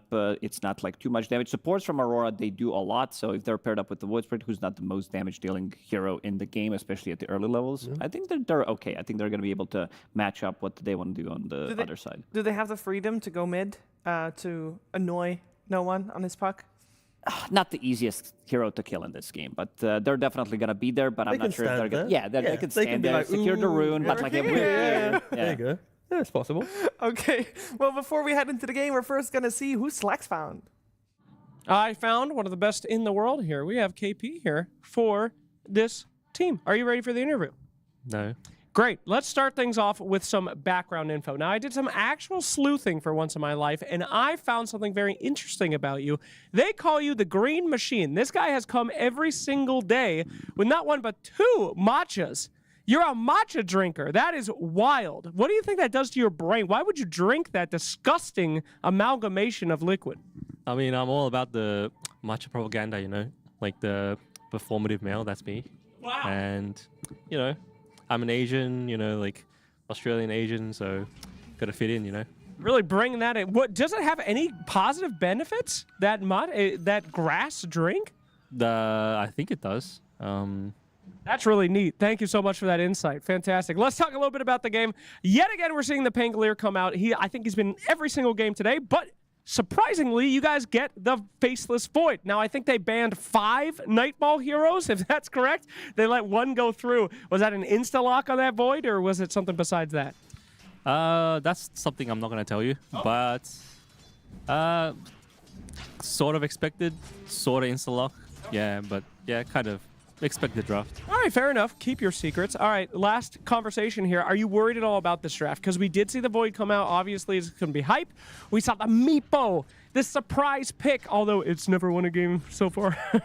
But we did see it come out. Was that a worry for you in your draft? Did you have to adjust to that, or was it okay? I think it's okay. I think Pango is pretty good against Meepo. Like, he's just overall like a strong hero. And we've also had some experience playing against this hero in scrims, so not surprised. You know, we know how to play against it. You know, we know what the hero does. You know, it should be fine, guys. Don't worry. All right, sounds great. Well, thank you so much for your time. We are here. The Matcha Man is ready to see how this one turns out. Let's pass it over to Lizard and Snare. Thank you very much, Slacks and KP. And here we go, Lizard. First blood has already been drawn by PARIVISION. This is a game where Aurora, classic draw from them. 4 protect 1, make sure that Nightfall is the big bad knocker in the late game. But they are dealing with the Meepo. And you, Big Liz, are the biggest Meepo spammer I know. How free of a Meepo game is this? It's pretty free. Like, when I'm looking at the Meepo, I agree with KP and what he said about Pango. I feel like Pango is one of better heroes in the game against Meepo. Earth binds and all that stuff, it can mess with you, but you can still shield crash through it. And guess what? Shield crash attaches on every single Meepo, giving you some insane shield after. Of course, Pango also got buffed, so you get some kills in the lane like this one. In general, it's a good answer, but I don't think it's enough. For me, this still looks like a pretty damn free Meepo game. Like, you can do all the things that you want to do with Meepo. The itemization is free, you don't have to adjust into an early Aghanims or anything like that. You can move through the Twin Gates to harass the enemy carry because Faceless Void has nothing against the Meepo early on. Time Walk, you cannot use that when you're Earthbound. And you have no concern about the time dilation after the poofs? No, not really. It's not something that you worry about at all on the hero. Like, the matchup itself is really good for Meepo until Faceless Void is like giga farmed. Once he's giga farmed, he literally does not care. Well, Faceless Void right now has already lost the hero in this lane, but it's going to be going for this early Helm of the Dominator.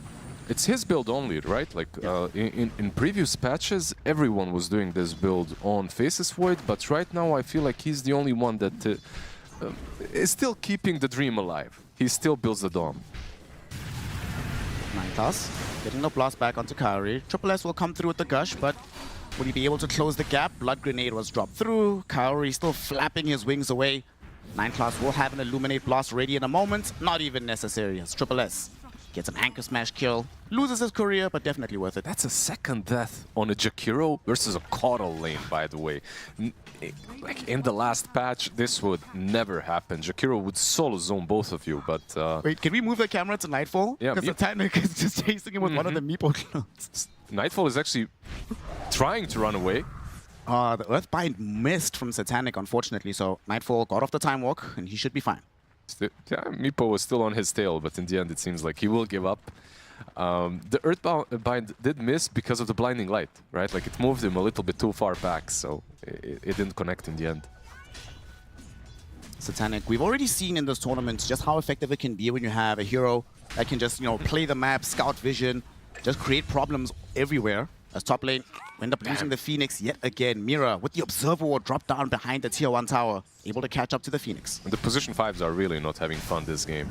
Keep in mind, if you're Meepo in this game, you're constantly eyeing a carry kill on the other side. Like, you always want to use this Twin Gate. One of the reasons why Meepo is played so much on the safe lane and no longer on mid. Top lane though, maybe a kill on Mira. Earthbind will come out. Will the poofs be there? No. Beautiful bushwhack from Mira. Could still have a Hoodwink death here, though. Will pop the Fairy Fire to delay it. But eventually it goes down. Ducalis gets credit for the kill, but Satanic finally gets involved in some action. It's a choice that you can make, right? Like, whenever you're rotating through the Twin Gate, you can still poof back. If an opportunity arises, you can get a support or an offlane kill or a carry kill on the other side. Let's talk about this mid lane for a second. We've seen this lane many a time. Yesterday when we saw no one play this, he had the Treant Protector behind him, and that living armor allowed him to win this lane when he had no business doing so. But this seems like a more, natural situation here in this mid. It's more natural in a way that no one is being heavily supported by a secondary hero, right? But at the same time, Puck is doing really well. This is a lane where Void Spirit should do a bit better in the laning stage itself. And then down the line, Puck with the Dream Call, with the silences, has a better time. But so far, so good for no one.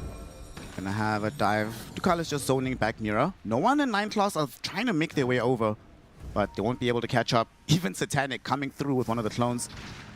WS, though, gets on the back lines. He finds Ducalis before he's able to retreat to safety. Another kill. He's been involved in 3 kills already on this Pango, and you were mentioning how important he's going to be to deal with this Meepo later. I feel like the way he deals with Meepo is a bit different than some other heroes that Panel talked about, like an Elder Titan, who has been tested, I believe, recently. Not in this tournament, but recently versus Meepo as well. Some of these heroes, like Timbersaws and Elder Titans, they can literally solo the Meepo at some point. Pangolier, he's there to make your game as rough as possible, right? Like all the AoE stuns and the fact that it's very difficult to kill him through the game, make the game a bit nasty for the Meepo. There's a shield rune on no one. He might decide to go to the top lane. He's on the way right now. Ducalis is here too, and they want to go onto Mira. The poofs will come out. Hoodwink falling very low. Not dead just yet. Will he burn out in the end? Icarus dive applying the dots. Mira will end up falling. No one is here, looking for the steal on the Shrine of Wisdom. He wants to get it. On the other side, Nightfall is doing more or less the same thing. He thought about it at least, but didn't commit in the end. Overall, when it comes to these two supports, like Hoodwink and Phoenix, in the early stages of the lane, Hoodwink bullies you, but through the game, I feel like it's a pretty good matchup for Phoenix. Every time you get a couple of Fire Spirits on top of the Hoodwink, the hero just melts. Works with no HP, no magic resistance, so very difficult for Mira to stick around in the top lane now.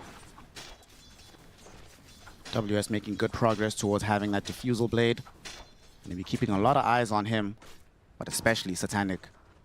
What is the preferred build right now on this Meepo? I would say that this hero currently is actually unexplored when it comes to build. I would say that there's a lot of different builds that you can go for. Satanic, what I've noticed from him at least, goes for the same. Mid lane actually can connect onto both heroes, 9 class and no one. And they'll have enough damage to kill off 9 class. Unfortunately, Kaori cannot escape this either. It's Triple S made his way towards this mid lane. Does have access to Ravage, so maybe they want to trigger the Ravage bottom, have a twin gate rotation from the Meepo, kill off the Faceless Void. It's definitely a viable option when Meepo has a couple of resources to work with. Right now, he's very low on mana and HP mid lane. They get a Bushwhack out onto no one, but does manage to escape for now. 9 class ports back in, applies the Chakra Magic. Did he have a tango? He didn't have a tango. He didn't have a tango. He didn't have a Quelling Blade. I think there is this interaction between the pull from Void Spirit and the Bushwhack that messed it up, right? Because the Bushwhack just stopped working. It disappeared. There's a couple of spells that actually just mess up Bushwhack. Like Void Spirit's pull is one of those, and I believe Slark's leash as well. Like if a target is leashed and then you use the Bushwhack, the moment the leash ends, the Bushwhack ends as well. It's definitely unintended, but small indie game. Very early in its development, you know? I mean, the Dota files in the game still say Dota 2 beta. We're not out yet. Eventually. No one. Him and 9 class, we heard from the panel about how much 9 class loves to stack.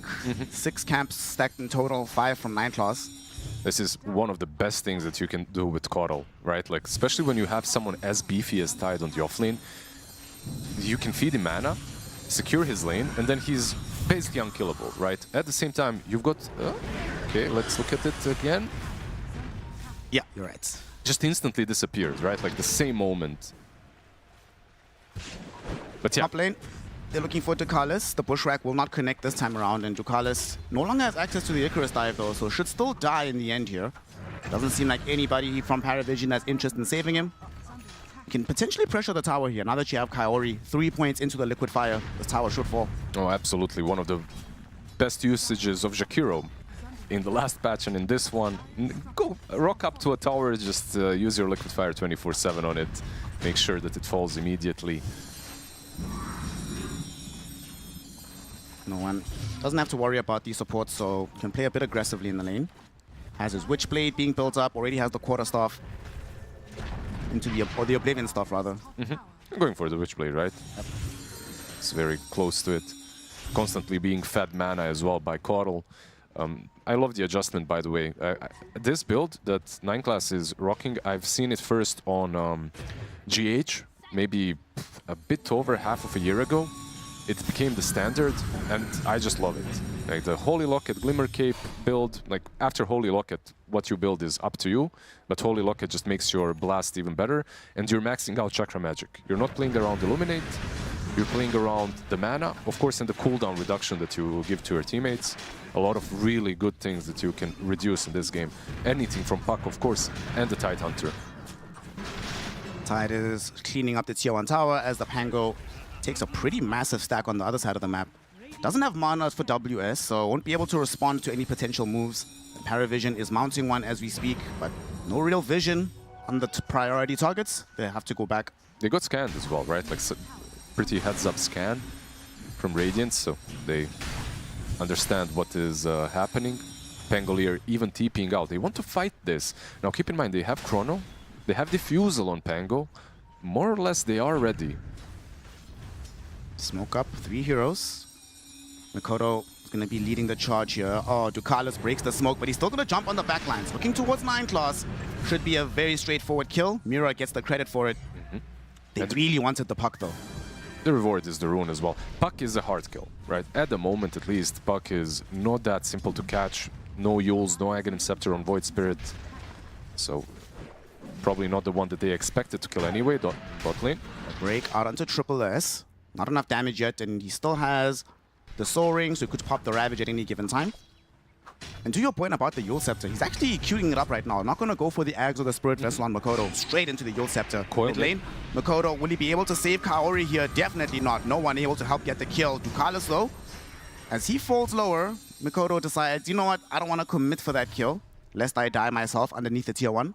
They had Pango and Hoodwink nearby, but not close enough to truly commit. Also, there's a Neg available, so going for that kill probably wouldn't work in the first place. So far the game is pretty even, like a 3k lead for PARIVISION, 6-6 when it comes to the kill score. But I have to say, from Faceless Void, we had a couple of really good games. But this game worries me a little bit. Like, you're playing into Dream Coil, you're playing into Dead in the Water, you're playing against Meepo, which through the game, like, maybe 35 minutes plus, it's a good matchup for Void. But before that point, it's actually pretty damn good for Meepo. You can use your Aghanim Scepter to pull the Meepos out of Chrono. Like, you can, of course, use the Shard after the Chrono. You're naturally very tanky as well, so not really an easy game for Nightfall. See if his team can make the space around him so that he can flourish in this moment in time. WS building into a Blink Dagger soon. I mean, I think it's pretty good from the side of PARIVISION that, yeah, a couple of these smoke moves have come, the supports have been dying, but by and large, the cores have been pretty much untouched, allowed to just get their items for later in the game. Yeah, they have been chilling DD. Okay, 9+. Might have to deal with the Rolling Thunder here. Comes through from WS. Where's the follow-up, though? Mikoto looking for an angle to jump into, and Mindclass has just been juking and dodging WS, not getting caught. Finally, he does get brought down, but that will allow Ducalis to get off the Supernova, and here comes Satanic, Earthbind out onto WS, just outside the range of the Supernova. So he's gonna be able to run. He's getting himself away. In the meantime, deep in the river, no one able to bring down Kaori and get back. Mikoto unable to punish the puck. They were thinking about going high ground even, but okay, in the end they take the 1-for-1 with a couple of big ultis used, of course. What happened to the Chronosphere, by the way? I didn't catch that one while all of this was happening. Yeah, that's actually a very good question. Probably used on the Tidehunter, right? That would make the most sense. But why as well? Because everyone was fighting through middle. Well, maybe we'll find out with the replay. That's Triple S. He's on the front lines right now. Gonna get hit with a sharpshooter potentially. Nope. Oh, it does catch him just at the very end. But there's no follow-up. And he still has this Ravage. He's also gone for the more aggressive build. Blink into the Vladimir's offering, making sure that he can both initiate and support the Meepo in the middle of these fights. He can defend, he can attack. It's a pretty standard build besides the Blink, I would say. Like, the Vlads is very common on Tide. It's either Vlads or Raps at the moment. The Blink one, however, is a bit different, right? Having Blink, he's making a statement that they want to play right now. This is their go time, and it's a pretty good go time. Observers have obviously showed us the SNY being completed on the Meepo. This is a pretty big power spike on him. You don't really have to wait for way too many items. Honestly, there was an interview where he talked trash, Satanic talked trash about Raps. It's a pretty good Raps game. It's going to be a Ravage on the 2. Mira's going to be the first one to fall here, and they break the leash on Mikoto. He was trying to get himself away, but Ducalis able to get the kill. A double for the Phoenix, more experience for the Flappy Bird. Down bottom, Nightfall could be in danger here. He doesn't have a Chronosphere anymore. Slowed down by the Solar Bind. Earthbind is going to be there. Ducalis has the Supernova out. It crashes, it stuns him, and they kill him off with the Sunray. Satanic, first involvement in the game, very successful. And that's the problem that Faceless Void will have all until he buys Manta or BKB. Like, that's one item that you can kind of... You can time it properly. It's very difficult to keep on all of these routes if you Manta and instantly time walk after. Keep in mind that the new build on Faceless Void that is becoming a bit more popular is Aghanim Scepter. So maybe that's one of the reasons that KP didn't want to really talk about.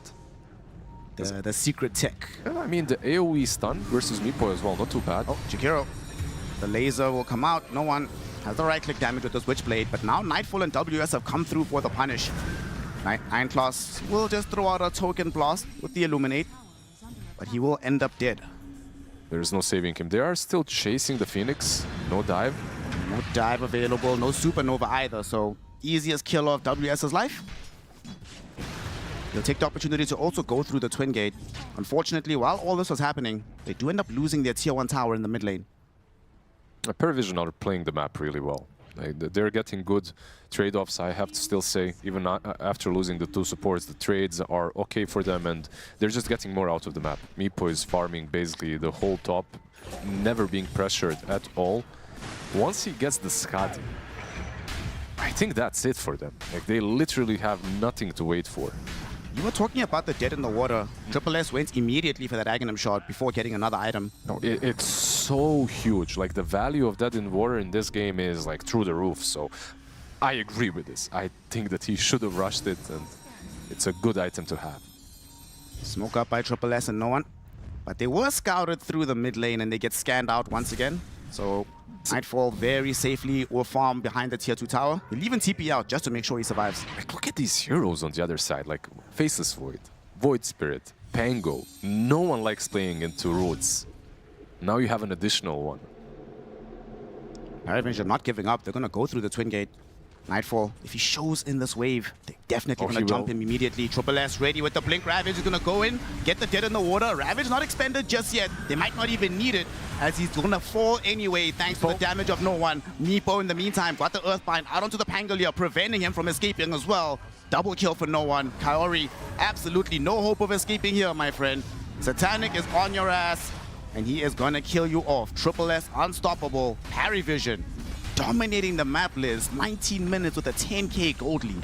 They absolutely are. This is the best imagined start that they could have had.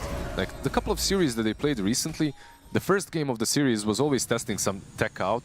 Like, if you remember 9 class Lone Druid as well, first game of the series versus Rejects. Then another game, I think they played Meepo into an Earthshaker, which didn't work out. I think they took a little bit of time to refine their strats, and this is now looking very good. When is Faceless Void going to be ready? He still doesn't even have his Yasha from his Manta style. Sitting with the Maelstrom, Helm of the Dominator. He needs time, Lizard. They need to find space for him. At the fact that they... I'm gating. If there is 5v5, we fuck them.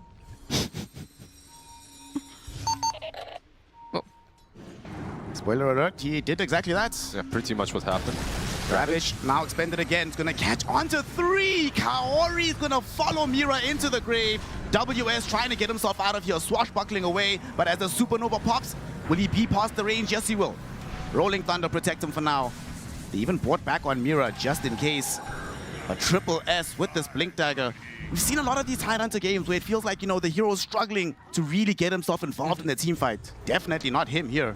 Yeah, this was one of those games where you don't have to go for an early Aghanims. It's actually the Shard that is really strong on him. He gets the Shard and the Blink. Like, Blink not only for the Ravage, but for the Shard too. Keep in mind that he can Blink in. Like, Dead in Water has like a pretty bad range. So if you Blink in, it's easier to catch the Void Spirit. Faceless Void. Faceless Void wanted to fight. He wanted to use the Chrono, but the egg was already positioned so well that it just absolutely zoned him. Makoto still hasn't really been able to utilize this Yule Scepter, and unfortunately, he's gonna have time to contemplate his item choices in the fountain as he's probably dying here. Triple S, wicked sick. Man, PARIVISION just not giving Aurora any room to breathe. Satanic, the Earthbind! It cancelled a TP from Jakiro. Other side of the map, no one thought about chasing WS and Mira, but sees no need to do so. Satanic just continuing to farm up. Almost has his Aghanim Shard. Already has the Skadi SNY. Yeah, he wanted to chase them, but the Dream Coil was already spent. He missed with the initial Dream Coil, so he couldn't really continue. This is basically a textbook Meepo game. You have Skadi, you have your Shard now, straight into the pit. there is a play from Aurora, and the play is chrono around the pit and try to win that fight around the big objective, because generally you don't really want to pressure high ground without getting ages on Meepo or most carries.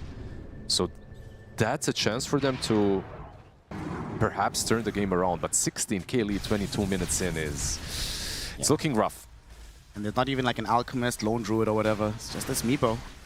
And things have gotten even rougher. Aeon Disc has been picked up for the puck.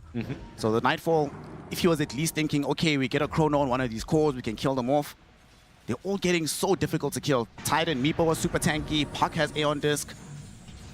I don't know, man. What moves can you even make right now for Aurora? I don't really know if they have the damage to kill anyone but the Puck when it comes to cores. At the moment, at least. They need way more time. Mikoto said Puck is going to find his counterpart from the mid lane. Triple S is on top of him. Doesn't even bother using Ravage. Like you mentioned, dead in the water. The roots in this game are just so OP. Yeah, in this situation, it worked a little bit differently. He used the Yules to dodge it, but after the Yules, of course, he gets coiled. And the fight is absolutely over. Meanwhile, Meepo just chilling in the pit, by the way, hitting it.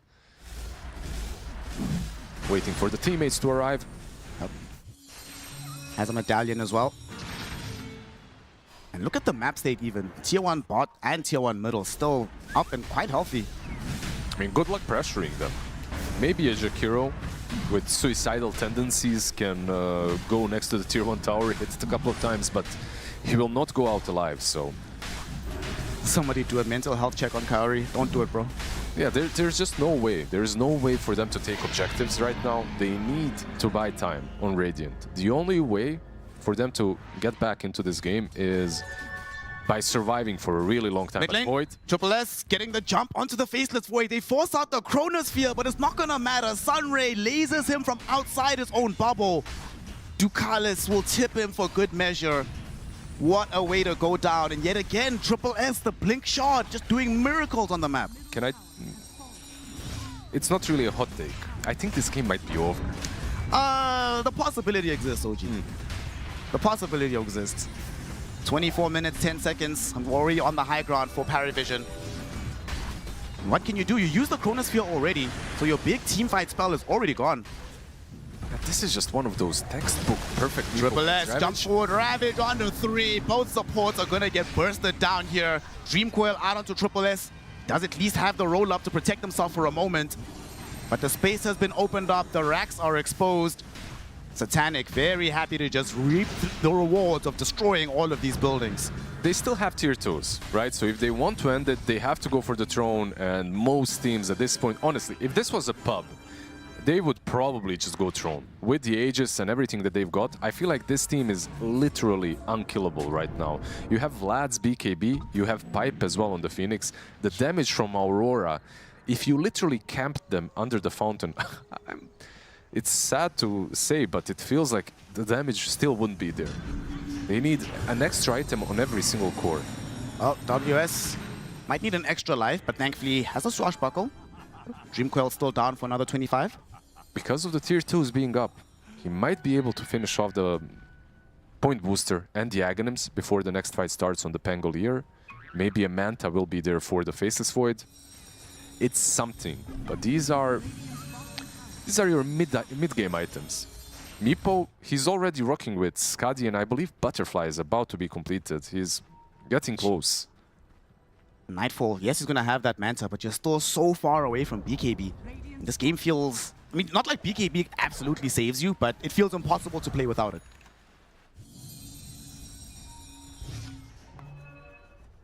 On Void, you mean? Yeah. If he goes BKB, this game is over. I mean, it already feels that way. If he gets the BKB, it's rough, right? Because without it, you die. With it, you deal no damage. Like, your options are limited. I think he needs to go all out on damage, get some Mjolnir after the Manta, and just hope that there is enough of oomph in the Chronosphere from his allies as well.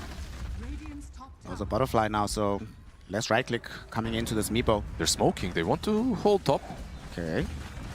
Let's see what kind of angle they can find here. WS will wander out through the Twin Gates. They drop a Macropire down.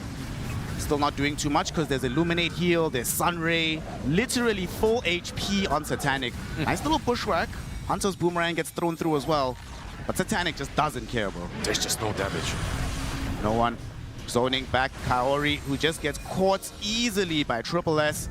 Quick kill, forcing him to buy back. But what can he accomplish? He's already used up the Macropire here, so no big magic damage coming in from this Jakiro. Earthbind going in, back on Kaori.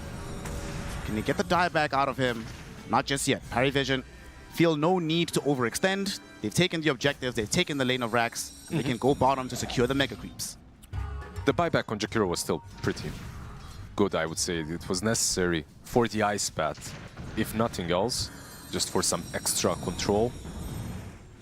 The damage itself is just not there from any of them, and it's not on Jakiro really to help you out in that aspect. In this current state of the game, the cores need to do a little bit of heavy lifting. When was the last time you saw a first Aegis be this value for a team? They're using it to almost get a 4 Megas here. WS will get the roll, looking towards the backlines, trying to isolate Lion Claws here. Does he have the damage to kill off this Coddle? He does. Coddle does go down, but there was a Ravage on the backlines from Triple S, stopping Nightfall from getting involved in the fray. He just has to watch as Mira dies before his very eyes. No buybacks available from the supports as Makoto jumping in, looking for Ducalis. Can't even kill off the Phoenix. Supernova is still available, not even required. They get the leash out onto Void Spirit. He's dead without buyback. Satanic still has an Aegis for another 17 seconds. Dreamcoil on the 2. They finally get the kill on Pango as well as the buyback on Hoodwink. Faceless Void tried his best, threw out the chrono, but to absolutely no avail. GG, well played is called. PARIVISION come through with the Meepo and dominate against Aurora. Yeah, it's always nice to see newer and newer generations experience the thing that is called Meepo, you know, every now and then. I gotta say though, from PARIVISION, this wasn't only like a very good Meepo game versus heroes that aren't great against him, but also like overall the draft was fantastic. Yeah, in every aspect of Dota, PARIVISION excelled. Let's see what our panel thinks about this Meepo performance from them. The Meepo obviously fit right in. As Lacoste says, though, it wasn't just the Meepo. Everything came together so well with the aggression. It felt like the timings that everybody had inside of PARIVISION was just all at the same time. It's like, hey, game's over now. Yeah, all the clocks on their side were kind of synced in the same millisecond. It didn't feel like this way because everything was just so crisp. And this Meepo pick, I thought maybe they're gonna go with something different from the offlane. Some like, hey, like I want some big stuff, you know. I want something that can actually. Sorry, one more time, quickly. Big stuff. There we go, Lacoste. I wanted to see something that can actually like threaten the Meepo once he goes in, because a lot of these spells are kind of like meh. Faceless Void has limited amount of damage. Maybe the sharpshooter is gonna get like the hit, but there's also way too much healing coming on from both of the supports as well. Yeah, like I said at the end of the draft, I wanted PVision to utilize the early timing that they had with this lineup. I wanted to feel that aura of their off laner, the mid. I wanted to step up into the game. And they did like that, if not times 10, right? The Tidehunter finished 9-0-15. All these clips are just nothing from Aurora. They had no game to play. Now, and so like they're using Chrono as well. Chrono to run away? You like that one? It's... Do you want to guess how much hero damage Nightfall did in this game? Don't be looking. Not looking. I would say 2.7k. Okay, Shiva, what are we throwing in? Throw a number in the mix. I'm going a little lower than that. Lower, okay. What number's that then? I mean... 2,699? It just, it's lower. It was 4,000. Okay. Yeah. That's okay. Is it? Of course, it wasn't the Void game for the early game. No. He was meant to be... If we did net worth to damage, if we do that stats, which is kind of cool stats in Dota as well, like this is not relevant, but not an easy game for him, playing into literally 5 different leashes and root mechanics, playing into Blinding Light, just very difficult for him to play the game Solar Bind on top of that.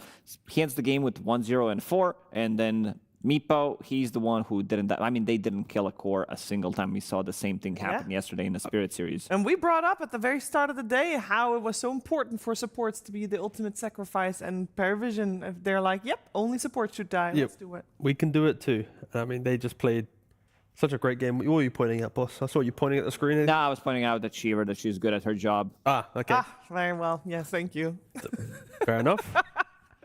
Back to you, Shiva, who's amazing at her job. No, well, I think the standout player here, I mean, we could give it to Satanic, but it wasn't just the Meepo pick, right? Or was it? What was who was the MVP team? To me, it's the Tidehunter. It's like triple S, all right? Pick 14 on the draft, locks in the Tidehunter. Then Nightfall has the audacity to go, I'm going to play my Faceless Void into your Tidehunter. I'm better than you. And he's like, no, you're not, boss. Look at me. I'm the main character of this game. I will obliterate you in the laning phase. He had like 10 minutes in. He's the most farm hero in the game. He is just creep skipping, utilizing the farm, dragging it to the camps, and putting a lot of pressure onto the enemy carry as well so that he can get the farm. And also love the itemization, picking up a BKB. This is something that we've seen, like, it's a BKB against Faceless Void. You'd be like, why is he buying it? He just wants to be able to not get hit by Rolling Thunder. He wants to remove the break mechanic from Hoodwink if necessary and have extra bit of protection from himself. We saw that when XXS played it. I think he bought it like 2 times in a row. Yeah. Yeah, Aurora, we talked about it after the draft was done. They needed to have the late game. That was their power spike was later, basically. Is there anything you feel like they could have done earlier on to delay PARIVISION's timing? I guess one of the concerns for them was they had the Void Spirit into Puck matchup, but as the laning kind of finished, the Void and the Puck had the same like net worth and denies. We didn't really get to see the Void Spirit advantage that we sometimes see in other matchups. He also is forced to buy items that he doesn't want to buy, where he's building into Yule Scepter. You're playing against Meepo, so you want to get use of your abilities. You're playing against Puck, trying to buy a little bit more time, maybe remove the silence, but it's just not happening. Yeah, and you can just see how much easier it is to, when you look between the Tide and the Void, right? Tide on one side to the Void, it's like you want to play through both of these heroes on either team, but when your Tidehunter already has, Vlad's Blink and really stand his ground, you're not looking at a Void Spirit who can kill anything, like Lacoste is mentioning. It really is quite a sacrificial mid. And then you have a real, AFK 0 damage carry hero, plus Pangolier, who's already conceding his game to Meepo. It's like you pretty much have 3 cores that are all hiding from the enemy team.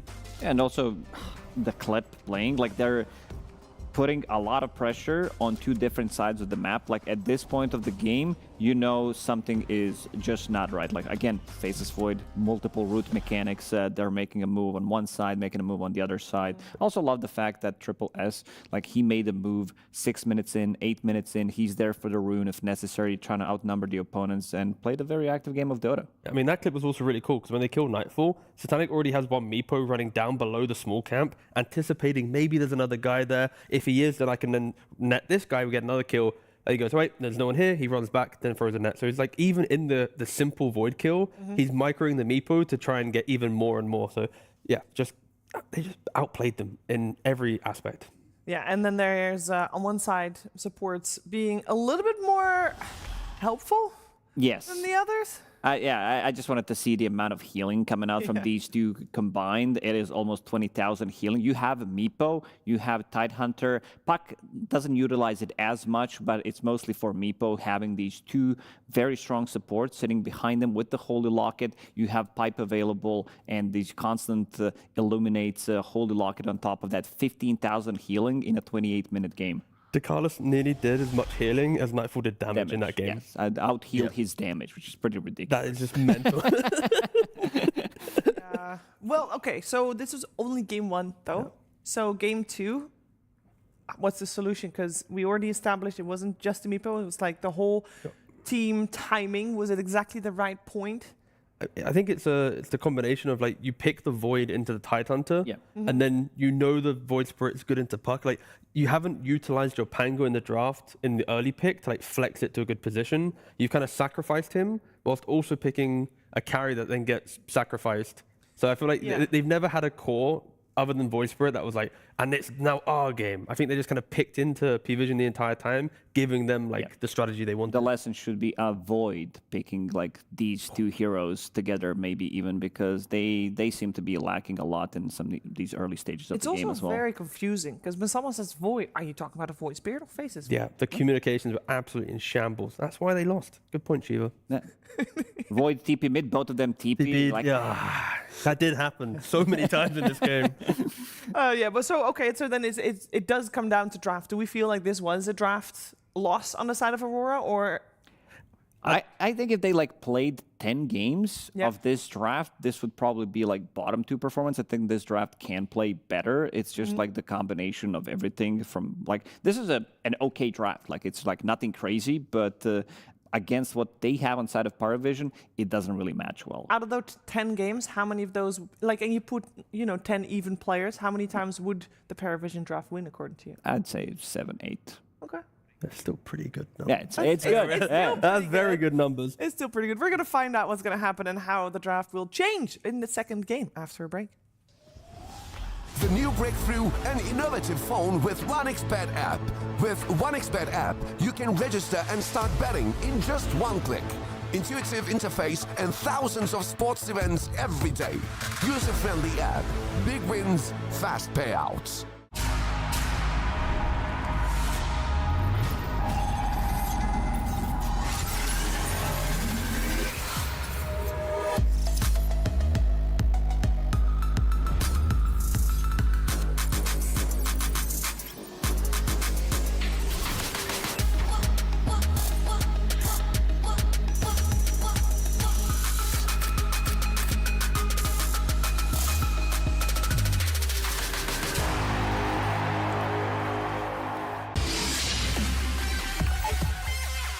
The human body was built to move. Not trapped at a desk in one singular posture for 12 hours a day. It's time your chair evolved. This is Secret Lab Titan Evo. Ergonomically engineered for you, gamers, hybrid workers, artists, backing your every move. Hey everybody, we're asking the experts. We've got here. Mr. Ha, if you could, best laners in the mid. Top 5. Laners, top 5 of all time? Sure, why not? All right, so gonna start from number 5. Number 5. Number 5, I would say Quinn, right? Quinn? Yeah. That's number 5? Number 5. 8-time second place TI Quinn? Yes. Okay, fair enough. Number 4. Nothing to say. Nothing to say. NTS. Okay, that's fair at number 4, I think. All right. Anyone's above Quinn, sure. Okay. Number 3, I'm gonna go with no one. No one. Okay, that's good. He was, in his prime, he was unbeatable. Unbeatable? Unbeatable. Now? Yeah. Beatable. He looked unbeatable a few months ago, but now not. He just got solo killed by Dark Mago. Hey, not to take away from Dark Mago, he's a pretty good millionaire, but not unbeatable, obviously. Top 2. Second place goes to Nisha. Nisha. Yeah. Okay, that's pretty strong for second place. Jesus. Yes. All right. Number 1. Number 1 of all time, obviously because I'm a mid laner and I have an ego, Yeah. I would say with myself in my prime. Explain it. I was one of the most inconsistent mid laners in the world when I was playing. Yeah. But in my good days, I feel like nobody surpassed me. Okay, that's what I like to hear. Well, you guys, you just got a nice little preview of what it's like to be his kid when he talks about his career 20 years from now. But for now, we'll keep it in reality and bring you back to the Dota.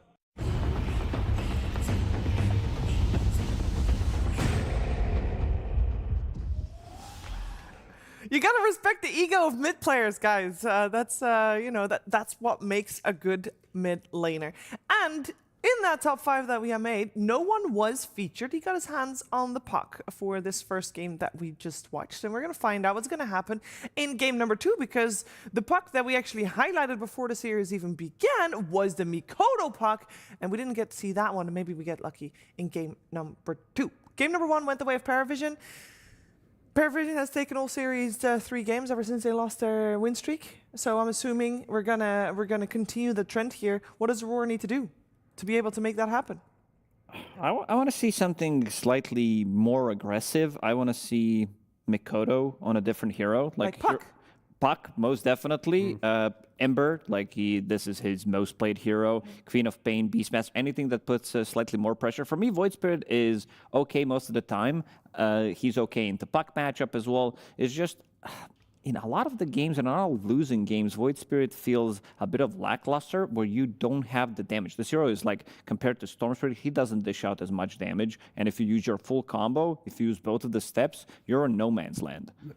I mean, I'd take maybe a look towards a different lane. I think Nightfall got a little exposed in the previous draft, right? We spoke about the 5 carry bans, him playing 4 of the 5 heroes that were banned. The only one left was the Void, which they still then picked up into a Tidehunter, which is kind of a losing lane for the Void, right? To me, I feel like it was such a basic script of what's your hero pool, what do you want to play? And I respect this a lot because that was my problem with the previous draft. Like, too many bans went the way of Nightfall. So promote him straight away to the first phase. Like, you know, if Ursa wasn't picked here, it would have been identical. It would have been Ursa, Wind Ranger bans, and then Nightfall's like, do I Void or do I find another hero to play? Like, you don't really see like a Baden carry anymore. So again, I respect the upgrade. That was my major problem. It was an insta pick for him as well. He does have some like bad matchups in the lane, and this is not like it's very good against melee offlaners. Not all of them, but it's good against most of them because not many people want to be picking up the range offlaner. Maybe there's going to be like a casual Viper. Razor doesn't feel as good anymore, but throughout the whole game, there are like very good heroes against Ursa. Doom definitely going to be up there. I think Dawnbreaker can square up relatively well if she's paired up with the strong position 4 in the lane, especially at these early levels. Yeah, I mean, just any laning pressure, I'm fine with, right? Like, in the game, Batrider, Ursa's pretty good against, but in the lane, Batrider can just annoy you a lot. Like, I could see PVision going for that type of route, pick up the Batrider. Again, Enigma isn't a hero I think Triple S plays only one competitive game, but maybe other teams. This is a BB, right? Miro, he would happily call for it on pick 18, just trying to demolish the lane. And there's multiple different ways through Holocaust, and I have mentioned, to try and beat out an Ursa. The thing is, though, Aurora have done this before. They first phased Ursa throughout multiple different patches. You go, oh, you can just counter it. But then Nightfall still finds ways to win games on the hero. Like, he knows how to play from this position. He does. It's not a tower damage dealing hero, but it's a hero that kills people and just, like, from the raw aggression, takes over the map and takes over the game. I want to see Rubik maybe just straight out of the phase. I would also be fine if 9 class plays Rubik if Aurora doesn't want to pick it on 13, because it is a laning partner that offlaners love to play, especially with Ursa, where you have something to lift them off, push them away from Ursa when he wants to play aggressive. And also want to see, like, because usually you see these, like, I think it could be an okay, again, Jakiro game. It's a super strong lane with Ursa. It's another egg hitter. Double hit feels nice. They've been also pairing it up with, in the previous patches, with Warlock, with Kaori still does play. Yeah, you guys probably already mentioned it, but I like that it reduces Triple S's hero pool a lot. We did highlight him after game 1 that he had a stellar performance on, of course, the Tidehunter, which now shouldn't get picked.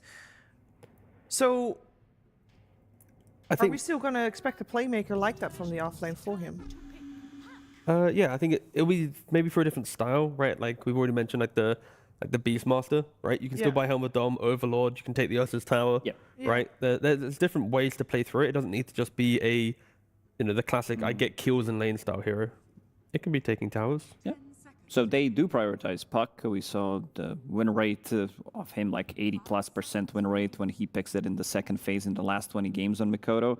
Rubik still feels good. Like, you have an instant lift against Puck. I also want to see what Triple S is going to be playing. Oh. Okay. Yeah. Would it be the Bristleback? Yeah. I was thinking, like, easily. I was thinking maybe more something niche for him, but you have Phoenix on your team, so Night Stalker doesn't feel as good. Yeah. People might instantly be thinking, oh, Ursa beats Bristle, right? It's the melee versus melee matchup. He likes it. But Bristle with the goo for the slow, the constant quills early on, like Bristle can actually play into this lane. Because on paper, I think a lot of, of the Dota players would assume the other way. And like Lacoste already mentioned with the 4 role, if it is a Rubik or a Lion or some type of dude that can just throw one stun into the mix, that will be enough to throw the matchup towards the Bristle. And they're not shying away from picking cores. They do go for the Ember. Against Puck in the mid lane, you look towards Void Spirit, you look towards Ember. Tiny, just, again, the melee guy that can just play into the CS game versus the Puck. It also gives you a bit more like pacing early on. If you get rune control and then you invade the jungle, chase the Ursa, like whilst he's only got like one component towards Battle Fury, it just complicates his game. It really does. But I like the way you talk about Bristleback because a lot of these offlaners, they're really good. Level 1, level 3 against Ursa. Most of the time, Ursa doesn't get that much out of the lane because you see him straight away. Level 1, you just click Ursa. He just doesn't really do much. So I want to see if they're going to start to maybe try to stabilize the lane a bit with potentially Warlock. We did talk about Jakiro maybe that could come out. Grimstroke is also okay-ish in terms of like having someone to play with throughout the game. It's not like the strongest, maybe not stronger than Warlock in the lane, but there aren't too many things that you want to leash. There's some like good silences as well, but Double Fate Bolt. True. Feels nice, yeah. Double lift. Double lift, double fade. I wouldn't be too surprised if the other support for Kaori comes out at this time.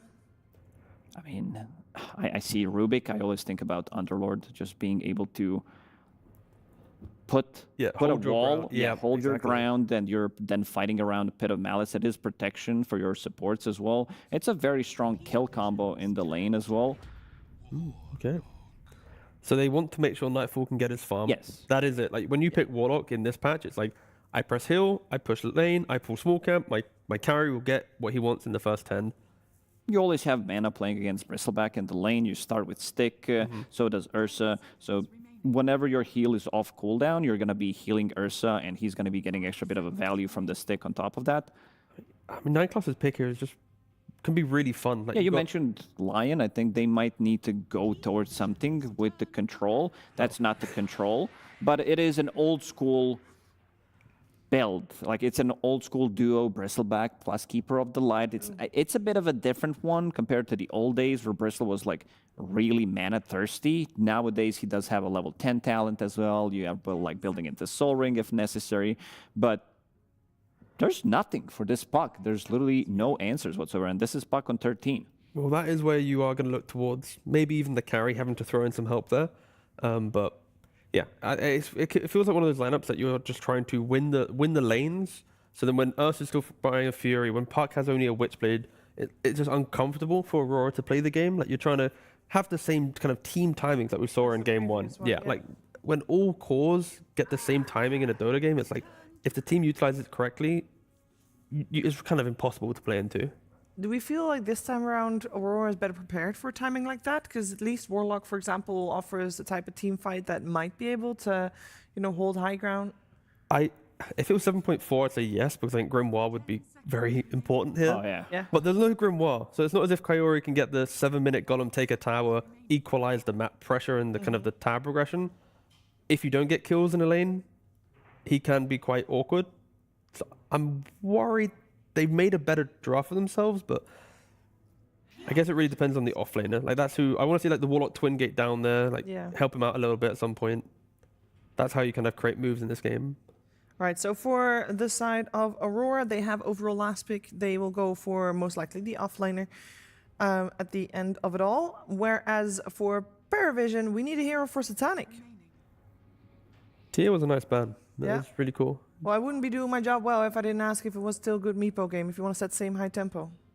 It's a Battle Fury carrier, so it's not as good because you like normally build into Battle Fury, and this is something that you can't dispel.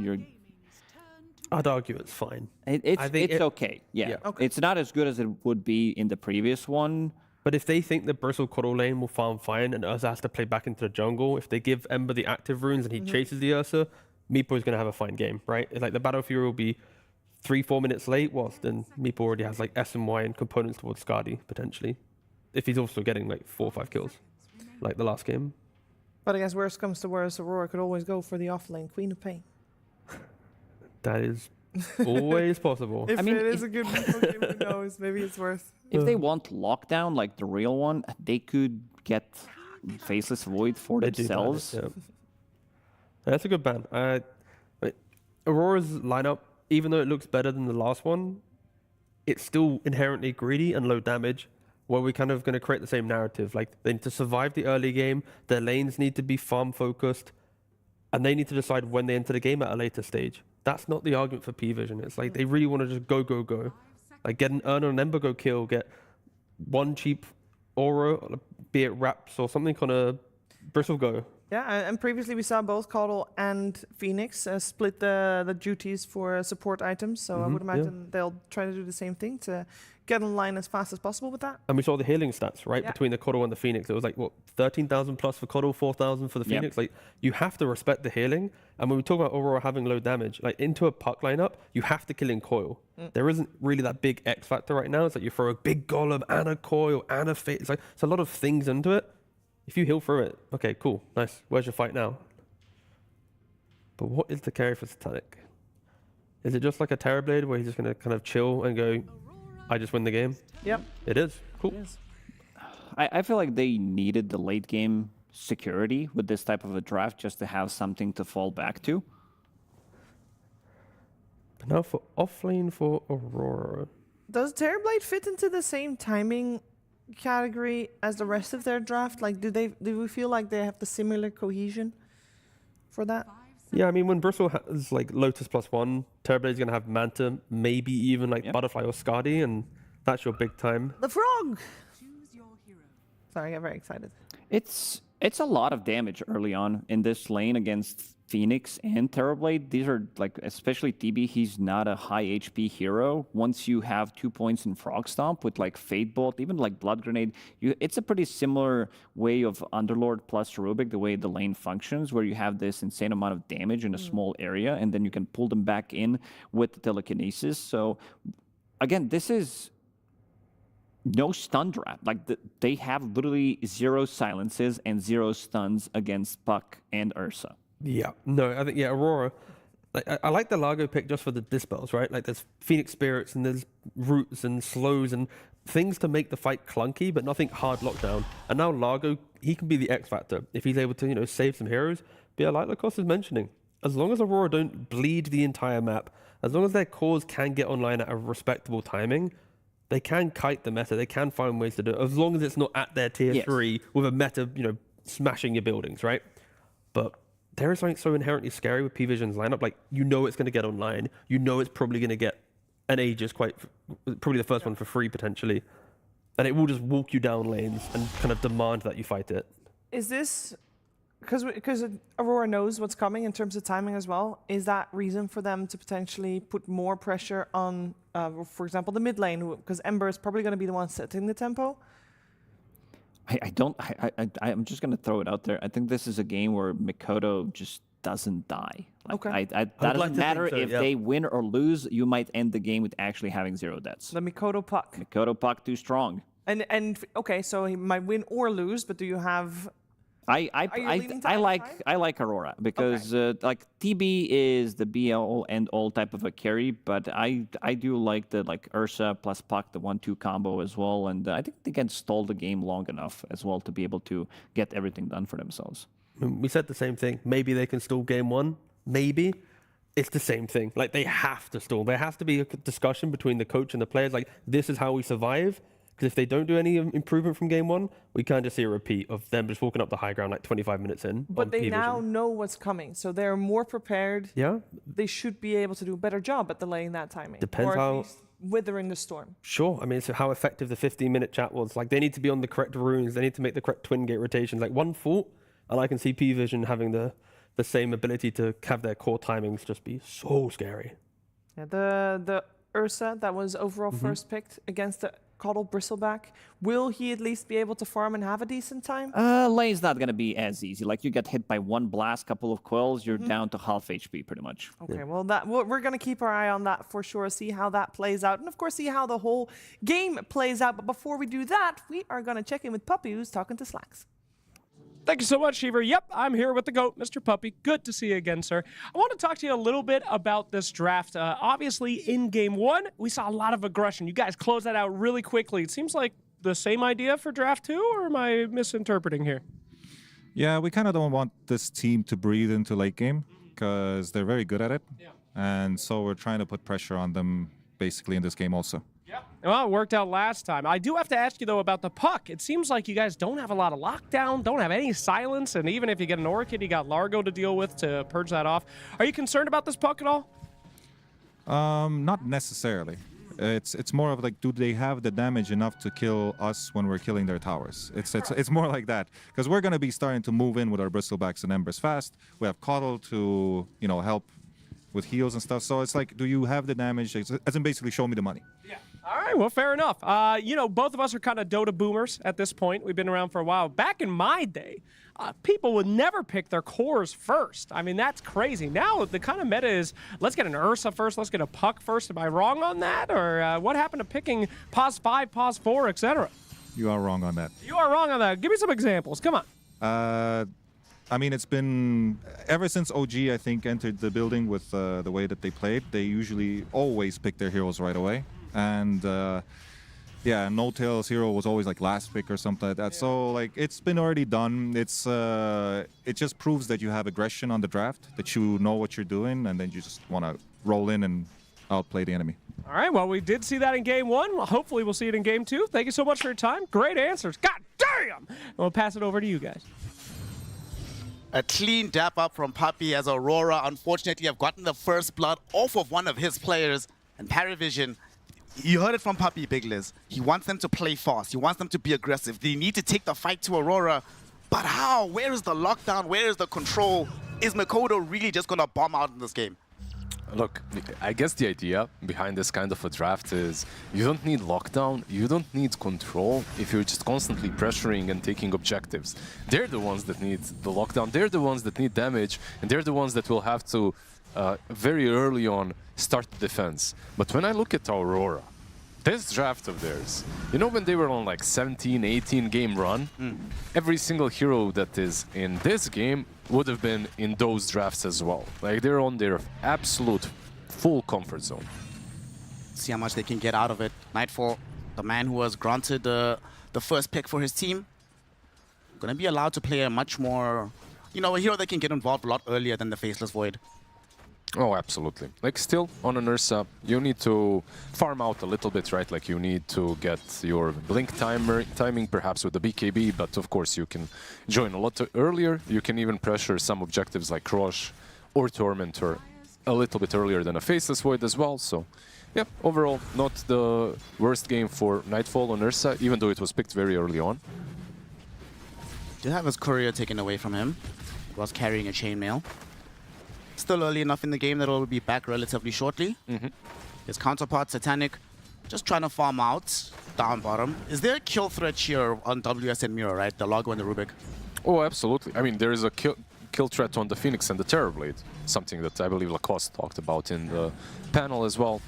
Like, Rubik and Largo are pretty damn scary. On the other side, Phoenix and Terrorblade, the only way they get kills in this lane is with an extra rotation, or if someone is really out of position being too aggressive. Well, they're going to go onto the Phoenix right now. Ducalis does have access to the Icarus dive, but he gets catchy-licked by WS. Mira claiming yet another kill by bringing down Ducalis. You can't dive out. Like, if you aren't frog stomped, then you're licked. Like, one or the other will come. Top Nightfall, lane, though. Nightfall having to run underneath the tier 1 tower. Getting more mana is Triple S. But couldn't keep the whole chase going. Big fatal bonds from Kaori.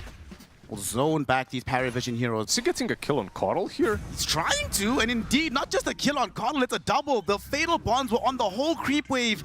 So Nightfall beats into it, brings them both down, and down bottom they get a Fade Bolt kill onto the Terrorblade. Things starting to fall apart right now for PARIVISION as Ducalis lifted back as well. WS is out of mana, so perhaps Ducalis can escape. Does have Icarus dive, WS still chasing. A little bit more damage is what they need. They pop the glyph, they shield the wave, they want to get this kill. Mira has mana in a second for the Fade Bolt, but the Icarus dive will be there first. Okay, at least the Phoenix survives in the end. This whole idea that Puppy talked about, where they're literally just healing through everything and they're just bringing the fight to you, they don't need stuns, they don't need silences. It's a very good idea. On paper it works, but you need items and the laning stage needs to go well for you. Right now, the laning stage is not going that amazing. All this action does mean that Mikoto was left alone middle, so he's getting his CS up. And Nightfall, those couple of kill involvements that he was in, gonna juice him closer towards having the Battle Fury. Phase boots flying out as we speak. Yeah, the difference, of course, once again, in this game, is the Keeper of the Light when it comes to net worth. He's already made a couple of stacks, he's making some more in the Ancient. Kaori with a Warlock rotation. Okay. Does have the Fatal Bonds at the ready again. Mira looking for the Telekinesis. They're going to get the Catchy Lick Frog Stomp. Look at the damage. Satanic will be able to at least juke for a little while longer. With the Fatal Bonds, will it be enough to bring him down? Not initially. They bring 9claws over as well, hoping to try and save somebody. Ducalis dies in the meantime on the back edge of the fight. Oh, he's WS is trying to find Satanic, but the young man is juking. He's jiving. But unfortunately, he is not thriving. WS finds him eventually and brings him down. The ward, this ward right here that Warlock used when he rotated is what kills him. Because the jukes were good. Like, usually when you're behind that tree, under the tower, you're not in vision. So that's what he was expecting. But he managed to juke like 3 or 4 attempts on the lick. Like, the Catchy Lick has a backswing, and it does take a little bit to cast, but in the end, it still didn't matter. Do you have a favorite juke historically? We'll talk about it in a second, as we have the first Dream Quill used here on this Ember Spirit. Trying to get through the Flame Guard. No one does get off the Remnants. He's safe for now. Bottom lane, 9claws though might not be as lucky. Telekinesis brings him closer towards WS. And this Largo Rubik lane is just dominating the bottom side of the map. Yeah, they're way too strong. Like, this hero, Largo, is actually a pretty decent laner. Not versus all heroes, but versus Terrorblade, versus all these edgy cores that really don't have a lot of HP. He thrives in these kind of lanes. Triple S is out of mana, so you can't keep peppering Nightfall with these Quill Sprays. Nightfall trying to get in front of him, doesn't want to trigger the Quills, but unfortunately, Triple S just outplays him with the Bristleback passive, able to bring down Nightfall. Oh, the respect tip right on the other side as well. Very nicely done by Bristleback. You can see Nightfall, the moment he got Windlace and Phase Boots, he tried to get in front of him, hit him from the front, but in the end, maybe he should have just played the odds and hit him immediately from behind. Okay, do we have a moment? Yeah, your favorite juke of all time in Pro Dota? There's 2. If I remember, there's like the host juke around the tier 1 tower with the Alchemist. Oh, with Alchemist, yeah, 3. Yeah. That's the first one. The other one is the only one that I remember because he was getting a lot of praise on Reddit. It was Weez against my team long time ago. He was playing some Slardar and he juked us for like 2 minutes straight. We were chasing him across the map. So it's the only one that I remember besides the host because it hurts. PTSD on that one. Pretty much. Remember PPD juking with Bane? ESL 2014 underneath the tier 1 bottom. I think they were playing against IG in that I think my old brain is cooked. Well, these stacks are cooked. Aurora going to steal them away from PARIVISION. So much hard work that's been done by 9claws to get these stacks going, but Aurora just says, we appreciate the investment, bro. That's an adjustment from the last game, right? Like, the last game, they were free to take the stacks, they were free to just chill and farm up. This time around, Aurora recognizing the mistake, and yeah, the invasion was really good from them. Triple S has been left alone here as Coddle around the map stacking. He's actually farming now, and I don't mind this as well. I feel like Keeper of the Light is one of those heroes. You can see that the skill build has changed a little bit as well for him. He's 2-0-2 right now, so he can actually take a couple of those stacks on his own, or maybe pepper them up a little bit for one of the cores. A bit more aggressive, of course, with this build.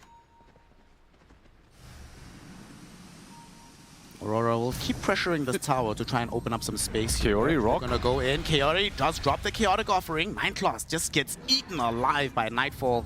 They lift back onto Triple S. Can't bring him all the way, but Nightfall can still catch up here. Just needs a few more right clicks. Here's Mikoto as well to make sure there's no escape for this Bristle. He will end up dying.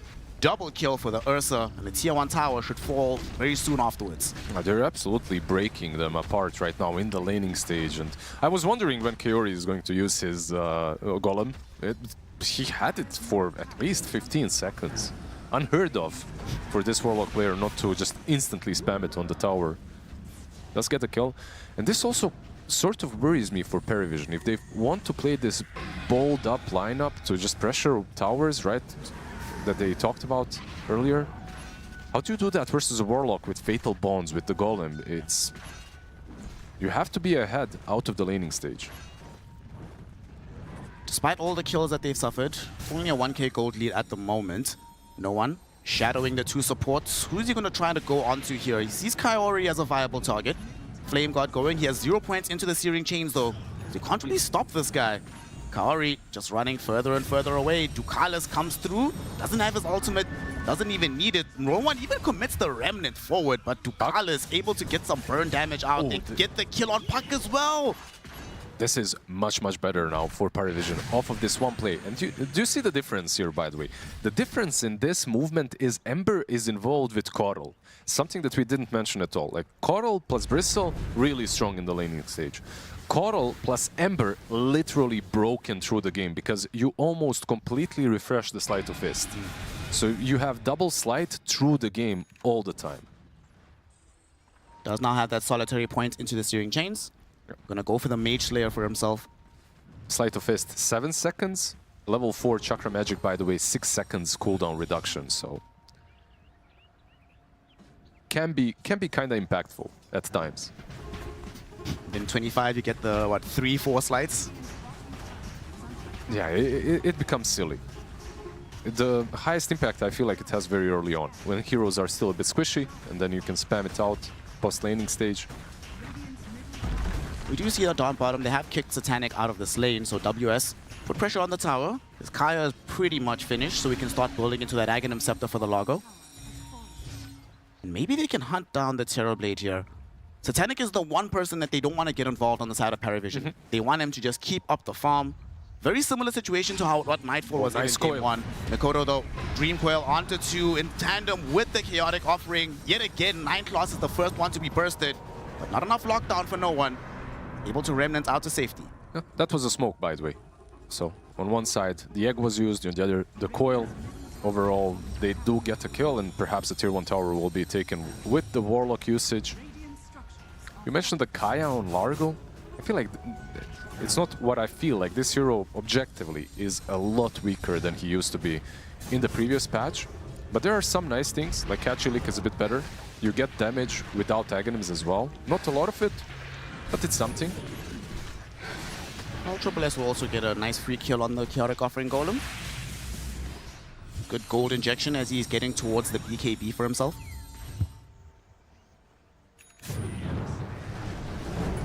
Mira has the stolen remnants, gets away from no one. Very nicely done. So where are we right now in this game? It still is a lot of farm that's going in towards the 2 carries, and Satanic in particular has just not showed at all since leaving the lane. He's just been chilling in this jungle, getting close towards having the Manta. He's also the main reason why, even though they have triple the kills on Aurora, the net worth is negligible, right? Like the advantage is 2k on Aurora. It's something, but it's not game-changing. Well, this smoke could be game-changing if they can catch up to Nightfall. Triple S already has Fatal Bonds on top of him. They even ported Mira here to try and force this fight, but they don't know about the pincer. Here comes no one directly on Kaori. The Warlock will die. Even brought the Terrorblade here with the meta, but the big prize is Nightfall. Searing Chains. Oh, unfortunately, it goes only onto the creep wave. Enraged for the Ursa, he jumps forward a little bit. Solar Bind will be there, but he's too far away. Ursa, he's going to be good to get out of here. No one, very unlucky that the creep wave was there for the Searing Chains. Yeah, they even thought about diving some longer, but just the TPs alone, the threat of the TPs, they didn't go through, prevented them. Actually, Largo and Puck now without the TP, but still on the enemy side of the map, just free farming. And these kind of moves are fine. Like, you get an objective, but they're never moves that you gain all too much from when it comes to net worth, as Puck was farming mid, Largo was farming bottom. I think they're going to try again. Whatever space is being afforded to Nightfall, they want to take it away. He is farming in a safer place right now in the triangle. But PARIVISION, they don't want to allow the previous pace that was being set to continue, where you're just constantly being dove under your towers, where every fight just feels like you're dealing with insurmountable damage.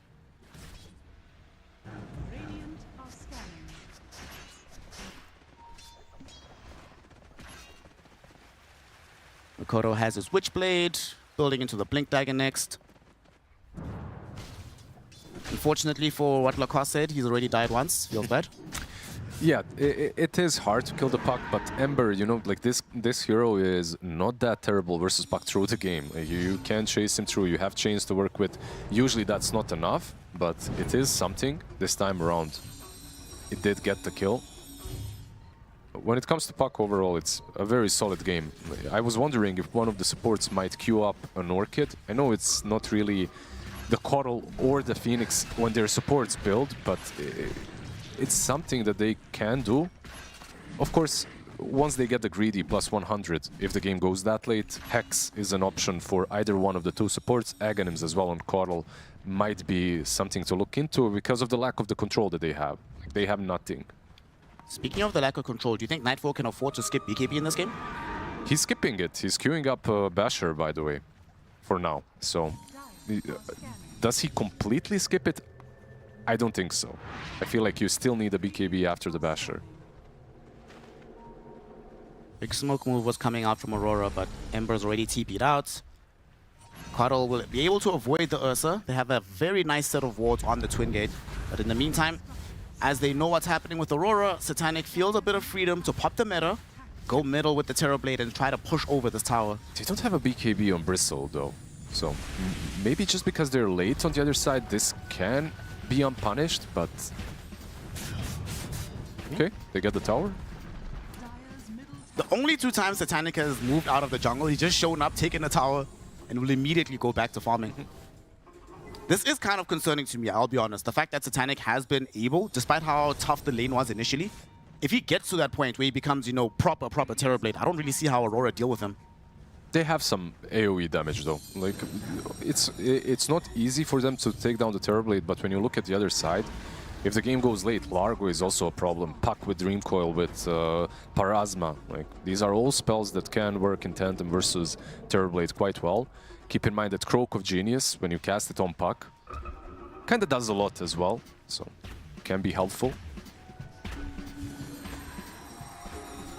17 minutes in, only a 2k gold lead. Triple S does now have that BKB, just arriving off the courier. And he's going to go immediately into a Nullifier as his next item. Trying to get some offensive dispels against this Largo.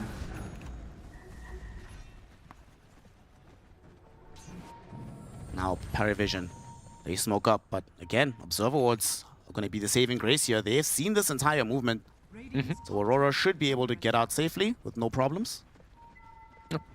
The lane is pushing in down bottom, so they can convert this into a couple of wards, maybe a tier 1 push, or if they decide to threaten Rush as well. The trick about PARIVISION and taking Rush is they don't really have a ton of damage for it, but they don't have to waste too many resources because of Bristleback and because of level 4 Fire Spirits. Rush literally isn't hurting you, it doesn't hit you. So you can slowly pepper it down and force a fight around it. While playing around this area, they'd like to be able to find the kill first. Aurora, though, are very happy to just dodge for now. Looking for the next round of items, but no one. Has some vision now onto Kaori. Nightfall will be there to try and defend his position 5. Forcing Ember Spirit to have to retreat. At the same time, Puck has shown up. Gets the Waning Rift out. They have Dream Coil available too. This is going to probably be a dead Ember Spirit. No way out of this one. Nightfall fed yet another kill. Yeah, that's pretty much all she wrote, and the question is, 30 seconds, is that enough maybe for the Ursa to even go into the pit? They're still scouting it, by the way. Keeper of the Light just constantly spamming spells. But, he's been scouted himself. He's standing right underneath an Observer Ward, so Largo easily able to catch up. Puck will also get involved. The vision is good enough that they know no one else is going to be arriving to help him out. And with these 2 hero kills, definitely time for Roche with the Ursa. Vision actually won these couple of last engagements, right? Like, they saw the smoke, they knew what was going on, and Coddle also, because of the lack of vision, dies in the end. Used Illuminate to scout Roshan, gets scouted by the ward. They have a couple of really nice deep wards that Mira planted, the one on the cliff and the one behind the tier 2 tower. And this is where Basher build on Ursa feels so great, because you went for a Basher, you didn't commit for a BKB, and you got an Aegis. So you don't really care, you're not that vulnerable. He did smoke on Parry, hoping to get there in time to interrupt the Roche. Sadly, not gonna happen. So Basher will be flying out now for said Ursa. Life feels good for Aurora. 4K gold lead for them. But it's PARIVISION that are forced to try and make some moves around the map. They've been smoked for like the last 30 seconds. They're just trying to force it, truly. Even with the Terrorblade, because they understand that even though he's like this big carry end-all be-all, he's playing in heroes that really scale well. Largo, Puck, and Ursa. Largo, by the way, Aghanims is here. Here they come, Terrorblade. He could be targeted here. They're pinging him out right now. Nightfall is showing up, wants to reveal the basher. It's going to be Ducalis who breaks the smoke. Observer was plopped down, but he gets the Icarus dive out. Satanic popping the meta. And these heroes from Aurora trying to get themselves back, but a beautiful Dream Coil onto 3 on the backlines enables Nightfall to just jump in and kill off Ducalis. 9class survives a little while longer, but eventually he dies as well. Now Triple S, what can he do here? Can he protect Satanic? Because Nightfall only has eyes for the Terrorblade. Life number 1 will be taken away, but Satanic will die permanently in the fountain, trying to respawn. Triple S doing his best to run. He's got a Largo behind him. Catchy Lick brings him close, kills him off. Aurora trade 1 Aegis for 4 hero kills down bottom. It was the nice idea from PARIVISION to stick around the Tormentor. They knew that this fight was coming their way, but I feel like they overestimated their strength at this point. The BKB Bristle is cool. He runs into the enemy team, and maybe if you catch with a Quill Spray a couple of these blink targets, they can't catch the backlines, but a bit too slow in the end, because they already saw where Phoenix went. So the Puck and the Ursa, they're already jumping the backlines. Coral and Phoenix, they just disintegrate immediately. Yeah. Super, super fast. And unfortunately, we are seeing that at this moment in time, if Satanic's not hitting people, the burst damage isn't really there at this moment for PARIVISION. He managed to take down the Aegis, used Thunder on Rubik as well. He did some work, but he's not there yet. Like, this isn't your Terrorblade that can just stand and fight versus pretty much everything. He only has Manta and Dragonlance at this point, so not quite there yet. Satanic's face, he's like, what the hell's happening, guys? We're down 18, 10k gold in favor of Aurora. It's only 22 minutes into the game. And yes, like you said, eventually Terrorblade will get there, but the game just ends before we're there. It doesn't really matter. This is Aurora's bread and butter, right? Like the way they're playing the heroes, they're playing WS. I feel like when he got into this team, the heroes that they were picking him all the time, it was like a Timber, then some casual support, but the moment Largo got explored as an offlaner, he started spamming it, and it was a big part of all those 1 tournaments. So, level 15 soon. Satanic got scanned. They know where he's at. Dream Coil is available. They see him. Makoto, is he going to jump forward for this?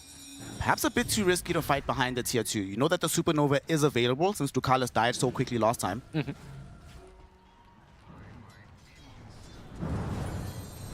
They're thinking about Timber, it seems like, because Puck is connecting.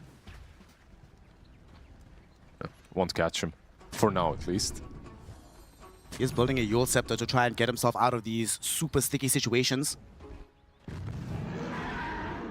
Puck as a hero used to be broken for a bit, right? Like, everyone was picking him when the tower hits were healing you as well in the previous patches. Then he fell out of favor a little bit, but in a game like this one, where nothing is threatening you and you don't have to go for any defensive items, it feels really good to play Puck. Like, you can just constantly go for the same build, Blink, Parasma, you don't have to stray away from the beaten path. And it's good. It's just very good versus supports that don't have any catch, that are squishy in nature. Speaking of catch, Nightfall has indeed decided to go BKB, and they've also caught Ducalis. Sounds bro. Not too much you can do about that one. But yeah, the bear is actually going to come back for the BKB, so as the Aegis has gone away, wants to ensure he doesn't die as quickly as he did like in the last fight. He has to buy it. It's also not only because of the control on the other side, which is lacking, it's because of the Terrorblade, right? Like, you need to have this one hero that can jump in, pop the BKB and kill him in it. Mid lane, Coddle. WS almost brought down the Coddle there, but allies will stream in from PARIVISION. They're zoning back WS, hit him with the Searing Chains. Satanic just needs to catch up and lay in a few more right clicks. He doesn't do it, but Triple S does. And the last tick on the illusion damage ensures that the Bristleback gets a kill on Largo, but no, Nightfall just jumps onto Ember Spirit. Rips him apart in 2 seconds. It bash on the first hit. Oh no, Satanic at least gets some revenge by chasing down this Rubik. But no one definitely did not expect to die that quickly. He didn't. But don't you think like this is a pretty decent trade for PARIVISION? Like considering the state of the game, they were 10k-ish behind, right? Now it's 8k difference.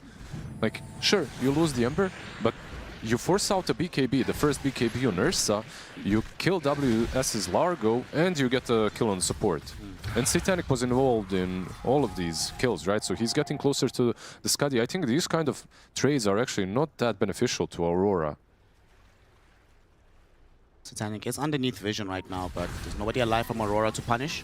They're pinging him though. There's a twin gate on top as well, but they need a bit more than just the puck. Puck does have a Parasma, so he is starting to become a threat in his own right in the right-click department. So where are we now? 25 minutes in. Both teams back onto their own sides of the map. Kaori will get caught and killed top. Provide some gold for the Aghanim shot of the Ember Spirit. Yep. Kaori and Rubik have both done a pretty good job when it comes to providing their team good deep vision. But eventually, when you play like that, you will fall. WS got scouted. There's an observer ward that saw him, so they might try to jump on top of him, and it's going to be no one hoping to open up the fight. Nightfall and WS are right in front of them, but again, Nightfall goes right back onto no one, almost kills him, forces him to have to retreat, but Puck comes on the back line, double damage June, got off the Dream Coil, trying to kill Ember, but no, the Supernova with Sunray will heal up no one, open the space for Aurora to retreat, but definitely ensuring that no one doesn't die again. Okay, the sustain that they talked about, it seems like it started connecting. Like you saw the Sunray as well, you saw the Keeper of the Light heals. Keep in mind that Holy Locket, once applied, it works on the ally heals as well. So you get some bonus heal, you heal the target, and all of the healing is amplified on the target as well. So one of the things why this combo with the Phoenix is pretty damn good. They did also manage to finish off that Nullifier on Bristleback. So having a few more buffs that you can take away from Aurora. Mikoto, yet again, we see the narrative of this game continues that vision enables these supports to get killed off very easily. Elsewhere, though, there is a fight breaking out towards the mid lane. Nightfall and WS doing their best to escape. Ember Spirit not going to be able to connect and hold them in place. So Largo will just strum a song. And everybody just goes back to farming. Yeah, they don't have Phoenix, right? They lost Phoenix and Meta was used. So it's still a pretty decent trade. However, there's another combination when it comes to Chakra Magic that we didn't discuss. I think he just misclicked it here as he fed himself mana. But every time Satanic uses Meta, you will see Coddle literally just follow him around and spam Chakra Magic on him. Why? Because Meta still does get reduced by the mana. So, yep, it's a pretty good combination. Put all our eggs into the Satanic basket. We did it last game, it worked out. Might as well do it again. And he's getting really scary. He's actually about to catch up to this Ursa, which is crazy considering how his lane was going earlier. And the Ursa's BKB that he bought not so long ago is already on the 7 seconds mark. Not terrible, of course. Can't drop down to 6 seconds any longer, so it's still a lot of value in teamfights, but Aurora are 9k ahead. It doesn't feel that dire any longer for PARIVISION. The scariest part of the game has been survived. Now it's all about just scaling, baby. Speaking of scaling, the greedy enchantments, of course, on both the Kotl and the Phoenix, and we talked about this earlier. Phoenix down bottom, though. Again? Didn't he die in this exact same area last time? He just devoured it, to be honest. Okay. So he did something, you know, like he was in vision, he tried to devour it, he did get devoured, but of course Puck is a bit too speedy for him. Sometimes supports have to sacrifice their lives for their team. What can you do? He's buying Hex, like he's getting there on Phoenix, so eventually this support will be a problem for the Puck as well. Not only for him, of course, for anyone that gets Hexed. Well, it's an Ursa game, so we have to worry about Roshan consistently. Second, Rosh is up. Big man ready to drop some swag. Of course, PARIVISION will know about this, and they have all their ultimates available, including the Supernova. Ducalis is about to respawn, so this can get scary. But Roche is already on 50%. Can they get here on time? No one tries at the slide of his. They Yules up the Ursa, forcing Mikoto to be the one to snatch the Aegis. This could still be a decent fight. Ghost Scepter dispelled by the Nullifier, but they couldn't connect in time with the Phoenix. So they have to let Aurora just walk away with the prize. But no one is just standing on the high ground. Two heroes caught inside the Searing Chains. Here comes Satanic with the right-click damage onto the Rubik. He tried to Remnant away, but he comes back. A misclick from Mira ends up dooming him. He's the only one to die so far, though. Mikoto holding back the rest of PARIVISION with the Dream Coil. This, even though it doesn't seem like a big deal that perhaps that the Puck picked the Aegis up, it's massive. Because Puck isn't in any danger in this game anyway, right? Like, they don't have any catch for him. The game is free for Mikoto. They're stressed, by the way. They're doing bullshit. Just need to catch them once on the wards and we will win the game. Okay. Fair enough.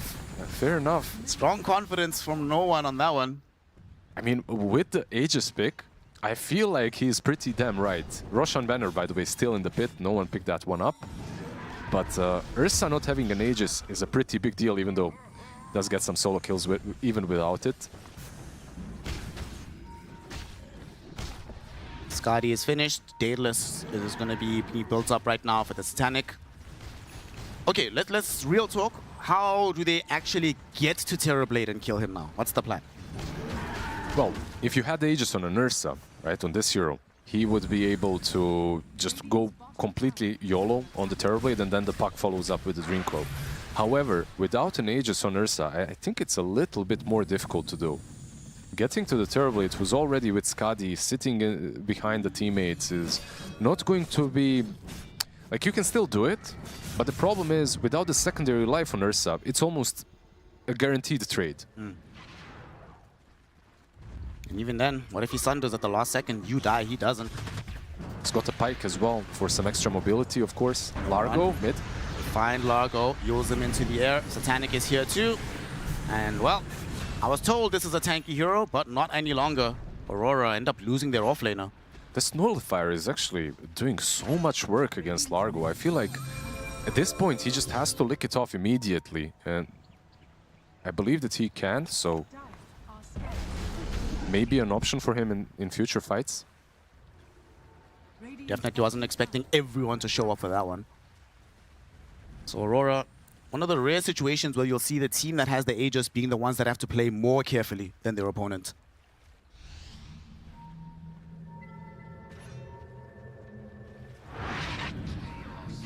Kaori almost has the Aghanim Scepter on the Warlock. Just needs 300 gold to get there. Did they have some vision down on the Earth side? Feels like they just rotated everyone top lane. Going to go onto Ember Spirits. He has no way out of this one. Dream Coil gets ripped to shreds. Not even a chance to get off that Dual Scepter. Does Nightfall have a bash button on his keyboard or something? It seems that way.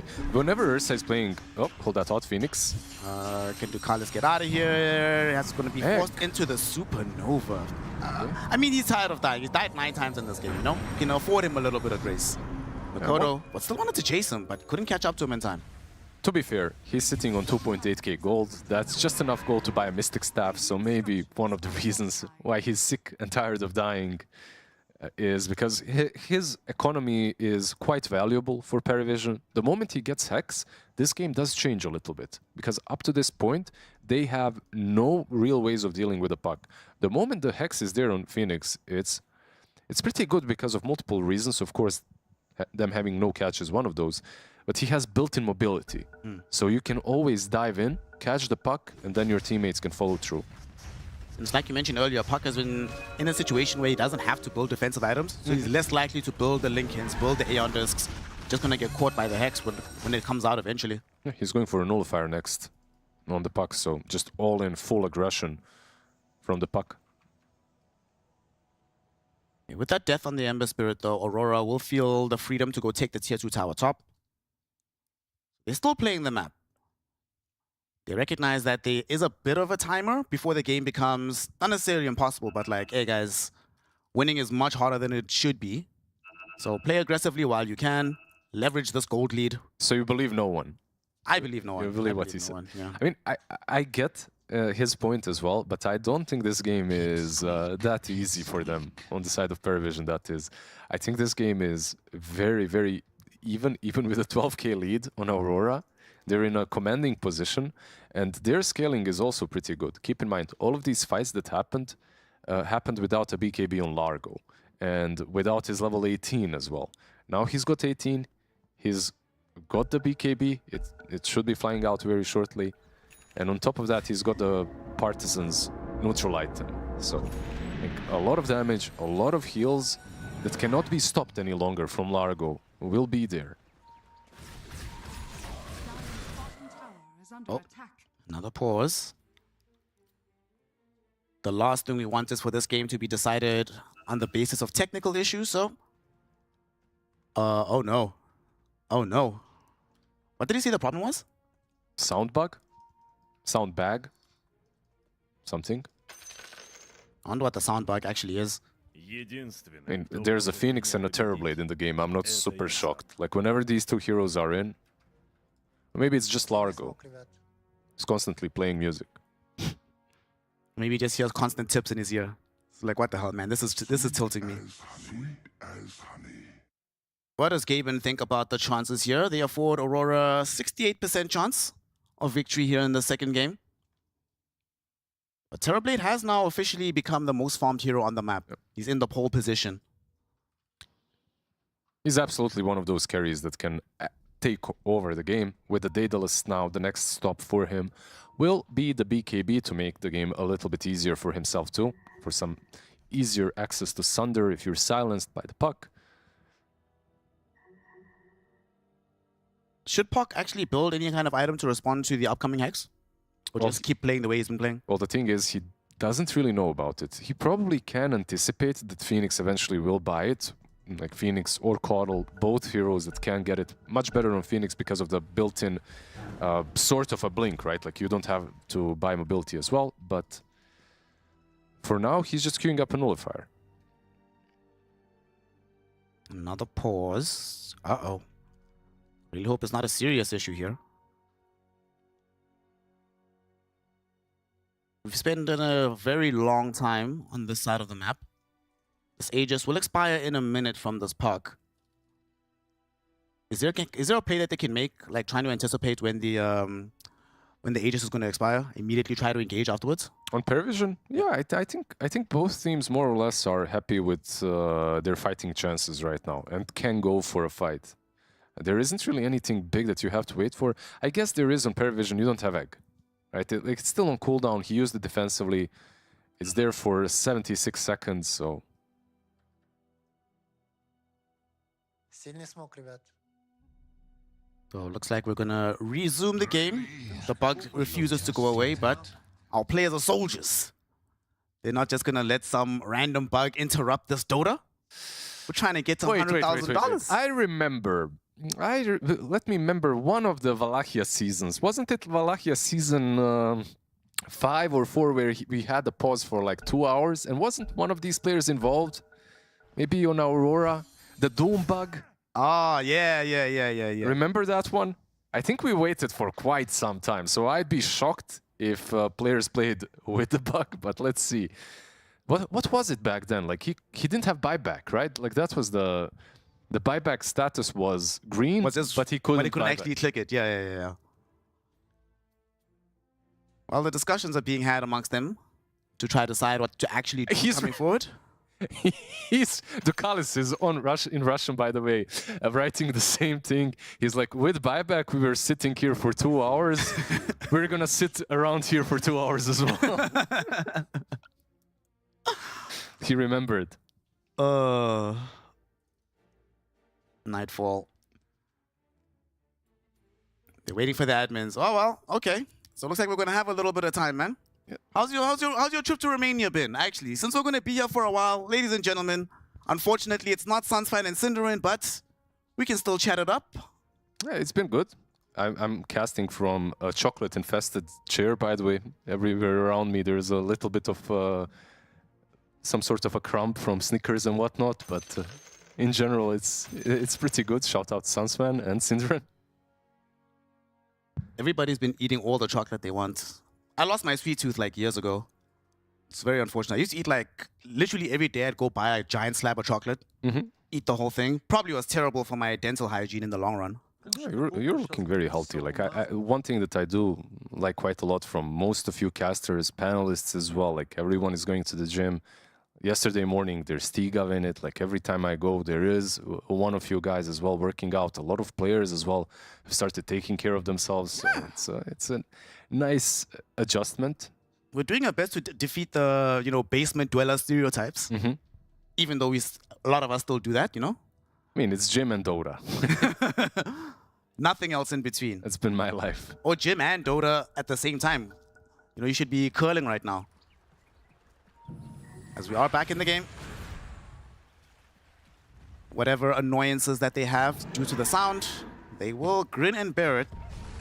And Nightfall, oh, okay. Just randomly finds 9claws, able to bring him down extremely quickly.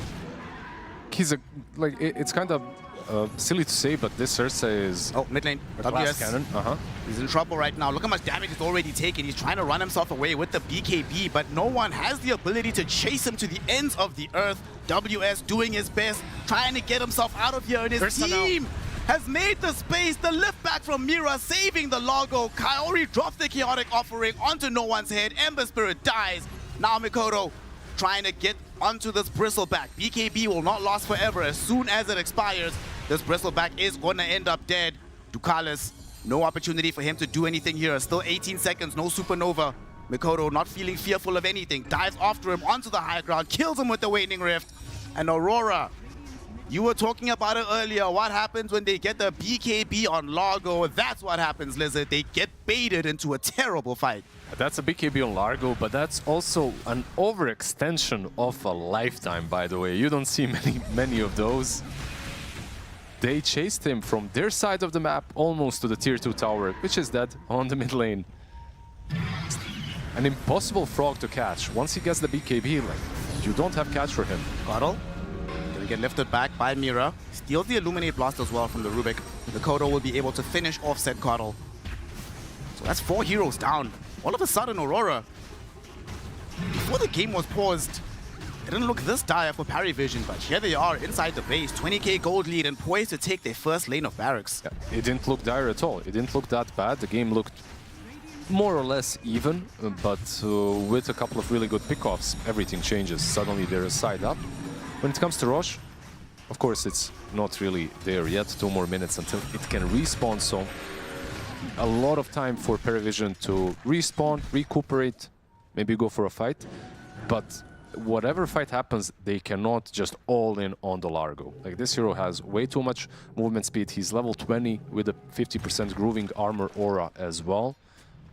You're not taking him down that easily. Not with the BKB. They need an Abyssal Blade, and as I say that, Triple S immediately just buys Basher.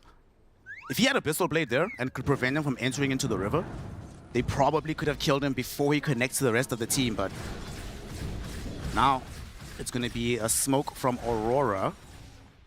Ducalis is going to come across Nightfall here, and Nightfall has been having a pretty good time dealing with this Phoenix.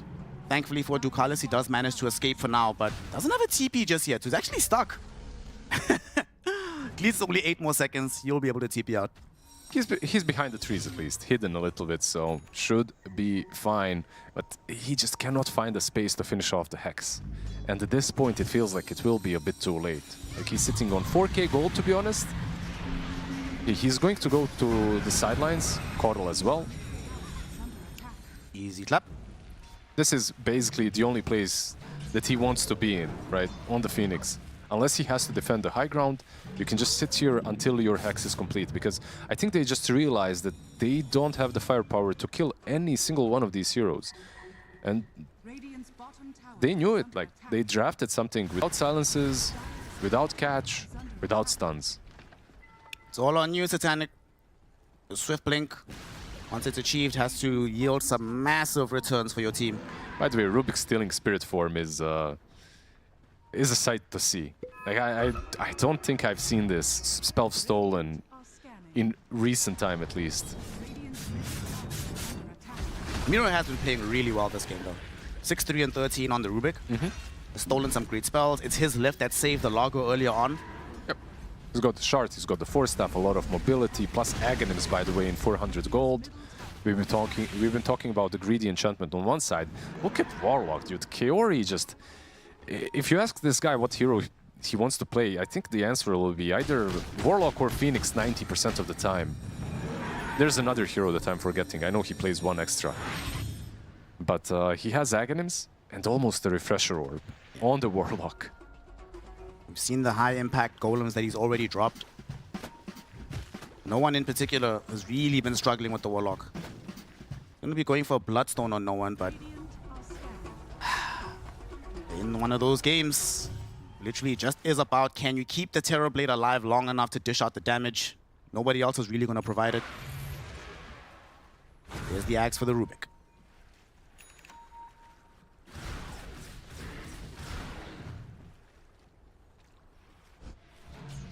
Dukal is still here. It's like you said, he has nothing else he wants to do except finish off this Hex. Maybe he can take the next wave. Let's see. If he takes the next wave, the problem is then he cannot continue farming here any longer. He almost has it. Just needs the recipe right now. 100 gold, yeah. Well, he gets to go home. Aurora will go for yet another date with Roshan. Poor Roche, man, there's no variety. He's just been hanging out with this bear all the time. This time around, they do get the Aegis onto Ursa. Not going to be the puck carrying it around. There's a shard as well in the pit that they didn't pick up at first. Absolutely useless on Largo. His spells are almost no cooldown. They give it to Warlock for now. They can give it to Puck, perhaps for the double coil. It's also not too bad. He's fully 6-slotted, of course, needs to make a spot for it. Okay, this could be interesting. Jenkins was telling me about some strange interaction where if you get given the refresher shot, it doesn't refresh, it doesn't share a cooldown with your own refresher orb. If you're given. If you're given, if you don't and he pick was it up. given. Yeah. I see. And maybe that's why the Largo picked it up first to give it to him. We'll see if Kaori knows about this interaction. We're still 600 gold away from the full refresher, though. Yep. I mean, there's just a lot of new ways that items work, of course, since the last patch. Like, things have been changed, so wouldn't be surprised if there's a bug. But they do have a banner, and it seems like they will be happy to push mid. Double Siege Wagon here. And here they go. PARIVISION. A spot in the top 3 requires them to win, and they get the Hex out onto this Ursa. Catching it will be there, though, from WS. But they don't have the follow-up damage just yet. Nightfall, as he gets lifted back by Mira, Satanic will take out the Roshan's banner. And these constant blasts coming in from the Coddle will push back the creep wave now that the banner is gone. Even with a 25k lead, there are some things that are making this, of course, a pretty difficult affair to push on the high ground. Metamorphosis from the Terrorblade with Blink, Daedalus, Skadi, it's always hard for closing games against him. But also just this Chakra magic spell that we talked about earlier, I feel like every time they push high ground, Meta will be off cooldown, and he'll be able to use it. No one in trouble inside a Dream Coil right now. Did throw out the Yule Scepter, but here is the Ursa. Nightfall. I don't know what no one did to him in a previous life, but he's taking his revenge right now. There's a buyback available on the Ember Spirit, though. He did something to him in the previous game, previous life, so... Kaori will drop the Golems. The first set. The first set. His Refresher Orb is coming. Please get the orb first, bro. I want to see the interaction. Tier 3 tower about to fall. BKB activated by Nightfall. He goes and just yet again blows up Ducalis. No buyback on the Phoenix, however. Now Aurora, they've gotten the second lane of barracks. PARIVISION unable to stop them with the numerical disadvantage. Yeah, they have meta, but I don't see the worth of meta without the Hex on Phoenix, without the Ember Spirit buying back. It's just impossible to engage. Botanic now maybe wanting to go in. BKB activated by him. They're looking towards the Rubik. Kaori, though, buying the space and time to drop another set of golems. And it seems the interaction does work that way because there's a third set. The stun goes out onto Triple S. He just bought a Abyssal Blade, so he doesn't have money for the buyback. Mikoto also had a 3-hero Dream Coil on the back of the fight. They kill the Terrorblade. They kill the Coddle. They kill the game. GG, well played. We are going to a deciding third game. Yeah, in what style as well? Just dropping all the golems down on the ground. Warlock, Kaori, like there's a reason why people were banning this hero against him when it was broken and when it was not. But in the end, from PARIVISION, they had an idea. They were pretty stubborn with it. No catch, no silences. They can push through without them. It didn't work in the end. It did not work in the end, and Aurora, it worked out for them. Shiva, what do you all make of this excellent performance from Aurora? Well, I'm taking back to the very start when we had a coach interview with Puppy, and he said that he was planning to not let Aurora breathe into the late game. Aurora didn't have to breathe into the late game because they crushed the early game. I don't know how this turnaround happened for them, but it looked mighty strong, Lacoste. It really did. I mean, on the wings of Nightfall as well, he did die, had that really one funny death. It's always something with the Nightfall, it has to be. That's why he's one of my favorite players to watch. There's always something comical about the gameplay. And he didn't die ever since. Like, he was the one. This was also an instant response to Phoenix. People try to figure out, like, how we're going to counter this hero. It's going to be Silencer, maybe Mirana 5 to kill the egg. But why not Ursa? And so far, they looked unstoppable with pretty much every single Ursa game that they played so far in the tournament. No, for sure. And, you know, in the laning phase, Aurora just found ways to outplay in kind of every single lane, especially top lane. You saw the aggression from the Bristle and the Coddle. They tried to kill off the Ursa, and then Kaori just comes around with Fatal Bonds on the entire creep with double hero getting a double kill. And at that point, Nightfall's like, thank you very much, Kaori. You have done your job. You can now go bottom, apply more pressure, and yeah, the game just really just fell out of PVision's hands. I will say, respect to PVision. I think Satanic showed why, you know, the carry players can make the game feel incredibly close. He was always, you know, keeping up with the Nightfall net worth. He was a threat on their side. The Chakra from the Coddle, making sure meta was in play. But, you know, after the pause came through, there's a lot of all chat between the teams during the pause, and I feel like focus. They lost a lot of focus, right? Because WS was like halfway down mid lane. PVision was nearly dodging a gank whilst chasing the Largo, and it just felt like if the pause didn't happen, PVision probably don't make that play, and then the game might be a little closer for maybe an extra 10 minutes. Aurora probably will still win, but I feel like the fight will be closer. Like they just post-pause fed, and then the game just disappeared basically. It is, when you see a Largo running away on the Sliver of Life, and he's like very speedy and he's singing the song of his people, it's just, it's a recipe for disaster for the team chasing him. Rule 1 of Dota is like, you should never chase the guy that's nearly about to die if you know you're not going to kill him. And Largo is like the best hero in Dota at like baiting like, you're going to get me, you're going to get me, you're going to get me, and then you never get him. He's gonna be it's gonna be him as a standout player. We were expecting that. Yep, for a good reason. We had like the whole segment. I did say that he's not gonna die once. Died at one time. One time. Yeah, Mikoto almost like no Kodo, but they did catch him one time. And every single time I watch this guy play, the hero is just too good, especially in a game where there are no stuns. This is always what worries me. Like, they had a vision on side of PARIVISION to be able to, you know, maybe try to end the game, like, or just sustain through all this damage that they do have, because they had the same supports in game number 1 with the Phoenix and Coddle. But you know who also has healing? It's Largo, and he was healing them for 10,000 plus. Clean 10k, yeah. Yep, easy 10k, and then both supports also slightly above 10k. So they've seemed to figure out like how to deal with these two supports. You're gonna have heal. One guy of our own is gonna pretty much out-sustain the whole damage that you have. Yeah, and at the end of the day, a game like this, when it potentially is going long, we have to put some extra focus on the carries, especially after Nightfall died the way he did. That was really funny. But we should have some extra focus on the carries later on in the game, as we are going to check in with the Ursa and the Terrorblade. Yeah, of course. So this was like the kind of scaling point of the game, because Nightfall had complete freedom in the lane. He had this incredible net worth. The hero damage still is like the calm before the storm, right? It's gonna, you know, blow up relatively soon. And I feel like again, this was more to credit Satanic that he was able to at least put up a fight with what Nightfall had. And yeah, this was again pre-pause. The fact that you had Nightfall executing the what's it called, the Ember, and then of course Satanic was able to kill off the Largo and then chase down other heroes. Like the game, even though Aurora had the net worth, it felt like if PVision kept discipline, it could have been like a 60-minute game of full back and forth. Yeah, when you said executing, I thought you were going to be talking about Nightfall, BKB tipping out, because he was on the edge. It's like one of his classics, and then he's like, yeah, I've done my job. I'd killed the guy. I'm out. Yeah, the problem with how bad the laning phase was for PVision, it was like one mistake from the Terrorblade, one bad meta, one bad attempt of killing. If you don't actually get a kill and give yourself more breathing room, Nightfall will run you over. And that's just exactly what happened. We've already mentioned that chase down on the Largo, what tried to happen.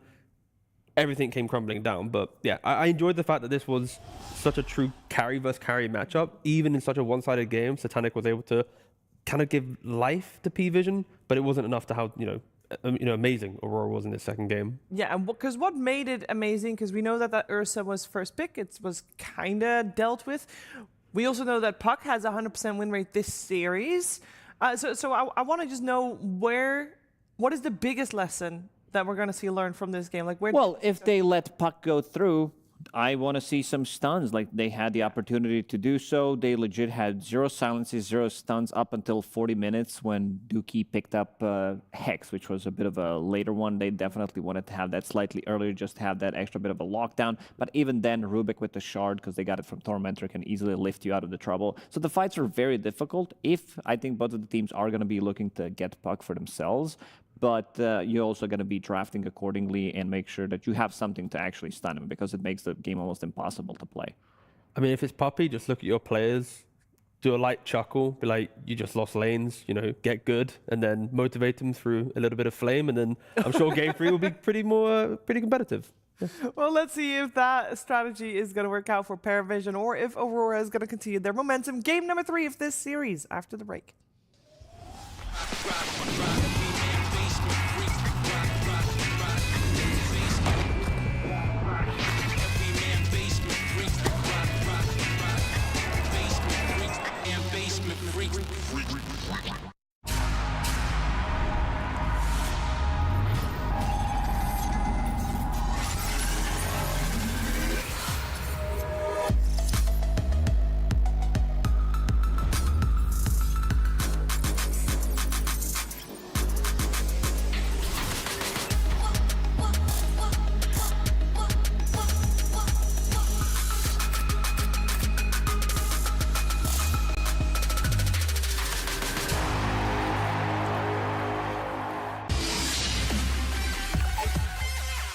The human body was built to move. Not trapped at a desk in one singular posture for 12 hours a day. It's time your chair evolved. This is Secret Lab Titan Evo. Ergonomically engineered for you. Gamers, hybrid workers, artists. Backing your every move.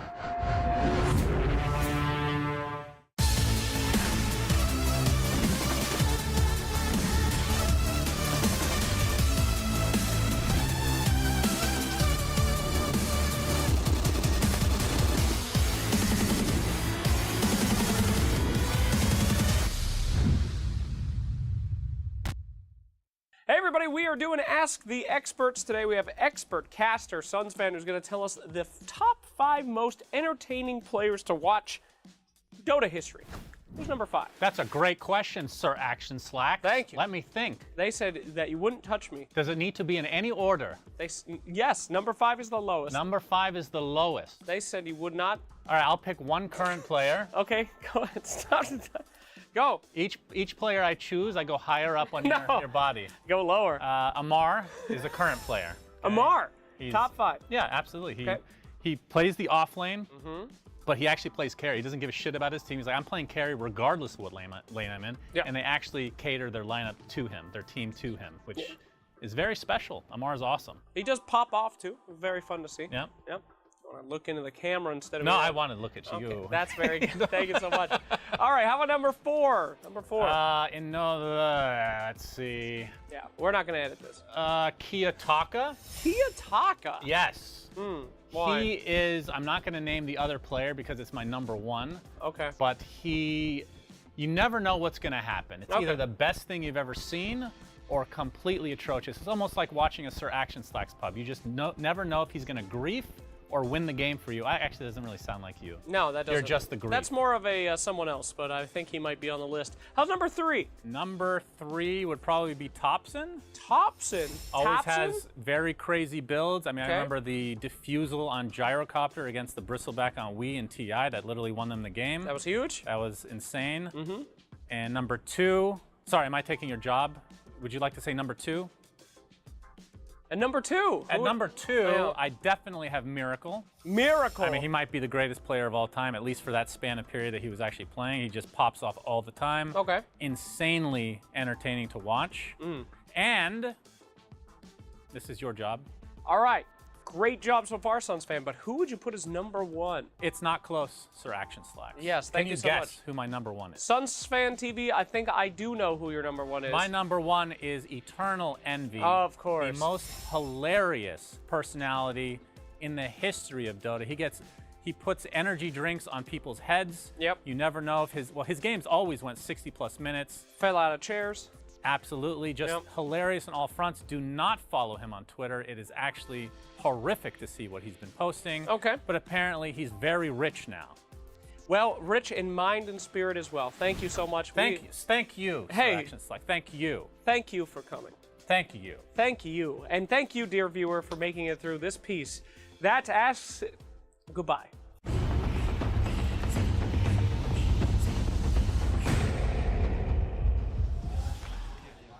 I hope the players have been able to relax as much as we have during that little break as we head into game number 3. Aurora and PARIVISION, both of these teams right now top 6 here at PGL Wallachia Season 8, but winning this one game that's upcoming will guarantee you top 3 here as we are in the upper bracket semifinals.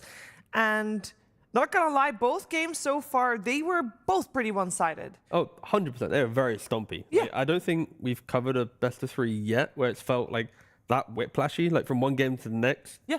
So going into game 3, it really feels like the little nuances of the draft are going to play a big factor. Will Nightfall first phase his hero again to escape Puppy's ruthless ban strategy of making sure he doesn't get to play his comfort? We might actually see, if Puck doesn't get banned, we might see Puck squeezed in and get priority and maybe picked in the first phase as well. Well, we have a change because both games so far, I believe PARIVISION has been first pick. This time round, it will be Aurora with first pick, so a little bit of a shift up there. Which does mean PVision have to use a couple different bans, right? They have to put Slardar on their side. They still do the Alk ban that they were doing last time. So what was the hero that we're missing in regards to the Bango? And in regards to the first phase band, we saw Tiny being first phase band as well as Monkey King. So the Monkey King is one that is first phase ban Ursa. Monkey King in. Yeah, Ursa is the investment ban. Like relatively low chance Aurora would first pick it overall, but good to get it out now. I mean, you only have one ban in the second phase, so often, you see that number 7 on the ban, like that is kind of the space to throw a freebie out for the future. But I thought Monkey King was broken in a good way. Depends on the He player. is, and they might run this as a position 4 as well for themselves still. They are that type of a team that he goes for Essence Distiller. He provides vision of his own. Then you have 8 seconds of vision with the Essence Distiller. Or they can just play it from the mid lane. They could play it from the carry They role. just first pick it, all right? As predicted, this is how things shift in Dota. Like you see a hero that is doing well, it's undefeated in the series. Why not shift the priority? But you had the win rate of how much it won when it was first pick, right? Because you had split them up for first pick. It was 50% on side of Aurora. Ooh, because that doesn't really inspire me That too does much. go towards the hero, right? I think even in the interview with Puppy, he did mention that against Puck, out healing and surviving the Puck is a good way to deal with not having the lockdown. Of course, their lanes were terrible, so we didn't really get to see it perfectly play out, but you can out-heal the Puck, you can out-sustain the Puck, you can maybe even lock down the Puck, of course, the obvious way.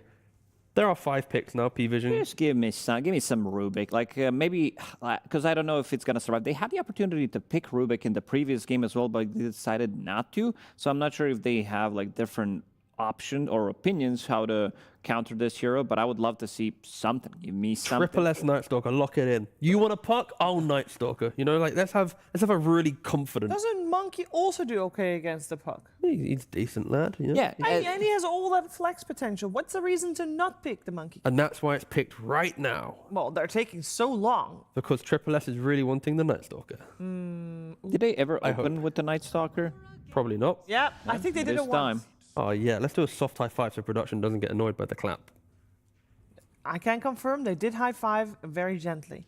Night Stalker, very nice. We've seen him own on this hero once, and it was the first game where we went like, wow, and there were rumors that they were going to replace the guy, and that doesn't seem likely. Well, the rumors are spurring him on to do very well, of course. You know, he sees the contract, just The motivation all those is there. papers that they actually have. It's actually the coach holding all the players' contracts. That's it. No, it reminded me a lot of how you have to, because we also saw him on the Slardar, it is similar play style. It's just go, go, go, go, go.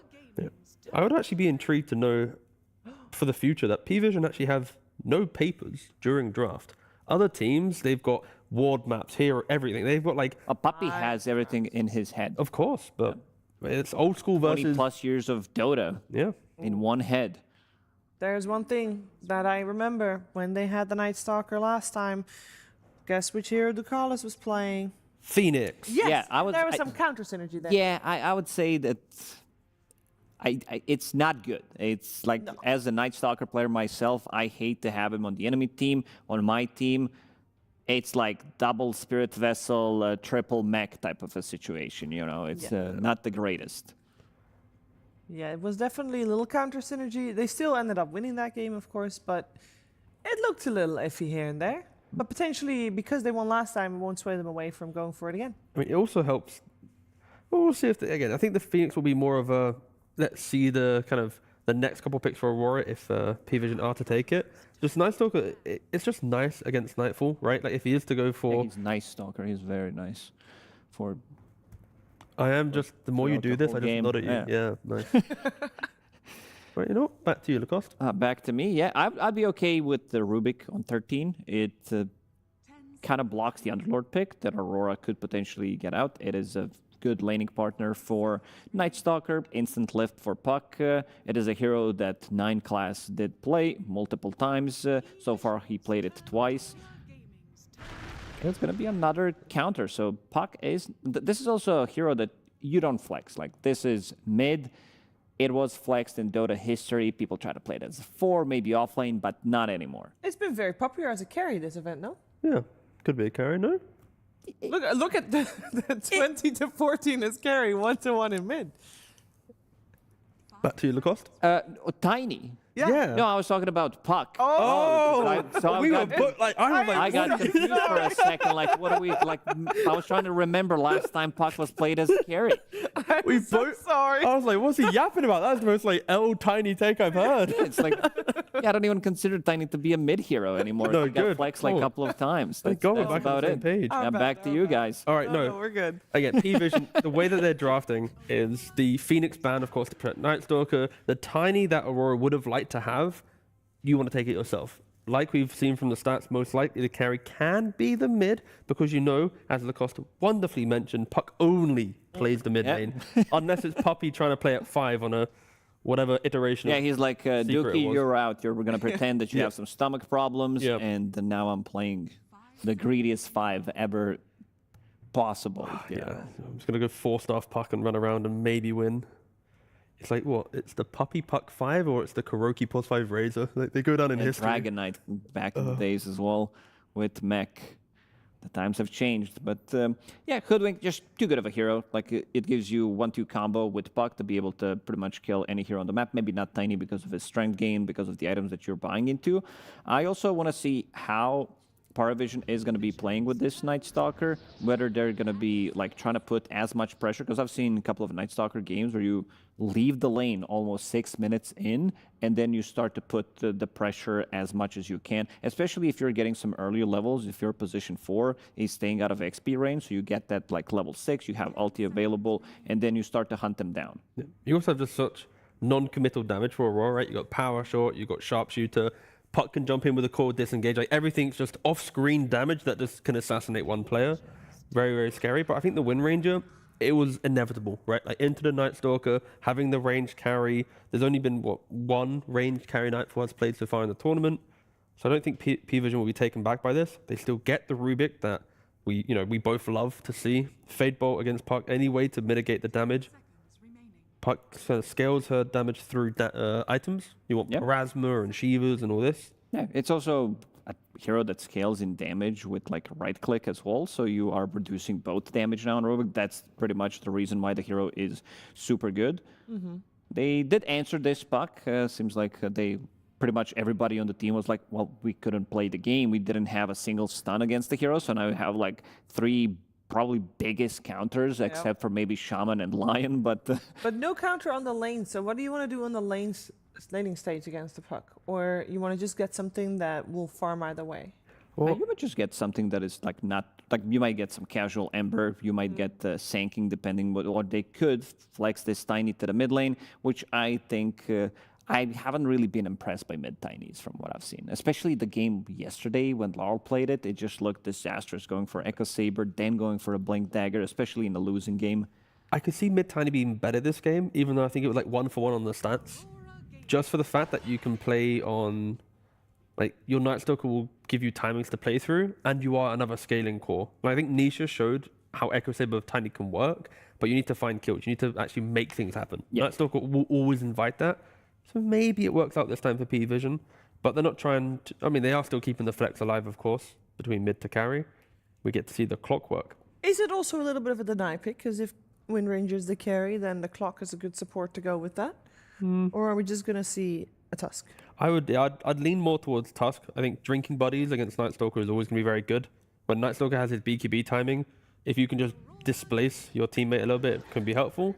But utilizing pick 18, they don't want to use it on a support. They want a high value core. And any BKB piercing stun against a Night Stalker was very good. We also need to note how important is it Distiller? What's the other urn? Not Vessel. Is it Distiller? Distiller, yeah. Okay, cool. Distiller, you put down Night Stalker, you just take his ultimate vision, right? So when he's running around and he's distilled, it's like, I've now got 8 seconds. 8 seconds of it. It's dormant for 15 seconds as well, so if you pick it up and then like another 8 seconds, it's just too good. But yeah, Beastmaster.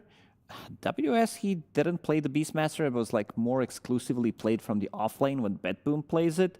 So maybe they're thinking this is going to be the carry Beastmaster, or this Wind Ranger can be played as 4. This is something that BetBoom did go for yesterday, and Say was godlike. He was beyond godlike, didn't die a single time in that game. So the hero is still viable if they feel like they can find something better. Yeah, I mean, automatically, with the Gyrocopter ban, they are screaming like they need to protect this guy. Again, 23 pick is just going to go the way of the position 5.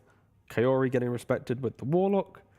What else? Would you then respect his Jakiro, the one he normally plays, or respect the Tusk, the one would pair well with the Wind Ranger? Like, are you going to respect the comfort or the good? I mean, there's also a argument towards like the Venom Monster as well, right? Just super toxic laner, make Night Stalker think about his positioning. Wind Ranger is pretty good at just constantly whittling down heroes, just annoying them. It would be really good Marcy position 5 game Also if, true. if he could play it. I don't remember if this is in his hero pool, but pushing people out of Night Stalker's silence, it's pretty much the save against Tiny, it's save against pretty much Clockwork. It's just very good overall. They have a lot of mini stuns on top of that with Void, with Tiny's Avalanche, like instant lift from Rubik, Clockwork with Battery Assault. So it might not be like the best one, but they are banning out the saving heroes because they know once they lock onto a target, they want to kill it from 100 to 0. Yeah. The last time Kaori played Marcy support was in 2023. That's like 3 years ago. Yeah. So probably not going to happen unless he played it. Tusk is the easier option. Yeah. Yeah. But then, as we already mentioned, there are some obnoxious ranged heroes, like the Jakiro, the Veno. So we'll just see which route he wants to take. I think normally in this position, as long as Kaori goes, I can help you win the lane Nightfall, he'll probably get it. Yeah, Veno it is. And yeah, the Veno is the most toxic of all. We know he has like 3rd highest hero damage of any player at the 6-minute mark in the tournament so far. It's probably because of him playing Veno and other such heroes. And the question is, the Tiny, we did see carries being banned out on the side of Aurora, but that is mostly protecting their Beastmaster. But Tiny could still be carry. We are seeing no one talk, so that does leave me to believe that maybe we're going to get a fresh mid laner coming out. Yeah, I mean, Ember is always an option just to have Mage Slayer Buyer. There's a lot of magic damage coming out from them, but they go for the old school classic. When in doubt, I think 2 Wallachias ago, he was on an insanely good win streak on Satanic. He was like maybe even 20 wins in. It was just insane a number. But I also want to see, because I was like, it was in the back of my head, but then I thought about, Windranger, she as a carry could potentially also build into Diffusal Blade against Medusa, could be very effective. Yeah, pretty much with P-Vision, they are just putting to Aurora, like, we have a Medusa that can stand her ground against the Beastmaster in the early game, doesn't care about the puck damage. We said about the sustain against the puck coil throughout the game. Medusa can be that hero, always walking up to objectives, holding your position, doing this stuff. Also, I've not really seen Puppy ever lean into the screen that much next to Dakala, so... There must be something very important that he needs to point Buy out. this item! Or he was trying to make Dakala's change his set. Or, I do think the Venom sense. because in the pick screen you see the minimap, he might be he might be pointing at the minimap like smoke to this point. Yeah. Because rather than describing it, he might be pointing like, hey, let's go do this Or early game where they smoke. normally place Or something more important, probably they have Banana on their side. Yeah. Put that Carrot Cogs cosmetic right now so that we have some like veggie fruit combo for the team as well. Yeah, very strong. I prefer carrots myself. I really don't like the texture of bananas, so because of that, I am leaning towards P-Vision. Okay. Yeah, I think it's a carrot, Shiver. Yeah, I do like what PARIVISION drafted for themselves. Every single time I watch, because I don't think they have the burst damage to kill Medusa, and they can play around either Night Stalker, 2 supports, they can hug pretty much any of the cores, and they're going to be feeling safe in this game. The main thing Aurora has is the aggression that we saw from Game 2. They can win their lanes, they can create all these moments to be aggressive. Eventually, I do feel like P-Vision are just scary to fight into, but they have the tools to be that kind of really obnoxious laning team from Game 2. The question is Nightfall buffed when Night Stalker uses ulti? Because the night falls. Yeah. Thanks for explaining that one. That was a difficult one. I had to think about it. Like, it's an Ursa. It was Ursa last game, actually. I wrote it down wrong. I need to know if this game has a similar, like, if one team gets ahead, are we going to have a repeat of whoever gets ahead in the laning stage? Like, I hope for all of us and the fans, it's not Stompy. We've had our Stompy game 1 and 2. I know we're all not hoping for it, but I would love an. I think Medusa with 2-3 items can close out this game. Yeah, but also Venomancer can just demolish the lane, and then Nightfall pops off, and then Beaky or whatever. We're gonna find out how it's gonna play out. Thank you so much, gentlemen, for your insights. We're gonna head over to Slax, who's standing by with Coach KP.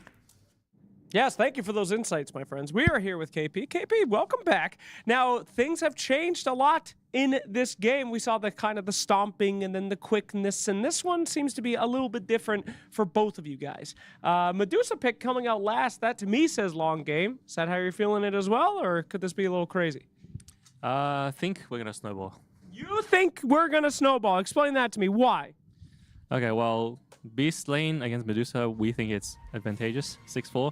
We're going to get early Helm of Dawn. We're going to get his tower. We're going to get his jungler around bot.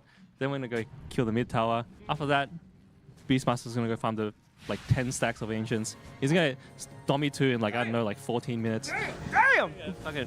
Damn! Hell yeah! God damn! Yeah! Run over the map. Yeah! All right, okay. I don't think any of that's going to happen, but that sounds pretty cool, though. I like that story. You can pick Puck first. Is this real? Because last time you picked Puck, you assumed, at least Puppy said, that you guys would not be able to do anything. You'd be running at their towers. Too much momentum. This time, so they didn't counterpick it. This time, we do see some counterpicks coming in. Are you worried about it this time? It's Makoto Puck. He's the best Puck in the world. Like, I've been sarcastic the whole day, but like, this is actually like a fact. And I mean, they have counters. They have NS, Tiny, like Rubik is sort of counter. So this game's a bit different. It's not so free, but my boy's gonna do it. Now, for you old school players out there, Tiny versus Puck mid was actually a thing. It was a counter. Things have changed a lot. You do have No One, which is the most unk of all players at this event. Do you think that this could go in Tiny's way, or has that relationship now changed? it's changed. Like the gameplay is so different. They max like tree throw, so let's see if Funk still got it. Okay, well, we will find out. Thank you so much for your time. Good luck in your game. We will find out if Funk still has it or if New Age Generation, 14 minutes, baby. Woo! Thank you very much, Slacks. And indeed, KP striking a very positive posture about his squad, about his draft. And in this deciding game, Lizard, upper bracket final beckons, $60,000 on the line. Which draft do you have the most confidence in? Do you agree with KP? I gotta say I do. I feel like their draft is really strong, and we have seen this Beastmaster on the offlane a couple of times now already. Miero played a mean Beastmaster yesterday, and you know, KP said 14 minutes. Those are rookie numbers. He did it in 13. So maybe there is a chance for WS as well, even though it's not his most played hero, to match that tempo and get a very early on Helm of Dominator, maybe Overlord as well. But we had 2 kills already, by the way. About to get a third one, potentially. Satanic will eat the Acorn shot. Axes will fly through as well, but had a magic stick, was able to get some of the mana back. We also had a deny, so we had a deny, we had the kill. The way things are looking right now, Aurora, and these CS numbers are kind of scary at the moment. Yeah, they truly are. Like, they're doing well in all 3 lanes. Clockwork as well, by the way, playing versus a Beast and a Hoodwink. Like, Clockwork is a sort of a hero that does need a little bit of an assistance from your laner, and with the Medusa you aren't really getting a lot. Plus, he's playing into summons, right? So Battery Assault, something that in the current patch is usually maxed out. Like, you are getting more levels of Battery Assault. Like, previous patches were all about the power cogs. Medusa! So, dead. Mira. Oh, just been shadowing the Snake Lady. Damn. I mean, this is what happens. You pick the Versace hero. Sometimes you get styled on. Top lane, they're going on to Triple S and a Nightfall. Gonna be able to pick up that Night Stalker. Okay, so a lot is going wrong right now, right? Medusa not able to farm in her lane. Top, Triple S, I think this is the biggest deal. He cannot be allowed to lose this lane, because if this Night Stalker can't actually get involved in the game, again, it feels like another free puck game under those conditions. Yeah, Night Stalker was... He kind of came back into the meta, but he's still not the strongest laner out there in the first 5 minutes. So the first 5 minutes are more about surviving and doing what you can. So far, it's not looking great for him. He's about to get sent back to the fountain, gang. They just need a power shot. Nightfall doesn't have the mana for it, though. So that's something. But look how low he ticked down. He's at 100 HP. It's as good as that, right? Like, he cannot approach the lane. He needs to wait for the salve. So when you get someone this low, I mean, it might even be better if you just die so you can reset and go back into the lane. Given that Nightfall is playing this Wind Ranger, there was a period of time where we would sometimes see the Diffusal Blade. Those are as a carry item on Wind Ranger. I don't think it's worth it, actually. When you're playing into the Medusa, I feel like the numbers are still a bit better when you go for the standard build.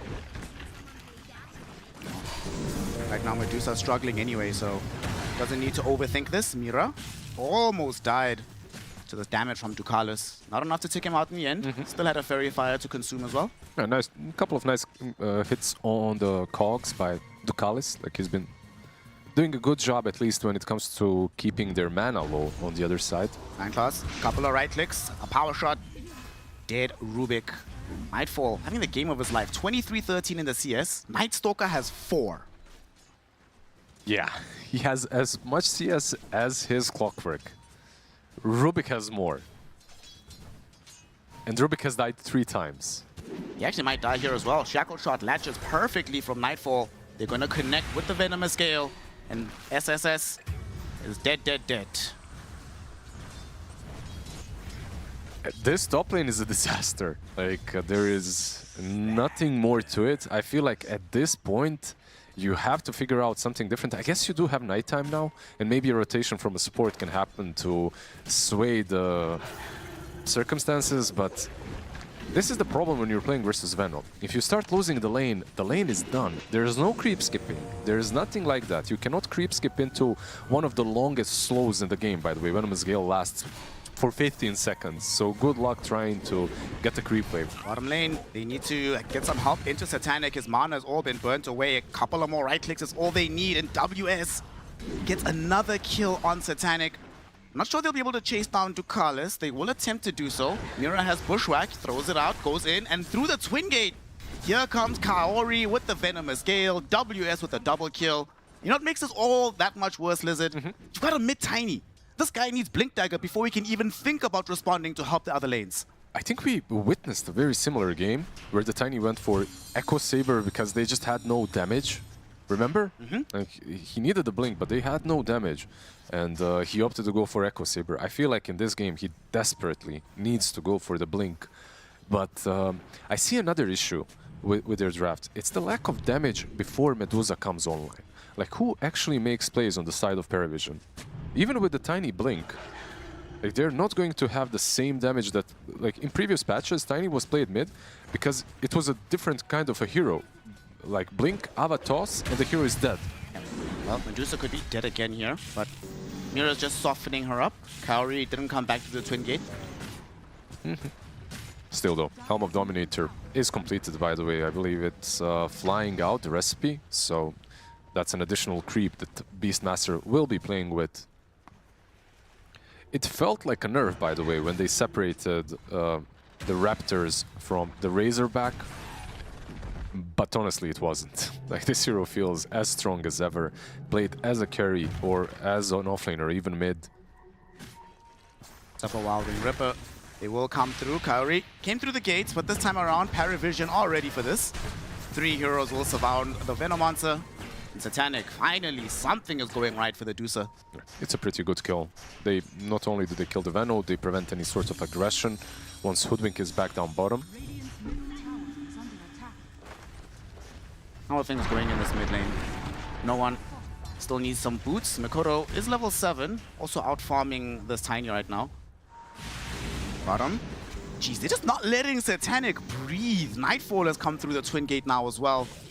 They're gonna have to reforce the TP in with Triple S, but Focus Fire already expanded onto Ducalis. Ducalis will be the first one to die, but Nightstalker trying to at least get the catch onto this Wind Ranger, and indeed with the TP from Tiny as well, they ensure that Nightfall is punished for this move to the bottom lane. They're not done just yet. Toss forward from Tiny. Triple S is out of mana, however. So WS will be safe for now. Bushwhack holding back the Tiny. WS throws the Primal Roar out onto the Nightstalker. He doesn't die because the Sensor Conqueror got the stomp. But eventually, Triple S there with the Void. They find a Beastmaster kill. Some restabilization from the side of PARIVISION. Look, they killed Nightfall, they killed the Wind Ranger, and they get the Beastmaster in the end. This is massive.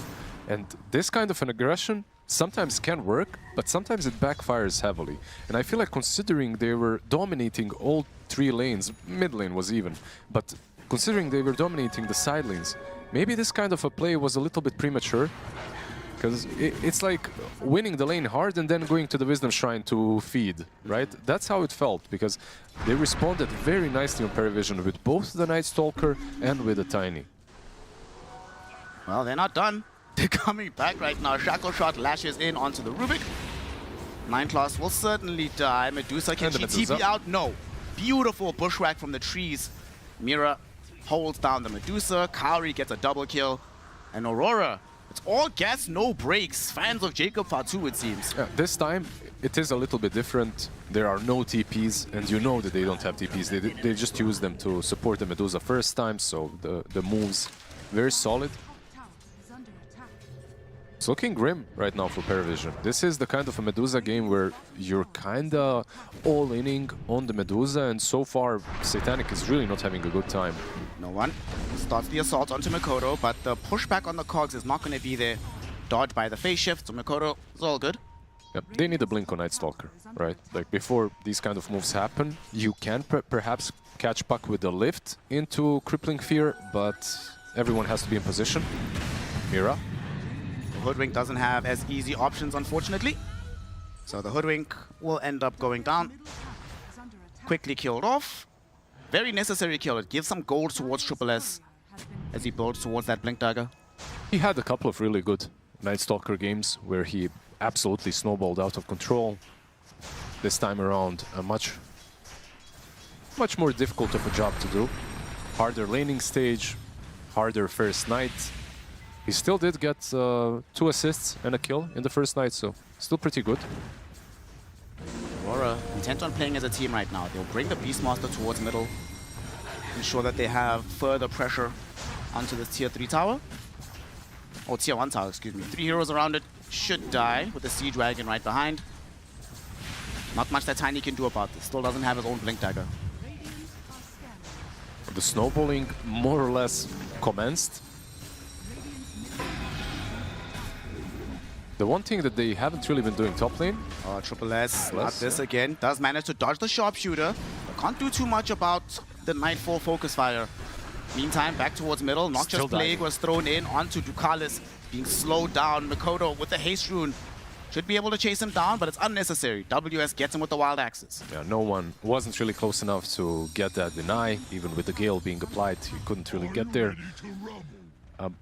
Yeah, I was going to say that they aren't really making any stacks for the Beast, and that because of that, maybe his Helm of Overlord will be a little bit slower. But if they're going to take every objective and a couple of kills, he doesn't have to go to this triangle. Like, he can just continue pressuring, playing the map.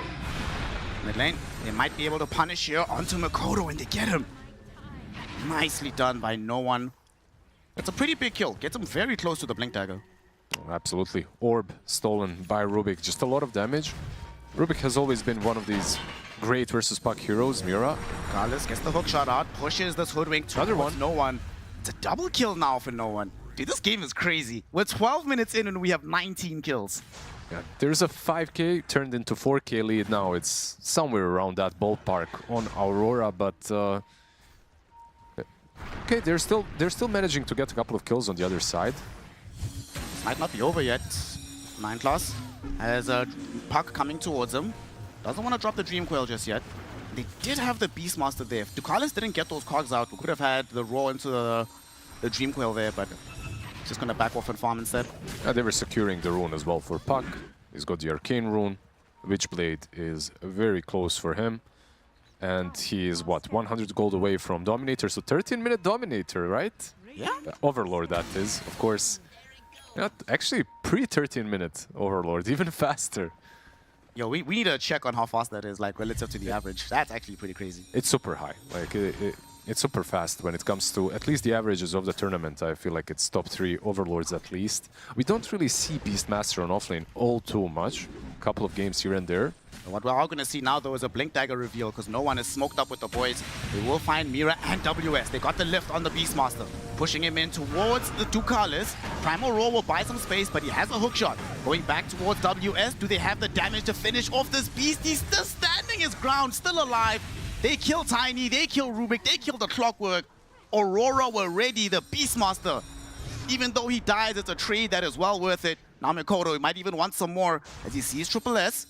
Can't catch up to him. It's nighttime, so the vision advantage is there for the Night Stalker. I think the smoke and everything, the plan was good, but the execution wasn't really all there. The Avalanche didn't connect, right? I think the Avalanche, actually the damage wasn't there on the Beastmaster at all, the initial one. So it kind of allows him and gives him enough breathing room to use the ulti, to get away, to bait them even deeper. And also the tier 2, of course, the only outpost for the Night Stalker to TP in. He TPs in, uses ulti, but still isn't fast enough to connect. Look at the Avalanche. I wonder if... I just got together. It's like, if they go on me, we kill them all, no?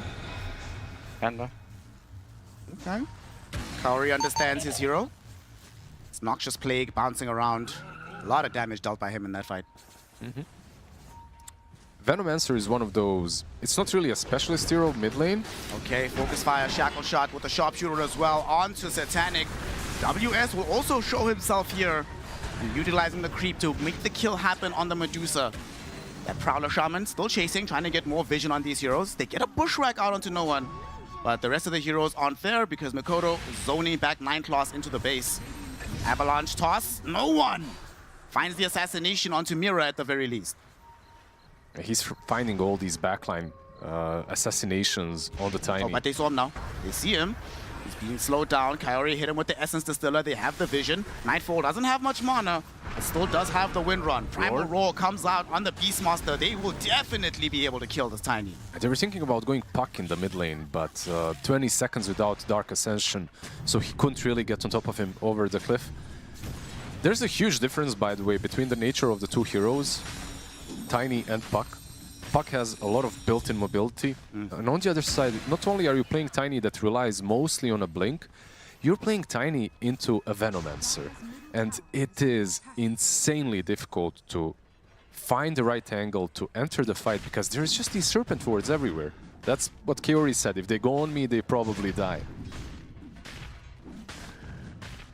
Triple S. What did he buy, actually? Where did all his gold go? Did it go anywhere? Did he have gold? He's got 65 last hits. He's got something coming on the courier. Okay, it's a Midas. There we go. There we go. That's where the gold went. Yeah, the gloves and the Midas that's pretty much it. I mean, I get it. Like, considering how the game started, recovery Midas is perhaps the play. Of course, it does delay the Blink Dagger even further. It's not the worst item on Night Stalker, as you can get some extra attack speed going as well, of course. No one looking for the shard. What's also kind of scary is all the time, throughout all the skirmishing, Nightfall hasn't shown up to the last 2 of them, so he's just been farming away. Already has the Mjolnir finished, top of the net worth, looking towards getting the Hurricane Pike. And just farming in the Radiant Triangle right now, so depriving Medusa of places where she can accelerate. And that's pretty much the main spot for Medusa to farm in, right? Because you can farm the Ancients, you can farm the medium camp. So depriving those 2 spots from her is already a pretty good swing in gold for your carry. But it's not only the end-all be-all carry on the side of Aurora. Nightfall definitely is the hard carry of the team, but you have Beast and Puck. All 3 cores scale very well in the end game. Smoke up by Parry, but smoke by Aurora as well, so we could have a clash here in this mid lane. 9class is showing first, so he could be the primary target. Will he get out of here? With the Bushwhack, oh, he is gone. They try to go in with no one, but unfortunately he's going to find himself getting Primal rolled up. Triple S trying to buy some space and time to get him out of here, but it's not enough. Kaori put in too much dot damage. This Tiny will die. They brought back on Rubik, hoping to re-engage, but Aurora, they get the kills and leave. It was a nice Avatos combo from the Tiny. It wasn't that bad, but whenever he initiates, he puts himself completely out of position. He's vulnerable. They catch him. Any dot that is applied to him, it's very hard to get away after, even with the Medusa cover. But they are buying time. The idea definitely is there for PARIVISION, the Midas on the Night Stalker, right? Like, this is the sort of a game. They know that they're just cooked in the laning stage, right? Like, it didn't really go that well, so gotta get the Midas, gotta go for the late game. Kaori will port bottom. The team wants to continue the aggression. There's an Observer Ward, though, that sees both sides, actually. Radiant scouts Dire, Dire side scouting Radiant. Good wards on both sides. Nightfall prepared to just run up. He gets the shackle shot out onto the Clockwork. Oh, no. Clockwork had no idea that was coming. He ends up dead immediately. That was probably fortunate, because it could have latched to 9class as well. He was right behind, but it connected onto a 3 instead. And this is basically Rosh for you. Clockwork is dead, 10 seconds without him. Like, even if he was alive, I feel like they could still threaten the pit. They have Helm of Overlord, one or the other, Aghanims or Overlord, you go into the pit. We've been talking about this in the previous Beastmaster games as well. There is a rocket on the other side, though, so they will know. Nightfall. Gonna get jumped on by no one. Avatos is there, and whew, they blow him up. In the meantime, Makoto, him, WS, and Mira going on to 9class, and they are able to assassinate the Rubik. So it's a 1-1 trade, and it does interrupt the Roshan a little bit for now. Can they... Are they actually going to go into this? Even without the Wind Ranger, okay? He just picked up the Blink Dagger on Triple S. Oh, beautiful silence, but unfortunately WS still finds the Primal Roar. Makoto on the other side with an amplified damage rune. That's a big deal, because he just picked up the Blink. Imagine if he got out and they could re-engage with the Blink Dagger instead. They do delay Rosh, at least. And even just delaying it, you're not only delaying Roshan, you're delaying Rosh and subsequent pushes, right? And you're playing with Medusa, so you could see that Satanic wasn't even joining, he wasn't even next to the pit, he was just farming and out-pushing top lane. So all of this, what they're doing, means stall. Just stall, stall, stall. Get to at least the butterfly stage of Medusa. Once you get that item, maybe a teamfight is actually possible. You saw how fast they could eliminate Wind Ranger. And the same can be said for Puck. I feel like both of these heroes, they fall very quickly to the Blink Dagger from Night Stalker and the Blink Dagger from Tiny. instead of taking Roche, their next objective they'll go for is going to be this Tormentor. By the way, I went to check this timing on the Overlord. Second fastest this patch. Just kind of crazy. The WS, him and the boys, they get a shot. A Hunter's Boomerang. A very nice shot to have in a game like this. It was between him and the Venomancer, right? So a much better shard on the Hoodwink. Venom's shard is also okay, but nothing crazy. 9k gold lead for Aurora. But they do have the blink on Triple S. He's building into a BKB. Satanic slowly but surely getting there on having this butterfly available. Already has the Eagle Song in the inventory. You know what? Like, if they can slow this game out, I do see a way back in. Like, you're 9k, but it's a Medusa game. 9k behind isn't really insurmountable. Like, it's a lead that you can play around, especially when the couple of items arrive on the Medusa. I would say not only because of the nature of the Medusa draft, but because of the nature of Aurora's draft. If you look at their cores, extremely squish cores, Puck and the Wind Ranger, right? And no saves on their side. Like, your only save is actually like an offensive roar to stop the target from dying. Like a roar on a Night Stalker that is going on a Puck. You don't have any hero with disruption roar. WS gets the roar out, but Nightclass isn't dead just yet. Finally will die. No one went in, ate some spells from Kaori, already at half HP.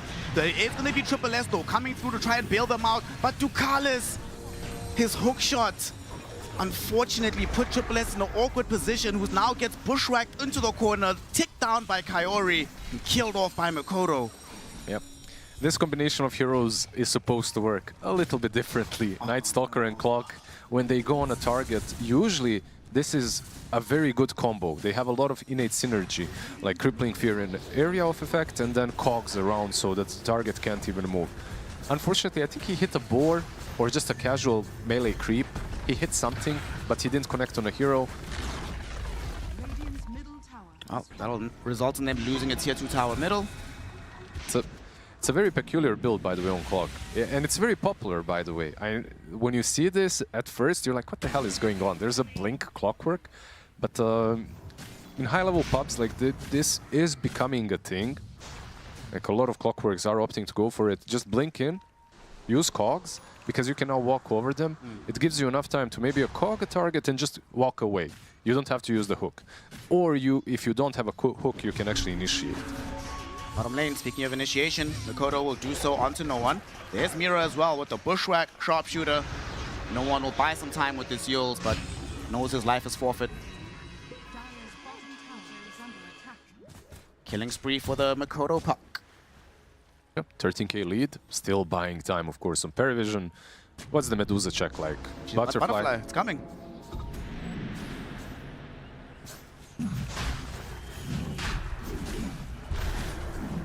Rest of Aurora just going in for the Roche. Nightfall has a Hurricane Pike. What do you think? BKB first or MKB? For Nightfall, I'd like to see a BKB actually. Maybe he goes for MKB now that he's got Aegis, but I think BKB is quite necessary in this game. MKB versus Medusa is fine, you need it, she's got Butterfly, but you will not be using the MKB if you are dead. And without the BKB, I think he's still a pretty easy target to take down. WS is gonna push the envelope. He does have a BKB on this Beastmaster. Take down the tier 2 tower. So pretty much all the outer towers, a lot of real estate has been taken away from PARIVISION. We're already in a situation where high ground defense has to start being thought about. Yeah, and you can see the way that they use their vision on Aurora, right? Like there's one ward right next to the tier 3 on bot lane. There's one ward next to their Wisdom Shrine on top lane. So they don't want to leave anything to chance. They don't want to allow anyone to leave the base properly. They are doing that through the mid lane though. And I don't think they were scouted completely. Are able to step outside the base a bit. Triple S utilizing his Midas. Making sure OD Pixel won't be sad about unused Midas. Nightfall. Massive Midas. Triple S barely making it out. He's going to be safe. And they will not find anybody. No one though, he just exits the base but blinks into safety just in time. Yeah, quick blink. They had a ward on the cliff, so the moment smoke broke, he had vision on them as well. Triple S and the gang are thinking about making a move. No one really wants to find a positive angle here. They don't have any BKBs on their side though. Even though Medusa is somewhat ready to fight, no BKB on Night Stalker, no BKB on the Tiny. He isn't even going for one. He's going for a 4-staff next, by the way, so some extra mobility from him. Just wants to dodge Venomous Gale. He's been hit by that spell too many times. He's like, nah, gang, not again. It's a 15k gold lead for Aurora. Still about 3 minutes remaining on this Aegis. They're not intending to play slowly. Oh no, they found Satanic. Satanic needs help. Bushwhack is out. Prime Aurora as well with the focus fire from Nightfall. They take down the Dusa. No buyback available for her. Ducalis will die within his own cogs. And now Triple S stuck on the far side of the fight. He cannot do anything. Right behind him was no one who also got shackled again. The counter synergy, I believe Clockwork blinked in, cogged, and just cogged his own heroes there. It happened twice. They were sitting ducks. This was a disastrous fight for PARIVISION. Exactly where you don't want to take the fight. Outside of your base, on the doorstep. With a Beastmaster and a Wind Ranger, who are very happy to come up this hill. Mikoto going forward, they find 9 claws, they hit him with the Bushwhack, they bring him down. Go GG boys, go. Oh wow. Mira is so confident about how this game is going. He's instructing the opponent, guys, just call GG because honestly, I don't disagree with him. How on earth do you stop this? You still have Medusa. I feel like it's one of those heroes where a team is never going to GG out until the last bell. Until the throne falls, you're sticking through. Like, you have ways of dealing with megas, you have ways of scaling, and it's a Satanic Medusa, so okay. Mira, he wanted the GG, but he's not going to get it. Speaking of Mira, by the way, has a halberd queued up. Like, halberd is... I know Eternal Shroud has been removed, but halberd is more dead than Eternal Shroud, it feels like. Yeah. It'll still be fun to see. Satanic playing the Versace hero, but this is not Gucci for him. He's gonna get shackle shotted. Fire, focus fire will be there. There will at least be a hook shot from Ducalis to interrupt proceedings, and Triple S goes in, crippling fear. They find the silence on the Wind Ranger. They take life number 1, but it will cost the life of the Night Stalker. Buys back instantly alongside Ducalis. Avalanche toss onto Nightfall. Nightfall! He dies without being able to activate the BKB. Now Triple S has space to rush forward to look towards Mira. Couldn't kill him off just yet though. The rest of Aurora, they just want to run, but no one doesn't want to allow it. The Avalanche, wait, what the hell was that? Forced off during tosses, changes the trajectory of the Venomancer. It won't matter in the end. It gets used up and killed off by 9 claws. They get another kill. And even though it did cost them a couple of buybacks, this is the kind of a defense that you really want when playing Medusa. Hoodwink. Oh, he doesn't get over. Almost got bounced back by the sharpshooter. Unfortunately, Triple S can traverse these cliffs, easily find him. Ducalis will steal the kill, but it's okay. He tried to. Like, he was the sharpshooter to get over the cliff, but it wasn't, like, the angle wasn't really there, or the cliff was a bit too fat for it to happen. But kudos to the Clockwork. That last fight around the Defender's Gate, just beautiful blink into the backlines to cog the Wind Ranger completely out of the position. The main reason why they managed to kill her twice, right? Like, she got cogged over the gate. That was his apology hookshot to make up for the previous fight. He's like, guys, my bad. Don't worry, I can still really play Dota. The lift back as well, of course. This one was just a beauty. And how do you get away? Like, you're right next to the gate, you're crippling feared as well by the Night Stalker. Just a perfect position to have this teamfight for PARIVISION, unlike the previous one. That will certainly buy some space and time. And Medusa did not die. That's the most important part about that fight. They got the Ancient Granite Golem, by the way, on Beastmaster, but I swear this is one of those lineup where the 16%, it's 16, right? 16%, 18 actually at this point, 18% max HP. It doesn't really feel like all that great, considering the heroes. It's something at least, of course. It does make them a little bit tankier. Oh, he actually did end up going back for the Diffusal Blade on the Wind Ranger. Okay. So at start, it's the BKB, the Mjolnir, the the Hurricane Pike. He didn't go for MKB though. I guess you do have Mjolnir, right? So it's something already. You have some True Strike. Zanuck is actually going to be the one that builds MKB first. He's queuing it up right now. And despite how far behind they are, there was only one lane of barracks that was taken. So there's still a lot of available farm for this Medusa to really start to stack herself up. They have to be careful though. A couple of these heroes did use buybacks. They've been slowed down quite a bit when it comes to their itemization. Your Night Stalker is still pretty much sitting on only a Blink Dagger. That's it. Blink Dagger Midas doesn't have a BKB yet. The only buyback in the game is sitting on this Tiny. No one can perhaps afford to die. I actually really like his Aghanims queue up. It's not a great Aghanim Scepter overall currently, but it gives him like another way of playing this game, considering there's a Venomancer on the other side. With the Aghanims, maybe when the high ground defense comes, like he can just sit in the trees and use volley on them. He doesn't have to actually super commit in the backlines. And in the event that Ducalis finds multiple heroes inside the hookshot cogs, that's a lot of damage in a concentrated area. Nightfall shoving out this bottom wave. There will be a Tormy to go and collect again. So another shot on the card for Aurora. They know about this from PARIVISION, but unlikely that they're going to sweep over to try and fight this. Defending it is not possible, but just having info that everyone is around the Tormentor will allow Medusa to breathe easier, leave the security of the high ground, hit a couple of creeps around. Seems like Gaben is smiling upon PARIVISION. Roshan is going to be fairly late, giving them a little bit more time to get their next round of items. They should have the BKB finished by then, on the Night Stalker at the very least. He's the only one really queuing it up even on their side, right? To be fair, BKB for PARIVISION is a good item, but these heroes don't necessarily, besides the Night Stalker, don't necessarily always want to buy it. Like Tiny, when he's a carry, sure. When he's a mid lane, some games, not always. And there is a roar that you're playing into, so a lot of control even through the BKB. Makoto going for a Hurricane Pike on this puck.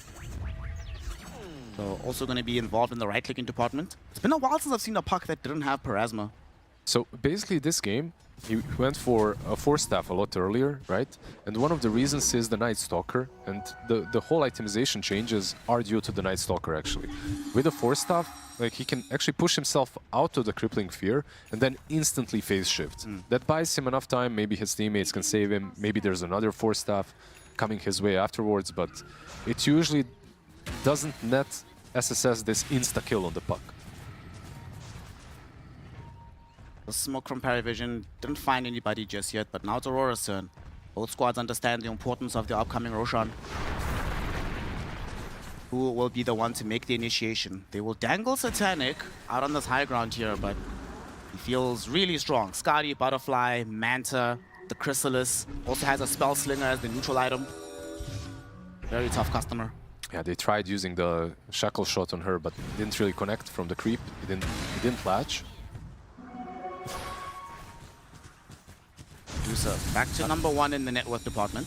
I think if you want to kill Medusa right now, if you're Aurora, you need to find a Rubik. He's their main save, right? Like he bought a very early shard, he's got Aether Lens as well. The range of the lift is actually pretty significant, so if you go in Medusa with a Roar or anything, the lift will save it. And you can see he's always sitting right on the edge of the range from the lift. Nothing was found by either of these teams during the smoke, so the stalemate will continue. Roshan up in 15 seconds. But PARIVISION, they do have multiple tools to be able to scout this out, especially the Rocket Flare, so they will know about this. Aurora will not be able to just quickly cheese the Roche. I think they will fight it, most likely. It is still dangerous, leaving your high ground, but I think at this point they are kind of ready. Aghanims on Tiny, by the way, can be completed if he opts to not have buyback, of course. Did also pick up a Vladimir's offering on this Venomancer. It's a lot of small items coming together for Aurora and big ones as well. I believe MKB on Windranger is done. Roche is being taken. PARIVISION They'll hear the roar, but they're not really in position to contest this. They're too far. Oh boy. Oh, they'll be dealing with a Roshan and a Roshan banner.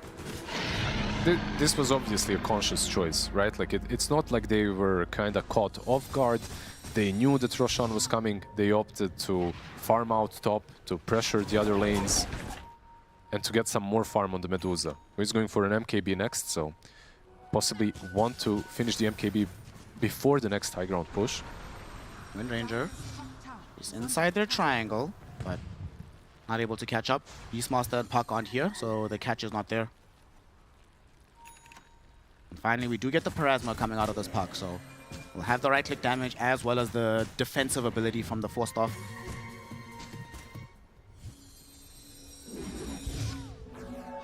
Have you felt the impact of this halberd yet? I mean, he hasn't used it, I believe, not even once. It just got completed. We'll see how it works on Medusa. There's like a pretty cool combo as well from PARIVISION, by the way. That's the Stone Gaze with 3 volley. Ah, the bonus physical damage. The bonus physical damage, exactly. So if they manage to like have this perfect high ground defense where cogs are choking them out in one spot with the Stone Gaze, like it's a lot of, it's like 67, 70%, 67 exactly. All memes aside, that's the bonus physical damage that you're getting from Stone Gaze. I don't know how they came up with the exact number. Aurora now in siege mode, shoving in all of these waves. I mean, Satanic is like, I guess you want me to just farm for free, I'll just hang out here on the high ground, you know? Going towards a Daedalus on this Medusa. How do you enter this base on the side of Aurora? It's never easy. Like, whenever you're playing versus Medusa, this is one of those age-old questions. Like, how do you break high ground versus a Medusa? You need a hero that can initiate properly, but you're not playing only versus Medusa. It's the same when you're playing versus Medusa Oracle, Medusa Shadow Demon. In this case, Medusa Rubik. You cannot... You know that the Medusa will be frontlining, but you cannot initiate on her. So you have to hope for some sort of a pick-off first. At least they have the banner, so maybe they can play around that. You know, I'm looking at this Night Stalker who's bottom of the core net worth, even below the Hoodwink. Imagine if he didn't buy Midas this game, how far behind he'd be. Oh, this would be a very, very sad game for him. This Midas was actually a very smart option. You could argue maybe he wouldn't be here if he didn't buy Midas. Maybe it would be a better position for him, but the way the lane started, this needed to be done. WS has a small army waiting around bottom. And they have equipped him with the banner, so we'll see if they decide to actually mount this push. No siege wagons in tow, unfortunately. He has it in the inventory, so he's basically signaling that the push is about to start. You do need to be careful about Triple S. He does not have a BKB, so he can get to the back lines. Crucially, can maybe prevent Kaori from casting all of these really obnoxious spells. Okay, Satanic got pushed forward a little bit there, but clears out the wave. Oh, tossed back onto this Night Blues Wind Ranger. She's just dying so quickly. Look at the Medusa go! Satanic ripping through Nightfall. They get the first kill, even through the tree volley after her. Primal Roar is going to be there on Satanic, but immediately lifted back and saved. Nightfall at least get the focus fire out to bring down Triple S, but he needs to retreat from this fight. Makoto caught inside the Avalanche Toss combination. Buyback. Stay alive for now. Triple S brought back. Has already used BKB and Darkness, however. With this buyback, I think they're ready to retreat. Like, they don't have Aegis on the Wind Ranger any longer. Yeah, they're just falling back.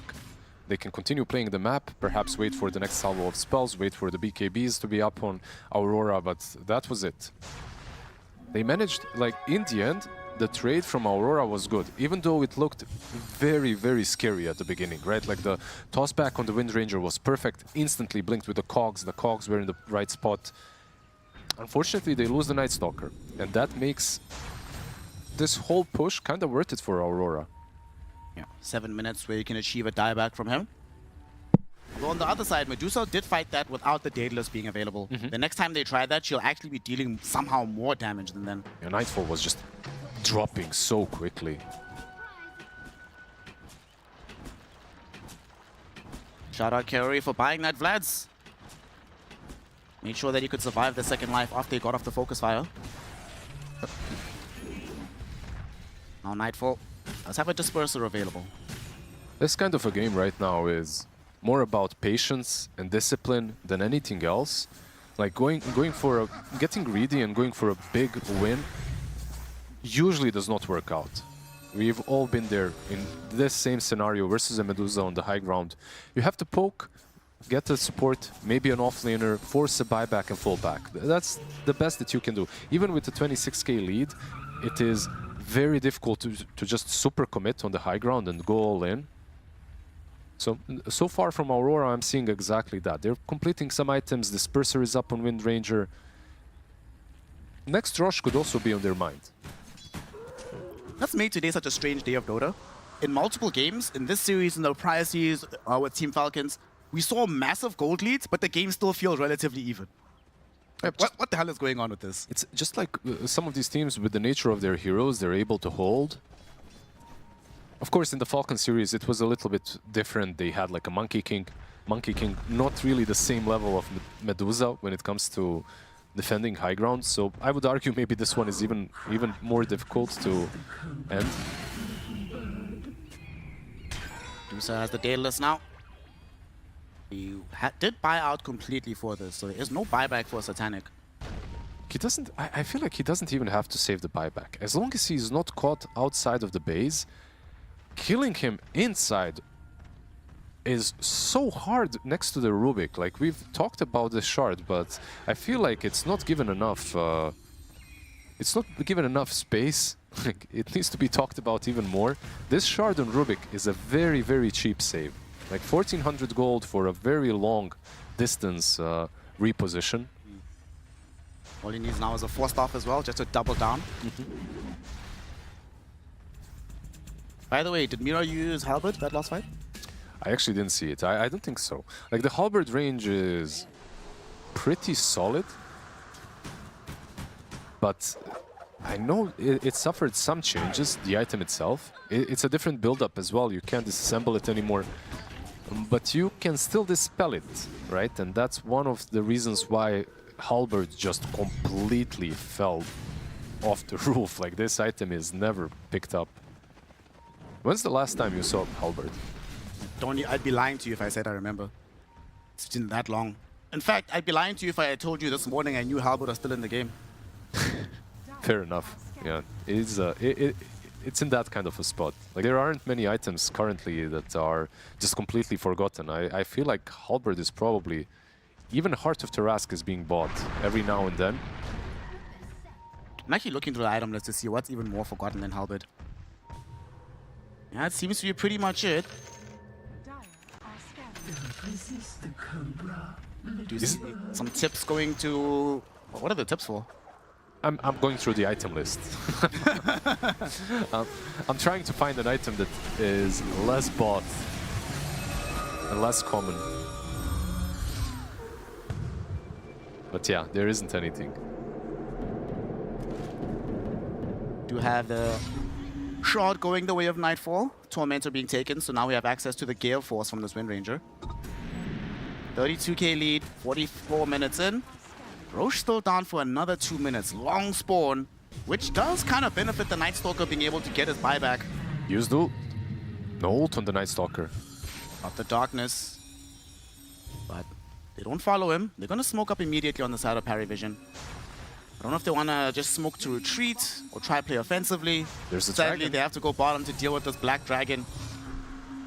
Too much damage. Tier 3 tower actually gets taken by WS.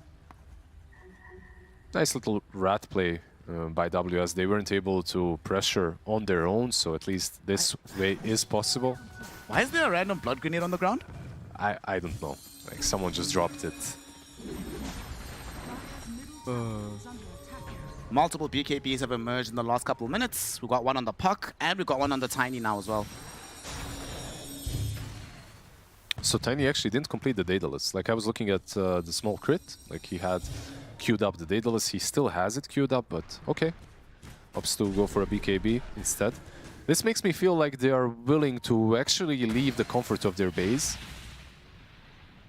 Getting a couple of extra defensive items, might allow them to do so. Roche is up in about 40 seconds.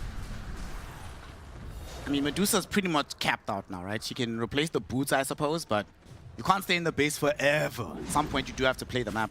I would argue you can stay for as long as you want to. First BKB usage of no one will protect him from the Dream Coil of Makoto.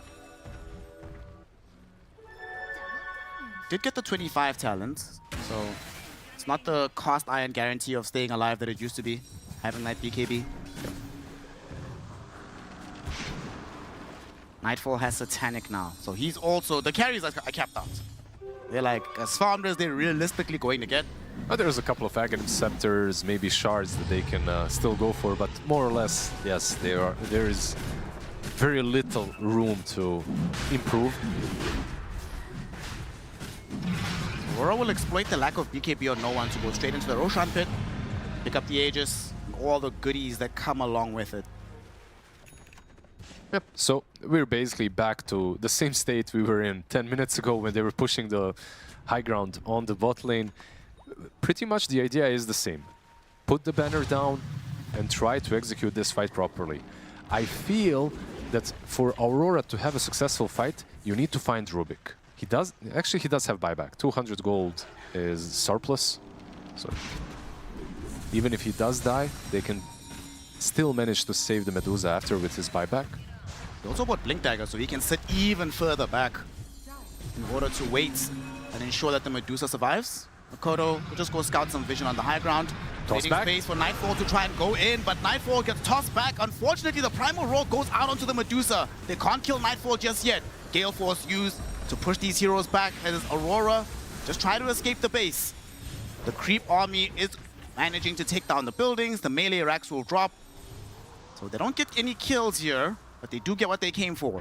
That was really difficult, but it was successful in the end. They do take down a side. Of course, when it comes to resources, Nightfall doesn't have to go base. He's got Satanic to work with, so he'll heal back up in a second. Range racks left remaining on the bot lane. So we're looking for somebody outside the map with the Night Stalker and the Tiny. Sadly, they can't find them. But we're gonna go for the wraparound play here. Nightfall, he's gonna show middle. Do they jump in? They go. Scouting. Avalanche toss with the tree volley. Do they have the damage to kill him? No, not just yet. Nightfall able to get away from this one. Ducalis with the hook shot though, goes back towards Mira. Mira's forced to scurry away through the trees. Nightfall with the BKB rushing forward. They get the Primal Roar out, but Satanic is still standing strong. Triple S will be the one that dies with the illusions and the right-click damage. Able to rip through Kaori and take the first life from Nightfall. Nightfall gonna get pushed back with the power cogs. He's already used BKB. He doesn't have it available again. He'll steal away the Shackle shot. He jumps forward with 9 class. Shackle onto the Wind Ranger. There's gonna be a Hex though. Medusa being prevented from throwing in the right-click damage. She can't get to Nightfall. Nightfall turns and rips through Ducalis. There's gonna be multiple heroes caught in the Dream Coil now. Can they get out of here? Makoto just happy to have stalled out no one. They buy back on 9 class. All they've lost is Kaori throughout this entire endeavor. It looked much scarier for Aurora, right? Like with the Medusa and the amount of damage, and the fact that Wind Ranger actually didn't have a BKB after resurrecting. I thought that was a sure kill, but they did a pretty good job at just controlling everyone else on the other cores, like the Puck and the Beastmasters. Clockwork, of course, was just immediately deleted from the game, and he's bringing the most control for PARIVISION at this point. So, yeah, sure, they get the Aegis and they get a kill, but it was a huge investment from PARIVISION. Buyback on Triple S, on 9 class, on Ducalis. Mira did use Halberd in that fight. He did, instantly, and I believe it instantly got manted, by the way. But he used it. He used it. It's something. You know, every little bit helps. Like, he's got Halberd, then after he can use the Hex as well. The range is pretty significant on both Titans, so he can actually use it to own the Medusa. Usually that's a death sentence. Like if you get in the range as a support at this point, is Rapier up, by the way, or he opted not to go for a Rapier on Medusa, okay? Yeah, went Disperser, so now has multiple ways to get rid of that Halberd. Buybacks not available for anybody except Tiny and the Medusa. Almost everyone on Aurora does have theirs available. And Kaori will pick up his buyback after finishing off this Ancient Camp. Aghanim Scepter on the Venomancer as well is pretty peculiar. Gale Force, Hex on the high ground, looking towards Tiny. No follow-up though from the rest of Aurora. Sharpshooter. Wow, that's a lot of damage. Actually, wait, he's ticking so low. He ate the Noxious Plague, nearly killed him. Thank God Mira was there, but Nightfall, look at the damage he's taking from this Medusa.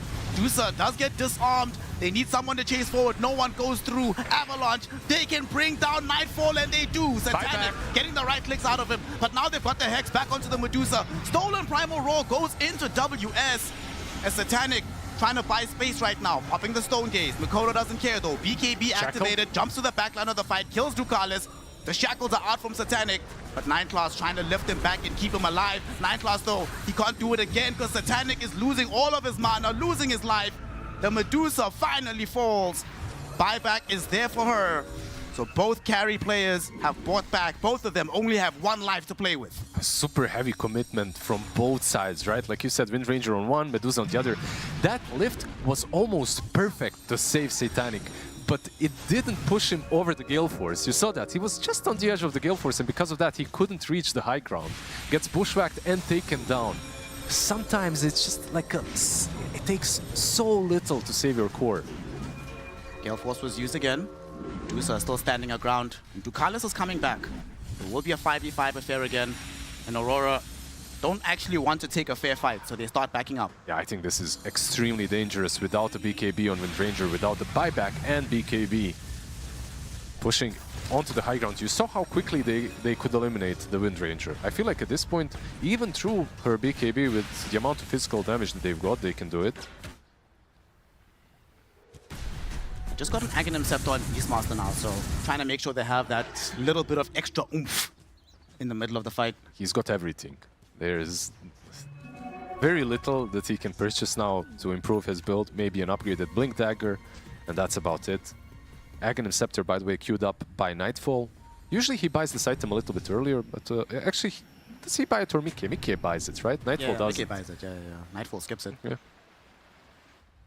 Okay, we are 53 minutes in. It's a 48k lead. Game is still even.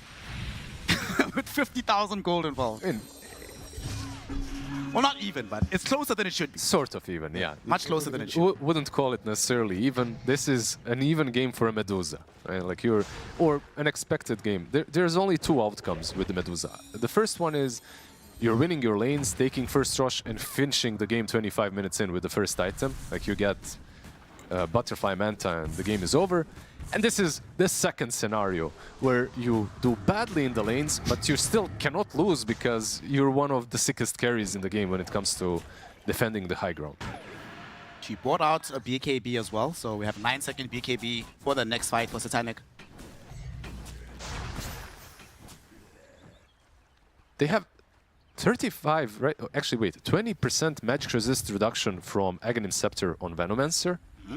Then you get 25%, no, it used to be 25%, now it's 20% increased spell amp from Hoodwink Shard.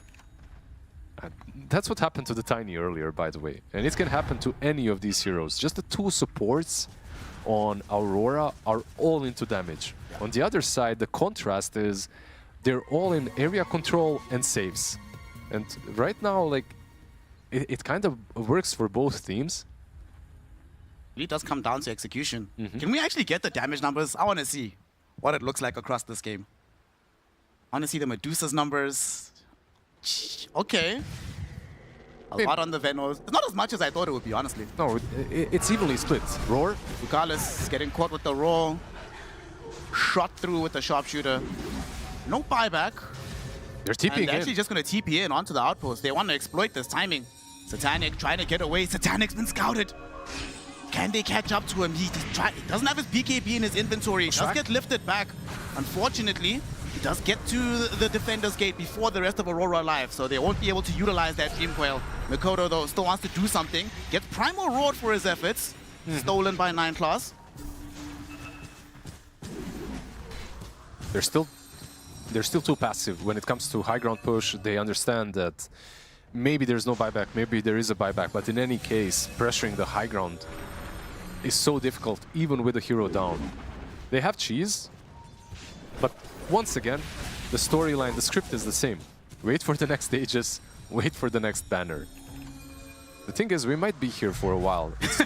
It's not only about the banner. Like, you take the banner and it should assure that you take the Raxes, right? Like, you'll get mega creeps. But it's MOUZ. Like, they will defend megas. Yeah, You have to take down the heroes as well. Just picked up an Octarine core on Mira. Dude, Aurora is so rich right now. Like, just look at the inventories. Ags, Vlad, Solar Crest, forced off on Veno. Octarine, Hex, Aether Lens, Halberd on a Hoodwink. All the cores completely maxed out. Hot damn. Now they have an Aegis as well to play with. Meantime, poor old Triple S still stuck in poverty. No, he has, struggling, bro. Has the Midas. Actually, he could buy out and get himself the Nullifier as well, if he wanted to, but... he's not buying Nullifier. Guess what he's buying? I see it. I see it. Actually, he's buying a Halberd. Oh, man. The return of Halberd Gaming. Who knew that you might get two of them in the same game? Look what he has to do with this courier, though. His own outpost is unsafe, so he's sending it to the other side of the map. But Mira found it! Mira got the courier! No Halberd for you, buddy. They are getting a Hex on the other side, so it's something... Whose Hex is that, by the way? Who's buying it? One of the supports, or...?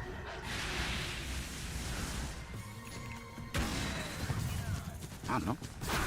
Hex. Okay. Onto Satanic. Bushwhack won't connect. Banner has been dropped down. And now Primal Roar, WS wants to go straight towards the Medusa, and with the focus fire of Nightfall and the Shackle Trot, they might have her. Wind Waker, though, will save her for the time being. She gets back, she's trying to survive, she pops the Stone Gaze. Do they have enough to kill her? Not just yet, she'll make it to the fountain. So she will heal up. Aurora couldn't get the kill onto her. Ducalis sacrificed himself, but will gladly buy back. So now they want to re-engage. That looked like a Lotus fed to her, right? At the last second underneath the fountain. Yeah, like a Great Lotus or something. There's Ducalis. Beautiful hook shot directly onto Kaori. Venomancer's down. Gonna be forced to buy back. Ducalis, though, will die back for this. Satanic just trying to clean up this Roshan's banner. He'll do so. Roar. They still get megaed. The Roar went out onto the Medusa. There's the focus fire. They want to get the damage out on top of her, but it's not enough just yet. Satanic still able to get back. They lose Rubik and they lose the Night Stalker. Both of them have to buy back. This BKB protecting Satanic a little while longer. Nineclaw, beautiful lift into the fountain, allowing Satanic to stay alive. Healing up right now. Mikoto is going to be able to finish off no one, and that is a dieback on the Tiny. GG is called. Satanic doesn't die, but the base is destroyed. Aurora are into the upper bracket fight. I was wrong when I said they had to kill all the heroes. They didn't have to kill all of them, just most of them, and force the Medusa into the fountain to finally manage to close this one out 59 minutes in. Woo! With a 60k lead on Aurora. How many times do you see this kind of an advantage? Very rarely do you see this kind of advantage, and very rarely are we blessed with this kind of game. Shiva, talk to me about what we can expect from the rest of the tournament from Aurora. Well, it's a 60k gold lead in 60 minutes. Oi, oi, oi. That, I mean, it was pretty crazy that PARIVISION was able to hold as long as they did. Credits to them for really trying to make the best of it. But at the end of the day, KP was right. He said, we are going to snowball. Snowballing, they just never really stopped. I mean, look at the highlights. It's 26 minutes into the game, 15,000 gold lead, Aegis on the Wind Ranger. Like, you couldn't ask for a better early game, all right? Kaori on his Venomancer was able to break down that safe lane, you know, threatening the off lane of PVision, and then, you know, the Beastmaster, he did everything you want him to do in the early game. So, yeah, just a very, I'm not going to say clean game, but a very good game from Aurora. Nightfall's death at the top tier 3. Yeah, the cogs pushed him in. It's the Dookie cogs. They were too good, but Nightfall always gets himself in this type of situation where something funny needs to happen. Otherwise, the game is not entertaining enough. Good game. I got to say that I'm not sold out on the Night Stalker. Like, when I first read the change notes, I was like, this is good, but it doesn't synergize that well. He got ruined completely, forced to buy Hand of Midas as well. You're basically playing 4v5, maybe even 3v5, because Medusa is not participating at these early fights at all. And I'm looking at the damage numbers as well. Triple S. Shiver, give me a number. What do you think? How much damage Night Stalker did in this game? In a 60-minute game. Yes. He's gonna be at least at 15k. Oh, man, these are big numbers in this racket. I'll lower it down. All right. 10k. No, it's at least 2 Nightfall Ursas from game 1. What is it? It's 8.7. That's 2 Nightfall Ursas from game 1. There, I'll do, yeah. We'll take it, we'll take it.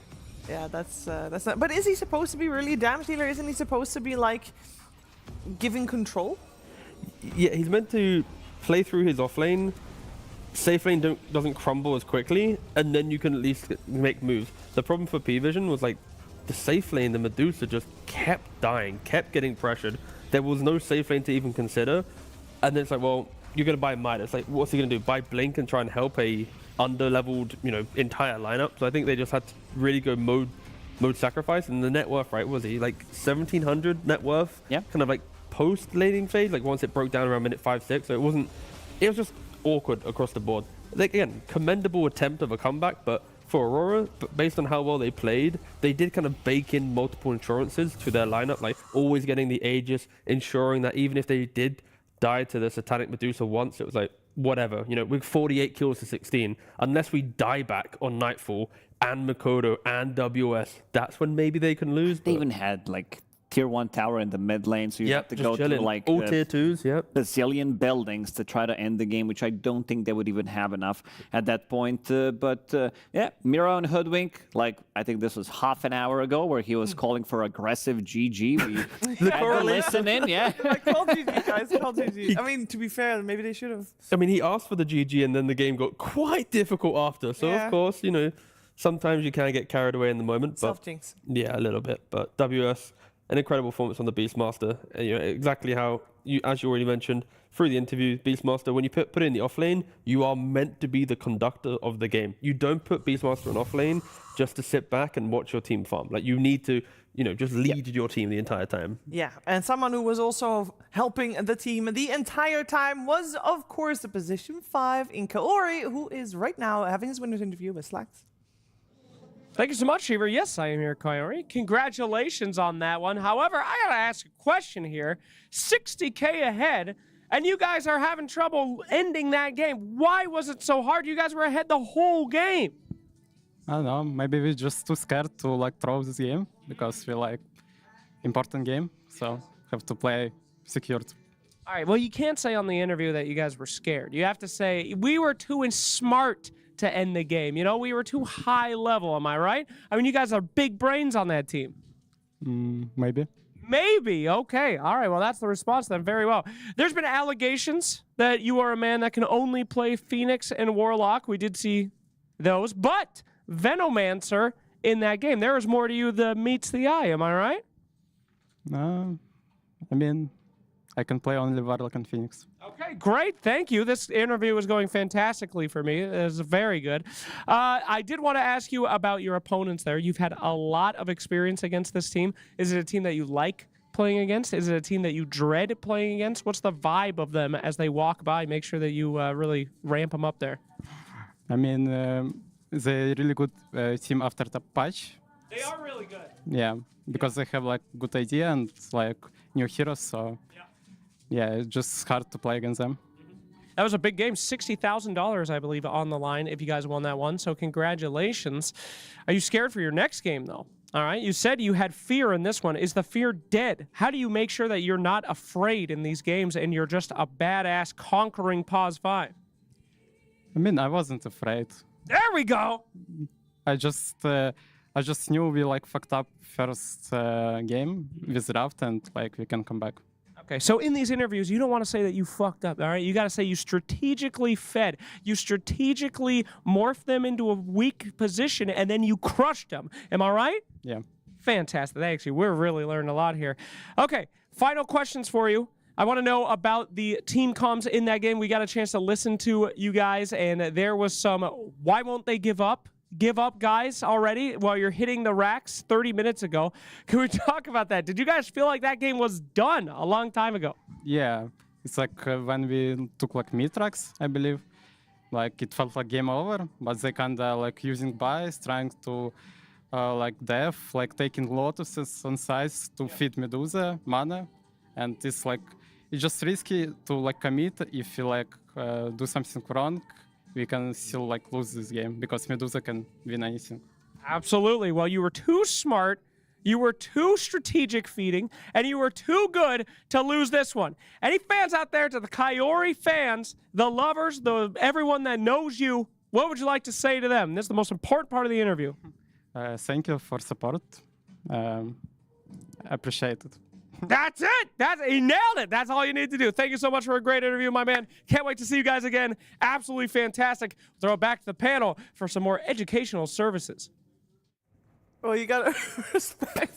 Gotta respect the lovers and the Medusa as well. You gotta respect the Medusa if you're trying to go high ground. You know, half an hour of extra farming definitely will do so, and you gotta just give your team the time they need to also feel comfortable. I think Kaori, though, he seemed pretty comfortable with this. He seemed pretty relaxed and happy about this one. Yeah, you can tell from like game 1, they said draft. Game 2 and 3, it's like just have the better draft. Even like the confidence in the game. During game 2, the pause, it's like they were all chatting like, you've lost this game. Like we unpause, we win. It happened. Game 3, they're taking mid racks. Same logic. Why aren't you calling GG, guys? Yeah, so it's like I feel like they have that kind of confidence. And again, Aurora haven't yet won the Tier 1 tournament. They got a 2nd place. Kaori did. Yeah, with MOUZ. This one. Yeah, but we're talking about the org here, Shiva. Okay, but sure. Okay, Kaori's done it. He's good. The rest aren't yet. Maybe this time around they can all get good and win this tournament because they're looking to be in very, very good form. Yeah, I gotta agree. They look good. Before this, I would probably give advantage to PARIVISION, but seems like they kind of misplayed. Maybe had a bit of a draft issue. Game number 2. In this one, their lanes just nothing happened. Also, I just gotta say, Mikoto, game number 2, completely free game. Yeah. Game number 3, they pick every single possible counter. He still ends the game with the same amount of deaths, only 1 death to his name in both of these games that he played in Puck. Yeah, I mean, that seems to be something that tomorrow the team that they're facing against might have to be taken into consideration. But who are they facing tomorrow? We don't know that yet because there's still one more best of 3 to be played. That's right, we're moving on to our next series, BetBoom versus Liquid after a break.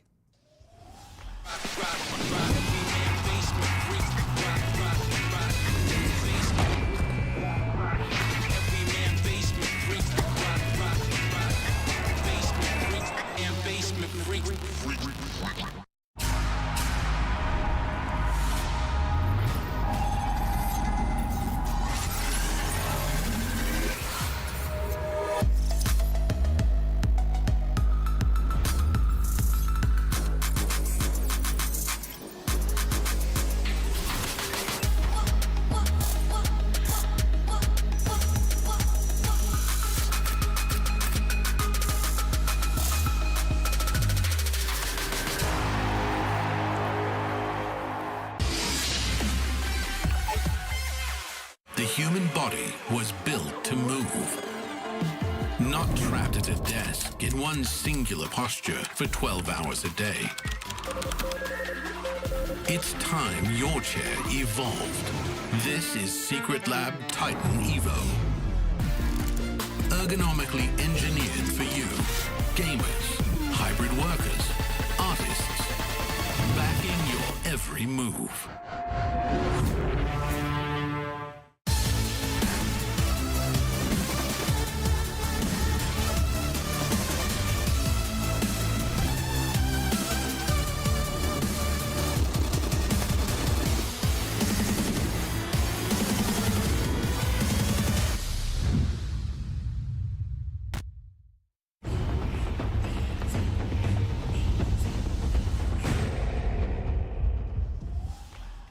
It's BetBoom versus Team Liquid here for PGL Wallachia Season 8. And these two teams, well, they know each other through and through, I believe, Lacoste.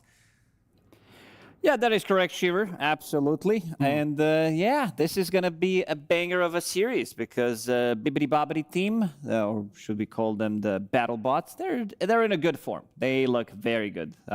After seeing them in the group stage, probably the cleanest team that we've seen so far. Not sure what the question was because I zoned out, but we did the transition. Well, I'm going to copy your answer for a second. That's how it goes, right, for the evening panel? Yeah. I was trying really hard to find something that is like best and then something with the B that requires on like something. Because, you know, they are doing very well. So they're in the best form, but obviously form is not the B. So. Backstreet Boys are back. Because they're in a good form. Yeah, the boys are back. They're in the great form. I was saying, Lacoste, that they have played a lot of games against each other. They did. That is true, Shiver, as well. I never doubt you. In 2026, things are looking good for BetBoom Team. They did at least up until Wallachia, Season 8, which was a couple of days ago, and then Team Liquid managed to beat them. But every single time so far this year, it looked very good for BetBoom Team. But if we go back to like even 2025, BetBoom Team, they were dismantling Team Liquid. Like at one point, Team Liquid was like, nobody beats us 8 times in a row. Then they finally won a series, but they know each other inside and out. Yeah, Liquid has pretty much just had BB's number throughout, of course. Again, like Lacoste mentioned, BB finally overcoming it in Season 8. So again, we'll have to see. I feel like they are just in, like you mentioned, just on another level right now. The qualifier that we saw prior to Wallachia, they look kind of lost. They went to the lower bracket. I think they lost to like Cheeky Breaky, random stack in the upper bracket. What a great name. Great name. I think it was, yeah. But then after that, they were like, wait a second, why are we here? And then they've played every game since, every series since, has felt like they have a point to prove. Yeah, and for BetBoom as well, they have, and we say it every time we see them play, but Lacoste, they very much have their own identity and their own style. They definitely do. They are bringing in new ideas with the draft. And also, I wanted to point out the way that they've been like playing with the certain heroes. They're pretty much the team that kind of invented Silencer and Dawnbreaker like a year or two ago when Dawnbreaker was like OP with the Aghanim Scepter. And if you look at when they played against Liquid, they were the ones that they were playing against Lycan, Silencer, but they have the double global presence. They have the heroes that they feel kind of comfortable playing around Silencer, somebody that they can hug, so Lycan is not going to be able to do as much. And then you see them picking Lycan against Silencer yesterday on Spirit, and we saw Silencer suffer in silence, dying to wolves. Miero had a really, really good performance on that hero. Yeah, I feel like BB just has every pick feels like it has purpose. Like they'll make it, and then it's like, then it'll come with another piece. Like every piece just goes into a bigger puzzle, and that is why they are so dominant. Yep. Same time. On your screen just now, it is Eki. This is Team Liquid with a stand-in making it top 6 here with Eki replacing Boxy for this Wallachia, and it has been working out very well. A little bit rocky at the start, some might say, and that was also at the start when they faced BetBoom, but potentially now, after so many more games, it might be looking entirely different. Yeah, of course. I feel like they are giving Eki the freedoms. I think that is always respect to Liquid. Whenever they have a stand-in, they basically ask the player, what would you like to do? How do you want to integrate into our team? And then they allow the player to shine where possible. And I think as the tournaments progress, we are seeing Eki just get that confidence, the aggression we see. And of course, I think laning with Ace, you are going to see a little bit of like discomfort. I think earlier in the tournament, at least we have some stats to kind of show that. I feel in regards to just generally the net worth that we see from the cores. You know, BB, I think they are just incredible in how they create their economy. Kiritich at top at the 10-minute mark with 4,500 net worth. I mainly want to look towards kind of the bottom half of the net worth, comparing, you know, Ace to Miero. I feel like BB, every pick they have is we will win our lanes. Where Liquid, sometimes they have to sacrifice players in the draft through Eki's rotations or something. And Ace at the moment is falling down the pecking order of the net worth, a player that we often see as like the greedy offlane. He isn't really kind of reflecting that at the moment, but that's because they're making Eki feel as comfortable as possible. I think the reason why Kiritich is getting all of that farm is because his laning supports are like super strong. They're focusing heavily on the lanes. You see Crystal Maiden, Wyvern, Silencer, like even Lich and Bane. These are extremely strong position 5s that you're having trouble trading with as a position 4. Like if you look at Eki's heroes, he's been playing, he's playing his casual Batrive that he didn't show yet, but Rubik who's been playing the strong heroes, but what Kataomi is bringing, he's like, you cannot trade, pretty much saying that's. Yeah, it kind of feels, though, the way you guys are talking about these teams is the strength from BetBoom is a lot in the aggression and maybe then therefore early game. Whereas the strength from Liquid comes from the playing together mostly, which normally happens more around 10 to 15, 10 to 20, which has me maybe a little bit worried for the laning stage of Liquid for this upcoming game. Is that a fair assessment? I think it's hero dependent. Liquid are very happy to make these moves. We've seen Mickey on the Wind Ranger, power shotting into the enemy triangle to get a clutch kill, naturally twin gate. I just feel like the comparison is BB supports will play strong lanes, ensure the farm, and go fight. Whilst Liquid, it's more like how do they utilize the TPs and the kind of the map move as like a majority. So I think you are right in that regard of the comparison.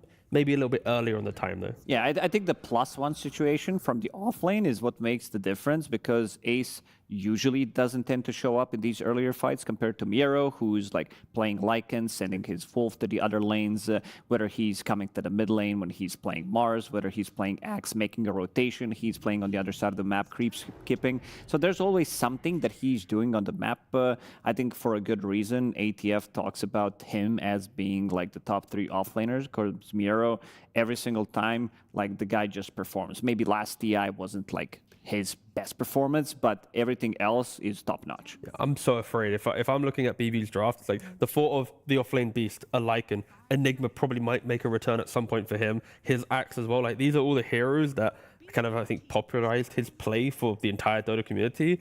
And you could make a case for them all being, pretty good right now in 7.41. Yeah, pretty solid. We are in the draft here as well. Rubik versus Phoenix is the trade, which seems pretty good on both sides. I was wondering if there's anything left in the pool in terms of bans that we should be taking into account. I've seen a lot of IOs get banned, but I don't know if either of these two teams are really IO teams. Eki does play it. Yeah, I'd say Liquid more so. I mean, Boxy hasn't really played too much IO as of recently in the last couple of years, but with adding Eki to the roster, they're like, we can play it a couple if we want to. We'll see which route they are going to decide to take, because we saw Phoenix in the previous series, Phoenix plus Keeper of the Light. It looked very good in game number 1 for PARIVISION. You did mention that IO as well. If you have like double healing support, you can out-sustain so much damage that people are putting in relatively early on. But also seeing BetBoom Team picking up Rubik, knowing that there is potentially an Underlord coming out, so just blocking that. This is something that Liquid really enjoys to play. And instead, they are going to be using this opportunity, removing Silencer while they have Phoenix, and also picking Dawnbreaker, which is a counter. You hear that ulti, you just pop that ulti and stop it. Yeah, double value for sure. Yeah. Very good ban there. I mean, I also don't mind the Dawnbreaker because, Ace will get to play his game. He can be really aggressive on the lane as well, depending what BB picks here. Eki can find the 4 position to give kill threat for the Dawnbreaker. I take 2 steps back now. There's a Lifestealer. Might not really be killing the Lifestealer. This lane is a bit harder. You're pretty much playing on, has he used Rage? If he has, you can maybe go for the kill. If he hasn't, then you are pretty much just aggroing the creep wave back. So I like the instant reaction there from BB.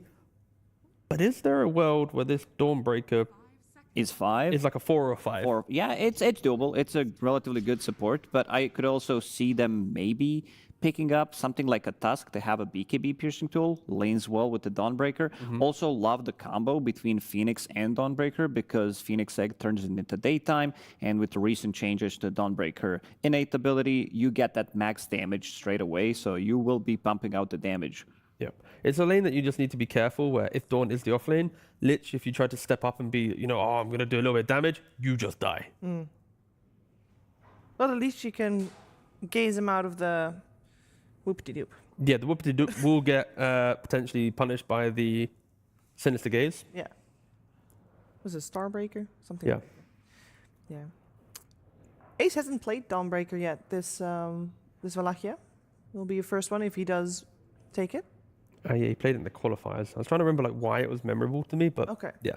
He went for Armlet into BKB, AC, Like he wasn't trying to be some aura guy. He was like, I am going to be a right clicker, and I'm. This is the build. Yeah. Might squeeze in depending on the game. I'm okay if they don't have BKB piercing tools. I'm okay with him picking up the early Orchid to try to deal with the Lifestealer, so you always have a kill threat.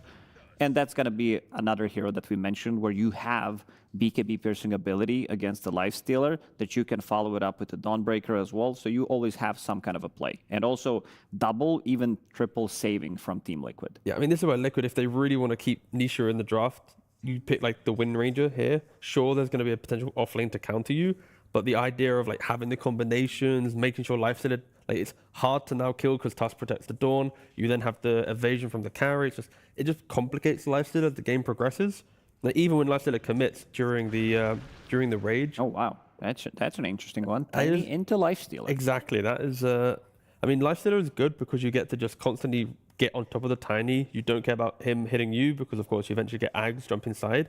But maybe if Liquid are going to put the Tiny into the carry role, they like the fact that Solar Guardian and War's Punch is enough to sway the matchup back around. At least that could be one consideration. Of course, the simplest look, Tiny is a flex hero between mid and carry. Nisha and Mickey will happily play it.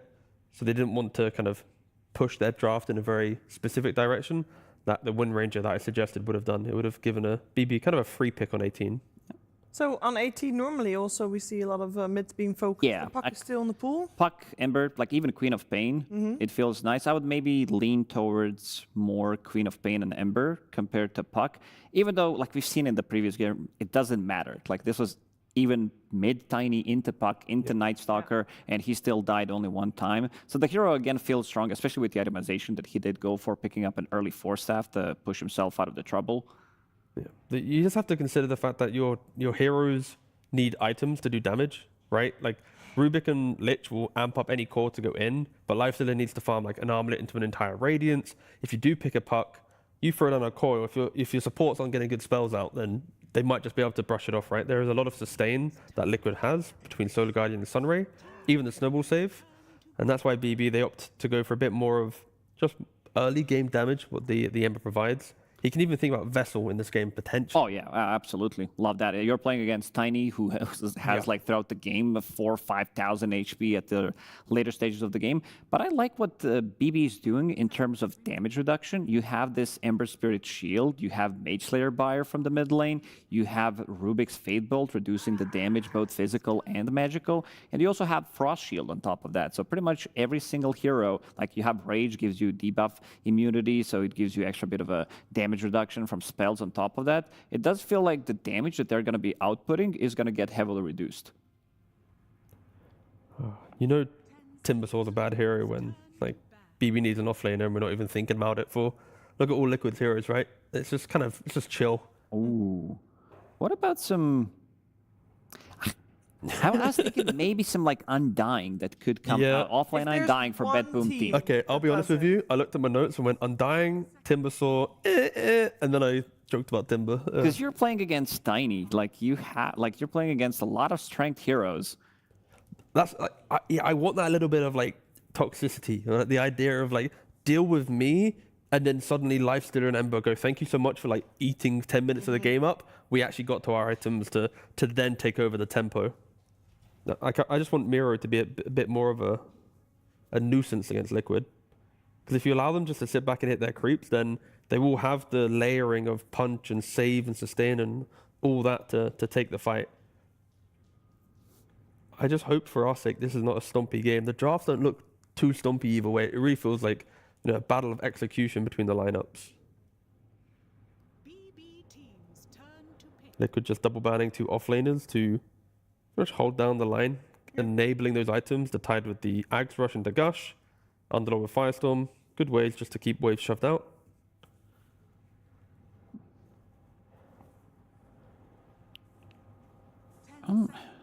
If they want to reduce the damage even more, they could just go with some like Kunkka. This is something that he plays. It's not like the best game for it, but they might need extra bit of a catch. That's why I'm thinking maybe something from the offlane, because I did say Undying. It's a good pick, but it doesn't give them too much lockdown. Lifestealer gives you nothing, so it needs to be 2 supports. You also don't have BKB piercing tool. Eventually, it's going to come down to that, but slightly less control compared to. Oh, they do go Timber. Nice. Liquid. Okay, so why, like, is it then, because obviously the win rate's also not really there, is it going to be good this game? Do we feel like well, I hope all the bad things we said? I mean, it's the same thinking. We did mention Undying, which steals the strength. This one does the same thing, has a bit of a more explosive damage. And again, damage reduction, stacking, and giving like Timbersaw Aghanim Scepter later on is going to feel nice. Yeah. Or Nisha's like, okay, that's what you're suggesting. All right, I see it. I mean, it's a good co-op game. Like, you're playing against Ember, Timber. Unless they can find a better overall carry pick, I feel like co-op feels really nice against all of these heroes. Yeah, going back to the Timber though, like naturally will itemize and be annoying. I think the reason why I wasn't too excited to talk about it is just other players have made the hero feel squishy and not able to kind of step up into the aggression. And Liquid, they have ways to kill him through Sunray, through Tag Team, plus, you know, Tiny or even Dawnbreaker. In the first phase of the game, if you bring the right numbers, Timber will die. If you don't bring the right numbers and you don't respect him, pick something. He can do it. And they do just pick the Queen of Pain. Yeah, it's too good of a Queen of Pain game to skip on. You're playing against like Timber Lifestealer, good lane in the mid lane as well. Just unlimited scaling coming out from this hero. We said slightly limited lockdown on BetBoom Team. And I think Queen of Pain in this meta with itemization, with the Bloodstone, it just feels so nice. It's been a while since we had a random pick or a misclick in the draft. Yeah. But it was we need Insania back on the team. Oh, there should be like a bigger sound for it, you know? Like in game when it randoms a pick or a bat, like we need to have like sound effect like that makes it real obvious. Yeah. Yeah, that's true. Maybe the Queen of Pain wasn't random, they just got lucky. Really lucky. Yeah. Damn. Do we feel like there's a clear favorite winner out of these two drafts? I like Liquid a lot. I think, even though I want to see the matchup again, we've seen it a couple of times throughout the tournament, this Lifestealer Tiny as well. There is ways of playing around it, where you're taking out the supports, where you are, like, you have a lot of saves. They have multiple ways of resetting the fight, slightly limited lockdown on BetBoom Team, as we said.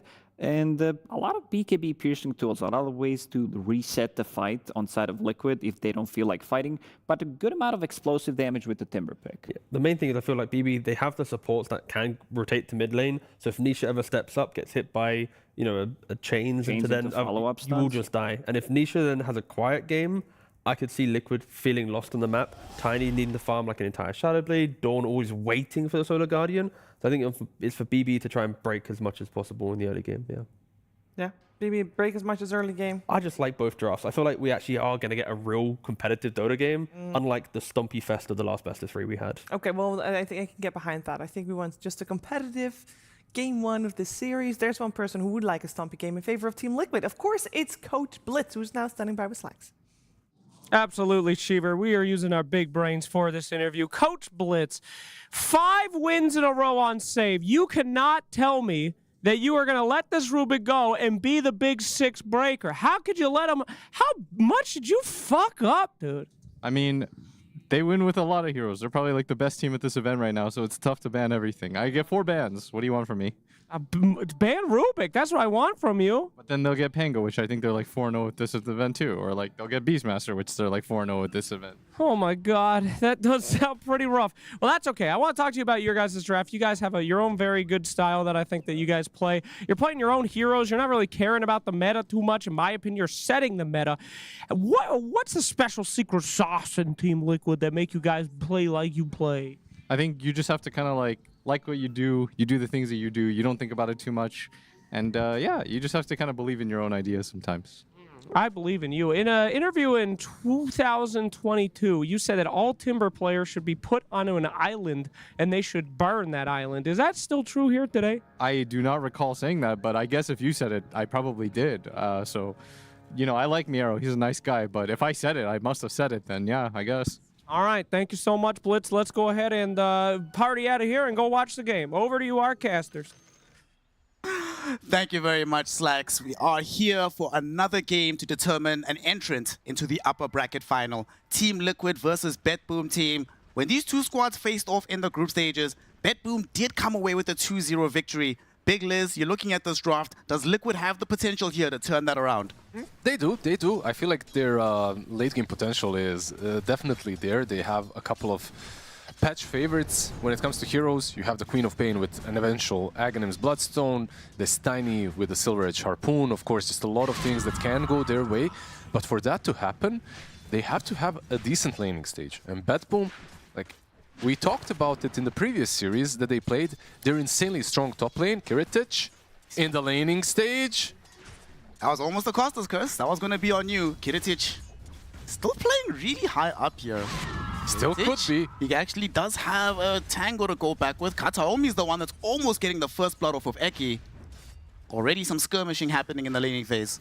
Well, like you said, almost the caster's curse right there as I'm talking about them in their laning stage. He does survive. Lich, of course, making the difference here on the top lane. This is a very strong lane between the Lich and the Lifestealer. Of course, Lich has some extra value now with the sacrifice that has been given back to our boy. At least it's not a minute zero sacrifice, right? Like as it used to be in some previous patches where you saw Lich just AFK under a tier 2 tower, even on the mid lane. Like dual mid with sacrifice was a thing. Lich trying to go onto the Lich right now. Starbreaker will connect in tandem with the tag team. Easy kill. Eki will draw the first blood from Kataomi. It's so much damage between these two, right? Like when the tag team is up and Starbreaker, even though he was level 2, he didn't really have mana, and he didn't have the time to use the Frost Shield. Mid lane, we see Nisha versus GPK, a matchup that we've seen time and time and time again, where Queen of Pain does tend to be the one that comes out on top. It's not such a bad matchup for Ember, like in comparison to some other spirits and heroes that are playing into co-op. Still alright. Like, yeah, Queen of Pain definitely is the hero that pressures, but eventually you have the chains, you have a lot of mobility. This is the first game that I'm not seeing Phoenix die in quite some time in the laning stage in the first 2 minutes. Tofu will just salve up behind the trees, come back with as close to full as possible. However, while all this was happening, Miro has been very happily just cleaning up creeps. Yep. A lot of percentages on both sides, by the way. Some percentage-based damage, of course, coming from the Timbersaw, some percentage heals coming from the Phoenix, eventually with the Sunray, everything that works very well in tandem with Tiny. It has a lot of HP, but of course, Lifestealer as well likes playing into this kind of core a lot. And I was frankly surprised because they had a lot of options and they opted to go for a Tiny. Like we saw that same matchup yesterday, and Kiritich had Rampage as a Lifestealer. We'll see. Perhaps the idea here, they wanted the Silver Edge that badly, thinking that there was going to be something with a hero worth breaking from the offlane, because they did pick it before they saw the offlane, no? Yeah, the Silver Edge is definitely one of the main reasons why this hero is strong. Like, it helps out quite a lot, but I feel that you can even still go for some sort of an earlier Blink build with a BKB. From the safe lane, it's usually just the Harpoon, Silver Edge, and you're online. With these two items, no supports are safe on the map. Like, you can hunt down heroes. Not only the supports, of course, the cores as well. Nisha gonna try and get this water rune right now from GPK. Eki's coming through as well, though, coming from the high ground. They are gonna TP in extra support with Kataomi. Blood grenade thrown onto the Tusk, but Kataomi, does he get the Sinister Gaze? He does. This could lead to a kill. Save coming through the river. Eki tries to bail himself out with the Ice Shards. Unable to do so. GPK collects his first kill. Even though tag team was exceptionally strong on top lane, here on the mid lane versus the Frost Shield, versus Ember with the Flame Guard as well. Couldn't really do a whole lot. Rubik and Phoenix kind of duking it out in the river, by the way, but... What build do you think we're getting from Nisha? We've seen all styles of the Queen of Pains, right? We've seen the early Kaya Sanj, we've seen the early Bloodstone, we've seen just straight up Aghanim Scepter. What are you feeling here? I think this is a pretty good game for an earlier Bloodstone and an Aghanim Scepter. Like Veil Aghanim's Bloodstone seems pretty solid. Top lane, pressure being put out right now. Ace is going to eat some damage. Nice Sinister Gaze to interrupt the Starbreaker. Bottom, there's also some madness happening that side as Miro able to dive in and kill off Tofu on the Phoenix.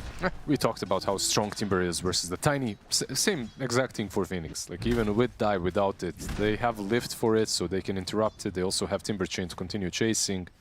They won't shy away from diving the tower as well. So we do see Phoenix dying on bot lane in the end. Costa's curse still remains strong. Means you're not fired yet. Good job. In this early game, Kiritich has spent a lot of time just trading with Ace, so hasn't been able to farm as much as he would like to. Do see his CS numbers are relatively low, and they might come back on top of him. The snare was there. Ice shot don't connect on Kiritich. The creeps, they just decided to help out Liquid a little bit. Minute 6 runes. It will spawn bottom, and it is going to be an illusion rune. Based on yesterday's event, we can't talk too much trash about this rune. Actually had some really impressive plays. It's pretty good in this kind of a game as well. Even if you bait out a single spell, just to use the illusion rune after, it's kind of nice. But of course, Queen of Pain right now in the current state is playing all around the Soul Ring and Scream of Pain spam. So no Shadow Strike to perhaps evade or dispel with the illusion rune. Still okay.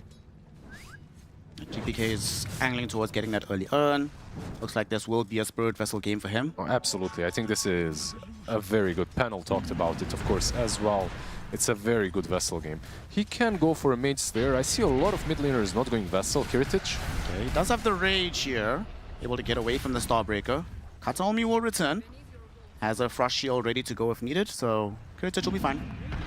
Like you said, he did trade a lot on the top lane, and because of that his CS is actually quite low, 30, but it did allow the supports to roam across the map. Now those supports will actually come top to help him. Unfortunately, Eki's already left, so the hero that they could maybe easily kill, no longer available. They'll still try for the Dawnbreaker though. Blood Grenade thrown out, the Sinister Gaze was there. Save has the telekinesis, holding it until the last possible moment. Brings back Ace, kills him off, and justifies the rotation to the top lane. Interesting, he didn't even try to use the Celestial Hammer in a defensive way. He just tossed it on them instead to slow them down, which is in a way also defensive. Doesn't save him, of course, in the end. Good kill. Like, they were really pressured on top lane. Lifestealer was not having a good game at all at the start, so it's something. He doesn't even have an armlet, by the way, queued up. Triple Gauntlet straight into Radiance, it seems like. Kataomi. Nisha is going to jump right over this Rubik and go directly towards Kataomi. Easy kill with the two supports. Save did his best with the Fade Bolt, but the damage reduction only level 2. GPK does find the Searing Chains on 2. Eki's the one that's falling low first. GPK would love to chase him down, but he runs out of resources. Has to use the mana to retreat to safety. He's trying to do a lot on his own. He finds a Regen Rune, of course, as well, so the resources that he lost will be replenished immediately. But they don't have a lot of damage before the supports are 6. Like, you need level 6 on Lich, same goes for Rubik.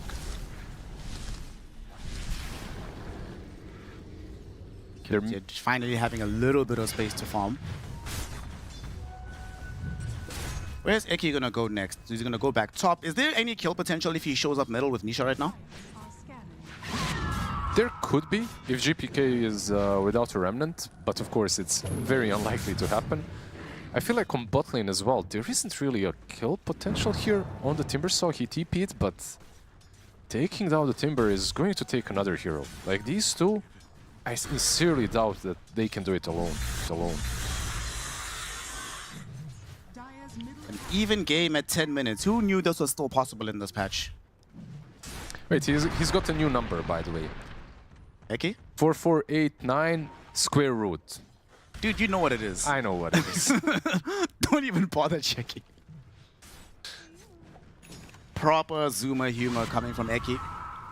I mean, it's kind of nice, you know. We're seeing something else. It's also, it doesn't hurt anyone, you know. He's just memeing around.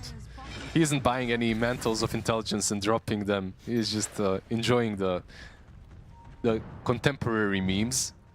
Not planting any trees in your base as he's pushing high ground. By the way, mantle is no longer the meta. Right now, it's full wizard staff, or maybe even mystic staff. Kataomi gets jumped upon. There is going to be a heal from Ace as he comes through. Unfortunately, although they try to hold them back with GPK, they still end up losing both of their supports. GPK does live. Timbersaw just showed up, looking towards Tofu. He's also carrying a passenger, brings Kiritich out of this. They burst down Tofu. Ace is going to be able to get himself away. Nisha has a blink, and because the supports are dead, there's no way to hold him in position. A huge party on the mid lane. Literally every single hero in the game got here. Lifestealer infested, in the Ancient, Timbersaw as well. The one difference that you see from Liquid and from BetBoom is the majority of damage from one side comes from Queen of Pain, and from the other right now it comes from the Timbersaw. So if they're the ones, and you could see it exactly right here in the graph, right? On one side 2k, on the other 2k. However, Queen of Pain was the first one to burst the targets down, and because of that they come out on top in this exchange. It's going for the Veil, by the way. The question that you had earlier when it comes to Nisha's item build, Soul Ring into the Veil.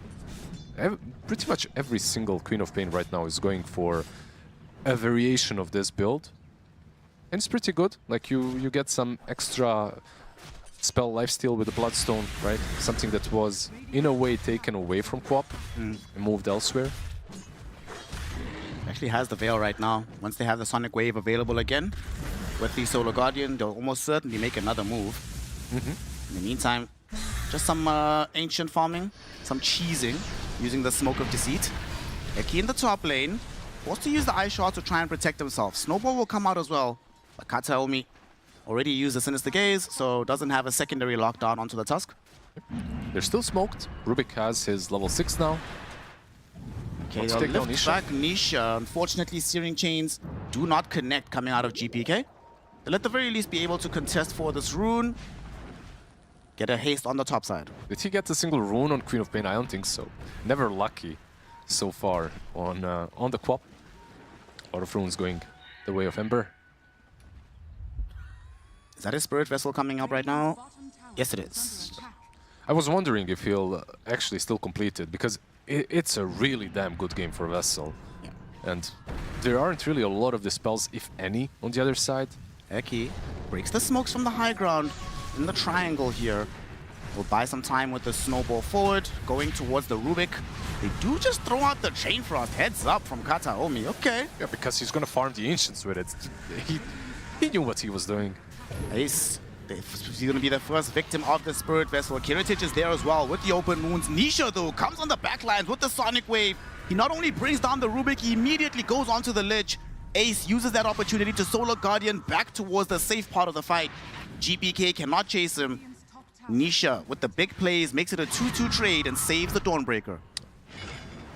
Nice ulti usage by Ace, right? Like dodging them on one side, re-entering the fight on the other, managing to stay alive. And Liquid, yesterday and in their previous series, like they really love having Ace on these global access heroes. Like whenever, I feel they play a lot better when he's on the Underlord, on the Dawnbreaker, because they can spread themselves thin on the map, but still have everyone at the right time in the same spot. This time, of course, they were fighting around the Dawnbreaker, but usually they do not. Well, that all happening on the other side of the map. Miro here bottom, just gonna casually take the tier 1 tower. Let's see what happened here. Do we have some comms? Oh no, just a quick cheap kill. Yep. Super easy for this Miro. He's gonna smoke up. Oh, they found Nisha in the river. The With the Spirit vessel. Vessel's on top of him, but Save couldn't find the telekinesis, so he's able to get away to safety. Tofu might not be so lucky. Gets caught during the Icarus dive, but the Supernova, they overlaid their stuns. So they don't have enough control to actually kill him before he pops the egg. Yeah, they thought that they had him immediately, right? So they didn't really care too much about their stuns. They overlapped them. And it does save Phoenix, but it does force out an egg, which is still a significant spell for Team Liquid. When it comes to Phoenix in this game, and the solo kill that Timber did on him, this early on, it's really good for Timber. You're constantly bullying the Phoenix. However, down the line, when you max out your Sunray, it kind of goes both ways, because you have a lot of percentage-based damage versus a high HP hero. So. We'll see, hopefully, if Team Liquid can pick up the Tormentor, get a free shot for Tofu, so you can Always save some helps. gold, build into like a Hex or something. Very, very even right now. Kiritich has been one of the recipients of happiness from everybody fighting around him because he's finally being left alone. He was being pressured so heavily earlier. Yep. Now can build into the Radiance. Has the Sacred Relic already. Not too far away from having the full item.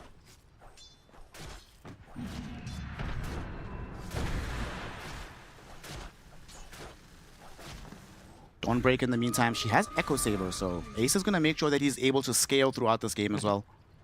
It kind of became the standard build.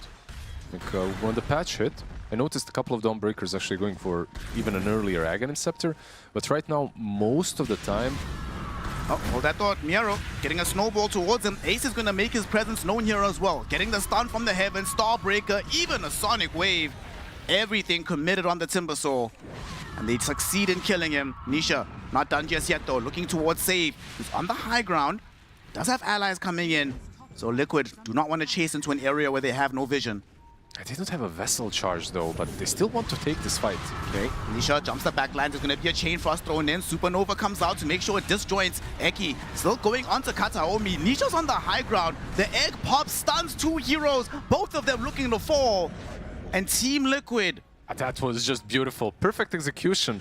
The Fire Supernova and the Ice Supernova, by the way, used the Snowball, completely negating Lich's ulti. Like, it went on two targets and just disappeared. It couldn't really connect onto anyone, any of the heroes. Negated all of the damage, and in turn, they get the kills instead. Mickey Very also clean. turns that opportunity into a tier 1 tower. Mid tier 1 is being pressured as well. Okay, Team Liquid, all of a sudden just turning up the tempo here. Yep. Silver lining, which is never a great silver lining, but at least by dying Ember did get a Vessel charge. And this Vessel is super important for the Ember. In this kind of a game when you're playing versus a Dawnbreaker with heals, versus all these tanky heroes, tanky boys on the side of Liquid, Vessel amps up your damage by quite a lot. Oh yeah. We're not far away from them starting another fight because we have Aghanims nearly being complete for Nisha. Solar Guardian back online in about 10 seconds. I love how much uptime they have on the side of Team Liquid. Like, the only big spell that you're really concerned about is Supernova, but everything else you're very happy to use as soon as it's available. Yeah. You could even say that Sonic Wave is a very important spell for Quap, but if a fight arises, she can do without it, right? Like, even with the Sonic Wave being an 80 seconds cooldown, once you buy the Aghanims, you're basically just playing around spamming Shadow Strike. There was a fight this morning, the Queen of Pain used Shadow Strike like 7-8 times, so it's a main source of damage. Dust out onto Mickey. They steal the toss from him. Can they catch up? He does go back with the Avalanche. Ace coming in with the Solar Guardian. It crashes down onto the Rubik, and they get the kill on him. Stun onto Timbersaw as well. Starbreaker also connects. Mickey still not dead. Eventually will fall. But let's see if Miro's going to be able to escape away from this. They need a couple of more right clicks. Fire Spirits will connect. He gets away from the Starbreaker, but he ticks out to the burn damage of Tofu. Dude, the Dawnbreaker ulti was pitch perfect right there. If it goes off like a second later, Tiny probably just instantly dies, and there's no counterplay, no counter kills, but it stunned Timber mid-chain. So he doesn't get a kill on the Tiny. Immediately, at least. He still does get him, but it's a Liquid favorite trade. Responding very well to all these moves happening around the map. Aghanim is now finished for Nisha. 4K gold lead for Team Liquid as we approach the 20-minute mark. Usually it's BetBoom that plays the way that Liquid is, right? Like, they're the ones that mechanically just bully the opposing teams post and during the laning stage. But so far, 4K lead, like you mentioned, for Liquid, they're the ones just being a little bit more precise with all of their movements. And I'm kind of glad that we're seeing this, because this game could have went south real quickly for Team Liquid if the lanes didn't go as well as they did. I still think that the carry-to-carry matchup is not that great for the Tiny. We'll see, though. He's in a pretty good spot right now. Neck and neck with Lifestealer when it comes to the farm. He was ahead for a long time, but Lifestealer is the one person who really has not been showing for most of this game. Does mean that Tiny has finished off his Harpoon, so can start to move with his team. Team Liquid, they want to go and fight right now. Yeah, smoke up, Sonic Wave, Aghanims already. Oh, Kiritich is the one that's coming in the river. This is the perfect target. Can he rage in time? No, he cannot. Dead almost immediately. Sonic Wave also puts an end to Kataomi's life. They jump forward. trying to chase GPK, but he does have the safety remnant. There might not be such luck for save though. He will steal Scream of Pain. He was really hoping to get the blink. Not so lucky, my friend. They charge him down. They have the reach. They have the damage. And that's another kill for Team Liquid. They're just... They were caught with their pants down, right? Like the Roche Pit kind of prevented Lifestealer from seeing the smoke. And at the same time, Tofu plants the ward, because he knows his smoke broke, so he knows that someone is there. He plants the wards, gives all the vision for the Tiny, and that fight, the moment Lifestealer is gone, is just over. Yeah. Kiritich, not really being able to scale as he'd like to. Does have the armlet in his inventory, but clearly still needs some time to get into fighting shape. But I mean, he can fight, as long as he's not the one just instantly bursted down. If he has some info so he can rage first, then perhaps use Infest, but the way the fight started was impossible for him. It might come from through the Twin Gate. Kiritich and Tofu are coming through here, and they know exactly where he is. Eki's gonna try to go through the trees to get a better angle of initiation, but something is spooking Kiritich. His team is telling him, hey, everybody is missing. You need to get the hell out of there, bro. Yeah, they don't see anyone else on the map. Everyone is basically top, and you also do not see the Tiny, so... Very interesting, by the way, Mickey is going for a Blink Dagger next, so valuing mobility over anything else. He already has the Halberd, sorry, the Harpoon, and the Shadow Blade, and next he's going for a Blink. Okay. I guess that last fight must have shown him that, look, if I can catch Lifestealer first, we have the damage to 100 to 0 him just during one Avalanche Toss combo. He went Mithril Hammer. He changed his mind. Aww. Like, Blink and Shadow Blade, like the whole point of this Shadow Blade Silver Edge kind of a tiny build from the safe lane is you don't need the mobility. You don't need the mobility that the Blink gives you because you have Shadow Blade to move around quickly with Silver Edge eventually, and also the Harpoon, right? So if you're going for a Blink as well, I feel like your damage might be lacking in the mid game. He's still not farming his BKB. While he's doing that, the rest of his team is on the hunt. Nisha leading the charge. Unfortunately, there's no damage, or no vision rather, on any of these targets, so looks like the smoke will go wayward. Well, if it does go wayward, they do have a Tormentor down bottom to collapse onto if needed. Well, Nisha is insistent on trying to make this work. He even pops the Haste Rune to run forward. Kiritich leaving into a safe area, so Kataumi will show, and that's a life that they'll happily give up. Okay, Shadow Strike actually given to Rubik. It's alright. He doesn't have an Aghanim Zone or a Shard or anything like that, of course, to work with, but it's something. Like, when it comes to spells, in this kind of a game, the best thing that he can steal is probably Avalanche. I mean, there's Avalanche, which is simple to spam and to use constantly, but of course bigger spells like Sonic Wave or maybe Dawnbreaker's ulti, they're also not too difficult to steal. Just that Avalanche gives you a lot of control, it's consistent, and it's a lot better than when a Tiny uses it. It's instant, longer range. Picks up an Aether Lens as well, so make it a little bit easier for him to cast these spells. Tofu will get unlucky as the shard goes towards Tusk, but this is still a very good Tusk shard. Having the drinking buddies when you have a Tiny carry, that feels pretty solid. Yep. Some of these heroes really lucked out when it comes to the facets being removed but added back into the toolkit of the hero via the shard, or in some cases the Aghanims, like for Mars. Kiritich is about to have Basher. There are some heroes behind him. Kataomi doesn't have a smoke in his inventory, but the Rubik... Does Rubik have one? Rubik does. They didn't really make a move in a long while, and this lead from Liquid is just ever growing. 10k now, and I'm not sure when they will be even ready to fight, because they've had the BKB on the Timbersaw for quite some time. It's strange to see one of the cores purchase such a big investment for the mid-game and then just not use it in the mid-game. I guess they're waiting for this Bloodstone to finish from GPK. Yeah. Like, he almost has it, a couple hundred gold away, but he might not live through this. Thankfully, he gets up. I would argue that a Veil on him already enables him. Like, you have the Spell Weakness Aura that you can activate, you have the Spirit Vessel. Especially because now the next fight's going to be facing into two BKBs. One on the Tiny, one on the Dawnbreaker. And the Nages, by the way, because they weren't ready to contest this. A very strange game from BetBoom. Like, considering how they usually play, they're being so damn passive.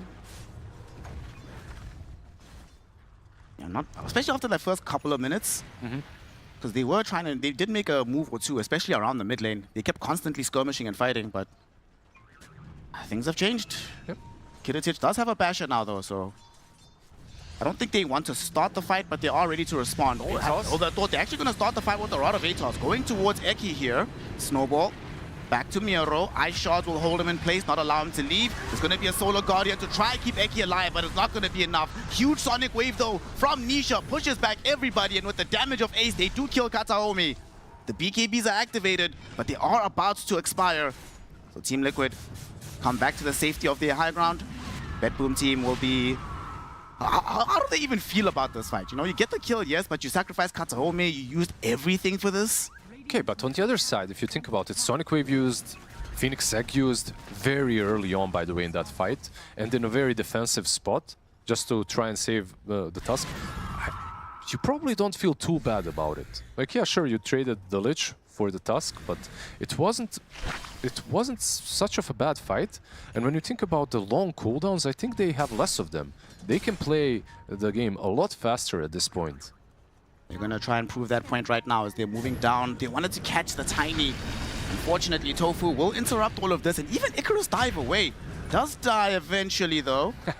Unfortunately for him, at the backside, though, we do lose the Rubik. Mickey has shown up and put the damage in on to save. Kiritich is here, though. BKB activated by Mickey. Avalanche toss combination. Kiritich just ends up dead. They will get immediate revenge with Miro diving through Ace with the Timber Chain. The 2-2 so far. Miro, he's falling very low. Mickey right next to him gets out the damage to make it a third. Team Liquid save their Tiny and punch back heavily against BetBoom. It's kind of cool to see just some slight adjustments to the build, making a matchup that is usually favored one way go the other. Lich might die as well, probably will. But this BKB that's early from Tiny, in comparison to some others that we have seen, is not allowing the Lifestealer to abuse the matchup, to use the open wounds on him. So Tiny is just able to actually man-fight. A couple of cool interactions as well. Rubik killed Phoenix with the Walrus Punch, by the way, stolen. So even though Phoenix managed to get away, he did get the kill in the end, with the staff flying over the trees. Okay, mine's GPK, but shouldn't really be a problem for the Ember Spirit. Bloodstone healing him up. He's actually turning onto Mickey with the Spirit Vessel as well, but he may have overextended. Eki comes through. Woo! Barely getting out on GPK. Shout out to the Bloodstone heal for keeping him alive. The Bloodstone plus the Vessel active, you know, and a lot of magic damage coming from Ember Spirit. This was pretty scary for Mickey. If he doesn't have the BKB, those kind of kills can happen even without the carries, so has to be careful. They do have a Lotus, of course, on Phoenix. I think this is a good heads-up play. Tofu could have gone for anything. You're a Phoenix, right? Like, the itemization truly does not matter way too much for the skill set that you have. But the Lotus is so good this game versus the Lich, versus the Ember, the Chains. So many things to dispel away. I'm a bit concerned about the progress of this Ember Spirit. Since he's gotten this Bloodstone, I mean, we are still getting Vessel charges here and there. You'd almost killed a Tiny alone. Tiny was at like half HP when he started. Ah, okay, sure. But he did a lot. Like, I get you. Like, his itemization did stall a little bit, but so did everyone else's. They're 12k behind. He's in a good spot and he's doing a lot of work with what he has. Speaking of heroes who are trying to make the most of what they have, Kataomi is going for that Aghanim Scepter again. We saw him yesterday play with the Blink Axe. It was actually quite effective. I mean, I want to see this kind of a Lich in all of my games. Like, one support item, Glimmer Cape, and it's like a fake support item. You think that Glimmer is to save someone. No, it's to set up the AoE Sinister Gaze that he gets with the Chain Frost and the Aghanim Scepter eventually. Glimmer Cape will save him from the Shadow Strike for now, as Eki trying to chase in after the Rubik. Solar Guardian drops down. Should be a dead Rubik. Sonic Wave also going to be connecting onto Kataomi, so both of the supports are going to find themselves in the grave. Yeah, Timber on the mid lane wasn't able to connect, was fighting with the Tiny already. He's trying to flee back into the base. They have very good wards out, so they know exactly where he's at. Harpoon to get closer to him, but he pops the BKB. Eki coming back. Yules to save him from some of this chakram damage. And then he'll Drinking Buddies on the Tiny and get out safely. Yeah, they lose the 2 supports. They do delay the game until Aegis has been reclaimed. So maybe a fight that they could start off once Rubik and Lich are back in. But they're playing this skirmish like Dota very well on the side of Liquid. And they don't shy away from using Solar Guardian for anything. But Heritage has just not been able to exert any influence in this game. He's going for the Aghanim Scepter next. It's good. When you go for Ags, especially when you're playing versus slow melee cores against you. Aghanim's just feels natural, feels good. It's in a good spot as well for the Lifestealer. Nice damage. We'll see if they'll ever feel comfortable like being able to get into the fight themselves. As it stands, Liquid are pretty much dictating the pace across the map. Ace is farming freely, about to get an AC as well. Tofu, of course, did have to suck it up and just buy the shot himself. Game is hot.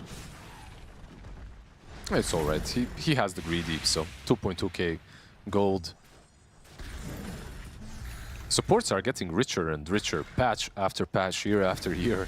And now with assured plus 100 GPM, I feel like a lot of these range cores that play the outskirts of the map just always have items. I'm super surprised that Disruptor isn't played more, considering. Right? That Raptor should be out here, man.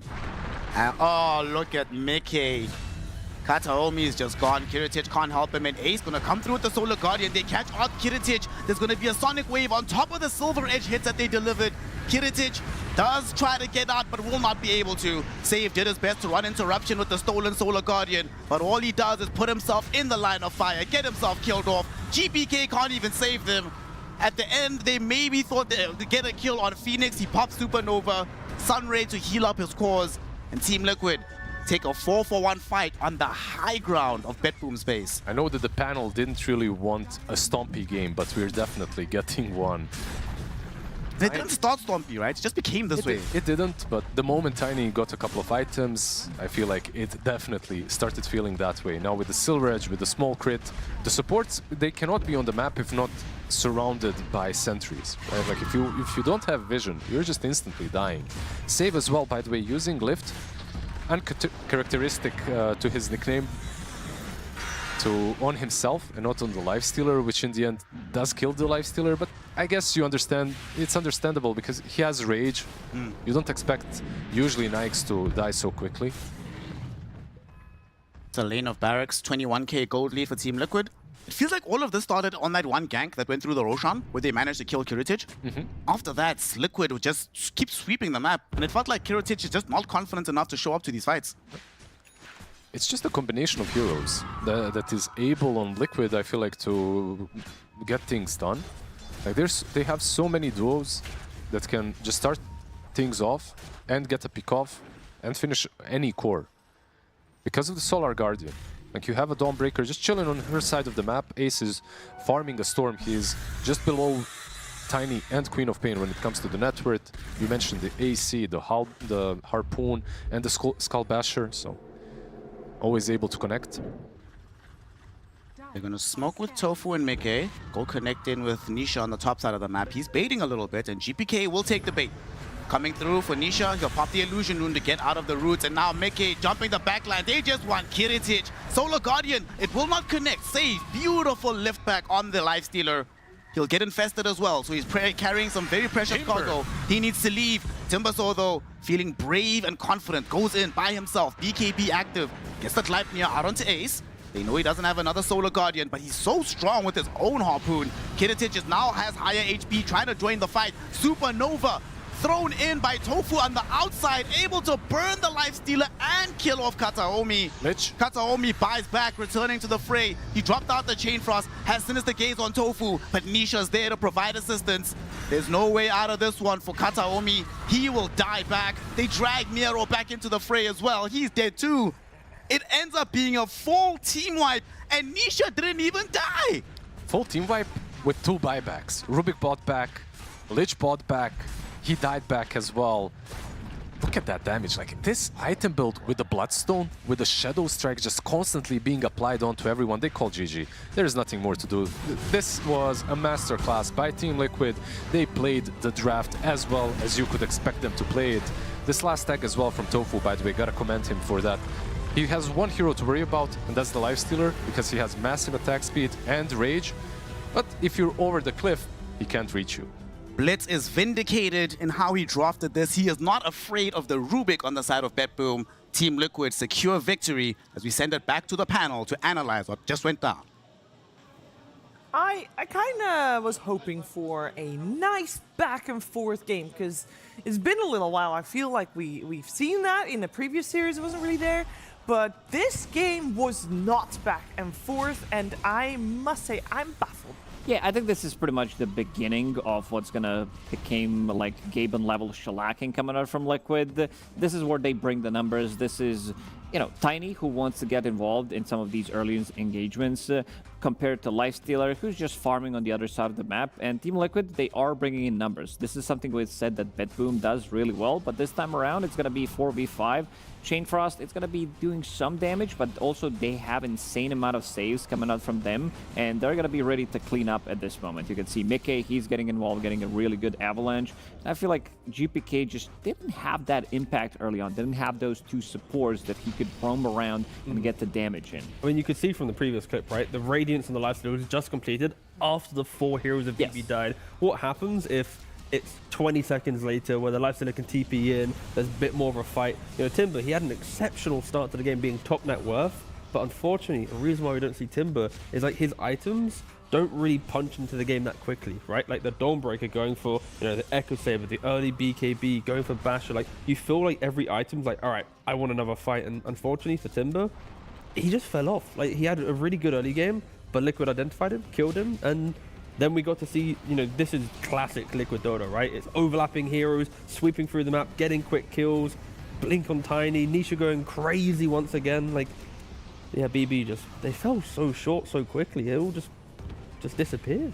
It felt like they kind of stopped playing. It's more about, I would say, Team Liquid's and execution throughout the game, where they literally didn't make any of the mistakes getting their BKBs. Big fan of this Lotus Orb on Tofu. This is something that Nisha, I believe, did in the other game when he was playing Queen of Pain, when he was playing against Silencer, but there's a lot of talking going on between the teammates, who's going to be buying what, knowing that he can go for more aggressive build, picking up Ags into Bloodstone, and you still have that cheap dispel on some of these earlier spells, so it does feel really nice. Yeah, I mean, this is also the joy of Dota, right? Because like in drafting, Lifestealer is a good carry against Tiny. We've seen it demolish the hero, but because of the style of draft Liquid has, the Sunray, you got the Solar Guardian from the Dawnbreaker, the Tusk Punch, even the Queen of Pain being able to be explosive in the early game, it never really felt like we were watching Lifestealer versus Tiny. You know, Liquid just created so much momentum and fight that it didn't matter that there was on paper a counter, because in the game, you know, Kiritic, he never entered, right?